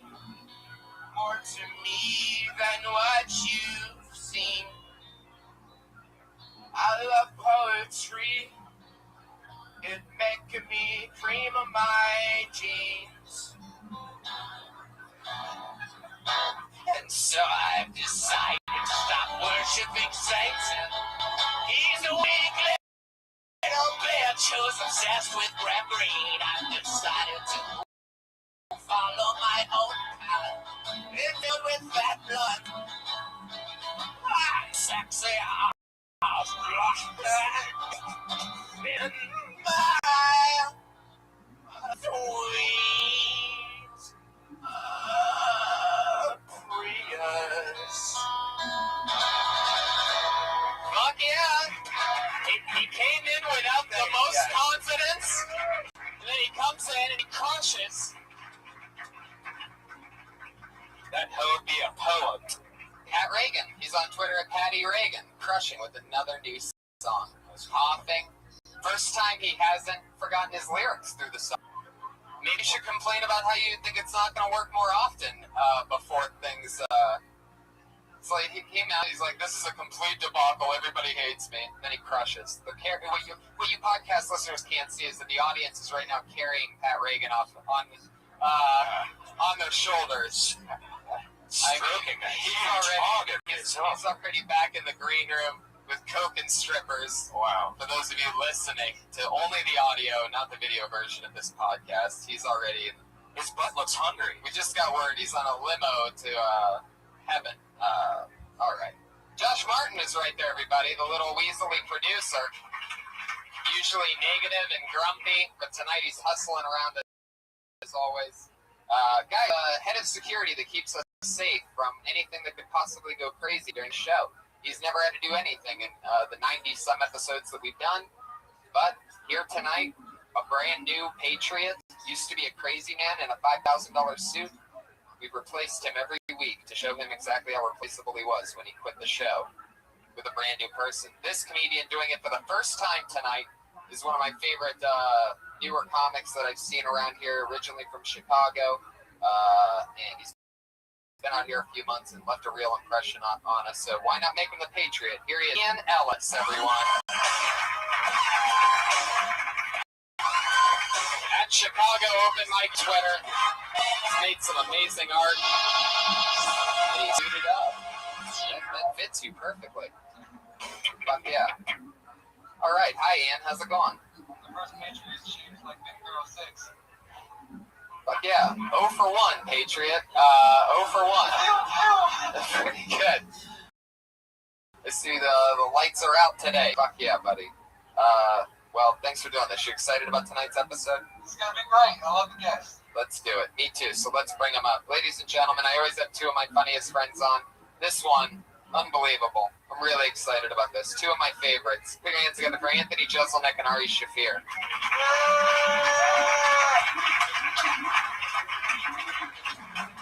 Here they are. Fuck yeah. Welcome. Ari. Thanks, Tony. How's your team doing? They're doing really good. It's 28-20 right now. Fourth quarter, 13 minutes left. You gotta feel like positive about that. Yeah, I feel really good about it. Who are you rooting for in this? I'm rooting against you and your team and your interests. You're right. Yeah. So I'm rooting for Ohio State. You're pure hatred. Pure hatred is what drives it. And I was at a party earlier, and they all agreed. For the sake of Tony not feeling joy. Well, you and all of them are losing right now. Yeah. So just soak that in, you fucking loser. That's what's happening as of right now, but anything could change. We can all pray that Oregon wins if we all want to take a moment of silence. You could. If you wanted to be giant haters, then you guys could do that. Anthony Jeselnik, your first time on the show. Last time on the show. I think it's great that people would come to see a live podcast and people watch it. Yeah, it's happening right now in a first. I'm pretty sure we might break the internet tonight. Something like that. I don't even think we have the internet. I don't even know how this is happening. But yeah, we do have the game here that's just playing just for us. So sorry, guys. Hey, Tony, you really get people here now, huh? Yeah, it's fun. It's turned into a crazy thing. Look at all these dumb idiots. Right. A lot of these people told me earlier that they went to your tapings of This Is Not Happening. Really? You're about to find out what 0 for 2 feels like. Every week our Patriot has a question for our guests. Patriot, why don't you fire it off? What do you got tonight? Anthony Jeselnik, you've had a very successful career. Educated Jimmy Carr instead of developing an original point of view. What is your favorite sketch in the new season, Baby Schumer? Oh my God. Out of mind. Start to finish, I would have problems with that. I don't have them run questions by me. Sometimes it pays off, sometimes this happens. Yeah, I don't know. I wasn't prepared for this. That's did you really have a question?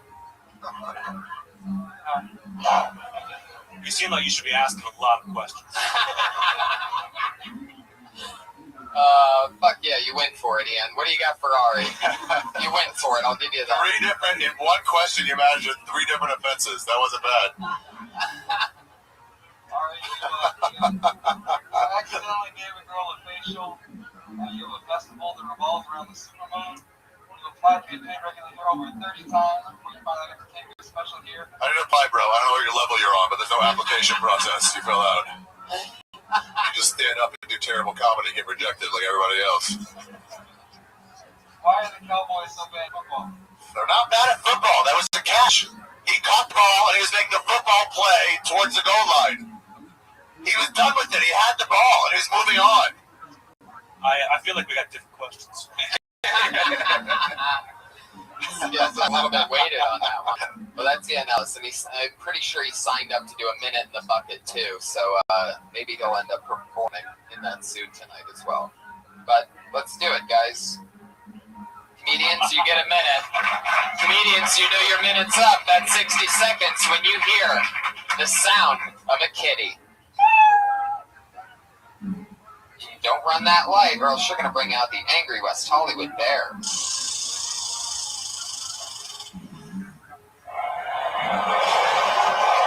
There it is. Okay, got shot at the end. All right. So let's get this thing started. Your first comedian tonight doing 60 seconds and then talking with us about anything. Who knows what? First comedian is Chandler Raper. Raper. Got a good name for comedy.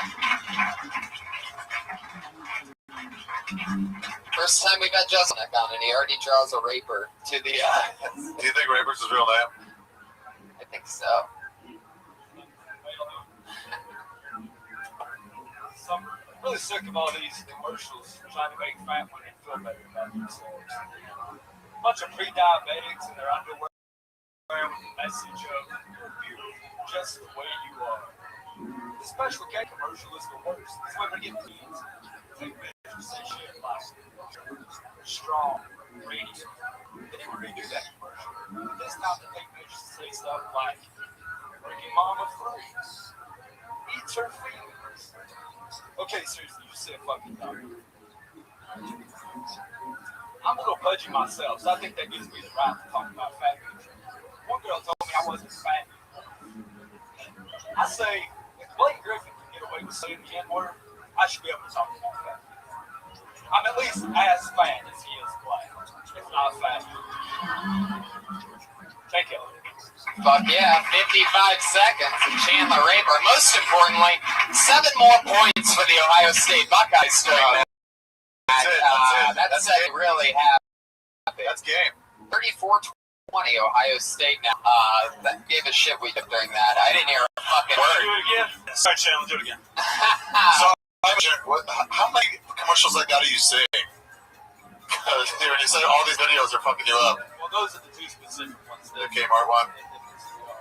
Where are you from? Alabama? What part?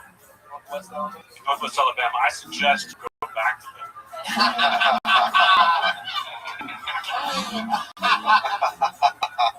I don't think there are a lot of rules in comedy. I would say almost no rules.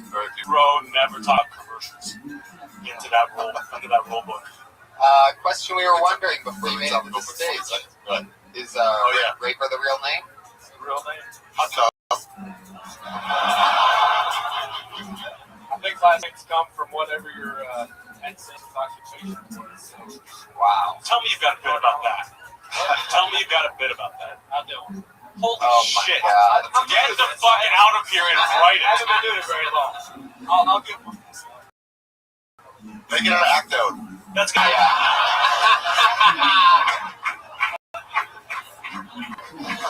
It's so true. You have immediate homework after this. No doubt about it. Do we give compliments too? You can do whatever you want. I would say an impressive stage presence. This is not an easy thing to do and not go first, I think, too. You handled that well. Yeah, definitely. So your dad's a raper, too. From a long line. His father was a raper. Like, you guys are, I don't know, like all made without fucking consent. It's not as sexy as they say. I was getting it from rape, but I'll give it to rape. Right. What's your mom's maiden name? Victim.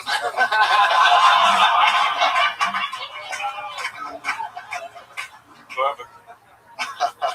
Holy shit. Do you have any children? They have a baby raper. It's a girl. Holy shit. Be interesting. It's already written. Your homework's done. Yeah. You have a kid? Are you married? Yeah. How old are you? Yikes. What's the 4? Wow. Too late for the abortion. What does your wife do? Put all your eggs in that basket.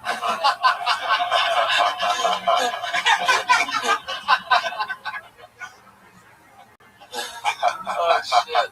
Ian Ellis, what'd you think of Chandler Raper? You ever hang out with a raper before? Yeah. There you go. Your girl's gonna be a girl raper, and girl rapers are the toughest of the rapers because they match style with whatever the other word is. The vocabulary. No one's saving Damn it. I don't know what it is. Like, stop turning your head towards me. Chandler, how long have you been in LA? Since April this time. You quit and started over?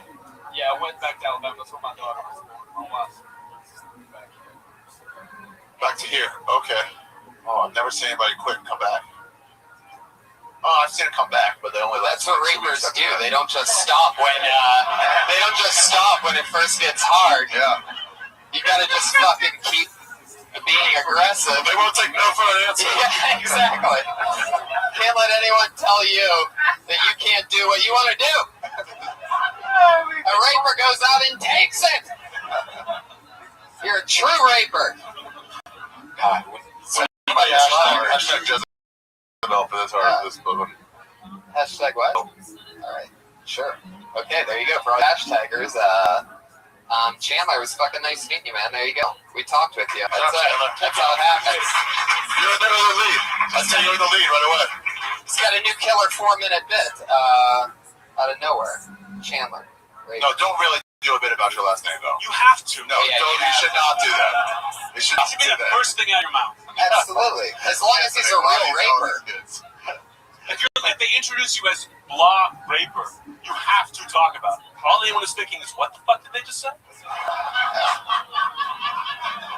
Yeah, maybe on that level. Yeah, it's like how you sort of, when you started, had to acknowledge that you're Jewish after people brought you up as Ari Shafir, disgusting Jew. Right. I would have to say something about it at that point. Yeah. You have to acknowledge the name a little bit.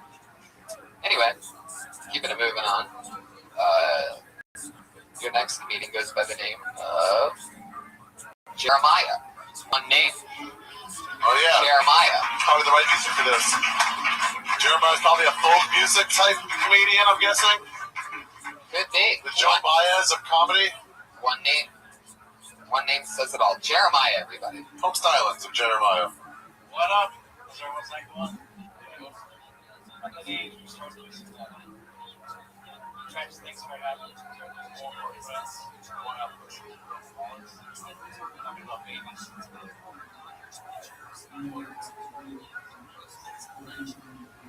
But concentrate on the good 7 seconds you did memorize. Don't let that go away. Sorry. They forgot the rules of engagement, though. Pull out, big red button. And those who don't work, I finally realized when you get a small dog first. Chew toys and stare. Joking. But what's not funny is when your woman's friends start having kids. She turns into a biological game of dodgeball. And you're the fat kid that keeps dodging the same question over and over again. What are you guys doing to have a kid? When's your turn? Shut up, bitch. You're the one with the ugly baby.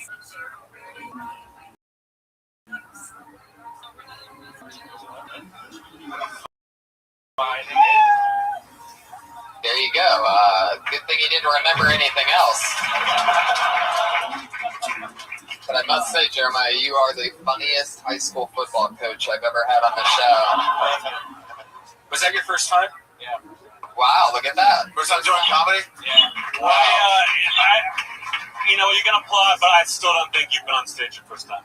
I wouldn't count that. Yeah, no one ever has to find out about this. It's not like it's a podcast or anything. Yeah, pretend this never happened. Heck yeah. So, what made you want to do comedy? Always been thinking about it. What do you do for work? He's a bad guy in Happy Gilmore. Shooter McGavin? Yeah. I used to work for a railroad. Wow. Where did you work? 1800s? Yeah. What did you do for the railroad? I was a photographer. Holy shit. Why would you walk away from that? I got busted so they wanted me to do rehab. They don't let you smoke weed when you drive a train? That's the shitty part. How'd they catch you? Were you just laying on the horn? No. Well, the best thing is my partners, though, messed up and actually switched.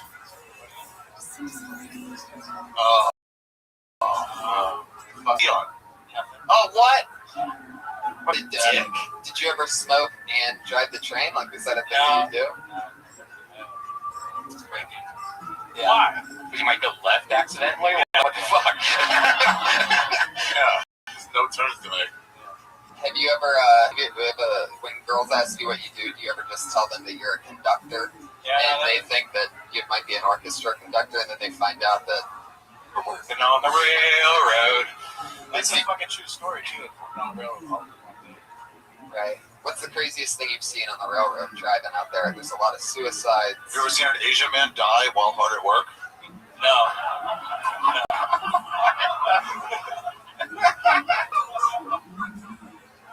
They buried them. So you've always just worked on a railroad? That's your one job? Yeah, well, that.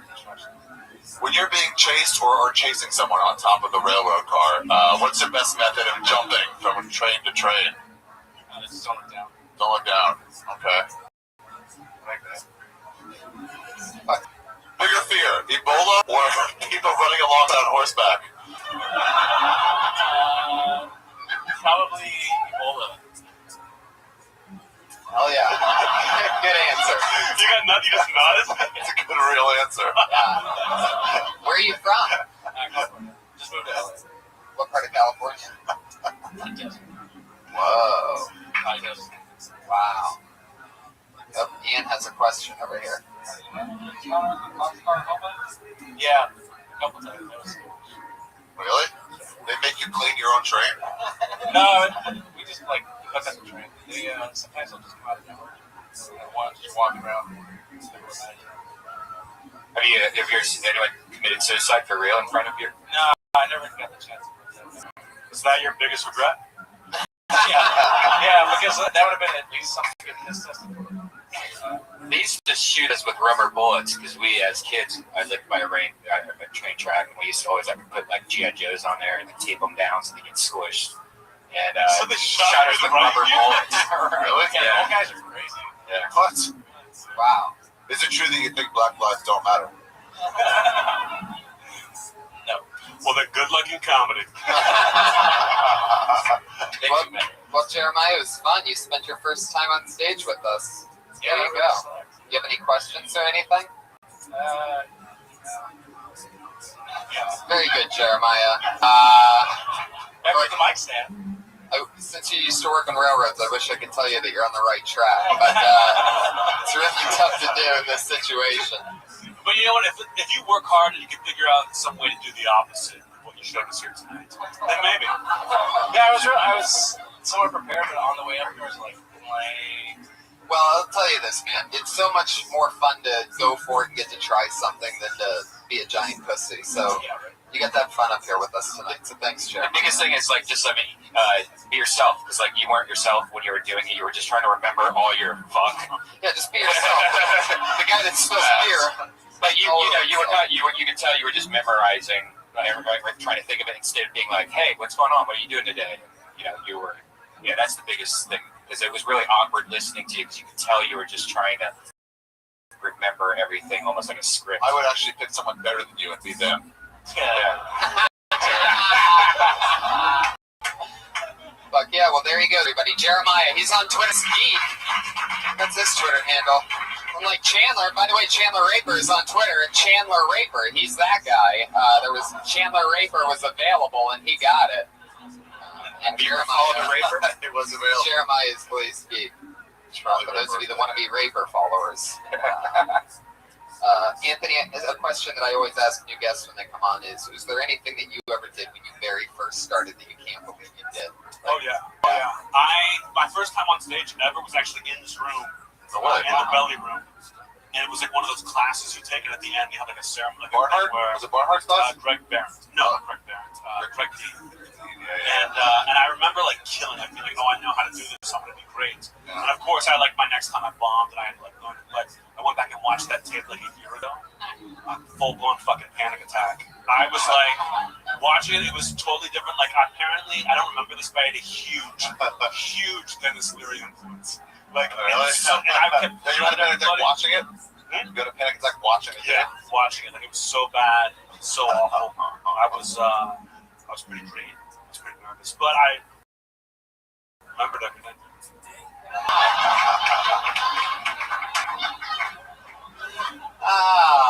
How about you, Ari? What was the question?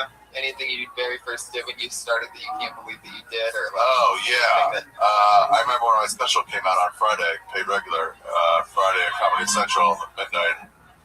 What was the question again? Available at arishafir.com.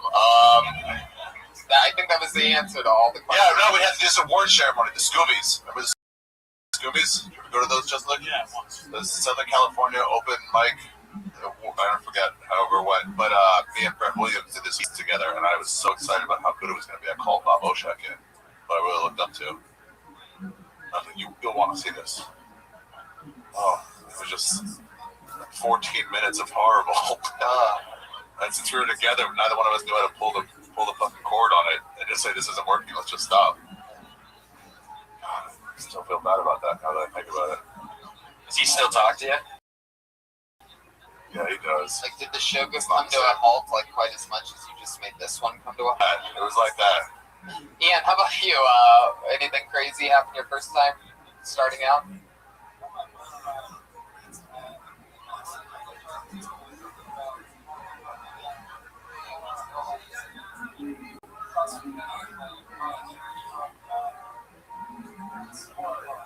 Yeah, that's really bad. What's more horrifying, that or right now? Having it not work on a bigger platform. I love it. Let's keep the fun train moving along, guys. Your next comedian goes by the name of Michael Schertzer.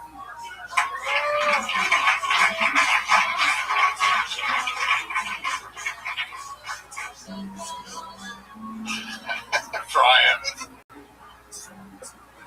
So apparently there is a war on drugs in America, I've heard. And checking the scorecard, safe to say that the government is losing. Which to me means only one thing. Charlie Sheen is winning. I feel like if ants had tattoos, yeah, that happens. I feel like if ants had to self-identify with a nationality, they'd be British. They spend basically their whole life, and you put just a little bit of heat on them. They desert the colonies like a motherfucker. These are jokes, people.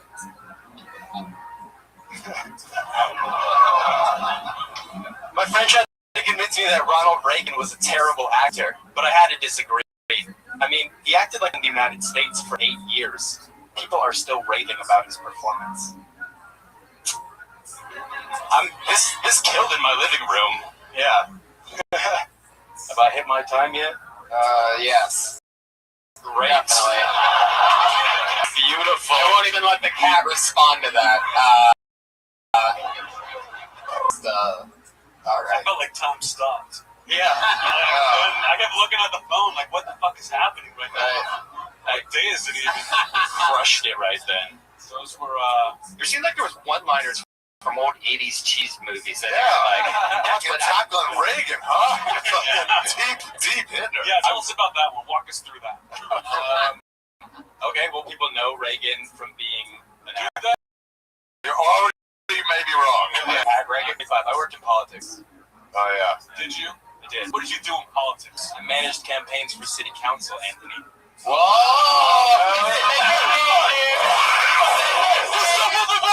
And now you're here. And now I'm I could have been in Congress, but I gave it up to tell jokes to people who don't like my jokes. When are you going to start that?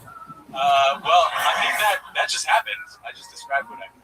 You really think you could have been in Congress? Oh, yeah. Can you give us like a short little pitch of what it would be like, you giving us a little pitch about what you could do just for How a would you second? fuck over the people? Yeah. Well, Because you're not fooling us with your jokes, that's for sure. So Stop calling them jokes. Ouch! These are jokes, people. yeah, you did pull out the old Frasier homage there. The There's jokes, two of them. folks. 3 of them. I love it. Why did you record these? I've actually been on Kill Tony like 3 times, and I record them all. Because I like hearing people talk down to me. You know that we record it. It's a podcast. Yeah, no, I know. I've checked Brian's Vimeo. You guys were up to like number 80. Y'all in a little while. Jesus. Pretty cocky for someone who just ate shit for Scherzer. Yeah. Fuck yeah. So give us a little pitch. What would Congressman Michael Scherzer be like? Oh, I wouldn't be like serving in Congress. I'd be working behind the scenes. So it'd be like me responding to people mostly. Like kind of assistant work, secretary. Kind of like, oh, you look parched. Do you want some water? Yeah. But it comes with government health. Congress. Yeah. God, you missed your calling, huh? It's so good. Bring water to Congressman. Just telling people they look parched. You look great. Oh. Michael, do you go on stage a lot? Like, you've been on this show, you said 3 times, but... Yeah, I go on stage. Last time I told you like 4 times a week to do jiu-jitsu, but I've actually been doing it a lot more recently. Okay, well, does it always go this bad? No, what's crazy is everywhere but here, people like me. Wow. Yeah, it's so weird. when you say Charlie Sheen is winning at another place, people laugh. Like, for how long? Like, how hard? Where are these people at? I've had that joke actually work in this room on this stage minus you people. When did you... Whoa. Maybe we just remind them of good comedy. Like, how long ago did you write that joke? That's one of the first jokes that I wrote, yeah. How long ago? Like 7, 8 months ago. Right? That was way over then. Yeah, it's been a while. When was the roast of Sheen? Because they had about 4 months after that. Oh, that was about a year after Sheen. I started 2 comedy. years after Sheen. I started comedy like just under a year ago. That's not an excuse for what you've done. That was terrible. And the fact, can I say something? I would have let this go. I would have let this go if it wasn't for the Reagan thing. That's like still bugging me, and I'm just pouring it into this winning. Right. Can I say something? I wish you could say something. You are actually one of the people that inspired me to get into comedy. That's why I'm so mad right now. Well, I'm happy to take your rage. Pound me, yeah. Oh, yes. Come on, I'm at least good for setups, Anthony. It's like finding out your baby shot the president. But at least they picked a noble target. Oh, shit. Michael. Yeah. Fuck yeah. Anything else you want to say? No, not really. Though, actually, yes, I just started working for Jimmy Dore. He does a political satire show on KPFK. You bring him water. No, I wrote a few jokes for his show, Ari, and I'm actually, believe it or not, Ari, I don't believe it. Don't even say it, because I don't believe it. Don't even say it. Hold on. Don't even say it. Yeah. I'm opening for you Saturday. That's not opening for me. It's a bring a shirt downstairs. That's the same, actually, on the stage. Do you mind if we edit that part out? Jimmy Dore's a friend of mine. No problem. Cool. Michael, there you go. That's Thanks so true. much. You don't get to say the open for people when you're coincidentally on the same show, by the way. It's not the same thing. Okay. All right, well, that's a lesson I You get to say that you were on a show that somebody did, but that's not open for them. Ari has a really good point there that other people should hear. And that one is for the books. There you go. Michael Scherzer, bombing all the way. Scherzer. He's on Twitter. Bombing all the way is not his Twitter handle, by the way. However, Son of Satan is. Shake. Oh, for the rage of those jokes, because they're so like, this is hard to do. It's tough to listen and think and watch the national and watch football at the same time. But Ohio State's running away with. Yeah, no doubt about it. They wore the jacket for a reason. Put your hands together for your next comedian. It's Stretch SHP. Stretch S. Not a lot of guys have 3 initials. Oh, here he is. It's. How's it going, guys? The navigation app is Waze. It's a great navigation app. Always gets me to where I'm going. It also gives out good lookouts, you know what I mean, while you drive to where you're going. Like, watch out, have your traffic reported ahead. It's like, good looking out, Waze. You know, I live in LA, I get traffic, but now I know that I can handle some stuff. Maybe make a phone call, but I know traffic's coming up. Thank you, Waze. Or to be like, watch out, object reported, road ahead. I'll look out for that, Waze. And there you go. A little up the road, it's dark. I might not have saw it. Big tree branch right in the middle of the road. And then my favorite is when it's like, watch out, police reported ahead. Good look at that, Waze. Let me go ahead and put this weed away right quick. Love Waze. That's my news. Fuck yeah. 57 seconds. Wow. How How did he manage to squeeze 12 seconds of joke into 57 seconds? Oh yeah, I don't know, but he did it. Yeah. So, I think that just last night you were playing drums for Jimmy Fat Fuck. Son of a bitch. Would have been great.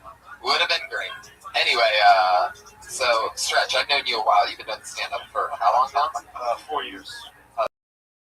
Yeah, all here in LA. Yes. Right. And you a couple years ago, right? I did. 2011. Got mugged in West Hollywood, walking up Sweetser, super drunk, coming home from Red Rock one night. Got hit in the head with a tire iron or a crowbar. He lit my head wide open right here. Had to get 40 stitches, 20 down, double over, 20 on top. Wow. Damn, this black on black crime. I assume, right? You assumed. And they robbed you. Yeah, I mean, they got money from me, but they kind of left me there for dead. What? I woke up and stumbled home. I was super drunk. Got in the house, went to bed, woke up the next morning and saw what happened. Oh, okay. So now tell the part about how you get back up. I can't wait for this. I have no idea who it was. Oh. How much money? Well, it was only like it was $77. It was I didn't get much. $150's not bad. Yeah, I remember it was the same time. They never even noticed. From Red Rock, that's the same neighborhood. Yeah, in Santa Monica. this was the same time period that Justin Martindale got robbed and I got robbed. It was like this like 6 months. Well, yeah, I mean, they come up here because they know there's a lot of restaurants and everything, and so they know Santa Monica and people Sweetser. walking Wait home a with second. shit. Santa Monica and Sweetser? Yeah, right Are on you sure they Sweetser, didn't? Are just you north sure of they didn't Santa. just butt rape you and your forehead was your, the what would they call that? The fucking what do they call it? China. Maybe I like that. I like that twist. You could also fuck that gaping wound. What were you looking for? I'm with now. It's like I was trying to think of leverage. I like the idea of burglars who would only target comedians coming out of the comedy store. Man, like, what a dumb fucking idiot. Yeah, exactly. Your Waze joke was, I think you had a lot of fat at the beginning, obviously. I think you could just go through, like, Waze is this cool app that tells you, like, there's a cop ahead. Or, you get right to that almost, but maybe just say a couple of things real quick instead. Oh, good looking out with just that part. Yeah. Cool. I've heard a lot of Waze jokes, though, also. So Really? I've heard 3. Brian performs at all the technology. All the app conferences. Well, I mean, all the popular, they're like Tinder. You've heard 1,000 Tinder jokes, probably. You've Grindr. It's hard with the apps. It's weird. True. White Waze, huh? Well, yeah, like a couple of days ago, and this is the second time I'm saying it, so I just wanted to say it, see what you guys said. So, Do you really use Waze? yeah, I do. For that reason. What did you use before that? My eyesight. You didn't have another go-to app though? Well, I only use it because it'll let you know, like, when the cops are around. It's great. It's the only best. I would think somebody got their head split open by a tire iron and want the cops to be around. If I'm super drunk and walking home late at night, then yeah, I would. Yeah. Waze criminal edition. So, like, you just know, mugger ahead. Yeah.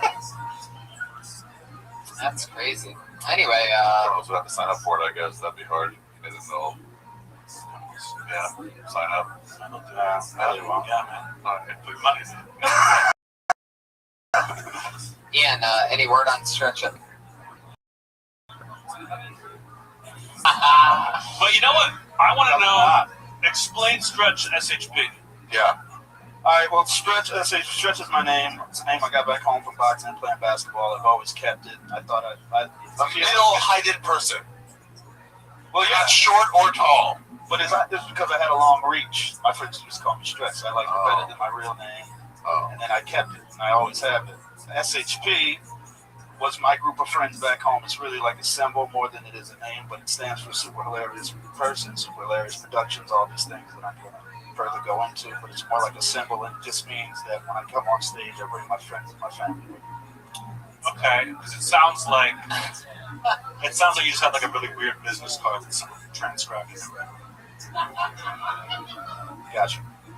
So SHP is like the group of friends that you have? You don't have to make a name your production company. No, I know. It's just what I've. And you don't have to Do you know that?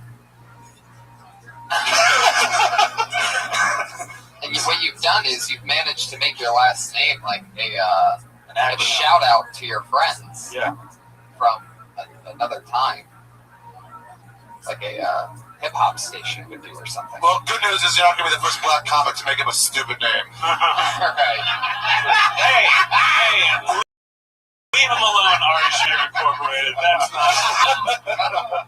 Stretch, fun times. Thank you, Good chatting with you. Appreciate it. There you go, Stretch, SHP. I love how you say. Sometimes Ari, you say things so perfect. Like these are, you get kind of upset. I love how you talk. Hold on, I gotta check my flip phone real quick. Oh yeah, Ari went back. He decided to lose the smartphone and go to an old school phone because he can't control himself around today's apps. They still make those. Yeah, they're hard to find. I would love to go back. Go back. I really would. I'm going to. He started. You're not going to? No, probably not, but I would like to. What? Just do it. Ari, what if you're in your car and you need directions or a map real quick? Like you just call somebody that has. Learn how to get there. Ugh. Yeah. But traffic. traffic. I don't drive anymore. New York. But yeah, I know what you mean. It's definitely worse. It'd be nice to have GPS. And Yelp, like, where's this restaurant? Yeah, sure. Or I'll just go in somewhere. Live my life. Oh, a lot of people are here. I'm gonna try this place. Your next comedian goes by the Words name. out. Taco Ranch is the happening place to eat on Sunset. I agree with you, and I'm embarrassed right now. It's such a big portion. Put your hands together for Eli Gorey, everybody. Eli Gorey. Oh shit! Well, no Eli Gorey. You know, get the blacklist out. Someone's name's getting added. There you go. You blew it a little too early there, but all right. He just got blacklisted. Fuck yeah. He probably had the same wave spit. They wouldn't be embarrassed. That name comes from the old days of Hollywood, where they found out you had one drop of black blood in you. You were no longer allowed to work. What? Yeah, that's the old Hollywood. Is that true? Yeah. Put your hands together. Blacklisted. Okay. There's not a list. Because they're going to have to know who the black people were, so they kept track of them. This big list, the mayor's office. What was it called? The blacklist. Put your hands together for your next comedian, Speedy Guerrero. Oh, yeah. That's a new name. I'm excited to see what comes up here. Oh, shit. 2 in a row. Wait. No, trust me. It's slow. He's going to run the fuck up here in no Seems time. like a guy named Speedy would take his time. You said Speedy. I was like, please let his last name be Latino. Yeah. Speedy, are you here? That means he just got blacklisted. Wow, 2 in a row. Yeah, he just got super mellow blacklisted. All right, let's give another guy a shot. Put your hands together for Johnny Gold. Here he comes. I see somebody moving up there. This is another new name. Johnny Gold. Oh, yeah. The Jews are doing the job the Mexican won't. Cool. I'd like to start off with a couple impersonations. Here's an impersonation of my dad when I was 4 years old. My dad when I was 4 years old. See ya.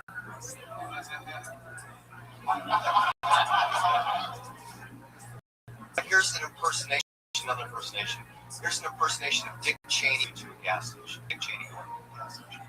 I'll take the blood of the innocent victims on pump 2. In the Snickers bar.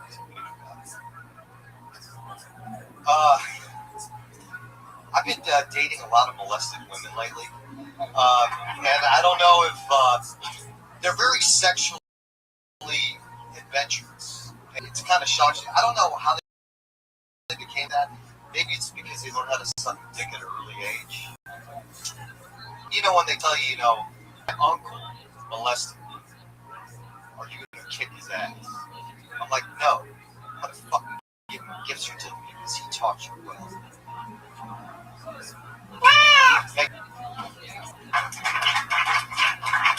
Okay, for real, as a comedy fan, I have a question. Cheslick, you could take those topics and make them funny, could you not? It's just writing, right? There was the topics have been done. I mean, I think I have jokes on those topics. Oh, okay. But there were some. But you said he wasn't funny because you laughed at him. No, the setup of that, how dark that was in front of this crowd that wasn't getting it. You know what I love the You can make most? that rate so funny, right? Why do you keep asking that like you've never heard all my material? I guess. Yeah, I don't know why I'm asking it that way. Yeah. Mostly I was saying maybe like rewrite or something for him. You know what I really, really, I don't know where I was really getting love? at, really. I don't mean I'm a famous comedian. You know I have jokes about this. Yeah. Maybe I was thinking help him make that funnier. You should have said that. Maybe that's what it was. Then no, I won't. Okay. Johnny, I like your style. Since 2002. God, the audience was in disbelief. Holy shit. Well, to be honest, I don't give a fuck what the audience thinks. So, no offense. That's cool. That's cool. I mean, They like no disrespect. Jeez, they No like you, Johnny. disrespect. Settle down. No, What's I'm your not. problem? No, What an asshole. I didn't mean it like that. You're acting like they're booing you or something. You're like, I don't know. Wait a second. I take that back. Jeez, you're a wild one. Get it I back. see why you haven't broken big in 13 years of doing this. You have a real attitude problem, Johnny. No, I'm kidding. Go ahead. How often do you get on stage in those 13 years? I actually, the reason I believe I didn't make it is because I didn't do a lot of Hollywood stuff. I didn't do a lot of stuff, around the country, but I really never. I love this room and I love coming down here. And I had some showcases down. Mac Lindsay got me a couple. That's a hell of a name to drop. Yeah, I know. I like him. I've done a lot of shows with him, but I don't know. Maybe I'm not. I don't know. I just continue to be an artist. We know you're not in a reality TV show, right? I don't know why you're going through this. I'm a little nervous. You're awesome, and Ari and everybody's cool. So I wasn't nervous.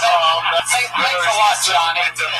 Piece of shit. I want to bring this all together. Wait a minute, man. Wait a minute. I've listened to every fucking podcast. That's why I came down. I love it. Wow, thanks, Johnny. Everyone, love it. Fuck yeah. Now, where'd you come down from? Would you say you listen to every podcast? I live in Riverside. Wow, that's a hour-long drive, right? 2 hours. Wow. I hooked up with a mom from Riverside once. That's all there is in Riverside. They don't let non-moms hang out in Riverside. How'd that go for you? It's pretty good, but when they're on top, they're kind of leaning over. Moms don't have presentable bellies. Yeah, it's got that extra wrinkle, sun damage thing going. It's not, yeah. Right. Flap. Johnny, Johnny, what else do you do other than stand-up? I own my own business. What's that? Decent truck shop. Wow. How's that going? Good? Yeah, it's good. It's good. Better than stand-up. I think I did win a contest the other day. They got free chicken wings. That's probably the best thing I've won in 13 years. Yeah, you don't even get chicken wings after this. No, I'm so fucking grateful to be able to do this now. I love it. I love it. I love it. I love the comedy store chicken.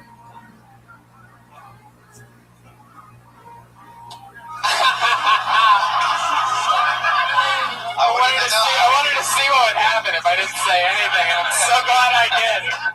I'm so glad. Normally I would try to host it, but no, that was amazing. I'm fucking everything up as usual, bro. No, it was beautiful. That was like a work of art. That pause right there. Holy I mean, I want to be an artist. Like I do slam poetry and I do. I know. We just saw 57 seconds of it. I like doing that, and I just love the art of it. My parents were actors, and I really got to learn a lot. So I love doing it. Were your parents in anything we might recognize? Well, my mom was on Broadway, and my dad was. It seemed very like you do poetry places before. You seem like you're more of a poet kind of. When you do them shoes, like I do have basic stuff like about relationships and stuff like that. But when you did it like I had some other stuff that was G-rated. But then when I saw Anthony Jeselnik up here, I thought, fuck it, I'll bring all this. I thought, he's fucking dark too, man. He certainly did, my friend. Certainly brought it all out. So Johnny, what do you do on a night like this after this? How soon after this do you get in your car and drive back to Riverside? I'm gonna stay up and watch all the show. Right. And then what? I might go down and see if I know anybody from that. Maybe once. How often do you come here?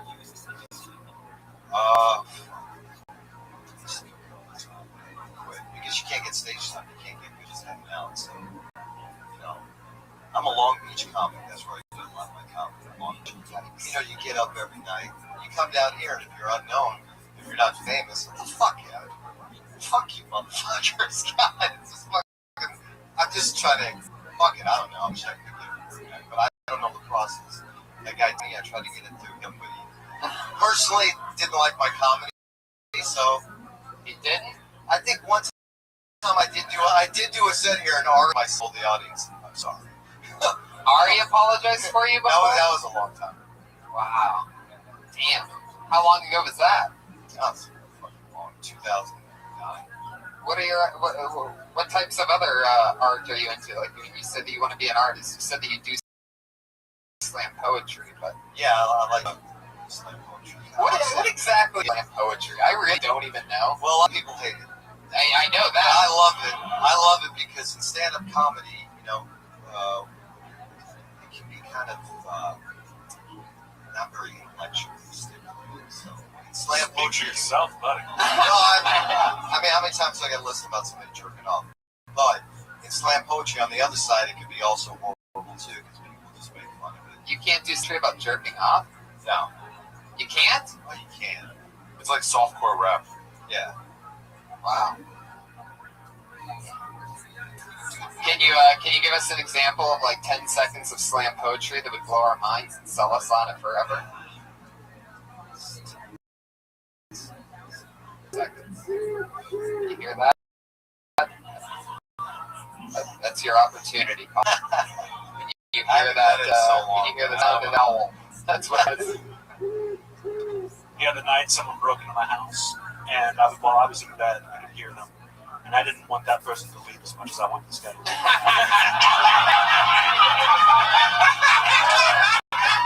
There he goes.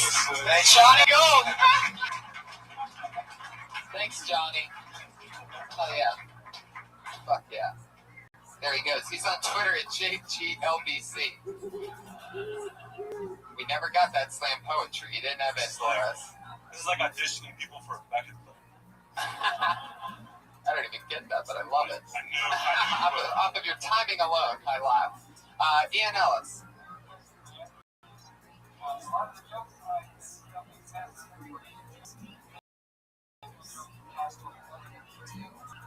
You don't get another chance at asking a good question, you piece of shit. Taking a joke from topical to evergreen is pretty difficult. I think we try to do that. You just remember the bad evergreen joke. It's got to come up naturally. Sometimes you can forget the formula and then write it again. But I don't think there's any information that you'll ever use.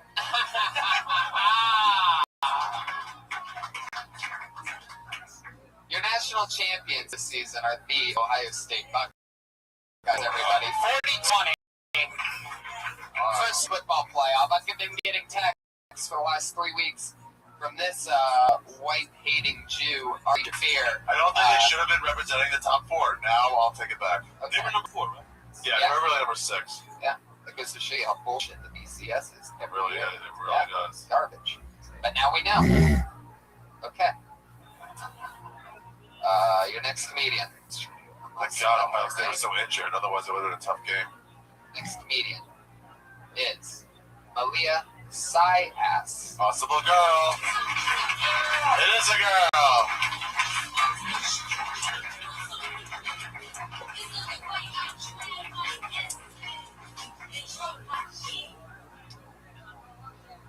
Hey, I don't want to make a baby. Not into breeding. I don't have like a maternal Pinterest board or anything. I think I would be more into it if I was a guy. Like, you're so lucky. You're the injector, not the incubator. It's fucking awesome. Like, literally, if you want to make a baby, all you have to do is, like, you just walk away. Girl, like, I'd have to invest my time and my body and my sobriety. I don't like that.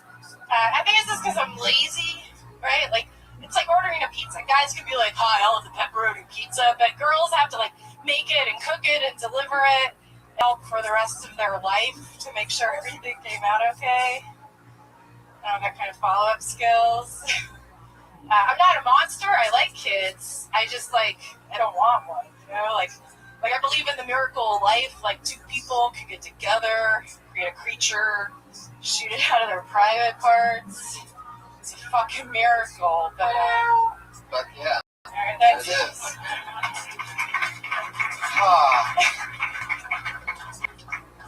But yeah, Malia. I have to say my favorite thing is when the comedian on stage says, I'm not a monster, because that absolutely means they are a monster in real life. I say it every I fucking hate kids. I like how you were not at all like the last guy. Well, thank you. Oh, wait. Or they both live in Riverside, I bet. Malia. That's an insult. Right. How long have you been doing stand-up? About 3 years. Where are you from? New York. New Jersey, New York. Why'd you come in? My day job. I transferred out for a day job. What's that? I'm a fashion designer. I got laid off. Oh. I'm on unemployment, which means I can focus on my comedy right now. Wow. Yeah, it's really paying off, obviously. What kind of clothes do you design? Well, I was huge. I was huge during the urban hip hop era. You're huge. Yeah. Yeah, I brought you rhinestone encrusted. That was you. Cool. Yeah. You're welcome. You can see my stuff on like Cops and America's Most Wanted and stuff like that. I see what you did there. That's a big ring that you're wearing. The lion one? Yeah. Nordstrom's rack, $5. A bargain shopper out of it. About how easy it is for the guy to make a baby and woman to make a baby. Like, are you trying to make a baby? Do you think that No. is that on your mind? Is Well, that think what what you were talking about with the mom that you're fucking. Like, oh, like your body. Like, I don't want to have to deal with all the. Yeah. It sounds horrible. Yeah. Just somebody that you know want to make a baby with you? Well, no, I just think society puts pressure on you. I have a lot of friends that are having babies. I just thought about it. Well, you look like you withstood that pressure until it's too late. That's so. Age, that's the line. Age. It's true, guys. The biological clock does not end with the sound of a kitty. Biological. But it does have to do with your pussy, so. There you go. I see what you did. Actually, I don't. I got really confused at the part where you compared yourself to Yelp, because then you were talking about like making the pizza and then delivering pizza, and I was like, wait, what's going? Oh, delivering pizza. Well, I think it's like I'm lazy. Like I feel like the people that I've seen that have had kids, the mother's always like more attached to them, right? Like the guy can peace out if he wants, or he could like go play. I don't know. I just don't want that kind of responsibility. I'm lazy. I don't know.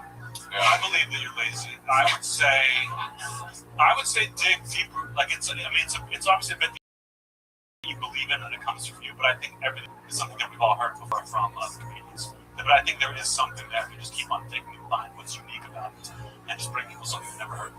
I don't believe that you think that what you just did is funny. Although I do believe you probably are funny. Oh, thanks. Damn. I'll take it. I know I'm not playing anymore. I know who's getting you pregnant. But yeah, well, there she goes, Malia Sayas. All right, thank you.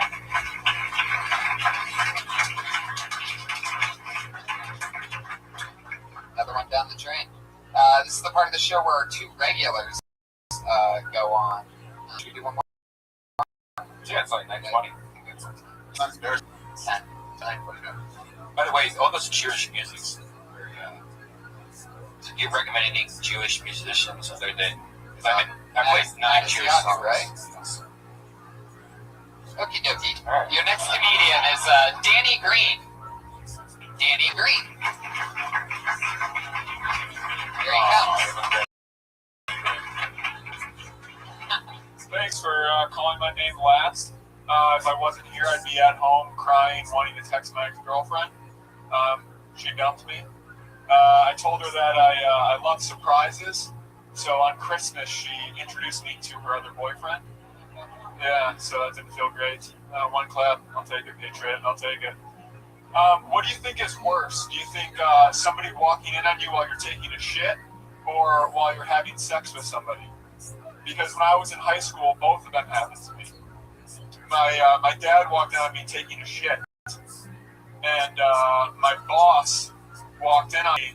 Well, I mean, I thought the store was closed and nobody else was there, but my boss walked in on me fucking my dad, and I was like, yeah, that's what you get for not fucking knocking twice before you walked in. All right, thanks, that's it. Yeah. 45? 50. 50, okay. 50.89. Way to go like forward, man. Yeah.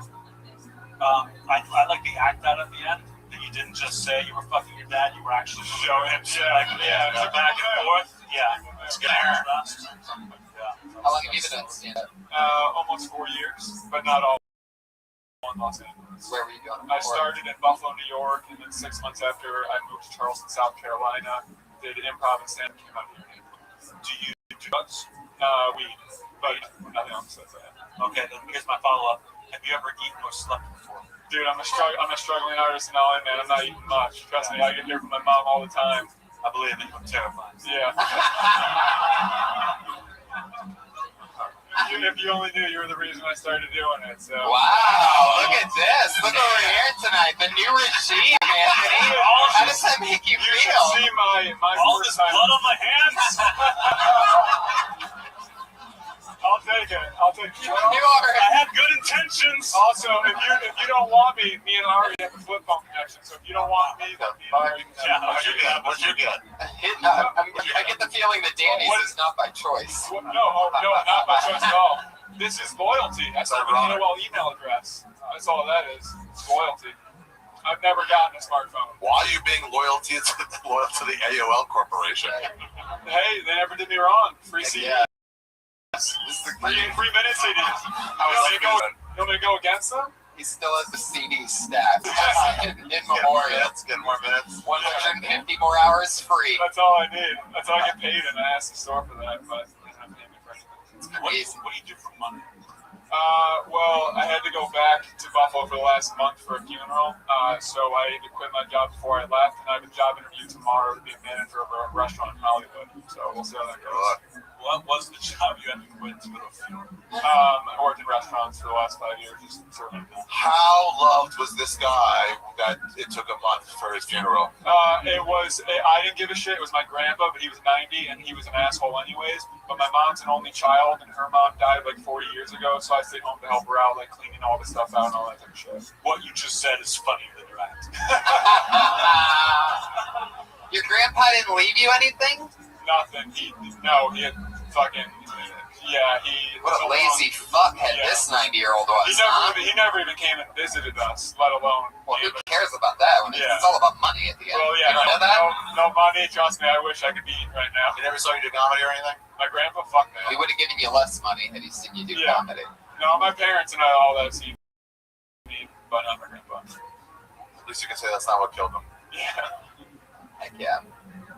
Danny, tonight you were like the Oregon Ducks. What is that? Loser? 42 to 20 loser? It's 42-20. No, I'm kidding. I loved you, Danny. Thanks, man. I appreciate it. Anything for Danny? You have good stage presence. I just, that whatever. Sure, it was fine, but I would like to see more. I think that maybe that joke wasn't your best. It was kind of coming to a thing now because I really am sorry to waste time. I really am going through a breakup, so it's like, do I talk about stuff that's not funny that I'm actually going through, or do I tell old jokes that quote unquote work, but I don't have fun saying them anymore? So I say those. Why don't you find the middle? Okay, I get what you mean. You know, if you want to talk about decent stuff that's not funny and you just want to rant a little bit, it's great if you have like 20 minutes. Just throw that in between a couple jokes. But as you know, if you have 1 minute to prove yourself, because you don't know, you could have done one of those jokes, and we could have all said something about one of those jokes, and you had a whole new tag to it to help you on something that's worthwhile. I'm with you. Yeah. Sure. Well, I'll be back again. Come back again soon, Danny. There he goes. Danny Green. I'm Danny Green on Twitter. Heck yeah. Yeah. Do you think his palms were sweatiest when he shook your hand? Yeah. Malia Sias, by the way, is on Twitter at Denise Mark. Do you remember her from 2 months ago? That's I'm Danny Green on Twitter, Danny Green. This is the part of the show where we have our 2 regulars who do a brand new minute every week. 2 young ladies that have been with us for a very long time. But the same people every week do a These are the only 2 people that do a brand new minute each week. They're on every episode. Sarah Mostajabi? Close. You almost nailed it. Different last name. Put your hands together for your first comedian tonight. She dropped out of the University of Florida after coming on Kill Tony. She's been doing comedy for a year and a half ever since then. Put your hands together for Kimberly Congdon, everybody. A brand new minute each week.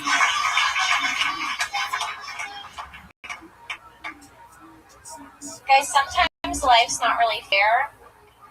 For example, if I hang out with a guy for a little bit and then I ignore him, I get called a bitch. But if a man hangs out with me for a little bit and he ignores me, he just gets called my father.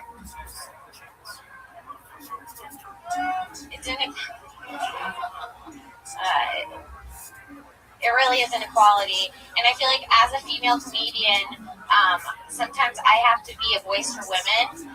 And so I'm here to say we want equal rights and also like still free dinner.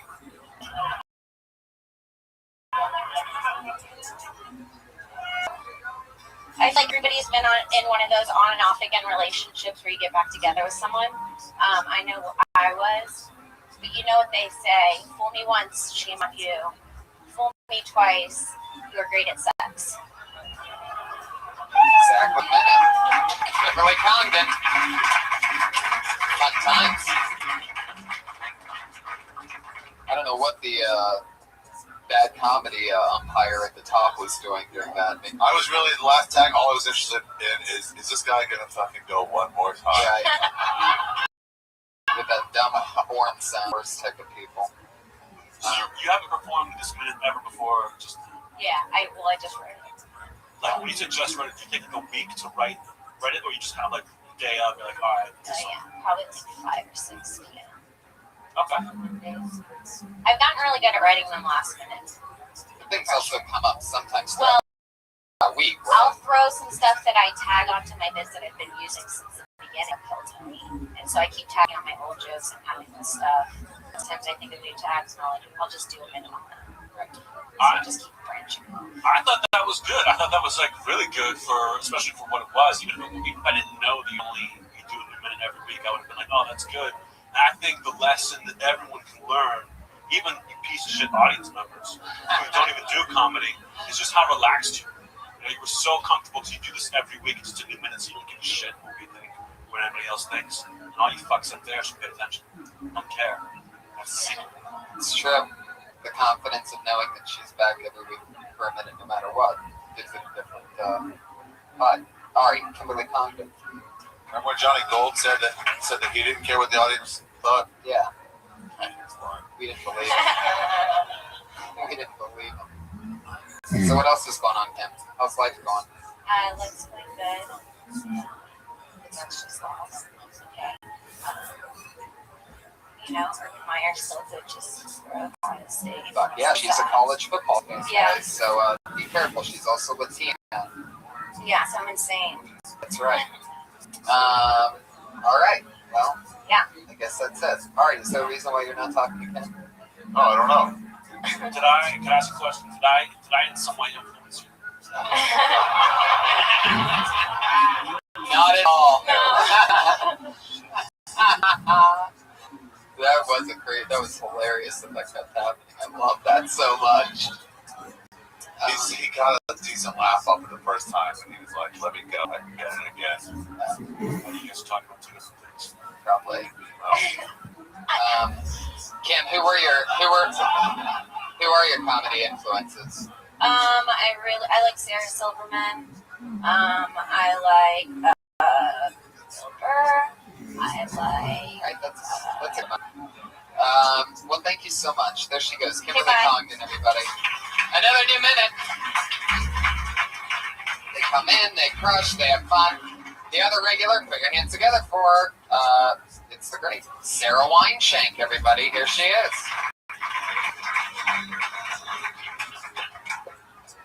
So guys, I got a lint roller from IKEA. I didn't go with the intention of buying a lint roller. Out stand doesn't need a roller. So I bought it. And the only thing I think about is, who the fuck invented the lint roller? Who was like, you know what? We need something to handle all this lint. It's a huge problem.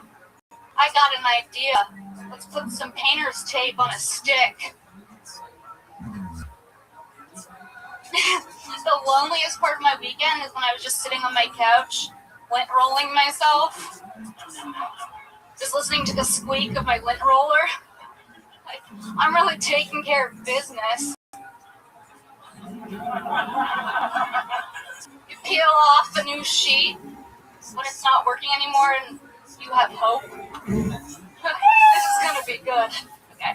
Fucking love it. That's right in her style and vein to talk about things and extend them, those little inanimate objects, and I love that. I think lint roller is a great one. It's definitely one that hits very close to home with me. I'm obsessed with my lint roller. You are? I have one little lint roller that I keep in the car. I have a do? big monster fucking one at home, and you know, yeah, it's just, it works. The motherfucking thing works. See, that's my problem with the bit. Is, you know, who the fuck invented this? Like a genius, dude. Right. Like that's an amazing And I think invention. yeah, exactly. Like a sick genius, though. Like a sick genius. I think you. Yeah, you're right. I think you know what I mean? And start with the tape on a stick, and then talk about the genius. You know what I mean? The evolution of it. The first one to put it on a roller. I mean, in the lint world, that's the invention of the fucking. It's like the invention of fire. You know what I mean? Like, it's a big deal in the lint world. Yeah, Not a good one. I also feel like it's ball? like. What the fuck? I feel like nothing. Take the microphone away. Hold on, I feel like it's like a I'm privilege outside thing to again. worry about lint. شهز You know what I mean? Put some of that. في مفاهمة Absolutely. صار عملتكم Oh yeah, the lint roller is the thing, in my opinion, that I send them to the troops. only lint roller. I love it. Fuck yeah. Hook it up. But like I like to, for that minute, I thought that like the second half where you were like laughing about like rolling on yourself, like that seemed like the real you.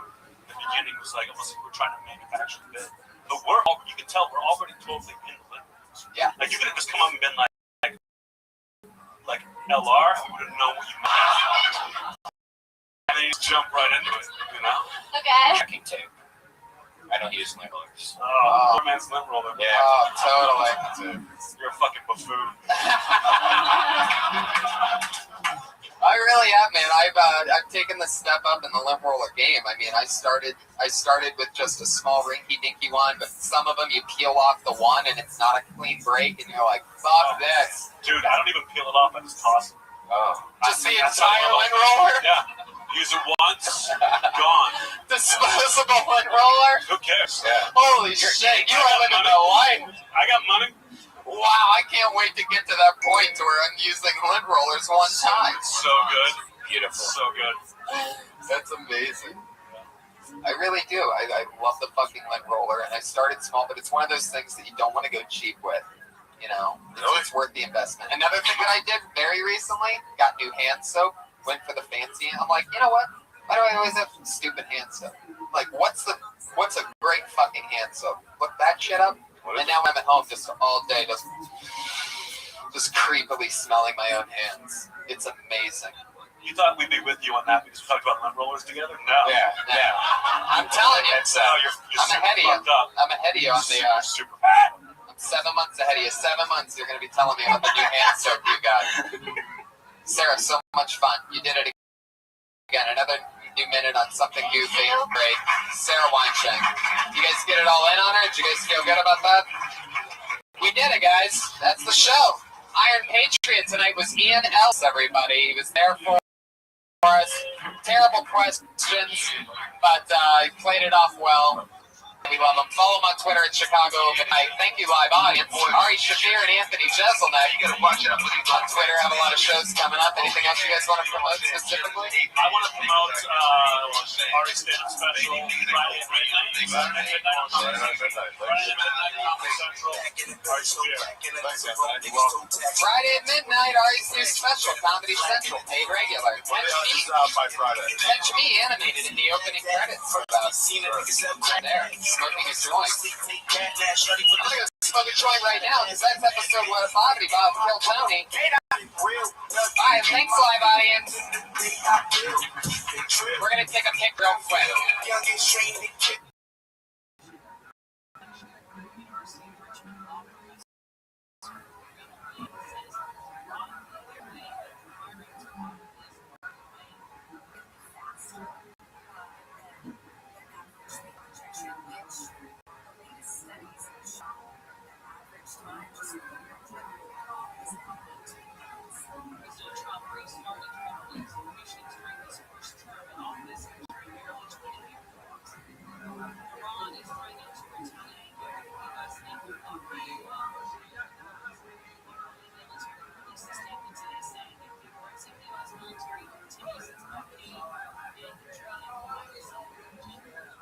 Oh, snap-a-rooney.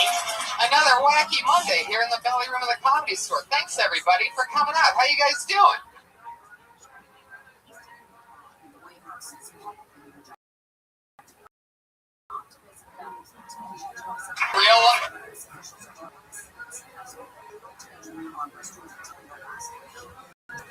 That's a real live audience, podcast listeners. Holy moly.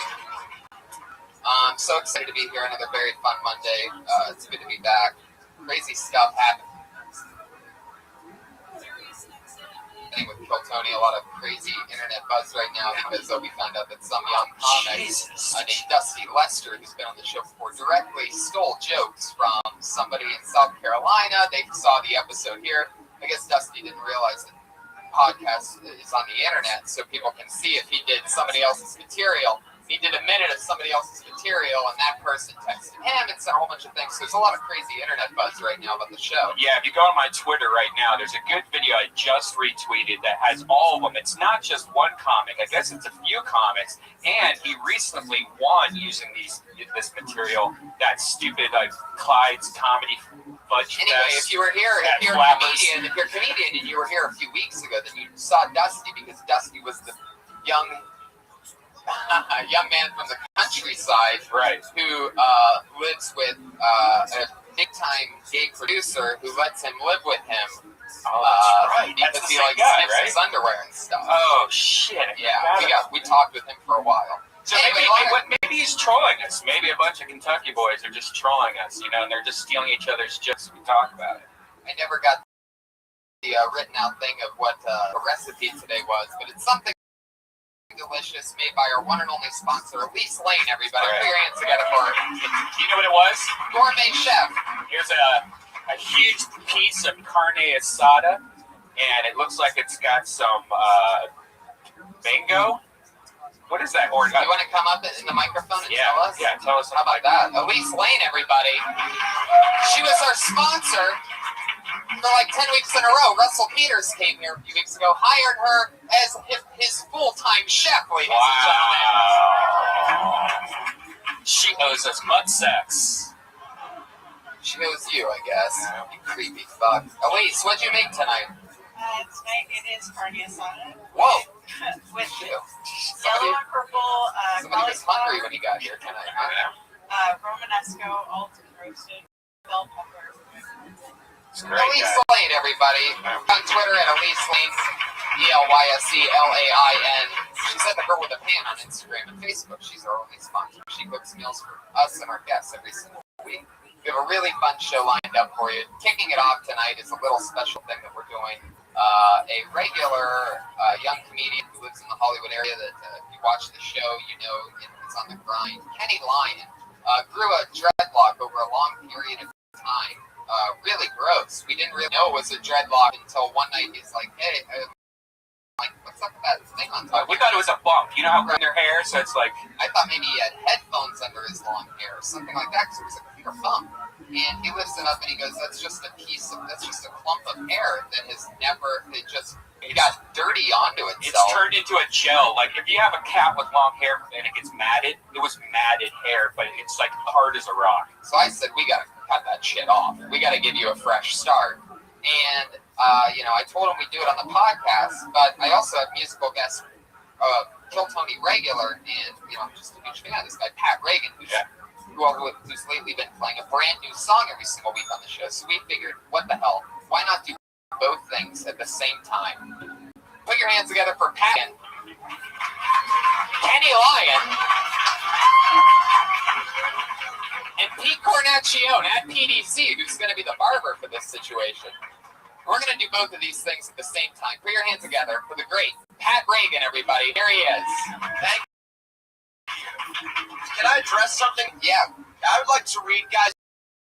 Kenny Lyon has been starting shit with me. Whoa!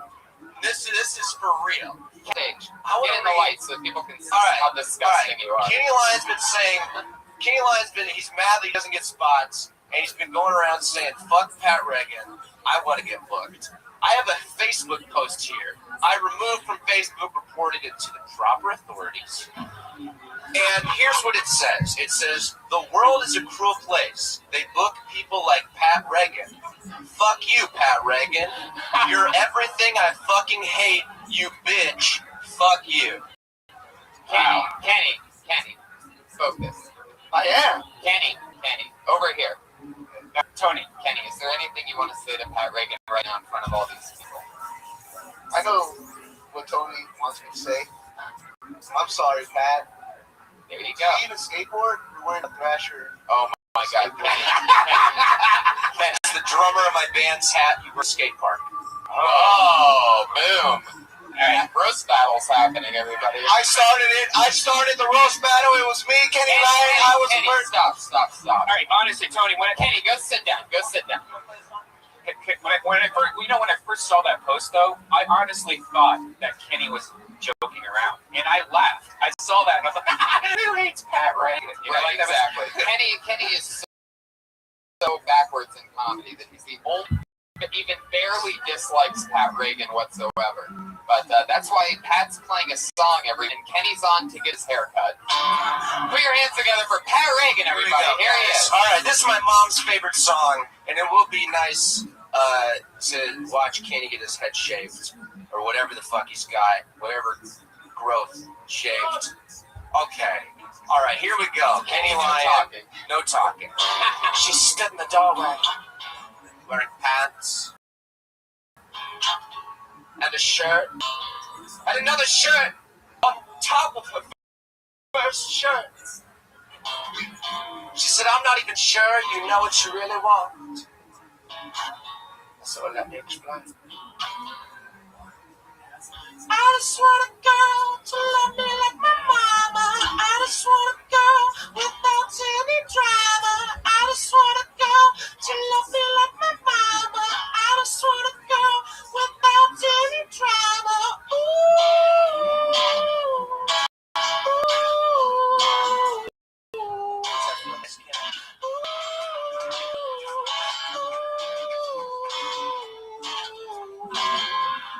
I just want a girl who sends me cards on Easter with $50 checks and delicate reminders that I should go to church and I should call my grandma.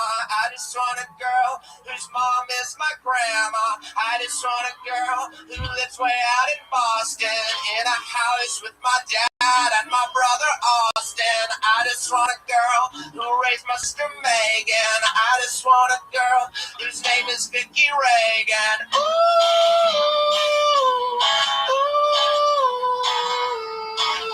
That's my mom's name.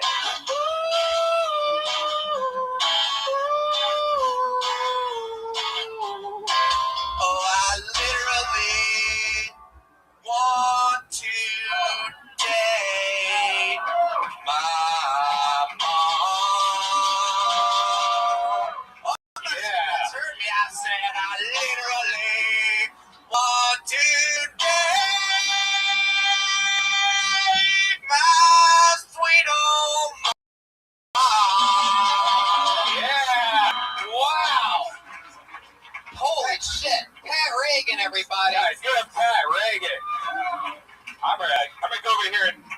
explain to you, Tony, what's going on. Who's that lesbian Manny Pacquiao in the corner? Wow. The bump is gone. He looks like Sarah Mostajabi right now. For you two Mostajabi fans. No, but it's I think we should have Pete finish it off because maybe for the next. No, you're not getting back on stage, Kenny. That looks perfect. I'd say let him go with that. Put your hands together for that haircut from that PDC. Yeah. Kenny, why are you by the microphone? I love every single one of you guys, and my name is Kenny Lyon. Please book me. There you go. Right, Kenny Lyon. Yeah, that's the perfect way to get booked. That's how it works. Just ask for it, and people are like, I want that guy. Put him in the big movie. Josh is actually touching it with his hands, and he's going to rub his dick on that hair later tonight, guys. Oh, the Brian Redband. Just take what you see and add rubbing your dick to it. Yes, that's the secret. Wow, the internet loves dicks. Works every time. Put your hands together for tonight's Patriot, everybody. Every week we have somebody here to keep us safe. This week is no different. This guy's a return Patriot, one of my favorite rising comedians in all of LA. Great host here at the Comedy Store, one of my favorite people. It's Willie Hunter, everybody. Here he is. Wow! Look at the brightness on these lights. Damn! Confident Patriot, I see. Wow. Holy shit. I'm so excited to have you on again, Willie. Oh, thanks for having me. Fuck yeah. Happy MLK birthday. Oh yeah, that's true. I mean, that's why I had you on. Perfect. Yeah, I forgot about that. The way that helmet dumps up against your afro really leaves a very creepy, like, black Doc Brown type of hair sticking up out of the top, and I like it. The Watchtower. What? The Watchtower, Tony, the Watchtower. Okay, there you go. For all you fans that know every single line of Back to the Future, I'm sure you're still cracking up right now. You probably just passed out from laughing so hard. You know what I love is that Willie actually has the strobe light mode on the lights that are inside the map. So we're definitely going to have our first seizure. Expect him to start jiggling in about 20 minutes. Well, he's just been flashing white lights. Red and blue lights. Never mind. Oh, I see where you really tried to go on that one. Well, Willie, you excited? I'm very excited. Me too. Let's get to it. Our two guests tonight, two of my favorite people in the world, two of the funniest comedians out there. Excited to have them both here. Put your hands together for Matt Bronger and Greg Fitzsimmons, everybody. Here he is, Matt Bronger. Greg Fitzsimmons. Two of my favorites, two guys with all the time. Matt's been on the show before. Greg, this is your first time. It's good to have you guys here. How's it going, Greg? Thanks for having me, man. Awesome. Sorry, I was almost late. I lost my voice yesterday, so I went to a Jewish deli, and I was getting some soup, and I was killing like 2.5 hours because I was already in town, and I live in Venice. And then you tell at 10 after, and I looked at the Jewish deli. It's like just a few doors down. Yeah. And I made it over. So that's the story. I just like the pause after Jewish. I went to a Jewish. I was waiting for you to pounce. Yeah. Doctor, why does it matter to these Jewish? Right. I love it. You ever been on a show that has anything that looks like that standing next to the stage? I guess I was originally on Max Headroom, but they wrote me out. Yeah. That's an old reference for this crowd. That was like 1987. Anyone older than 30 will get that. Right. I love it. Max Headroom has actually come back. That's pretty much that's like what we watch right now. 7-second videos, like real quick edits. You know, like these YouTube stars are Max Headrooms, pretty much. Absolutely. Yeah. That's a solid reference. Yeah, they really are. Every week our Patriot asks our guests, so get for us this week, Patriot. He's already frustrated. I'm laughing. Okay. Oh, that what it is? I thought you were telling you were going to kill someone. Stop talking to them. I'm still mad at Kenny. I'm Iron Patriot. Whoa, what are you mad at Kenny Lyon? You can't say that about Pat Reagan. He's such a great guy, great entertainer. I want to say give it up for Pat Reagan. There you go. I absolutely agree. We are huge supporters of Pat Reagan here. And I've never seen a guy, lose respect and get his hair cut at the same time. Normally, the crowd's on your side if you do something that's silly, but he came out the bad. Really tough to pull off. Pat Reagan's going to buy and sell all of us in the future, don't you think, Tony? I think he's certainly going to end up buying. He's going to be so successful that he buys a cage and then he buys Kenny Lion. Yeah. And he's just going to put Kenny in the cage and feed him like a bird. Dude, seriously. And Kenny will do it. Yeah. Well, Kenny will have nothing better going on than to take the $17 that Pat Reagan's willing to pay for his entire body to keep him in a cage. Willie, what are your questions for our guests? Okay, Matt, you're a guy. How tall are you? I'm 6'4". 80 sports growing up? I played football for almost 2 weeks in high school. Bad knees. I used to do shot put, if that's a sport, and just soccer when I was a kid. I'm not athletic in the least.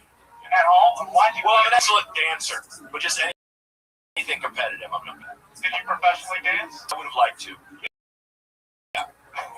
No, never.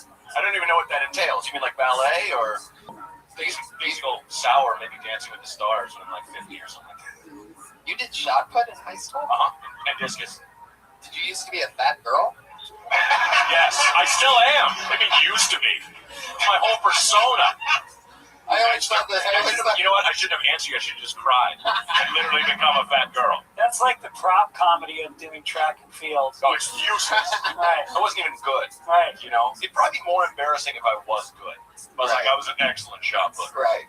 Like, you just have to be big. The track and field people that didn't even run. No, no. It's the easiest sport in the world. It was like everybody else grabbed a distance, and then they were like, we got this hardware. Yeah. Who wants to throw it? Right. Who's going to throw a heavy rock? It's always the kid with asthma. Yeah. By the way, if you're just turning in, we do have a mob boss as one of our guests tonight. Hey, what are you doing over there? See, shot putter? I'm going to do you a favor. I went to a Jewish accountant. Which gave me soup. That leads right into my question for Greg. You're from the Boston area, correct? No. New York? Hope that doesn't throw off preparation. Ever meet any mobsters? You were involved with it? Did you get your life threatened growing up? No, but there was a comedy club in Boston called Nick's, and it was a mob place. I shouldn't say that because it's still in business. It's called Rick's. Fixed it. But there was a lot of cops that hung out in the back of the club who just kind of drank. They'd just be on their shift and they'd come in for a drink and they'd hang out with these Italian guys, and then there were prostitutes that would go to Dominic's, which was the lounge next door. And there was this beautiful kind of just fluidity between the prostitution world and the comic world and the mafia. Well, what jokes did you tell them? Well, I would tell jokes like this. These two gay guys, they had a baby, and they went to the nursery in the hospital to see the baby. And they said, which one is ours? And there were like 10 babies, and they were all crying hysterically, except one baby was sitting straight up, smiling, happy. And they said, and the nurse said, that one's yours. And they went, oh my God, is he always so happy? And the nurse said, yeah, unless we take the pacifier out of his ass. So usually those kinds of jokes work pretty good. Boom. Wow. Well, you guys know the show. Talk to brand new comedians, guys that are sometimes older and from more professional comedians that just come on and hang out and do a minute, and then we talk to them afterwards. Comedians who know your minute is up when you hear the sound of a kitty. You better wrap it up then, or else you're going to bring out the angry West Hollywood bear.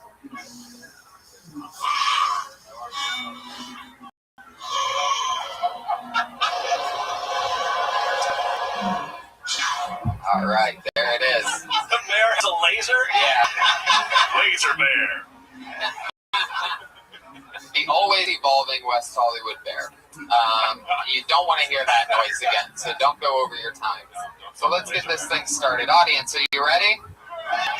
Let's do this shit. Let's watch a minute of comedy.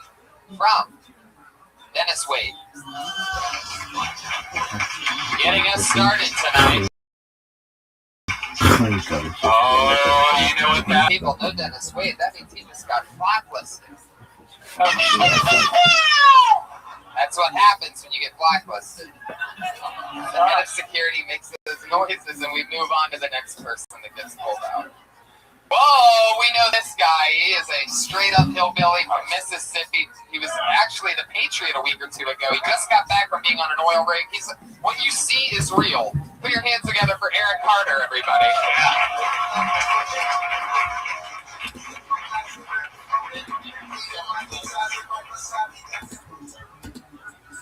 It is true. I'm from the South. I'm from Mississippi. Just moved out here New Year's Eve. The one thing I get reminded of when I talk in LA is that Southerners do not have the best stereotypes. They think we're stupid and we kiss our sisters. But what if the stereotypes are the other way around? What if somebody heard my accent and said, like, holy shit, I bet he's good at math? Or what if they hear my accent and be like, I bet he's got a big dick? Or what if they hear, holy shit, don't piss this people off, they run Hollywood.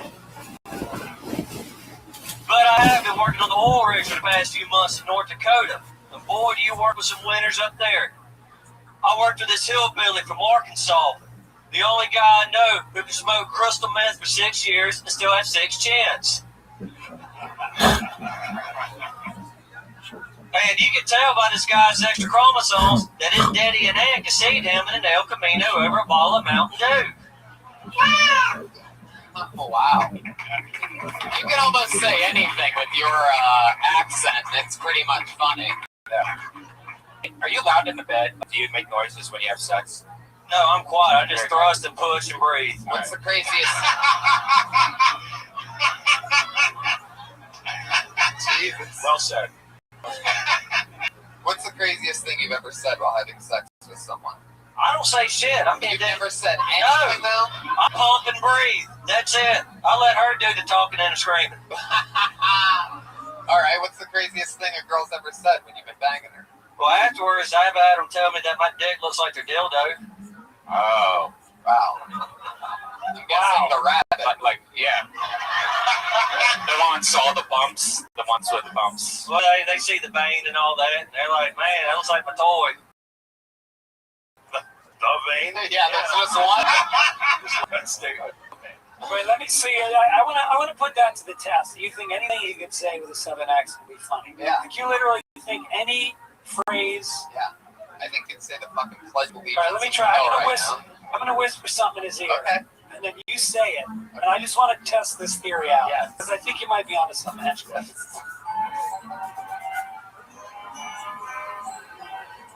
The little Jewish girl's hiding in the attic.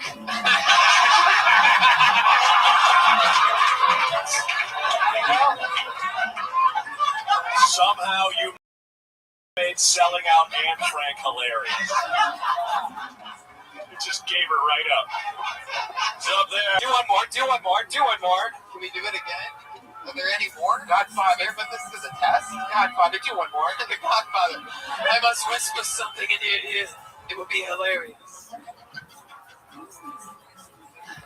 Just your accent makes me smile. Repeat it back, and you will tell me one day. Wow, I don't think he's gonna be able to. Don't worry, it ain't AIDS. Oh, fuck, I don't. I thought the laugh was perfectly timed laugh. So, it's not AIDS. It's oh, let me tell you what it is, though. Oh my God. Even half a punchline. Right. He literally doesn't need the rest of a joke. Oh my God. Do you know the Pledge of Allegiance? I know the one for the CSA, but not the USA. What does that mean? Oh, yes, do that one. I'm just joking. No, there ain't no Pledge of Allegiance. Oh, I thought it was like a racist one or something. I gotcha. Fuck yeah, man. So how's LA going? What's the craziest shit that you've seen lately? Since I've been back, what's something that you see here that you never see in Mississippi? see trainees dancing in the street. transgenders. I said that. Well, man, I grew up close to New I said Orleans. that you don't see in Mississippi. See, I grew up close to New Orleans, so I mean, there ain't really nothing here I ain't seen in the Big Easy. I know that's not funny, but it's true. Sounds funny when you say it. What don't you see here? I don't see truck nuts. That's true. True. True. I don't see truck nuts either. That shit's probably going to take off in the next few months. So that's going to be the new hip thing. I always want to put those truck nuts on like a Kia. Yeah. Tiny car with huge balls. Oh, truck nuts are the things that I got. I thought he was talking about the actual like fans of trucking that they would call truck nuts. I thought that there was like a group of such big truck fans that they were truck nuts. Sack you put on your trailer ball. But they're also they have all different kinds. They have realistic ones where you're driving Florida because it looks like real balls when you're driving. Well, why don't they have like car pussies or something? Because that would be even cooler. You're just driving, you see this like pussy with like big lips. That's a damn good question. You should invent that. All right. Or at least boobs. Yeah. Oh, dudes! Titties on the front. Kids. That would be so illegal. Flying off roads. Flop sideways when you take a hard left and right. Double D's dragging on the gravel and just breaking open. Oh my god. I think we all started a business. Right. Yeah. It's getting me 25%. Whoa. Absolutely. I don't think you got your math right. No, we need somebody to make them for us. Anyway, Eric. Yes, sir. What's the thing that what's more things that you miss? I mean, that you don't see? I miss my guns. I miss hunting, fishing. What's the biggest living thing that you ever killed? A deer. What was his name? Bambi. That's how funny that line is. You can say it anywhere, and it doesn't even make sense. Right. You killed a deer. Did you eat it? Of course. All right. Well, good. I'm I ain't glad. wasting a shell on something I ain't eating. Good See for the you. price of ammo? Right. No, I haven't. I thought truck nuts was a snack.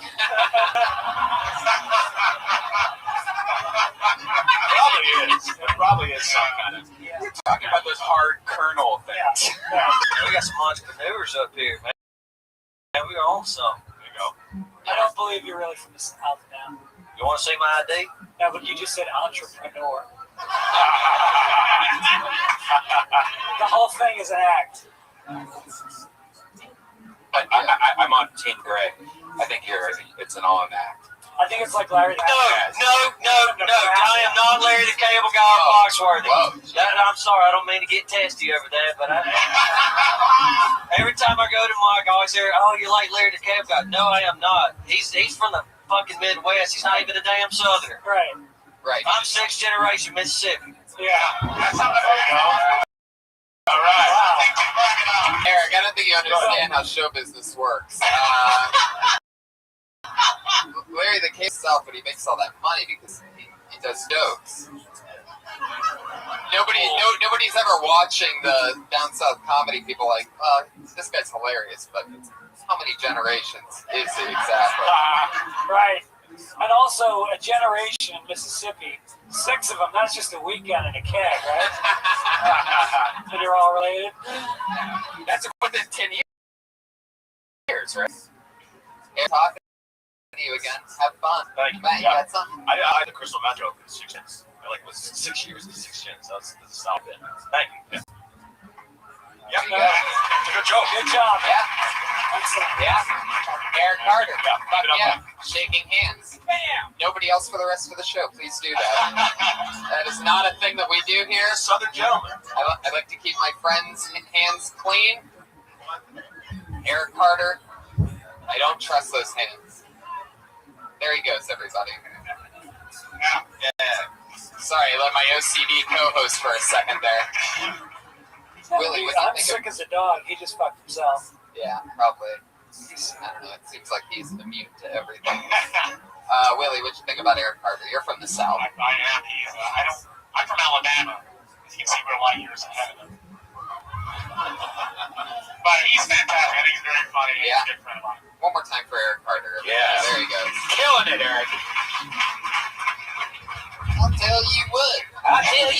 I pledge allegiance. I think it's like a dildo. Whoa, we saw this guy a couple weeks ago. Wow, I'm so excited. This bucket is magical sometimes. I've seen him only one time before. He blew me away. That was about 2 weeks ago. He's back here again. Put your hands together for Michael Perkinson, everybody.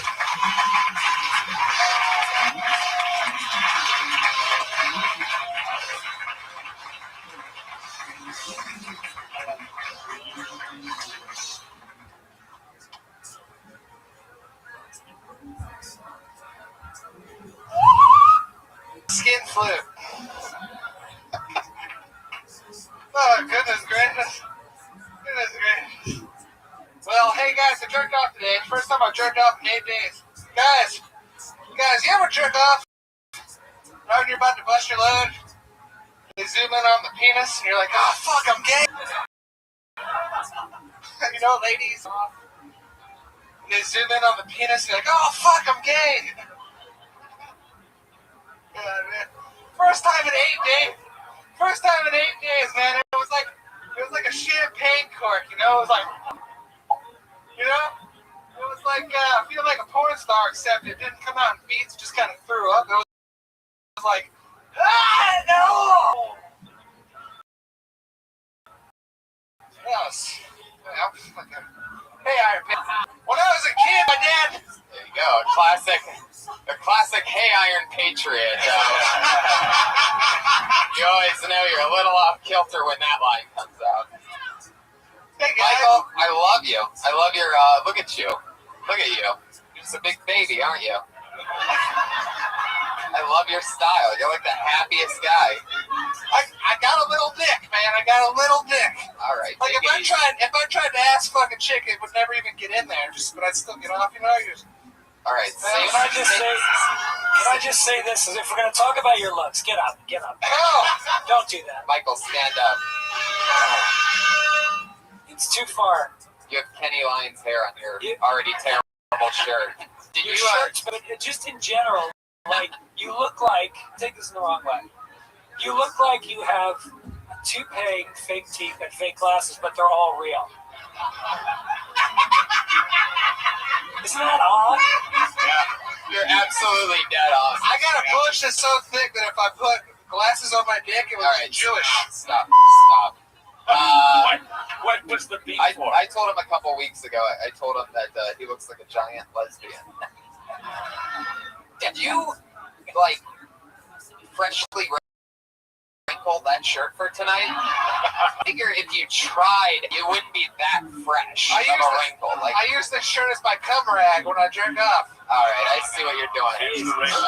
Michael, you have such a great energy that you have to let that shine. Not the thoughts that are in your head. You got with a look like yours. Let me tell you something, because I don't get this privilege, because I look like a villain. All right. No, you don't. You look for like me to get laughs, what I say has to be funny. Now you, on the other hand, you look like just settle down.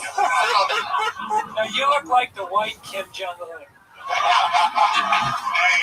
think the attire, it just looks like this. We're back in the 80s Comedy Store days. You know, the guy that just rolled in after a Coke binge. It was like, I'm up? All right.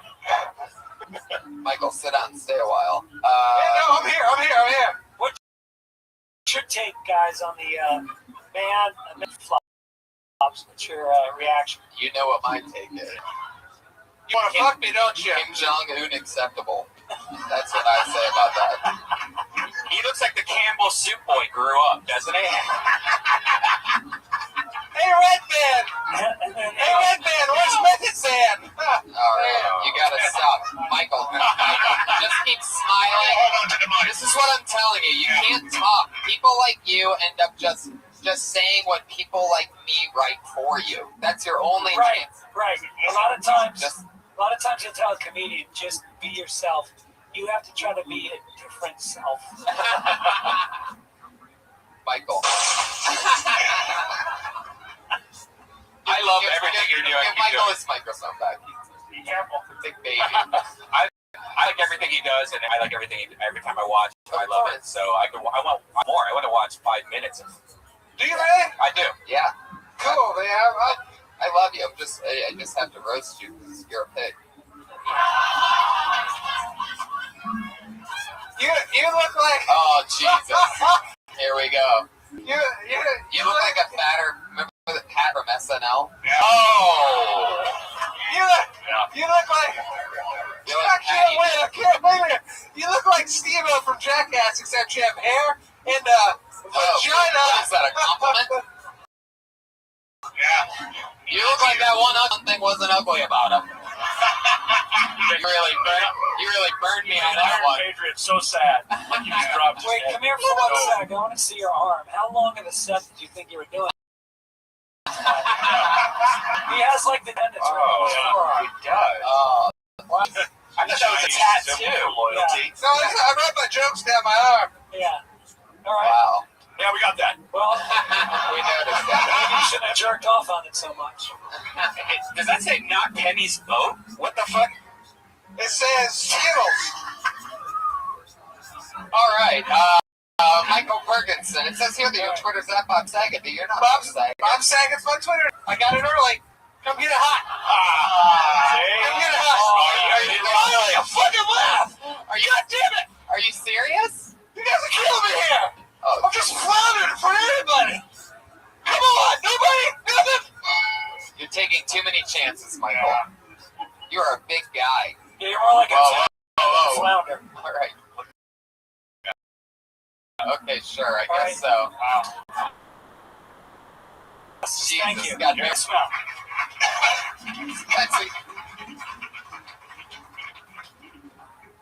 Let's just move on. Well, it went handshake, bear maul. Right, exactly. Great class. Sometimes these guys, they get a little excited. Yeah. Greg, something I always ask guests the first time on the show is there anything that you did when you very first started doing comedy that you can't believe that you did, like that's sort of maybe embarrassing or, or something that you regret doing? I think I told a lot of like fat chick jokes. You know, I was in college and I was very much like I had a mullet and I used to drink a lot. I used to tell jokes about fat chicks and get blowjobs. Like I was definitely, I was a different person before I quit drinking.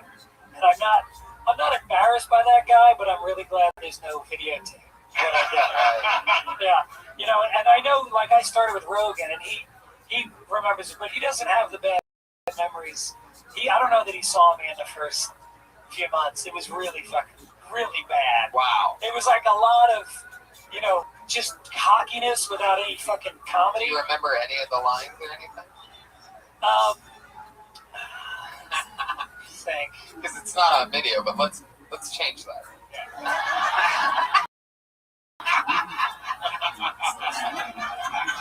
Let's get it now.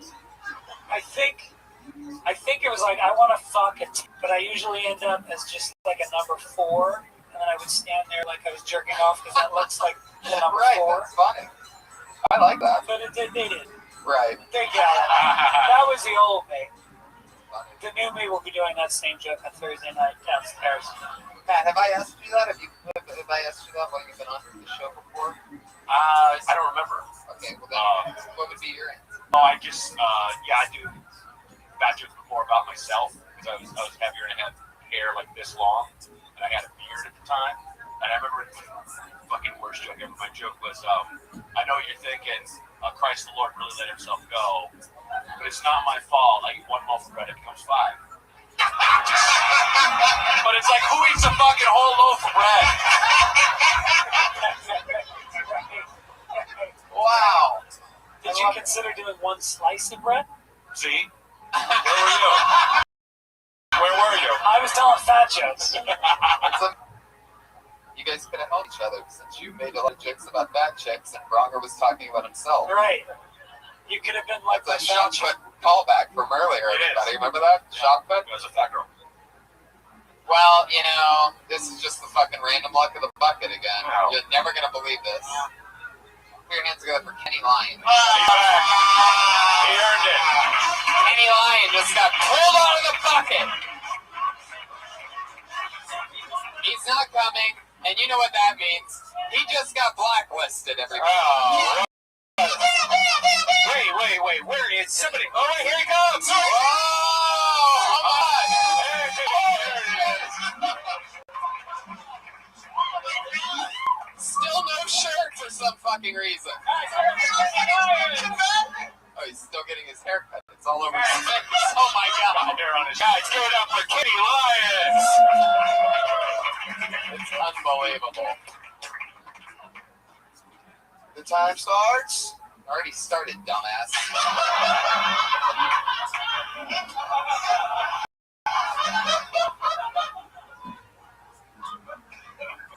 I don't own a ruler.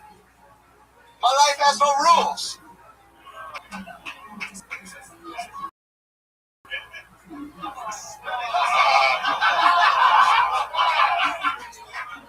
I put 5 quarters in the bus. I say, was that hold up? I'm missing 50 cents. I kept walking. Oh man, I missed 2 pots. I lost my girlfriend Ruth. Now I'm ruthless.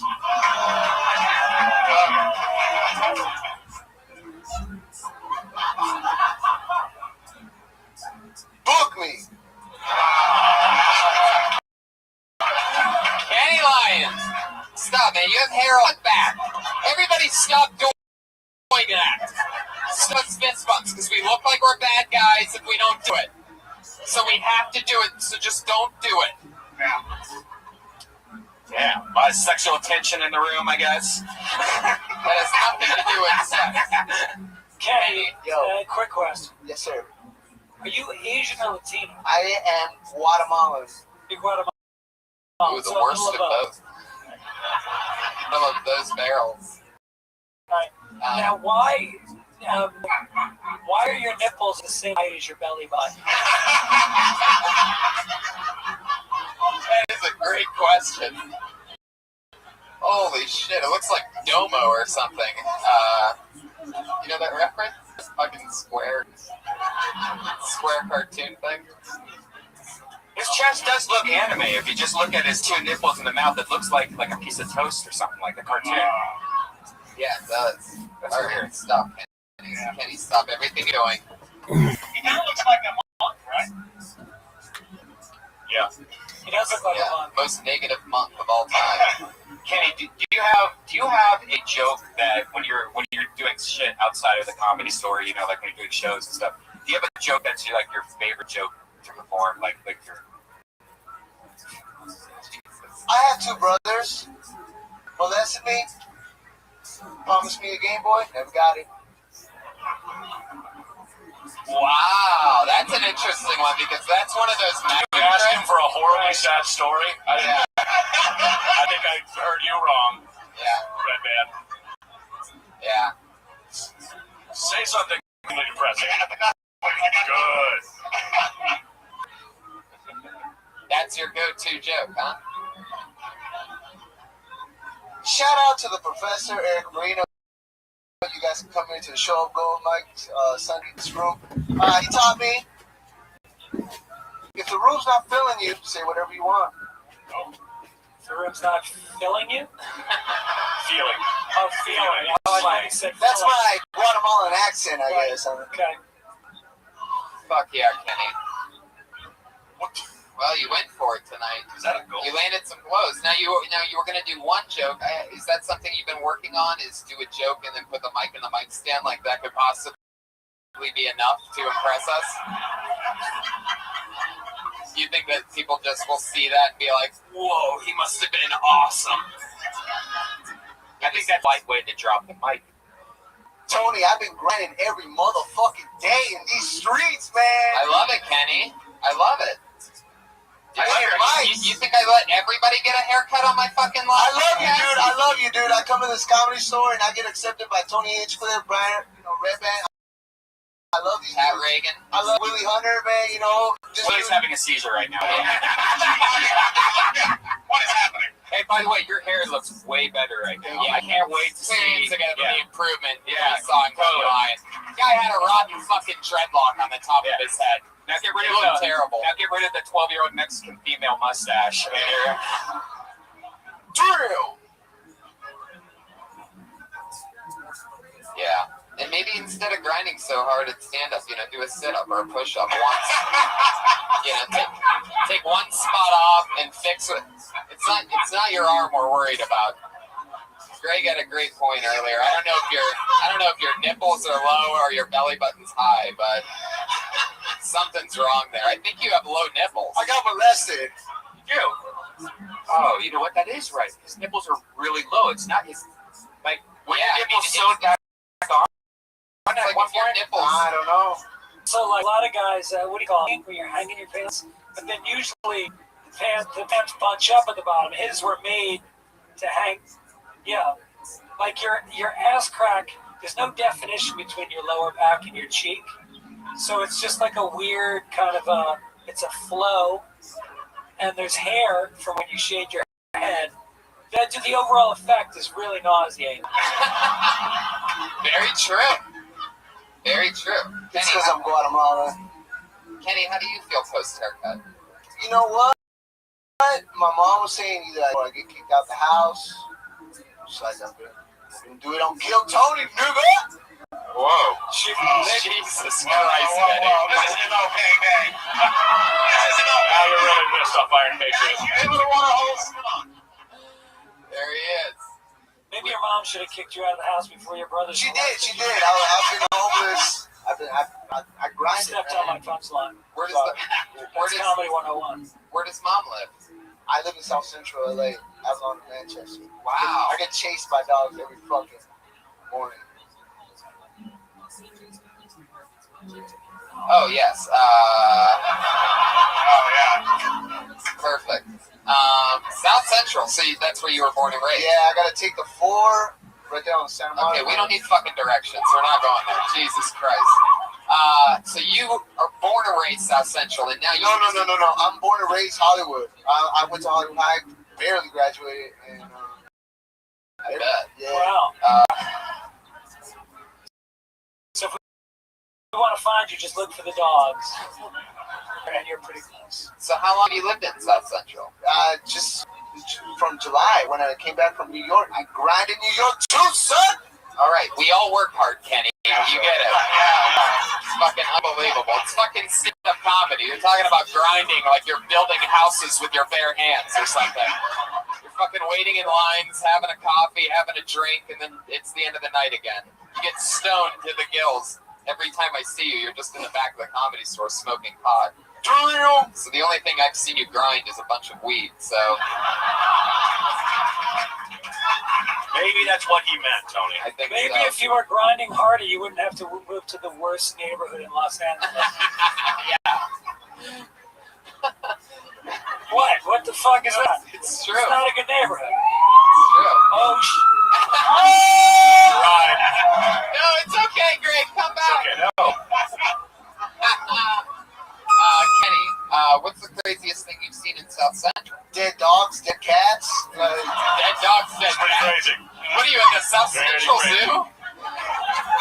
What are you talking about? I didn't know that's what they were known just for. casually mentioned he was a veterinarian just right now.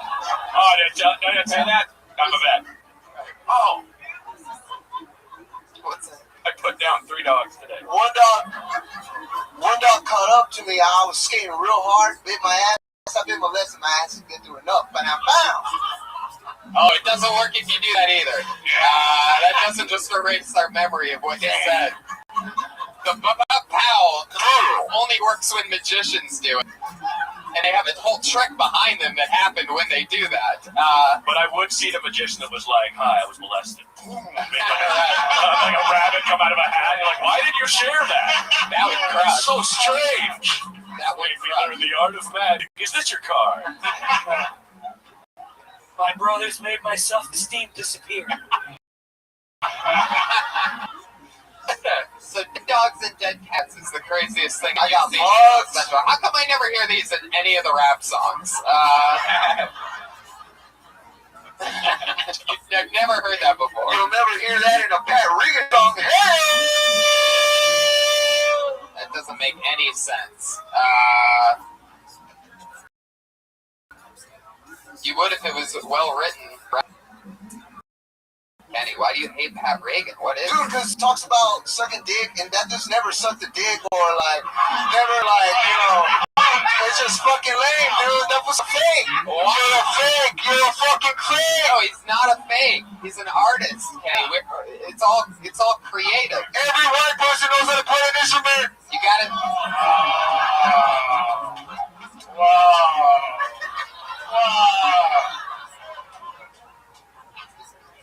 What did you just say? I'm sorry, dude. You said what about every instrument? I said Kill Tony Monday nights here at the Belly Room. Kenny, they know they're here right now. A promo doesn't work when they're already there. This is live. It's happening right now.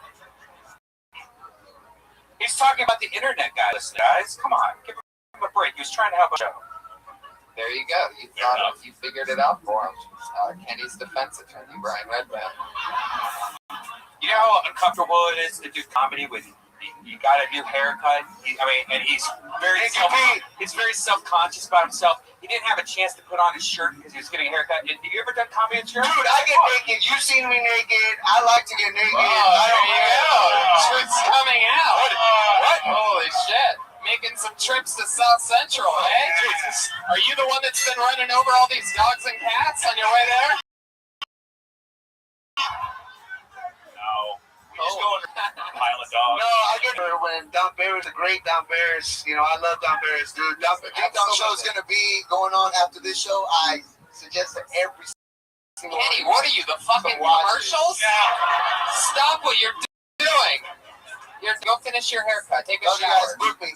Guys, get up Kenny lying. Kenny fucking lying. I just wanted to wipe him off with a towel so bad. It's real. What you see is real. That's a real guy that was just getting his haircut. Yep. Those are some real dark nipples, too. Really weird nipples. Dark, weird nipples. Those were some creepy, low nipples. Yeah. Like if his chest was a map, those nipples would be south of the equator. Yes. Yeah, there'd be penguins on them. Yeah. Kill Tony. Who would have thought that we get to see creepy nipples here tonight? Your hands gonna be your next comedian. Hard. Gary.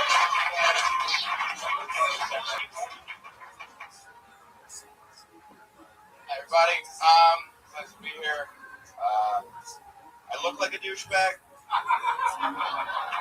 That's not really like a joke. I just want to make sure you know that I know. I'm aware. I've seen mirrors. So I watch a lot of comedy, and I watch a lot of people do, there's a lot of bad things going on in the news, and comedians will write jokes about controversial subjects that are funny, but also poignant. And I realize I can't do that. I'm too privileged to have an opinion. You know what I mean? I feel like, I don't know, I can't just come up here and be like, okay, here's what black people are doing wrong. It's like, well, they're both Jews. No. You don't get to have a vote on race and the keys to your parents like that. So that's not I just feel like, not even just in comedy, but I feel like just in conversation, when these subjects come up, I can't even take a side. I just have to be smart and play platitudes. You start putting things all focused. Honestly, I feel like continuum.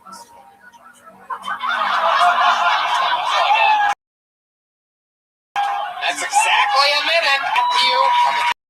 Sorry. Who I know. I've been working with Matthew for years now. You signed up tonight, which is awesome. On TV and stuff, at Divine's house party and things like that. And it's fun that you'd sign up. What made you sign up? Just stage. The chance to go up. I fucking love it. Thank you for letting me come up. Oh yeah. Have you guys taken a shower together? Why is does your brain only think about penises touching? What the fuck happened to you? Answer the question, Tony. You guys stopped up or what? It was the South Beach Comedy Fest 2013. In Rome. I knew it. And in Rome. There was only one shower in Miami, so. Little bathtub. Oh. Butt to butt or Talk to me about the We were both laying down. about the quaffing of the hair. What's involved? What are there lotions and? Today it's chlorine and olive oil.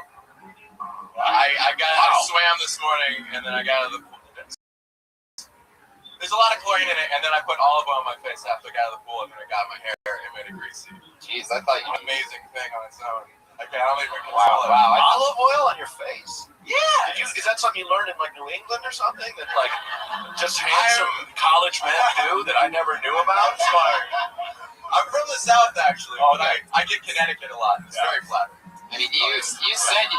This is anything from Florida. You said you look like a douchebag, but when you describe it, like the olive oil and the chlorine, it really is it's a really whole other level of douchebag.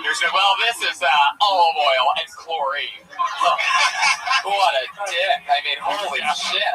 Unbelievable. We all just feel like a fucking. I will never shower with you again, Matthew Broussard. And also like that false sense of like, how did it get like this today? Oh, I swam. Did I swim? I don't know if I swam. I'm gonna be real with you guys. I didn't swim. I actually did CrossFit today. Just sit on the stool and suck your own dick already. Tony, CrossFit, olive oil. You know, I can do that. Are you serious? I'm serious. Because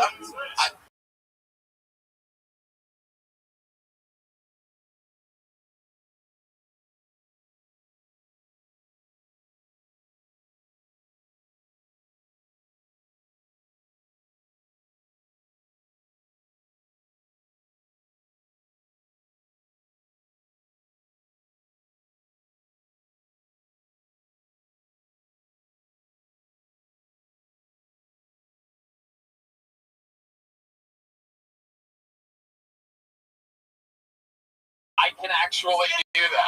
Can anyone? I love it. All I need is a little olive oil and yeah. Can we cue Some Guys Have All the Luck by Rod Stewart right now? So Vegas, the guy that needs to do it himself less than anybody else in the room. Right. So I'd imagine that this is something that you do once in a great while. Just one time. One time ever. It was very unpleasant. I can't say this line is mine. I read this on Reddit. Someone described it as, it feels more like sucking a dick than getting a dick sucked. And that is very, very spot on. Interesting. That's actually true. Yeah, I would imagine that it really would I be. would like some feedback on my You just got a menu thrown at you from the great Byron Bowers. Byron. Free answer for Byron Bowers, everybody. One of my favorite comedians. Hey, Byron, can you suck your own dick? Come on. But Byron, if you could, you would try it. Fun. Yeah! You gotta try it once. Once. I did it once. Yeah, I think I'll try once. I was just like, oh, this is weird. Yeah. Look at it sideways. Fun fact. Little fun fact.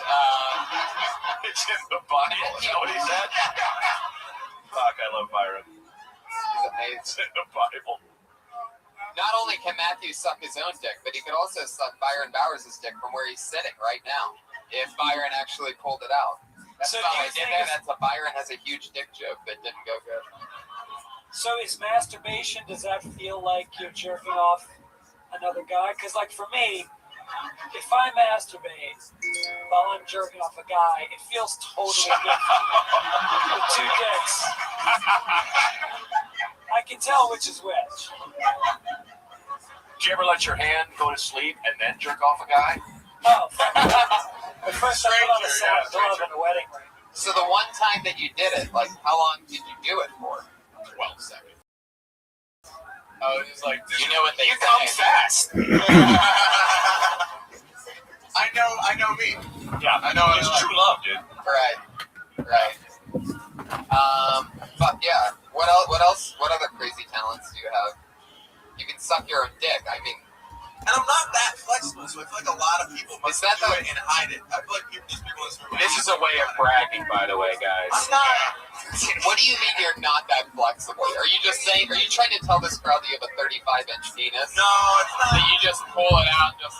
licking and rubbing on your face like that. Wiping his face Like, off. actually, no bending involved. I'm not even that fucking flexible, man. I mean, you know, I just pull it out, you know, rub my head on it, wake it up, and just fucking Just like finish it any off. guy who's here, when it's cold, I wrap it around my neck like a scarf. Yeah. You know, It's tough being so man for nicely stars. warm. I think I'm a hero, right? Because a lot of people listen to this podcast? A lot, right? Like tens of thousands? Yeah. I feel like, Just keep going, Matthew. I feel like some kid's gonna hear this in like Iowa and he's gonna be like, I'm not alone. There's someone else who's brave enough to admit it. Look, I've talked about this before on podcasts. I can actually kiss my own dick, just the tip of it. Really? But immediately, it was stupid. It's like, why am I doing this? It had zero pleasure.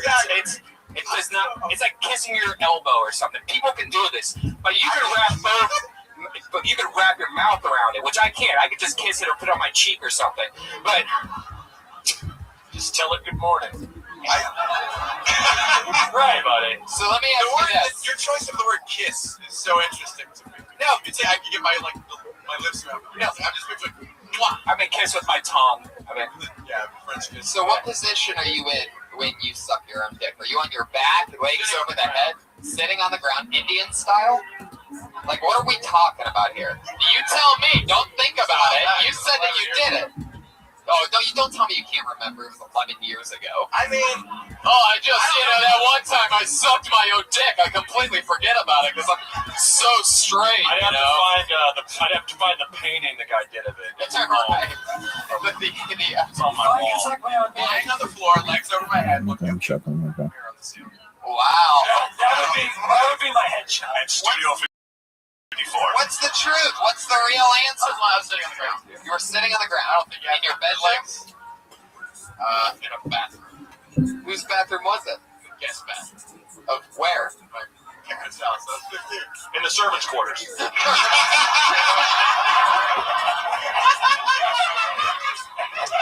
Out on old Cape Cod. So you're sitting there. How are you sitting? Indian style? No, just legs out in front of me. So you're just sitting You got me there, grabbed the back of your straight out, and your back is straight. I was in my bed and I put my legs, like I pretty much just go into a ball. Stop! You're doing it. You're knocking over things. Yeah, like that. Standing. No, I can't do it standing. No. You can do it standing? Yeah. Guys, who wants to see him suck his own dick? I mean, it's been a hell of a show so far. All right, so show us how you would do it. Dang it!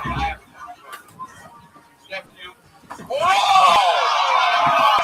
Oh, shit. Holy fucking shit! Oh my god. Congratulations. Sucking dick for Twitter followers. Just, I have it. Oh my god. I fucking love this show. You could puke on your own dick. Oh, that's the other thing I can do. I can throw up on command. You can what? I can throw up on command. I'm missing a muscle in my stomach. It gives me acid reflux, but I can just kind of throw up. No! Puke on No, don't. I could have done it. That's how I could have done it. What are you gonna do? What do you mean? Where were you gonna puke just now? Well, on the stage? I got it to here. Jesus Christ. I didn't clear out a room. The only way I can make myself throw up is if I stuck my dick in my own. See, that's weird. I can only throw up by eating my own ass. That's the only way I can. Holy fucking shit. When have you used the throwing up thing to your advantage? I never did it to get out of school because, I don't know, it's weird, but it's nice if I drank too much. Honestly, it's nice if I drank, like, I took like a couple shots extra. It's been nice, it's just like, oh, I don't want to get that drunk. It's like, I did it in like, I was like a month football game. So I was new, and I just threw up on the legit. We started doing it. It was my only way to do it again. Wow. Did you play football? It'd take you more of a lacrosse type of guy. Did you get along with Mr. Belding? Does ever make up?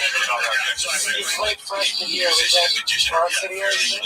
No, I don't know anything. He's there at a 5-year-old's birthday party. What did you Cash App successfully That they had a chocolate fountain that was made out of their like. I didn't.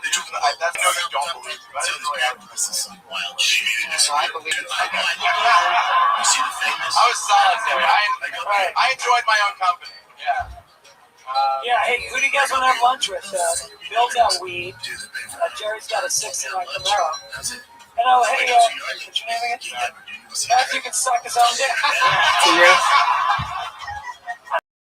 No, let's let Matthew eat by himself. Since that's what he's Watch it. Willie, what do you think about this? Yeah. Suck his own Yeah, dick. it's in Spanish. Have you ever fucked yourself? He's up for an Oscar. You just have to learn Spanish. When you said you were not that flexible, You can like, who are you comparing?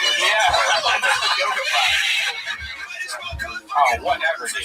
That's pretty much something I've never seen before. Like you could go deep in your mouth. You're way more flexible than. You're like a fucking launch pad or something.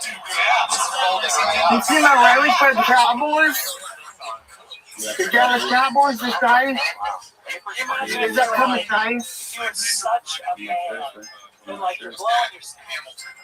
And you can't. I'm a fan of the ladies, and my team plays. You even trick yourself. Everybody playing my team's game. My NFL team's game. But like, you're such a dude that you don't even tell yourself.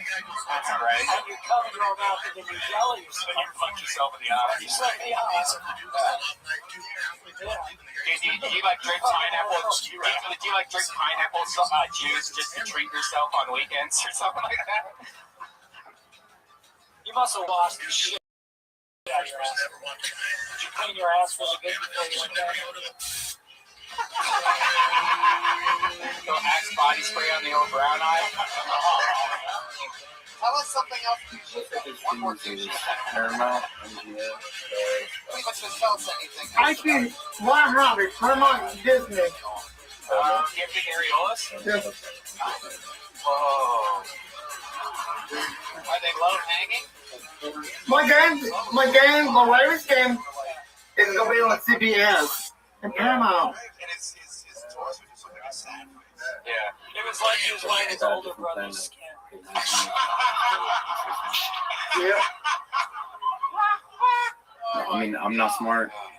The rabbi's smart. Holy shit. Yeah. That's exactly what it looked like. Any dead dogs or dead cats in your neighborhood? Do you guys want to watch for right now? I bet it's a nice neighborhood. Have you ever killed a bird? Tell the truth. I've never killed a bird. It should be NFL or NBA going on soccer. So there's an upcoming one.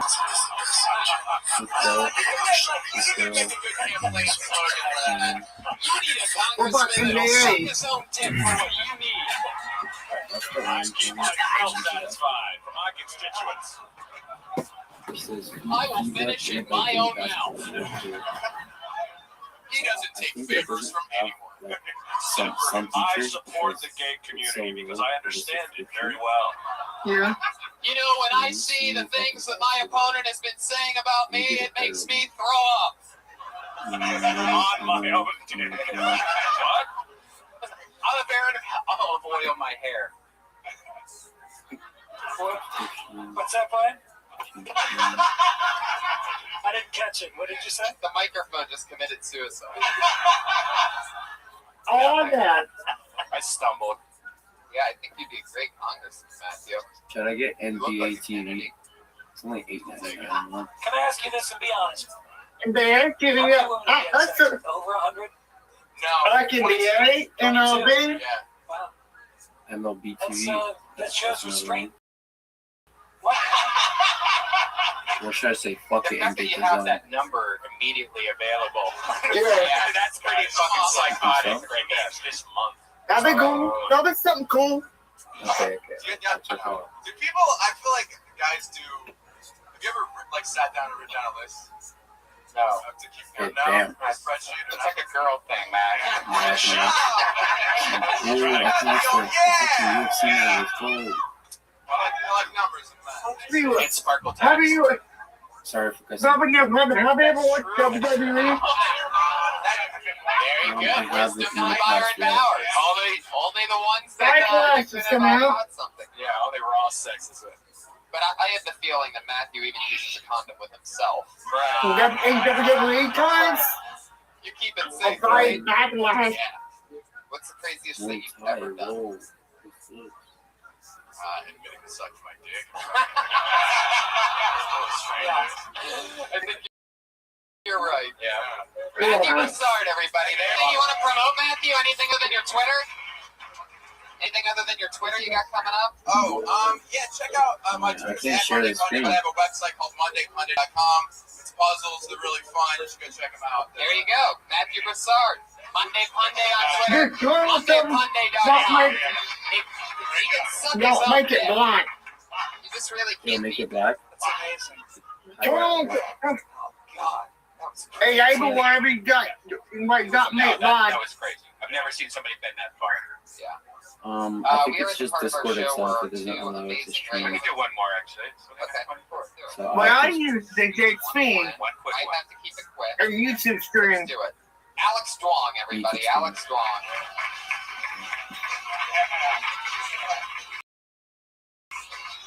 Here he is. I use, but from what I use, News guys, I'm crushing the YouTube TV is good. Even with the braces.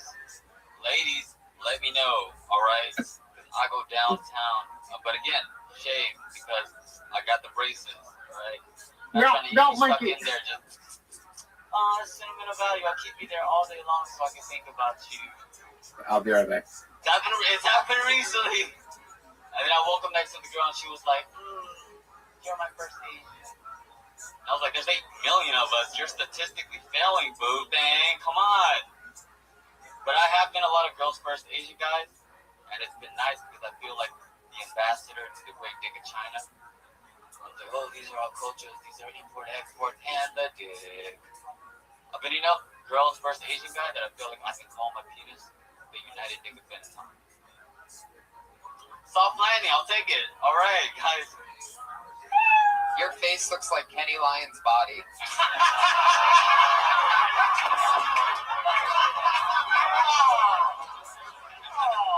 Oh my God. And your eyes are the low-hanging nipples.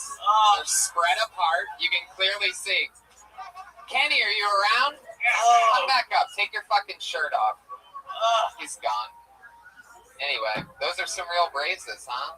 They are. They come off in a couple weeks. Holy fucking shit. What made you get braces so late in life? I don't know. Just I'm an actor too, so I was like, I need a crooked and I'm OCD, so gotta get them while they're hot. So your OC, is that what it is? I could have said that differently, but I think people got it. I like the pubic hair joke. It's, you know, you could like even reference the flavor saver and all the other gross things that have to do with like, you know, it's keeping the girl for later. You know, where you like smell your little hand while you're driving. All right, I think the braces. I think the braces are coming off in 2 weeks, and I think it's time to move on to just you have an ugly face material. Like if you're gonna make fun of yourself, you just gotta go for it. You look like the guy that takes your money when you go to the massage place. Yeah. You're the guy at the front desk next to the neon foot. Yeah. And you look like a client. You're the sad start before the happy ending. Alright. Fuck yeah. When those braces come off, you're gonna have to talk about your giant teeth. Yeah. Although you have really big lips though. Like you have nice like sensual lips. Yeah. You can suck your own cock, can't you? Yeah. What's a crazy thing that you can do that we wouldn't believe that you could do? I drive really well. That's bing bong. Yeah. Ping pong. Ping pong. I said bing bong. Hey. Oh. No, you're the one with the MSG joke. Oh, come on. Bing bong is just as racist as ping pong. All right, maybe not. So you've never had a traffic accident? Yes. He's definitely. That must suck when you're Asian and you get into a traffic accident. Just the look on the person's face. I knew it. You know, I knew it. Had to have been. No, I used to race cars in Texas, so You went from the braces to the braces. You fucking moron. You took a swing at it. Yeah, totally. What's the coolest thing about you, Alex? He raced cars in Texas. Yeah, that's cool. The joke's actually real. You could always tell which race car driver was Alex because he was the only one going the other direction. Do you do jokes about driving a race car in Texas? No, I don't. Maybe that's. You should. Yeah, you're a race car. Yeah, that's the one thing that you did in your life that's cool. Yeah. You should probably talk. I like the idea. Let's see, where's that list of cool shit I can talk Instead of about? out jokes that are about your braces that are coming off in 2 weeks, so they will have no lifespan. I used to have braces. Sometimes feuds would get stuck between the braces, and that was like uncomfortable. And, so sometimes I would have like a hair stuck in these braces, and it's a visual. And until the hair was out of the braces, there was really like there was hair in my braces. And then I killed 47 people racing cars, and I had to quit and start comedy in Los Angeles. Went down on a girl in a race car once. That was a story. Something like that. He's gonna be bombing one night, like a year. He's gonna fucking pull the braces out of his pocket and slap back on. Do the classics. Yeah, Right. Brace yourself. That's the album. Yeah. Nice. Okay. All right. Alex, we gotta fly. Thank you, Alex Duong. Good job. He's on Twitter at Dapper Duong. We're at the part of our show where our 2 regulars. There's 2 young ladies that write a brand new minute every single week on this show and perform it. They've been doing it since the start of the entire show. It's like their 90th time pretty much doing this. It's always exciting and fun to watch them grow. Put your hands together for your first regular tonight. She dropped out of the University of Florida her senior year after trying stand-up comedy here on Skeltoni. She's been going up pretty much every night since. Put your hands together for Kimberly Condon.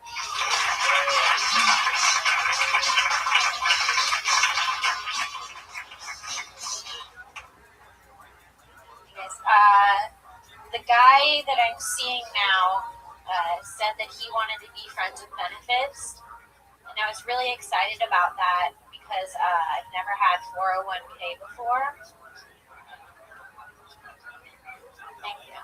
I know I have trust issues because I always accuse my boyfriend of cheating on me, and I don't have a boyfriend.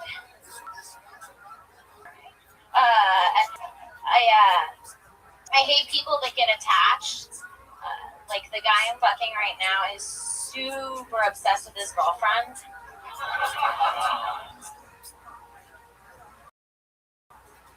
I think life's not fair sometimes. Like a guy can play with my hair and it's really cute. And if I start doing the same thing, it's voodoo. That's it. That's funny. Are these 4 different guys in each joke that you're talking about? Are these all the same guy? I know. Yeah, it didn't really make sense. There's a way to tie that all together.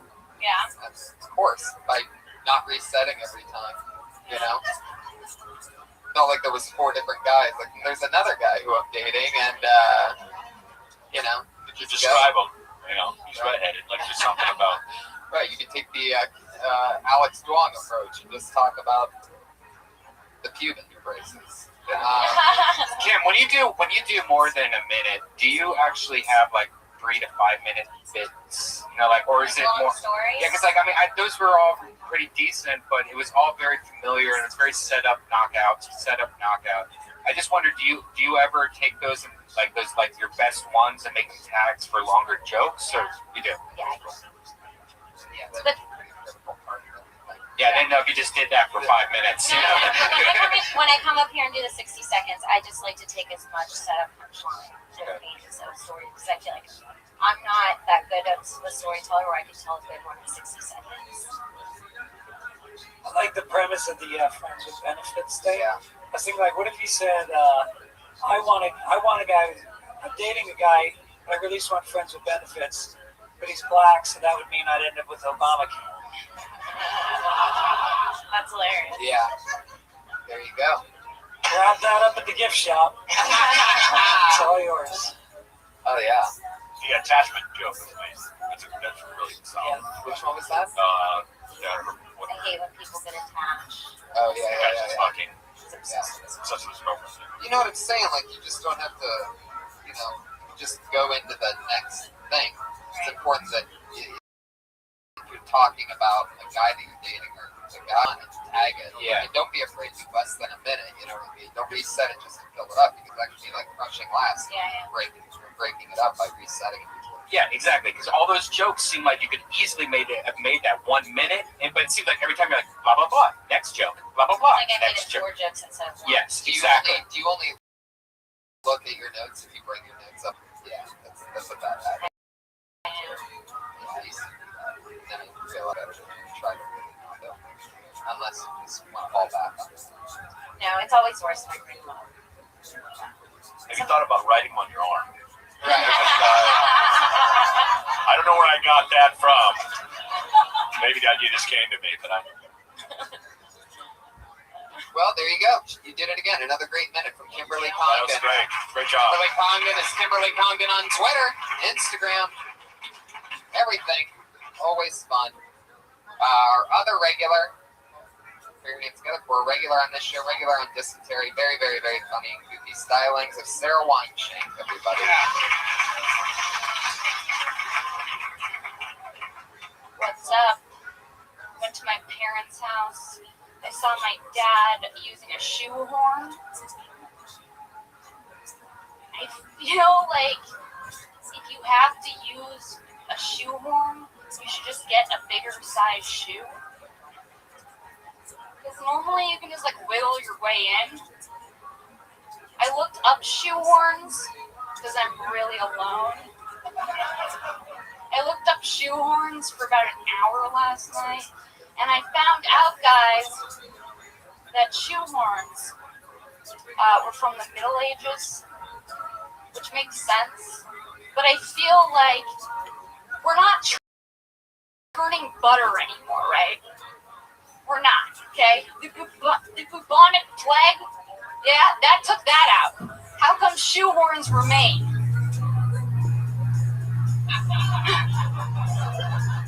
That's my question. You can also use shoehorning, the word shoehorning, which is in a verb, so you talk about that later.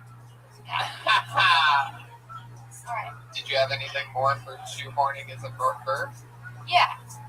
Well, I just think that it's cool that, like, that it's also like a well, first of all, on Wikipedia they refer to it as a first-class lever, which I found to be really funny.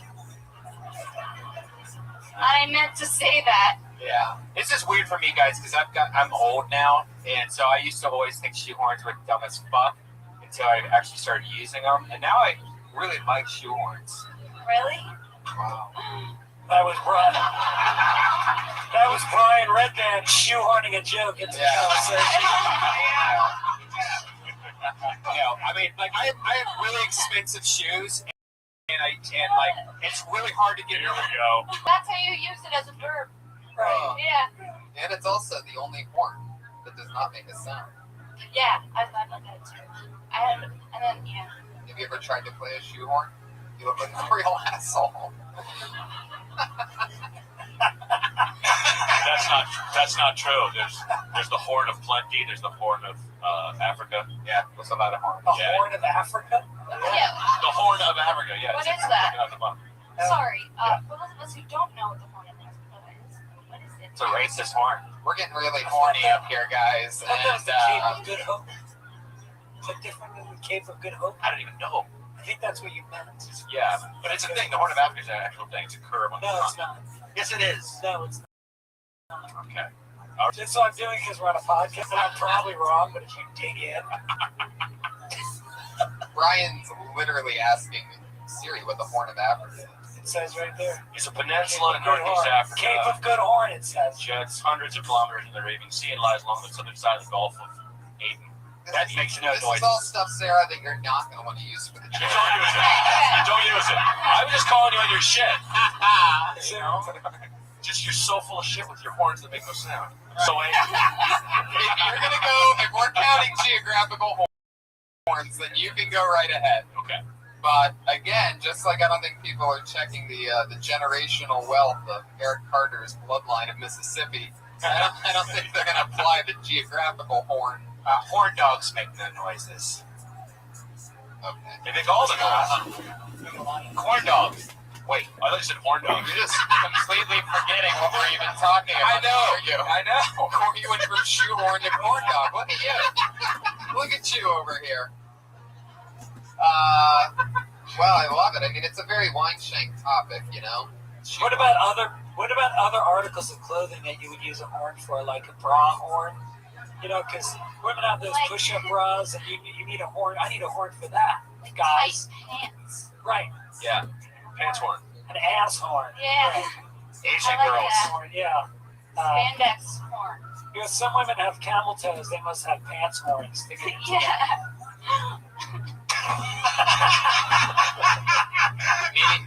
maybe they could make like a dick horn that only Matthew Sark would play.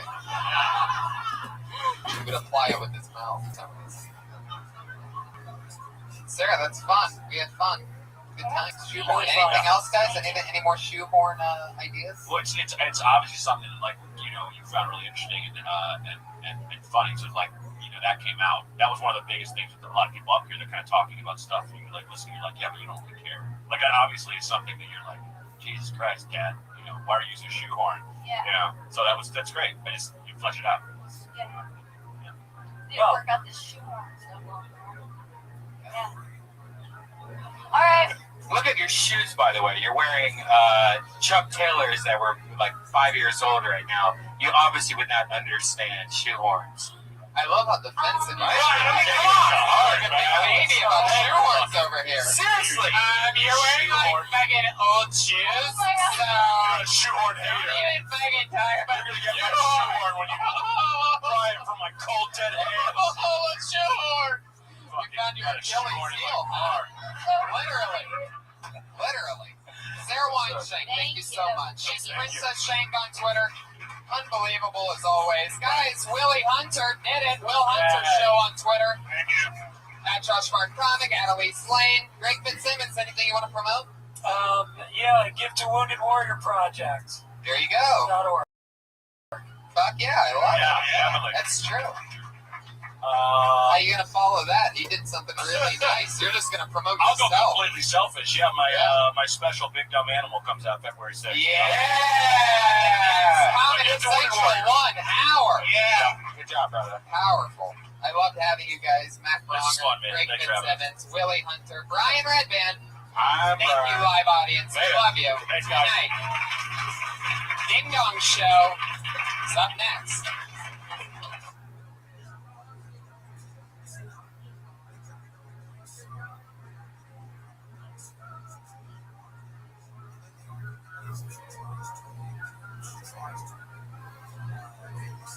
That's right.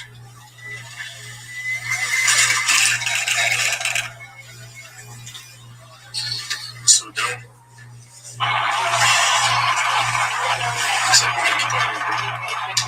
Can you tell me right quick what would be a better motor for my Sky? Gallon 12 or Gallon 24?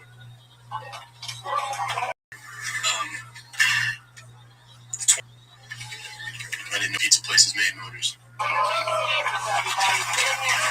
you tell me right quick what would be a better motor for my Mustang, a Gallon 12 or a Gallon 24? Here's my other thing about what year's your Mustang? I could do some work info. Hi, everybody. Happy Monday. Almost episode 100. Why the Galileo? Hi, everybody. Welcome. You guys ready for a crazy Yeah, why the Galileo? If you can, I like anything on a 5.0 swap with a Ford. I can't get enough of 5.0s. It's the best engine Ford has ever made, and there's so many parts for it. You get so much power out of it. Do the 5.0.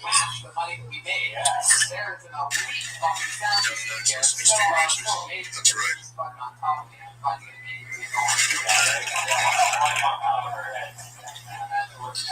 So dumb. Looks like we're going to be talking about it. Can you tell me right quickly what that was from this guy? We always have fun every week here because you're monsters. So, by the way, a big thank you to the people around the world that bought tickets to that major event. I didn't know pizza places made moves. Could you tell me right quick what would be a better order of...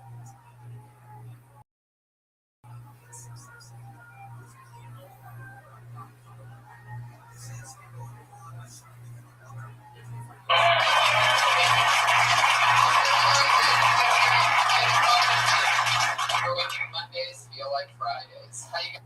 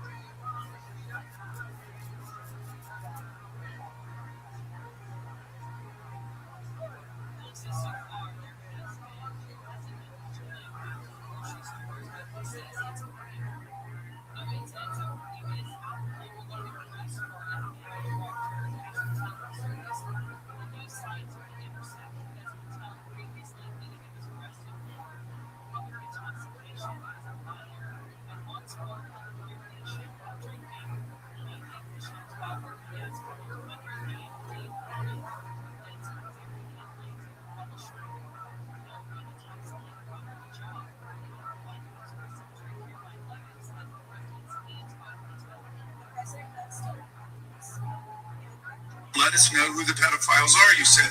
You emphasized that the president and FBI director each had complete authority to release Epstein's client list.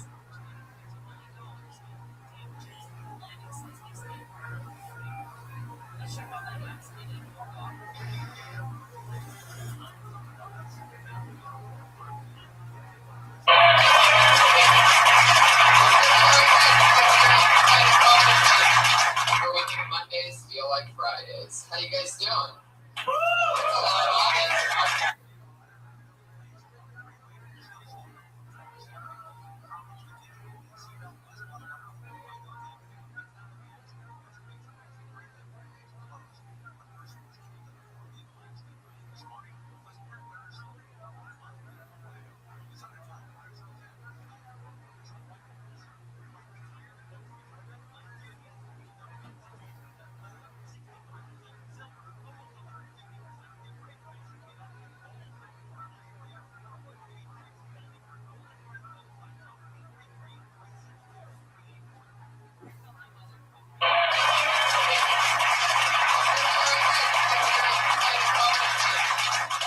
Mondays feel like Fridays. How you guys doing? I'm here again. Almost 90 something. What do you got there? Oh, our lovely meal with oh, fuck yeah. You know you're in for a good meal because our only sponsor, Elise Elevation.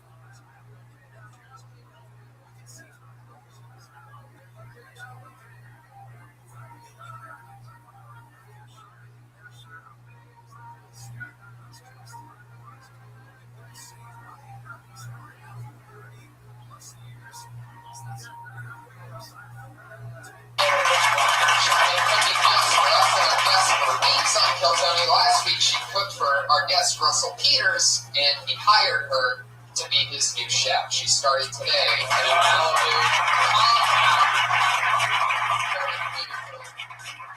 Number 3 on the fourth list of top rated comedians.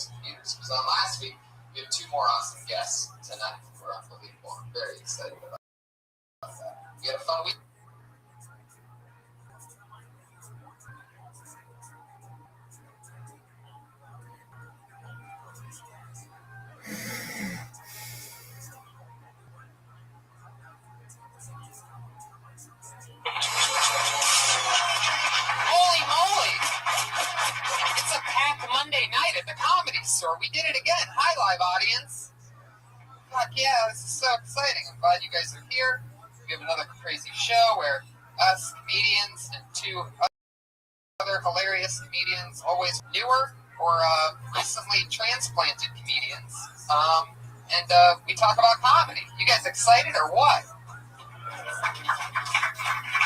It's like our last episode of 2014, everybody, so we're doing a little New Year's blowout.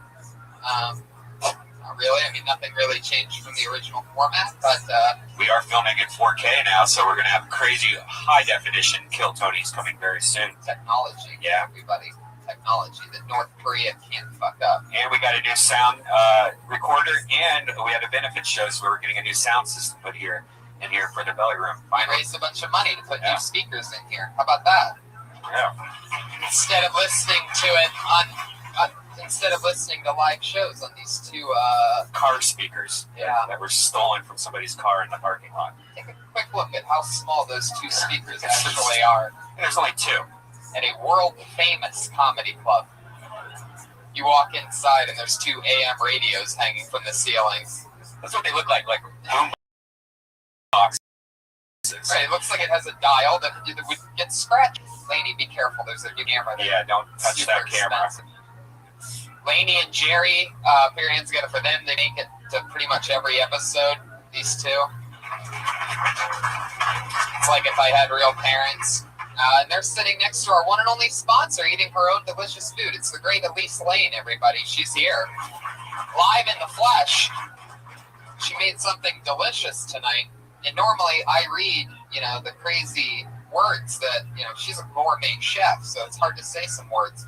And one of the things that we did in 2014 is we came up with a part of the show where Josh Martin, this was actually his idea, is he reads it and he has a speech impediment. And if he fucks up at any point or pauses or stutters or says something dumb, he gets hit in the nuts from Brian. And we did this, 6 or 7 times. And it was a lot of fun. And people thought that we were hurting him when it really was his idea. He likes getting hit in the nuts. Yeah, he loves it. He pays women to stomp on his balls with high heels, so it's nothing. Well, that part wasn't true. So we're going to do it one more time. It's one of our favorite segments of 2014. One last time, Josh Martin reads what we ate tonight, what the gourmet chef cooked for us. And if he fucks up at any point, he gets hit in the nuts. So will Josh get hit in the nuts? It's that time. Now, you know the deal. I'm going to hand it to him. You guys get in position. And what weapon should I use today? Well, just make sure you don't. Something that happened a couple times is you accidentally tap him in the nuts before he fucks up. So be careful not to do that. Wait until he fucks up. Hold on, because he tries to read it before each time. Yeah.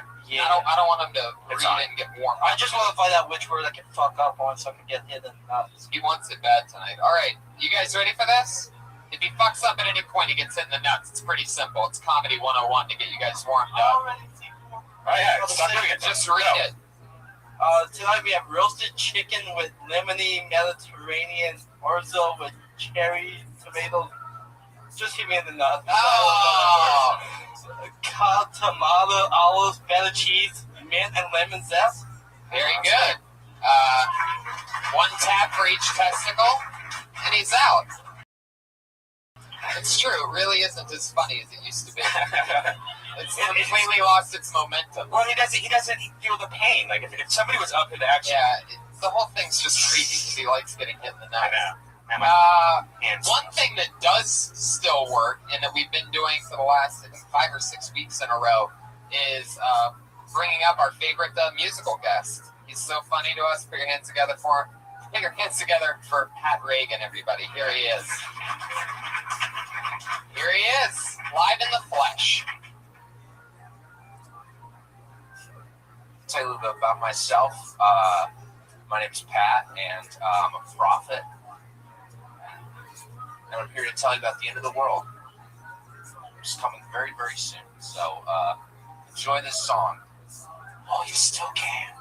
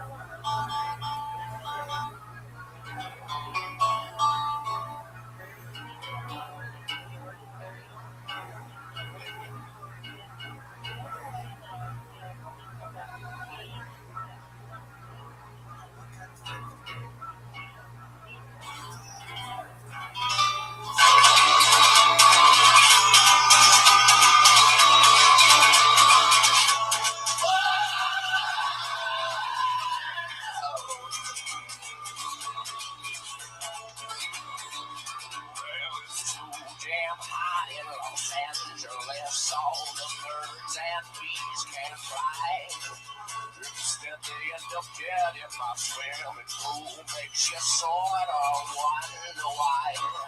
Why do we live here?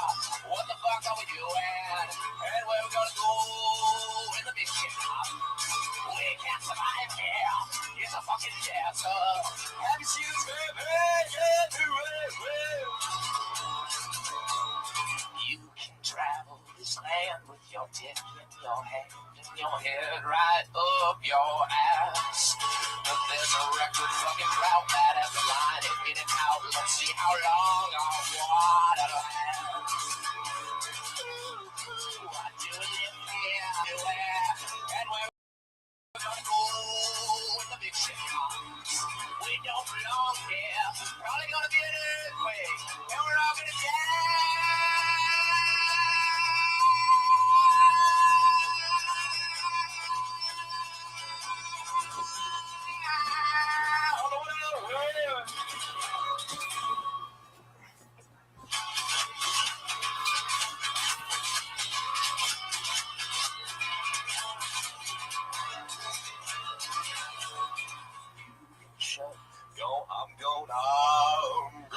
I'm gonna shut my windows, close my blinds, turn on my AC. I don't aim to be there for fucking times, I'll just watch it on TV. The rising waters will envelop the coast, the sun will scorch our backs. Keith Richards will be safe in a magic boat with Magic Johnson and Rick Dad. I've been a douchebag, been a scumbag, had a browser's account. At last it was all in vain. There's no eternal variation. One day the Reagan will survive the end of days. One more time, what do we live here? What the fuck are you at? The big shit comes. Why do we live here? What the fuck are you at? And we're gonna go when the big shit comes. Why do we live here? What the fuck are we doing? And where we gonna go when the big shit comes? Why do we live here? What the fuck are we doing? Better move to Indiana before the big shit comes. Thank you, guys. Fuck yeah. Pat Reagan. I know it. That was amazing. Twitter at Patty Reagan, PattyRegan. One more time for Pat Reagan, everybody. I love it. So awesome. You know, every single week, we also have a head of security that stays with us during the entire show, keeps us safe. Used to be a guy in a $5,000 Iron Patriot outfit. Iron Patriot's sort of like a patriotic version of Iron Man. And there was a guy that had this amazing suit, said he was a big fan of the Death Squad podcast and that he wanted to be on it. So we let him be on the show wearing this $5,000 Iron Patriot outfit for 20 or 30 some episodes. And the show started to get bigger and more popular. And he said that it was because of him. And he left the show and demanded that I only contact him when it gets put on TV, which the whole point of it is that it can't be put on TV because it's raw and anything can happen here. And but anyway, ever since then, to show him how replaceable he is, every single week we have a completely different person in a $15 Amazon outfit of the same kind do exactly a better job at what that guy was doing right there, standing on that stage. So our Iron Patriot this week is actually, it's this guy's second time doing it. We loved him the first time. Very funny young comic who's suited up for tonight. Put your hands together for Jerron Horton. He is a racist patriot. Very racist, we found out by the time he was here. Mostly against Asians. The anti-Asian patriot, in a surprising twist. Underneath the suit, he is a light-skinned black man. And we found out you're a little bit racist against Asians, right? Not racist. I feel like I'm not discriminated against. Oh, there you go. So not racist at all. Just feels like they should be discriminated against more. That's like the opposite of racism. I love your style. I have his hands up. Oh, I see. Oh, yeah, I get it. That's great. Black Lives Matter. Oh, shit. I'm actually wearing a I Can't Breathe shirt under here. You can't see it. Wow. Represent. Fuck yeah. He also has my car stereo in his car. Boom. Well, we're glad you're back. How's everything going? Everything's great. You excited about tonight's guest? I am. Me too. Ready to bring him up? Yeah, let's bring him up. Let's do it. Guys, tonight, two of my funniest friends, as always. And as always, a very special one. Put your hands together for them. It's Jesus Trejo and Russell Peters, everybody. Two of the funniest people I know. No big deal. What's up, buddy? Russell Peters, Jesus Trejo. They've both been on the show one time before. Our sponsor's a chef. That's Elise Lane sitting over there. Yeah, right over there. She's a gourmet chef. And I'm excited for you to try her probably food. use a microphone, shouldn't I? I'm excited for you to try her food because you're probably the only comedian that we've had on this show in the past, 15 weeks since she's been our one sponsor. She cooks with a guest. You're probably the only comedian that we've had on the show that can actually hire her for something. I actually do need a chef because I'm getting fatter than you can fucking imagine. There you go. She specializes in vegan and yeah. I didn't say I became gay. I just said Oh, shit. Son of a bitch. Are you vegan too? Yeah, well, I dabble in it. You do dabble. I can't have dairy. Really? Yeah. Are you from like Midwest? Yeah, it's weird. You're the weirdest. I know. And the Red Bank. What about you? I can eat everything. You're like me, buddy. Yeah. And Jesus is just too poor to eat, but yeah, too poor. Hey, Sus, how's it going? What's going on in your life? Anything crazy? I'm not chilling. I'm just excited about the Slim Patriot over here. Yeah. Look at that. It's a skinny one. Yeah, that one either. I think you just short-circuited for a second.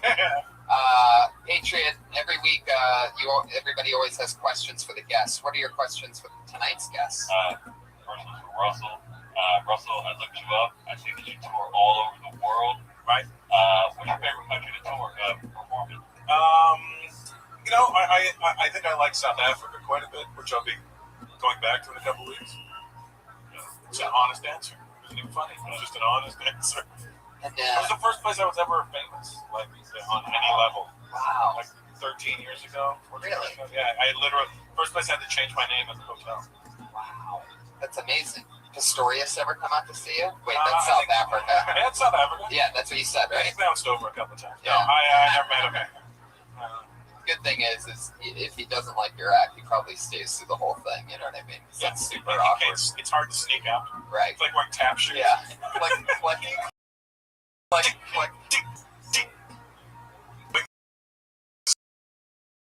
By the way, Patriot, I love the doors around the world in stadiums. Good job. I appreciate your awareness. What was the Grumpy Cat like? You recently met the Grumpy Cat. The Grumpy Cat. She's actually a really sweet little cat. She's not. She just looks miserable, but she's a dwarf cat. You know that? Yeah. She's got like short legs. Yeah, it's adorable. It's one of my favorite celebrities. Yeah, she really is. It's super weird. I was once actually at an event. When YouTube had the big YouTube comedy show like a year ago, I was there and helping some people write some things. And creepy because the red carpet had like real big celebrities. Yeah, and that were on that show. And in the middle of it, sprinkled in, were internet celebrities. And Grumpy Cat was literally on the red carpet. That's awesome. Like this. Yeah. Have you seen Dinky yet? Dinky the dog? It's just this pimp dog with sunglasses. Just sits there with like a gun sticking out of its pants. It's awesome. Wow. You gotta meet Dinky. You really go in. Yeah. I'm into the I'm not the guy. If people like, you must have seen blah blah blah. I go, no, that means I'd have to be fucking wasting my time on YouTube all day when I could be looking at porn. Exactly. Like a gentleman. Exactly. What's your favorite kind of porn? What would we find in your search key? That's what's the top one. Everything. So, no. You just type in the word dirty. Yeah, it's like first it has to be feet. Ooh, that's right. I forgot about that. And older women's feet. No. Really? Yeah, not fucked up versions of them. Oh my god. I think you just blew something. Blew a gas. Now, if there's like a little cotton in between the toe, is that like the biggest That's not good. Yeah, That's not. They can be dirty. I didn't say I want fucking dirty feet. Right. Just pretty feet. And I don't want to do anything to them. I just like looking at them. It's not like I'm like fucking a chick like. I'm just like I need to know that they're there. The feet. Yeah, there they are. Okay, we're good. Wow, I'm like the complete opposite. Like I could be with like An Pistorius had a twin sister. Yeah. I don't need feet at all. Yeah, that's what is your thing? Beauty porn Boys, what Right, yeah, like no vegan boys. yeah, exactly. I like Vegan twinks. I just type in my name in Google and start jerking off. That's pretty much it. So you like lesbian porn? Yeah. It's true. Hey, Seuss, how about you? What's your favorite porn? First thing you type in usually. First thing I type in is BBW. Really? Yeah. Wow, oh, look at this. It's a very pro BBW crowd. Holy shit, you got that big roar. We're fucking assholes. Like everybody in the room wanted to yell it at once. You said it, everybody's like, oh, he's one of us. BBW. Just in case you're wondering, that's not big black wieners. That's big, beautiful women. Well, I thought it was big black women. There you go. I just settled for what I saw. I like that I discovered what POG meant. POG? Used to cardboard cutouts. POG. Wait, what is it? POG the game. Perfect ass white girls. Oh, PAWG. I know what BBBW is though.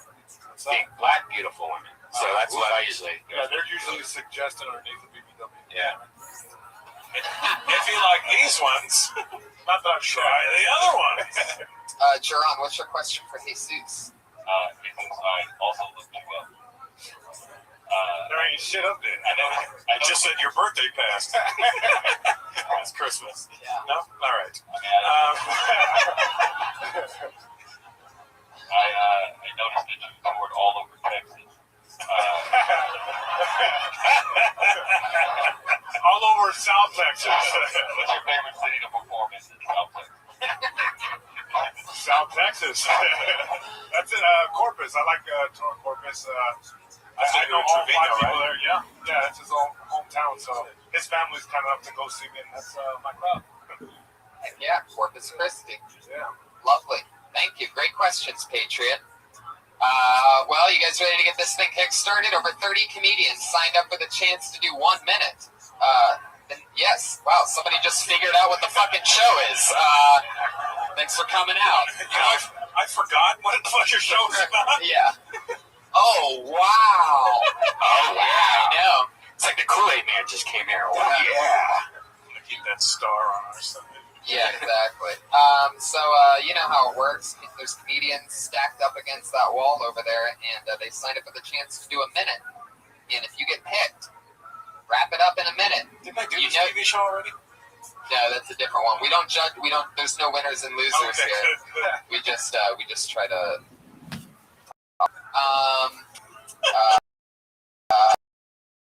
A minute's up when you hear the sound of a kitty. Or else you're gonna bring out the angry West Hollywood bear.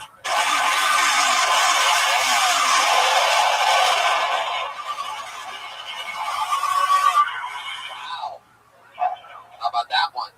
Looks like somebody got the West Hollywood bear a little dirt bike for Christmas. He's got a heavy hoof. Yeah. Ran into a cow at the end of all that. Well, let's get it started. Here we go. Your first comedian tonight doing 1 minute is Tommy Rico. Yeah.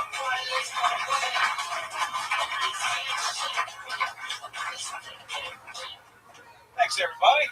Appreciate that. I'm a married guy. My wife is a successful attorney. I'm a stand-up comedian, a field where success is a more relative term. My wife, when your woman makes a little more money than you, people ask questions like, who wears the pants in your family? Hey, I wear the pants. I mean, she buys them. And I wash them. But then I get to wear them. When I put them on, if I look good, she smacks me on the ass. And I feel pretty.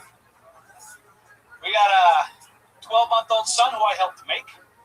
He's the cutest thing I've ever seen in my life, which is becoming a huge problem. Because you can't spoil your kid. You have to make sure the rewards match the deeds when they do something new. And a few months ago, my son learned how to hug his father. I wrote him a check for $25,000. It didn't clear, by the way, because I thought that was a lesson my son should learn right away. Daddy's long on love, but he's short on dough, kid. If you really want something, hug your mother.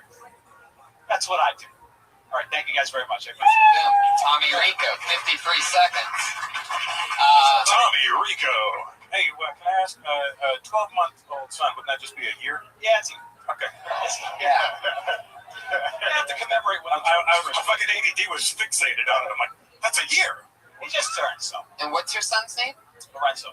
Lorenzo Rico? That's holy shit. I know. Look for him in 18 years in the corn. Yeah. or 345 months. That's a bad joke. There you go. That couldn't work out. It can't possibly end in a 5. Fuck. Where are you from? I'm from Boston. I can tell. Appreciate it. How long you been here? Been here for a little under 2 years. You didn't hear that? So what's son? I was like, hey, what are you doing here? I thought he was doing that's what I comic in the 80s. Talk like that. Like Bill Martin or something. It's a medium. I don't have that hard an accent, but when you move out here, everybody thinks something's an accent. It sounded like a character. If you weren't going to say Boston, I thought, all right, you're playing a character. No, I'm a Bostonian. That's my affliction. So you came out here 2 years ago? 2 years ago. For stand-up? For stand-up, took a little time off for the guy who just came back home. So. Oh, yeah, the guy. Moved out here and realized that no matter how many people you work with, no matter how long you've been doing it, you start over. And it's humbling. It's a punch in the fucking face. And if you can take it, it's a beautiful place. I love it. How long were you doing it in Boston? I did 11 years there, 2 years in San Antonio, Texas, and I've been here for the rest of it. Wow. Exactly. Crazy. What does the wife do? She's an attorney for a government agency. Not pay attention to her? No, I missed that.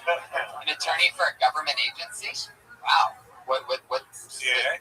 I can't tell you because the homeland would be less secure. But wow. Don't run. You're okay. Hey, Zeus is oh, goddamn. It's not INS. Big enough. Is your real name Tommy Rico? It's my last name is an unusual last name. There's already a famous guy. My last name is Morello. Mom's side of the family is Cuban. Last name's Rico. Last Rico passed away. My grandmother passed away, so I took the name as tribute. But yeah, no, my last name. Holy shit! That's so with 9 generations. Tom Morello. Yeah. Is your first name really Tommy? Yeah. No, he's the guitarist from Mozzarella. Yeah.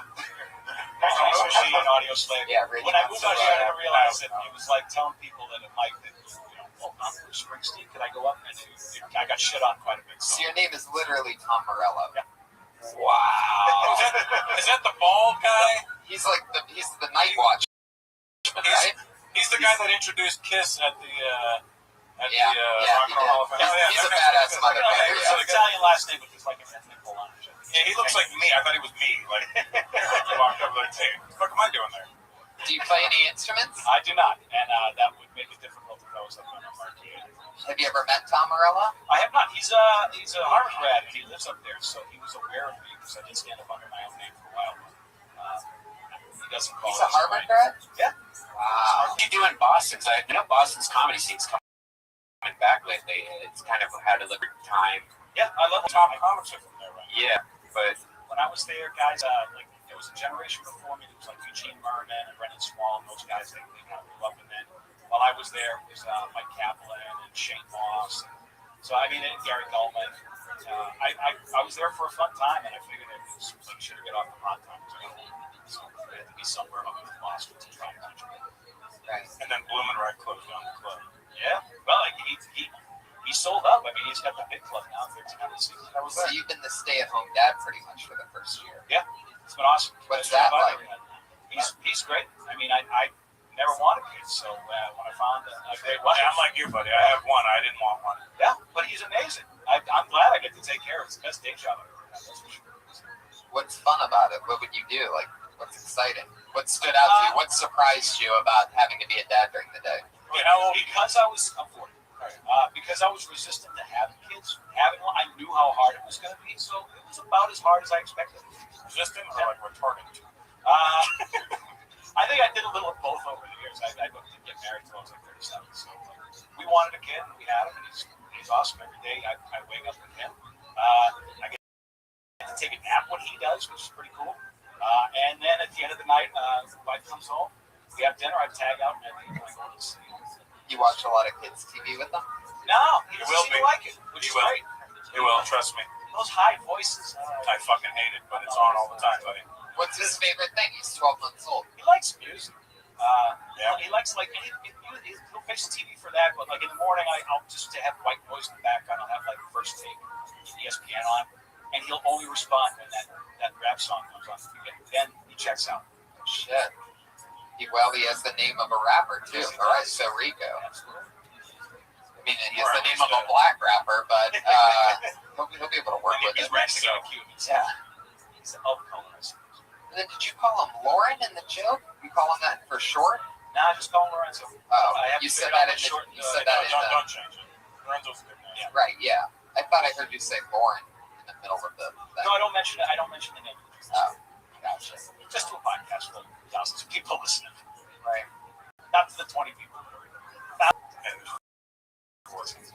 Yes, there are. Because you know listeners are about to comedians' names, kids' names. Well, some of them do. Not all. Right. Well, fun times, Tommy. It was nice to meet you. I appreciate it. Thank you But so yeah, much. there you go. We got to talk to Tommy. Talk to Tommy Rico. He's got the jacket of a comedian for sure. That's a hardcore comedian jacket. David object. Yeah, totally. Black leather zippers and find him on Twitter. He's at Tommy Rico Suave, everybody. So you can look him up. Follow him.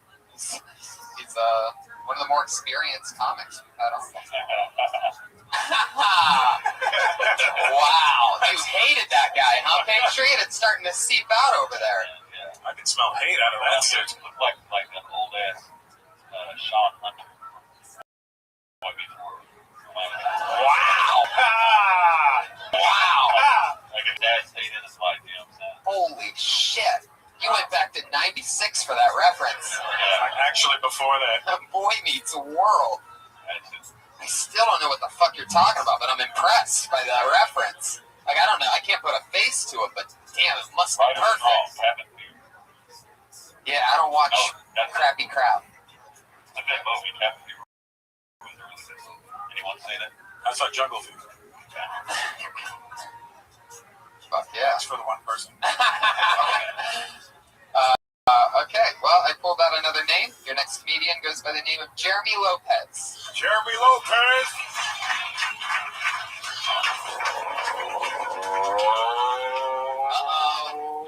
He just missed his spot. You know what that means. He just got. Is that you, Jeremy? Just take it. Yeah, there he is. Fuck yeah, I had to grab his Come on, backpack. J-Lo. What's up? What you know about orange chicken? What you guys know about orange chicken? Orange chicken is the best chicken ever invented, man. Whoever came up with orange chicken is a fucking genius, man. I love it, man. What you know about chocolate milk? What you know about chocolate milk, dog? Whoever made that chocolate milk should be awarded a medal, dude. Yeah. Hold on.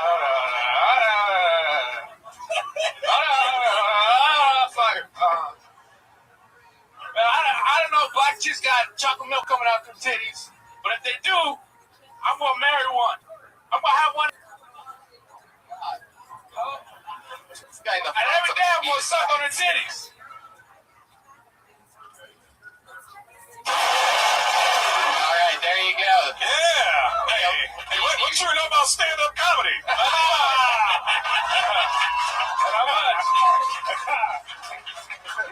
Yeah, man. Boom. Fuck. What happened, man? Did you get orange chicken and chocolate milk for the first time ever this week? Yeah. Like, You can't eat those two together. You're going to shit yourself. Right. You showed up with premises to a gunfight. Goddamn. Jesus. Yeah. Get off the premises. I was waiting for anything. You just kept naming things that you like a lot, huh? Well, not so much that. It's you just want to know what you knew about it. Right. It was like it was kind of like it was like a group Google search. Yeah. Orange chicken. What you know about that? It was like an aggressive Jeopardy or some shit. Yeah. What you know about orange chicken for 400? Goddamn. Aggressive Jeopardy. Yeah. So black chocolate milk and black women and slaves. 3 words that should never go together. Right. Yeah, the slave part. I mean, if you would have told me that the worst part was still to come in the middle of that, I would have been like, no way. But that was the worst. I was waiting on the ironic part there. I was like, And of all the nights for you to do it, the only time Lil Wayne is sitting in the front row. I mean, Lil Weezy isn't easy. But he kept tagging his ignorance. He just kept going and going. And I was watching, by the way. We have like the best cameras for people sitting in the front row. And as soon as he said slave, he was sitting there like this. I saw him react. I'm like, oh shit. His eyes just closed like this. Yeah, you know what it looked like? You know when you get that sharp pain, like you're sitting there, what the fuck was that? Like you sat on a hemorrhoid or some shit. What you know about hemorrhoids? For 400. What's in the backpack, man? I don't know, but if he leaves it behind, I'm out of here. I don't think he's going to double bomb.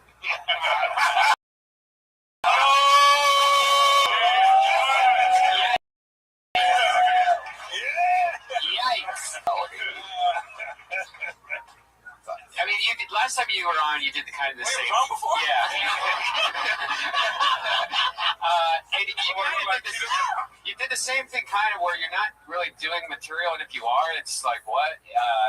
Like, do you really want to be a comic, or like the autistic alternative comedy scene, or what? Like, do you watch a lot of Josh and go, I could do this? Like, I think personal Josh. You look like Tito Ortiz after a fight. Yeah, he does. Did something happen? What? Nothing. I mean, really, like, do you really have a set, or do you just fucking around? You don't do that's not like your thing. You're not just the premise guy, and right when people think you're about to do a joke, you just go into the next thing. Just working it out. That's a good angle. It sort of is. I mean, I don't know, not really. Well, it's at least a good premise. Yeah, you do have good premises. I was certain you were going to say something about orange chicken, but you said nothing. Like the chocolate milk, the black woman breastfeeding, that's in the zeitgeist. That's right up with Asian girls have a slanted pussy. That's right up there with that. Yeah. Where you go? Great. Yeah. You hit all levels of bad tonight, which is hard to do. You did, you went over the line at one point with your slave reference. You went hacky with the chocolate milk, and you didn't do punchlines at all, which is the... You underachieved on the overachieving chicken. Right. Doing bad, you're the best, man. No, so Jeremy, do you eat orange chicken a lot? Yeah, I like orange chicken. You like it a lot? Have you ever had it with chocolate milk? Yeah. I like orange chicken. Just for the sake of comedy, you should have a third item with it. Because comedy's in threes. Or zeros. That was the one, everybody? Really? Everybody's starting to feel bad for him. You see that? Yeah. The tides have turned. Even the black guy's like, hey, man, stop fucking with him. Hey, man, I got chocolate milk in my titties.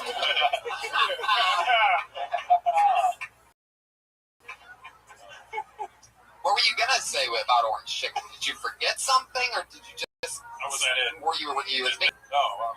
Maybe you should think about it next time you're chewing something. Yeah. Just really think about what it is about this chicken that makes you go, fuck, I need another line.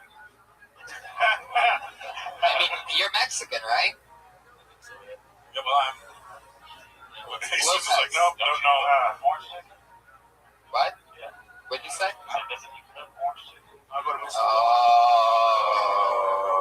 Oh, Mexican joke. He's anti-Asian, so if you say orange chicken 5 times around him, he starts to flip out.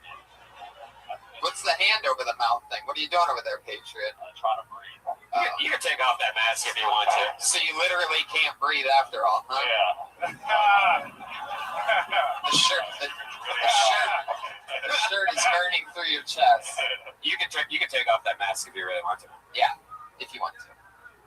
Oh yeah, just put it back on. So easy. I could never wear that thing. My nose is too fucking big. Fuck yeah. Your mustache is much more patriotic than that mask. That's amazing. You and Jesus look at each other and do each other's mustaches. We take turns doing each other's shit. You look like he's getting ready for bed and shit. Hey, Jeremy, what you know about mustaches? Not much. I can't remind it. He does look like he's getting ready for bed. Yeah, like, take your ass to bed. You got school in the morning. You got on his fucking underoos. Oh my god. Jeremy Lopez, what do you wear to bed? What do I wear to bed? Yeah. That's what I'm wearing on right now. What scares you? What are you afraid of? The Changing, rock. apparently. What you know about intimacy? The dark. You're afraid of the dark. Oh, me too. Oh, hey, that's a name. Darkness. This guy's a serious black guy too. He even has the Bluetooth around his neck right now, just waiting to take a Those are phone call. headphones. Oh shit! I think somebody just threw something. Oh, it was Lainey. Lainey. She just realized there's a black guy sitting in front of her. She's from Beverly Hills. That's the sound of a white lady grabbing her purse. Oh my god, that is what it was. Holy shit! She held it so tight it broke the strap. Like, oh shit! She snatched her purse. I'm gonna steal it first. Okay, Jeremy, fun times. All right, I think Have a good day. Good job, Jeremy. Yeah. I mean, for us. Right. He'll come here. Never go on stage. I think I'll do the exact same thing. Maybe help him or. Seems like there's a good Mexican joke in Orange Chicken. Orange I think Chicken. Joe probably did that already. Oh, really? That's why as soon as he started, I go, this is Joe Coy's joke. Holy shit. This young lady made her debut on this show 2 weeks ago, her LA comedy scene debut, and she blew our minds. We've been starstruck ever since. This is her second time ever on the show. I'm excited to have her back. Sometimes this bucket pays off. You know, it's rough. But it's fun to have somebody back who I'm excited to see again. Her name is Jessica Wellington, everybody.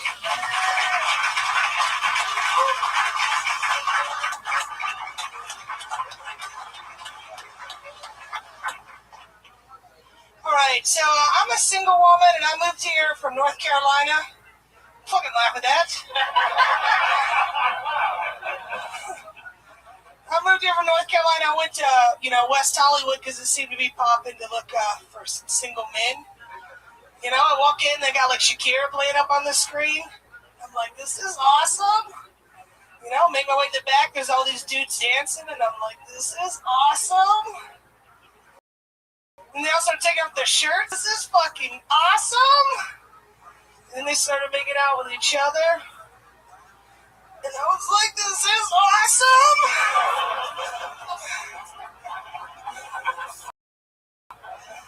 Yeah. The time of that sports bra and this haircut, I might sell a chance. Business on the right, party on the left. Do we have any single women in here? Single women? I love being single. I absolutely love it. I can do what I want, when I want, how I want. I don't have to answer to anybody. But at the same time, I know I can't sit up here and lie to you guys, lie to myself. I know eventually I'm going to want to find that special person, that one guy that I'll try to anal with again. Fuck yeah. I missed the punchline. Cat meowed over it. There was the one guy that I missed the punch. I missed the fucking. Oh, the one guy that I'll try anal with again. Oh, there you go. See that? I'm mad that I missed that now. Yeah. So fun. You crushed. Great times. Thank you. So how long have you been in LA now? 3 months. 3 months. Yes. Having fun? Yeah, I love it here. All the shows you can see, all the talent, you guys.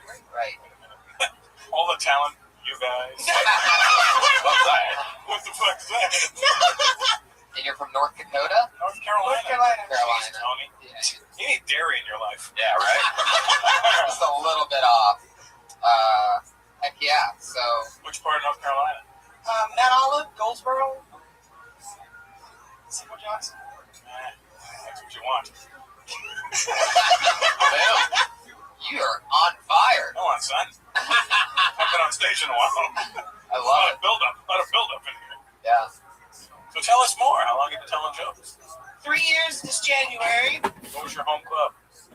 Comedy Spot in Sacramento. Oh, you started up there. Yeah, and I just moved up here. So. Just not really in North Carolina. Right. No, and I was in the Air Force for 6 years, so I left.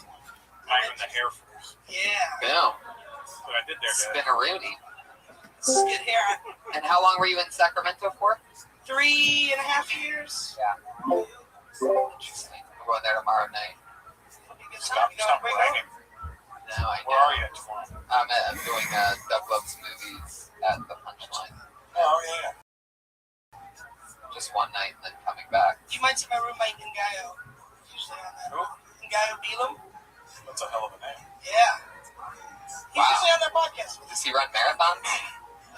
No, but he does. He juggles. He does counts. He's like. Throwback. What scares To you? the early 90s. Yeah. What are you afraid of? Because you seem like such a tough person. No, I saw her. No, I'm really. She's a sensitive soul, like right. But you were in the Air Force.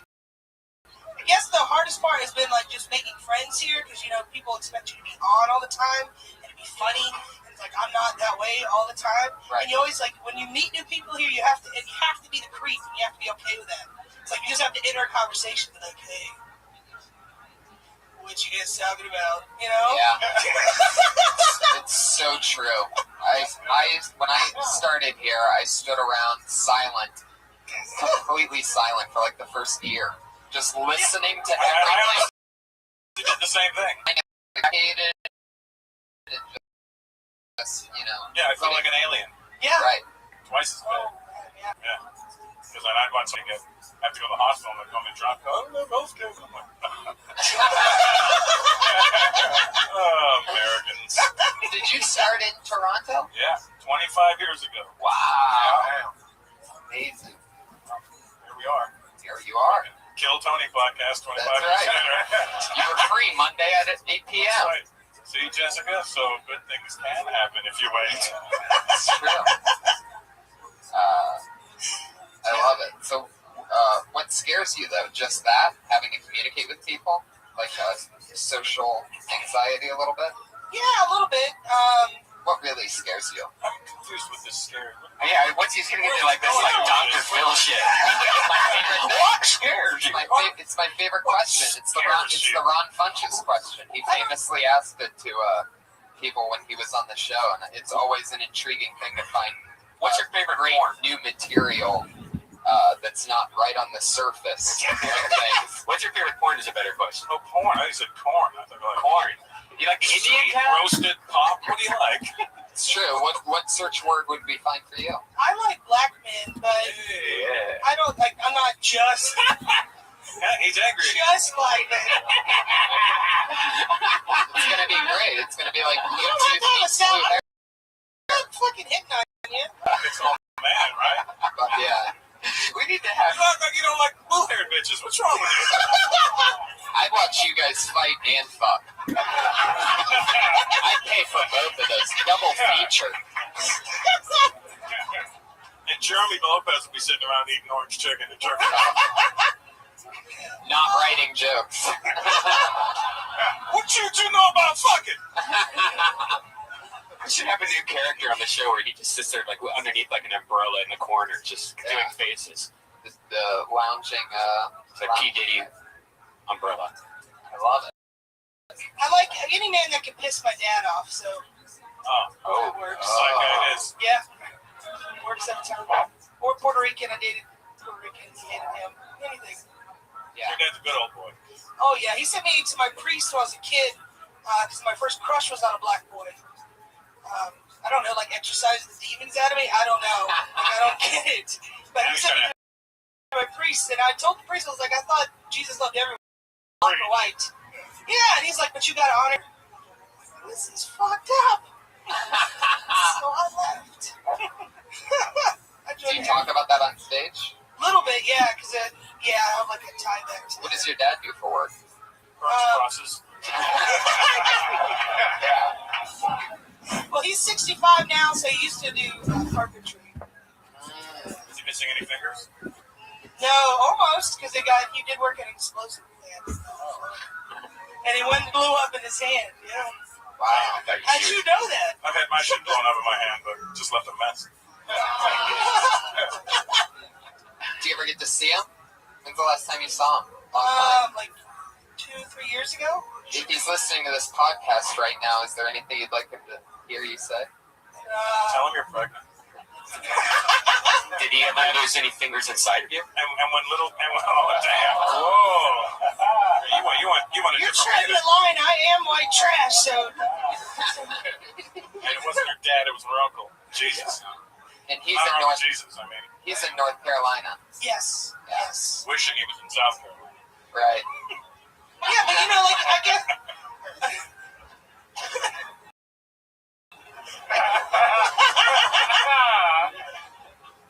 I love it.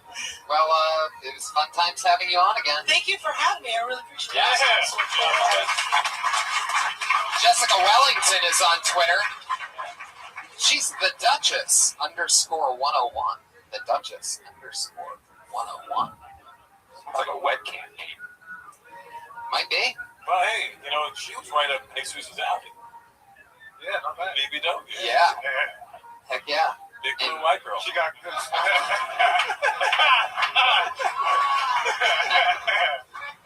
Have you ever been with a big woman, or it's just something you fantasize about? No, yeah, I'm usually into the bigger girls. Yeah. I'm not afraid of a big girl. Yeah, I'm not, Yeah, I'll play. Yeah, I can make a big girl, like, all right, I'll focus on that one part she has.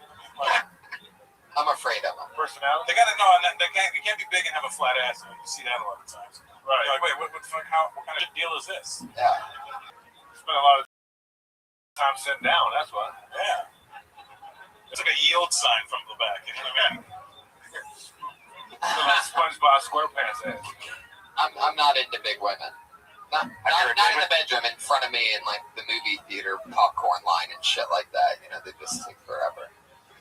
Anyway, have you ever been with a big woman, Tony? Yeah, I got that drunk one night. It feels better. It's more skin. It's It's wetter. super fun. It's like it's like hard to not laugh. It's like both a comedy and sex at the same time. What is? Big women to me. They're good. It's like it feels good. I'll give it that. It's like the same thing. It's like the same. I tell you what, I recently banged a big Look, shit. Jessica can handle what I'm saying. I'm not into big women. Everybody's into different. I'm also not into black men, but I didn't go, oh, when she said that. Well, not anymore. Bunch of weirdos in here, man. Can't make fun of big people anymore. Oh my God, he said that they order a lot at the concession stand. It's like, yeah, they do. I love that you went into like a gay voice, and then back to your voice, and almost the same. Oh my God, they order a lot at the concession stand. Isn't that rude? Son of a bitch. He broke character. I like that. Jerron, how you doing? Would you plow Jessica? No, but I like her. She's got enough personality too. Like she's funny.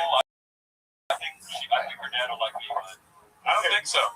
No, you're a black guy in a fucking Captain America costume. you are everything her dad fears. I have a Dale Earnhardt debit card.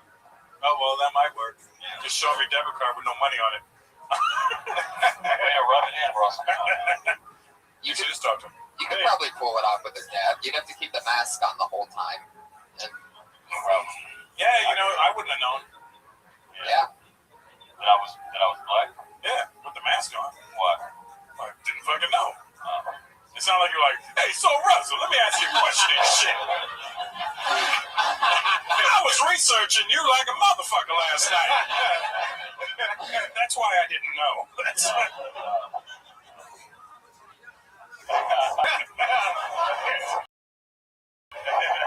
Have you been with a big... Almost. But when she took her thing off, I used to. What?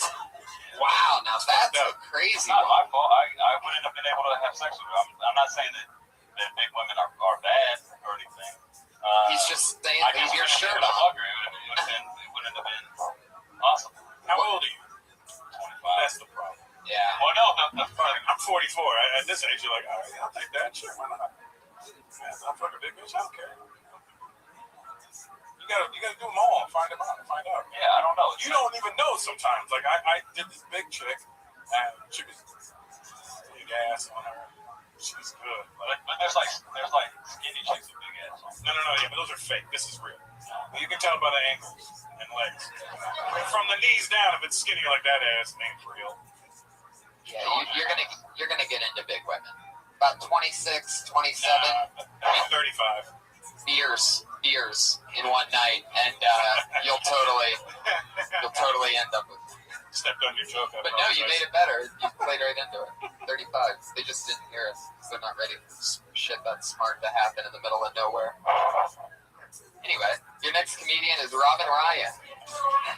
Oh snap! Sounds like a new name to me. Oh shit!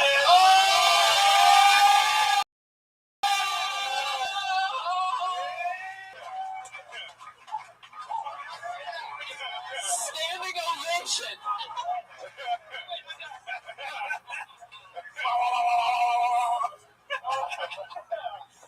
Hey, this is like your second coming. Guys, one more time. Give it up for Robin Ryan. See ya. Fuck yeah. I really wanted to be like my mom when I was a kid, and the problem with that is my mom is just a really butch lesbian. So she taught me to be like her. So I'm not very good at being a girl. Like I just know that bras had cup sizes. I was like in my 20s, and I just had like one boob down here for years. We'd go to Target, and she'd be like, "You can pick any of the sports bras you want." So I did.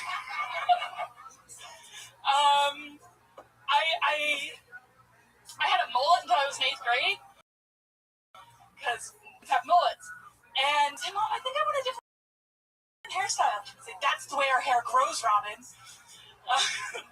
My mom still has a mullet. She lives in Palm Springs because that's where lesbians go to die. So yeah, no, I wanted to be just like her. I don't know how to put on makeup. Oh, that's it. We're done. Good. Okay. You can finish it. Finish that one. Finish it, Robin. Finish it. You don't know how to put on makeup? I don't know how to put on makeup, so I put it on like a sunscreen, just like this. Wow. And it was worth finishing. Hell yeah, totally. It's nice to meet you, Robin. Where are you from? I'm from Napa. Napa. Wow. How long have you been on stand-up? About a little bit more than a year. You do it up there, or you come down here? I live down here now. Oh, cool. So you've lived down here for the past year? No, I've lived down here for 4 months. Awesome. That's so much fun. How are you enjoying it? I love it. If you ever miss your mom, you can go to Santa Monica. No, like they live in Palm Springs. Yeah, it's awesome. Just like an hour and a half away from me. I liked your bra cup size, but I think you had it a little bit, like, you need to reword it because it's a little backwards. Like, I think the idea of where you could buy any size, just your whole bra, you know, I think that's what you're saying, right? Like if you put on it. Change it to tank top or like wife beater. Okay. That'd be funny too. Yeah. Wear those too. Is that what you were saying? Like you'd put on like a sports bra and it would just be one big boob down. One boob. Yeah, maybe. However you said it, I think maybe you should say like this, like I got the sports bra, and then it would make it one boob because you said the one boob first, and then you'd go. I had to go to the store to get a sports bra. It's like I think you should say that first. Yeah. You know what I mean? Okay. Yeah. Just because I was kind of confused what you were saying, and then once. Thanks, Red Band. Yeah, I have no idea what the hell. Now you gotta go wash it. That makes sense. You gotta go wash your bra because you shit all over it. What do you do for work? I'm an elementary school special ed teacher. Wow. Elementary school special ed. That's... So what are you teaching, like 35-year-olds? I teach 7, 8, 9-year-olds. Did Jeremy Lopez come with you, or did you? That's why he had his backpack on. He came from school today. Is this an outreach program? Right, and when does writing class start? What you know about special ed teachers? You know about one titty. How long you been teaching special ed? This is my 10th year. Wow. How old are you? Wow. You're young as shit. I'm 32. Oh, wow. know you were like 21 when you watched Yeah. it. Well, you don't have to wish you're looking, so it's good. Yeah, so youthful. Generally, white people age terribly. I know. So you're already beating the odds. What's some Black crazy? I love that joke. See? What's some crazy stuff that you've seen go on as a class? I had a parent one time who gave her kid a laxative, like the night before. To a special ed kid? To a Right. special ed kid. Who, Oh. he was in first Right. He was in first grade and been potty trained halfway through kindergarten. So he'd only been using like the toilet for about a year. And he came running out of the bathroom with just a t-shirt on, running out onto the playground during recess, sobbing. And I walked into the bathroom with him, and there was just shit spread all over one of the walls, and he couldn't figure out what to do.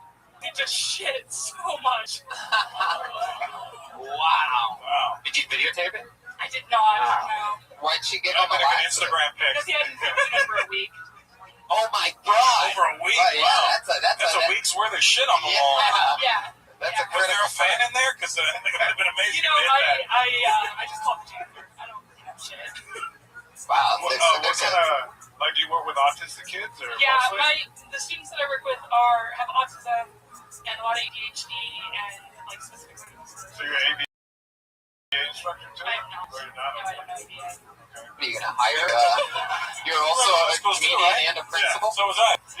Yeah, so was I. But back in the 80s, there was no diagnosis for ADHD or Right. ADHD. They just thought it was a special class for a long time. Oh, me too. Yeah, I'm with you, Toots. I had regular school, but they made me take Ritalin every day.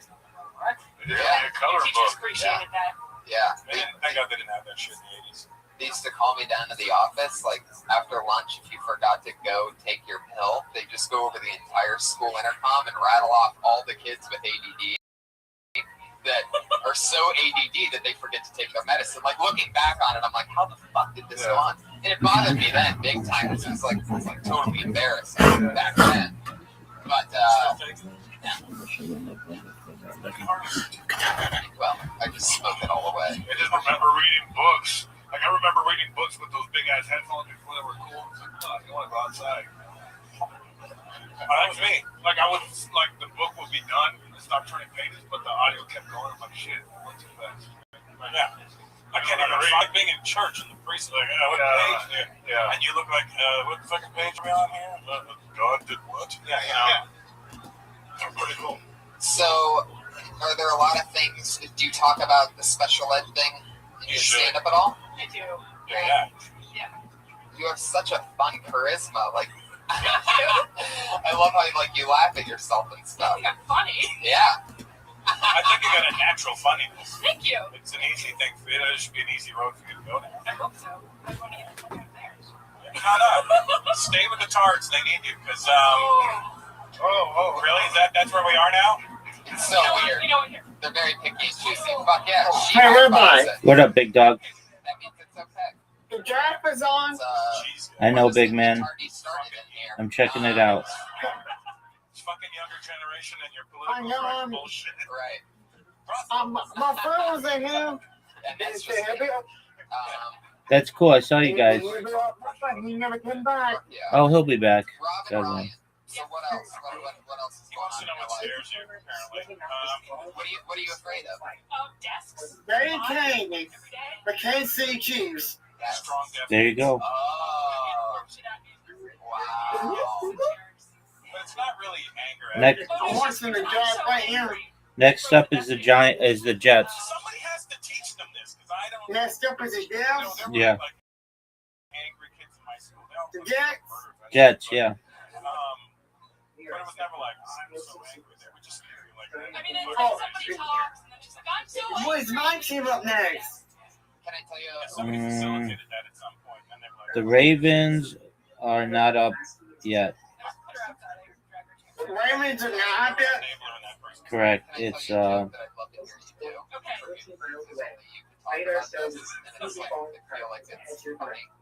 can really set it up just by being honest.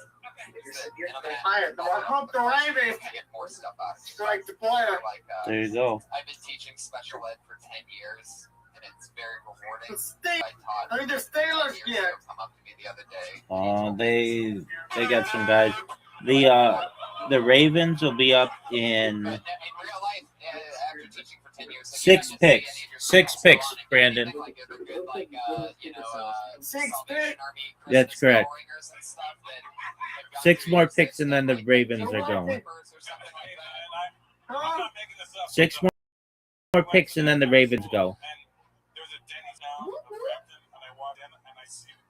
Six more picks and the Ravens go. Yes, sir. Oh shit! I go David. He goes. I can't wait. Yeah. All right, but you only get just 2 of the screen time. I'm good for right now, big man. I'm doing my thing, but I'll keep an eye on it. He can't even afford to buy the Forbes magazine that you're in for making money. He doesn't even know what I did. Like, he still doesn't, like, nothing registers. It's not like, oh, there's Russell. Wow, he did great. It's like, fuck you.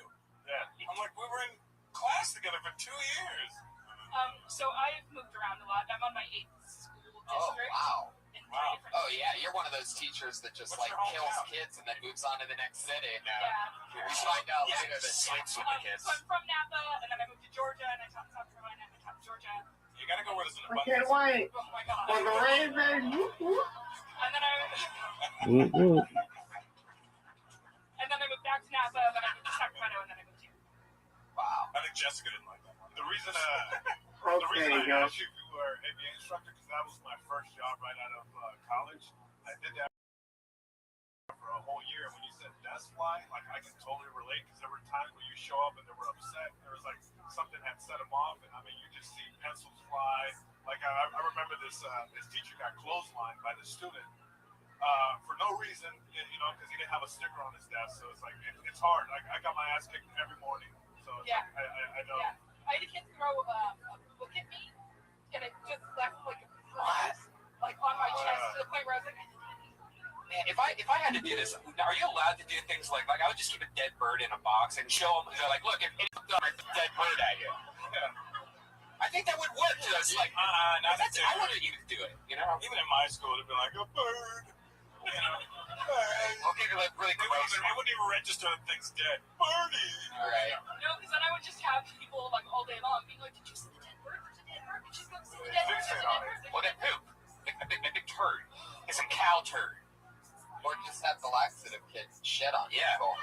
You should have taken the whole class and gone, see this? This is what you're gonna get. He's actually the favorite kid I've ever had. What's it? I guess Because he's the shit. Oh my God, where you go? Why do you like them Well, so much? it's the disco, You obviously Rabbi. have shit on the walls like that every day. What happened, big man?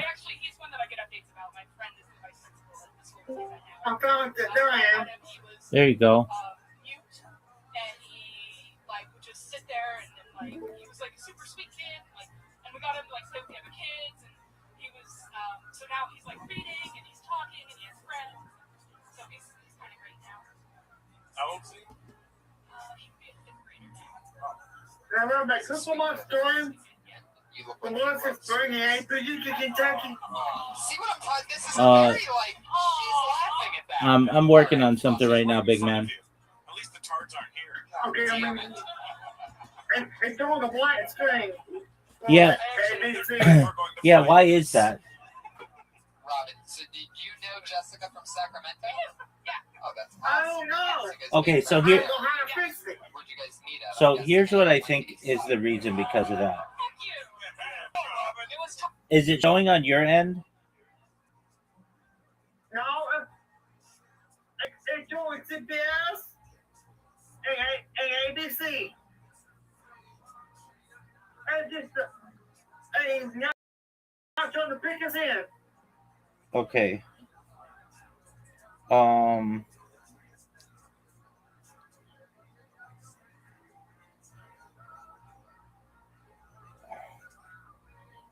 I'm not used to seeing this from Mikey.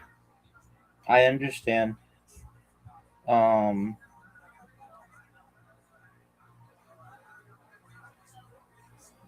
Okay, so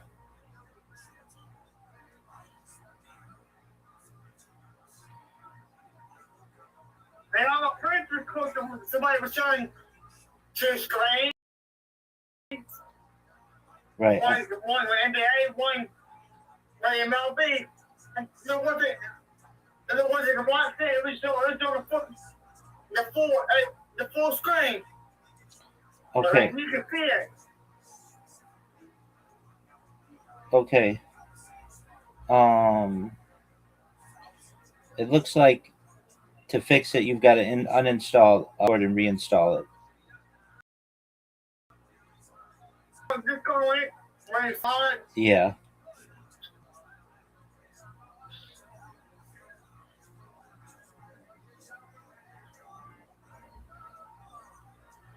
And so. Yeah, but first, okay, go to that device and press Control R. Control R. Control R, yeah. Control R. Yeah. Go back, device. Go once you see, press Control R. Yeah, Control R.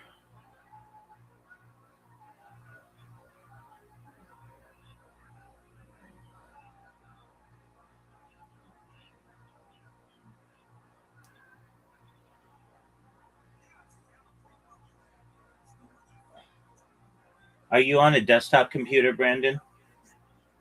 Yeah.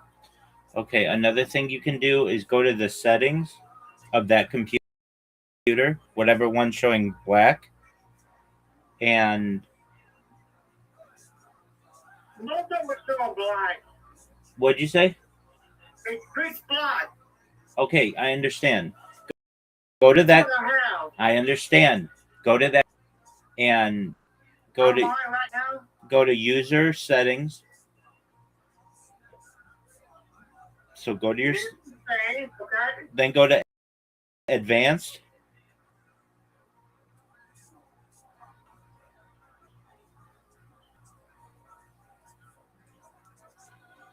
Do you see advanced?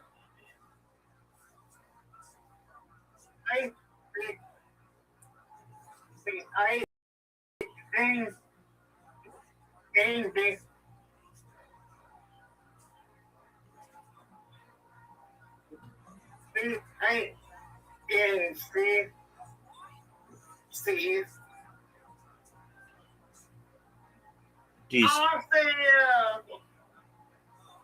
your phone make devices? Okay, do you see advanced? Subscriptions, account policy. Keep reading. Order history, payment. Lock seed rewards, subscriptions. That's kids. I just go to school other. You just when your stock up, family, your accounts, late devices, signing options, your info. You don't see advanced? No. Are you using the browser or using the app? I'm using the browser. Oh, that's why. Okay,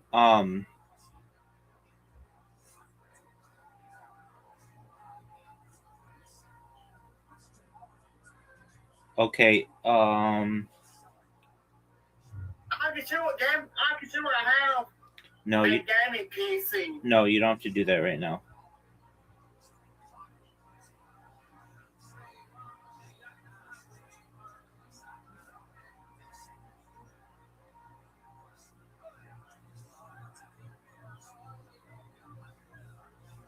Okay. Go to settings.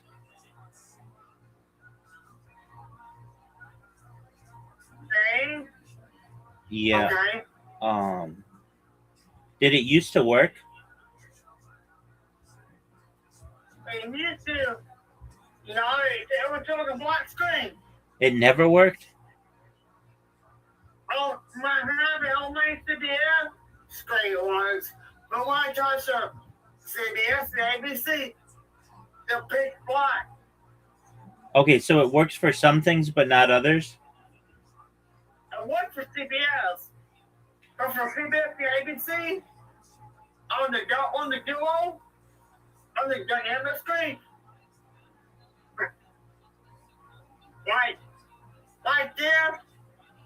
sister doesn't work.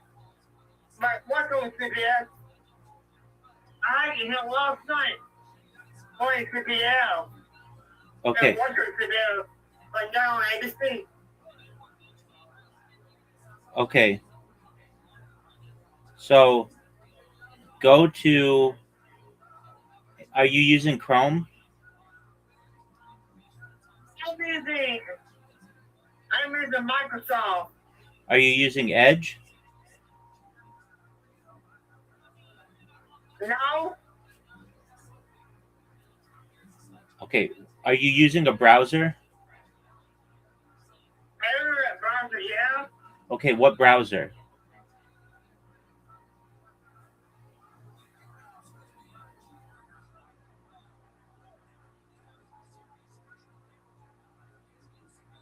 Now we turn. Yes. Okay. Just a moment. I'm looking.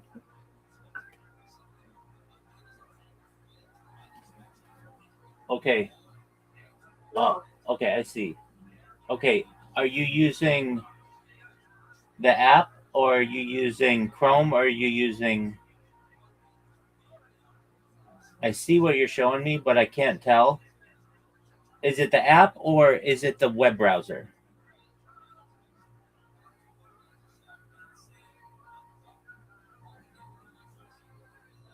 The web browser. Okay, which web browser are you using? Are you using Chrome?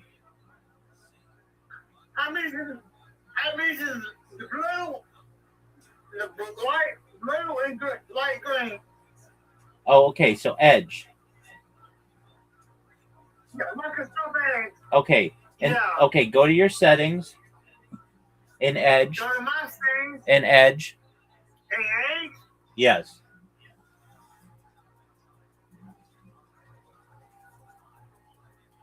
Are you there? Yeah. Okay, in the search, type in the word hardware. HARD. HARD.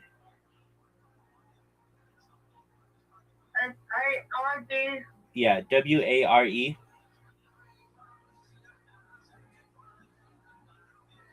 Okay. Does anything show up?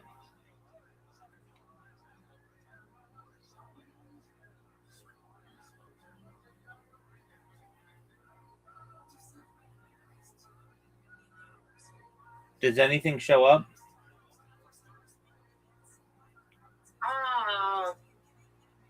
Share browsing data. Say. Hard. HARE. Yeah, I said Okay, you see hardware? system. Yeah, go to system. Go to system. Okay. Do you see something that says use graphics acceleration when available? Yeah. Shut that off. Okay. Now refresh.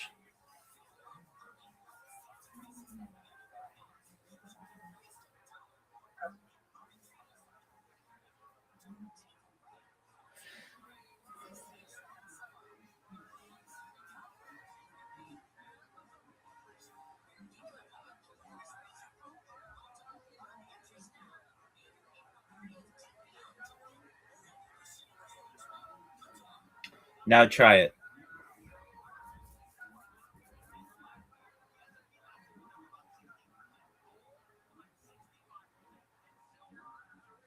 More. Now go to Discord and try to share it.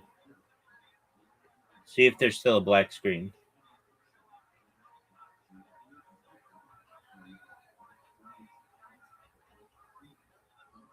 It's still a black screen. Okay, go back to your settings. Okay.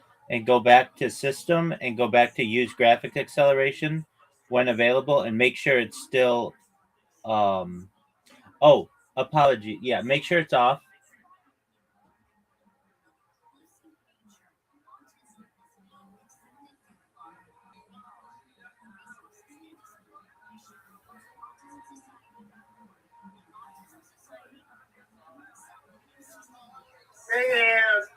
Is it off?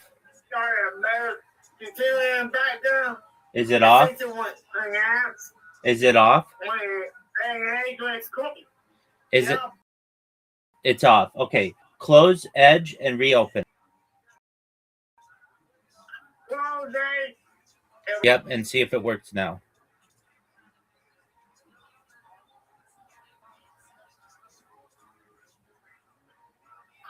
Close Edge.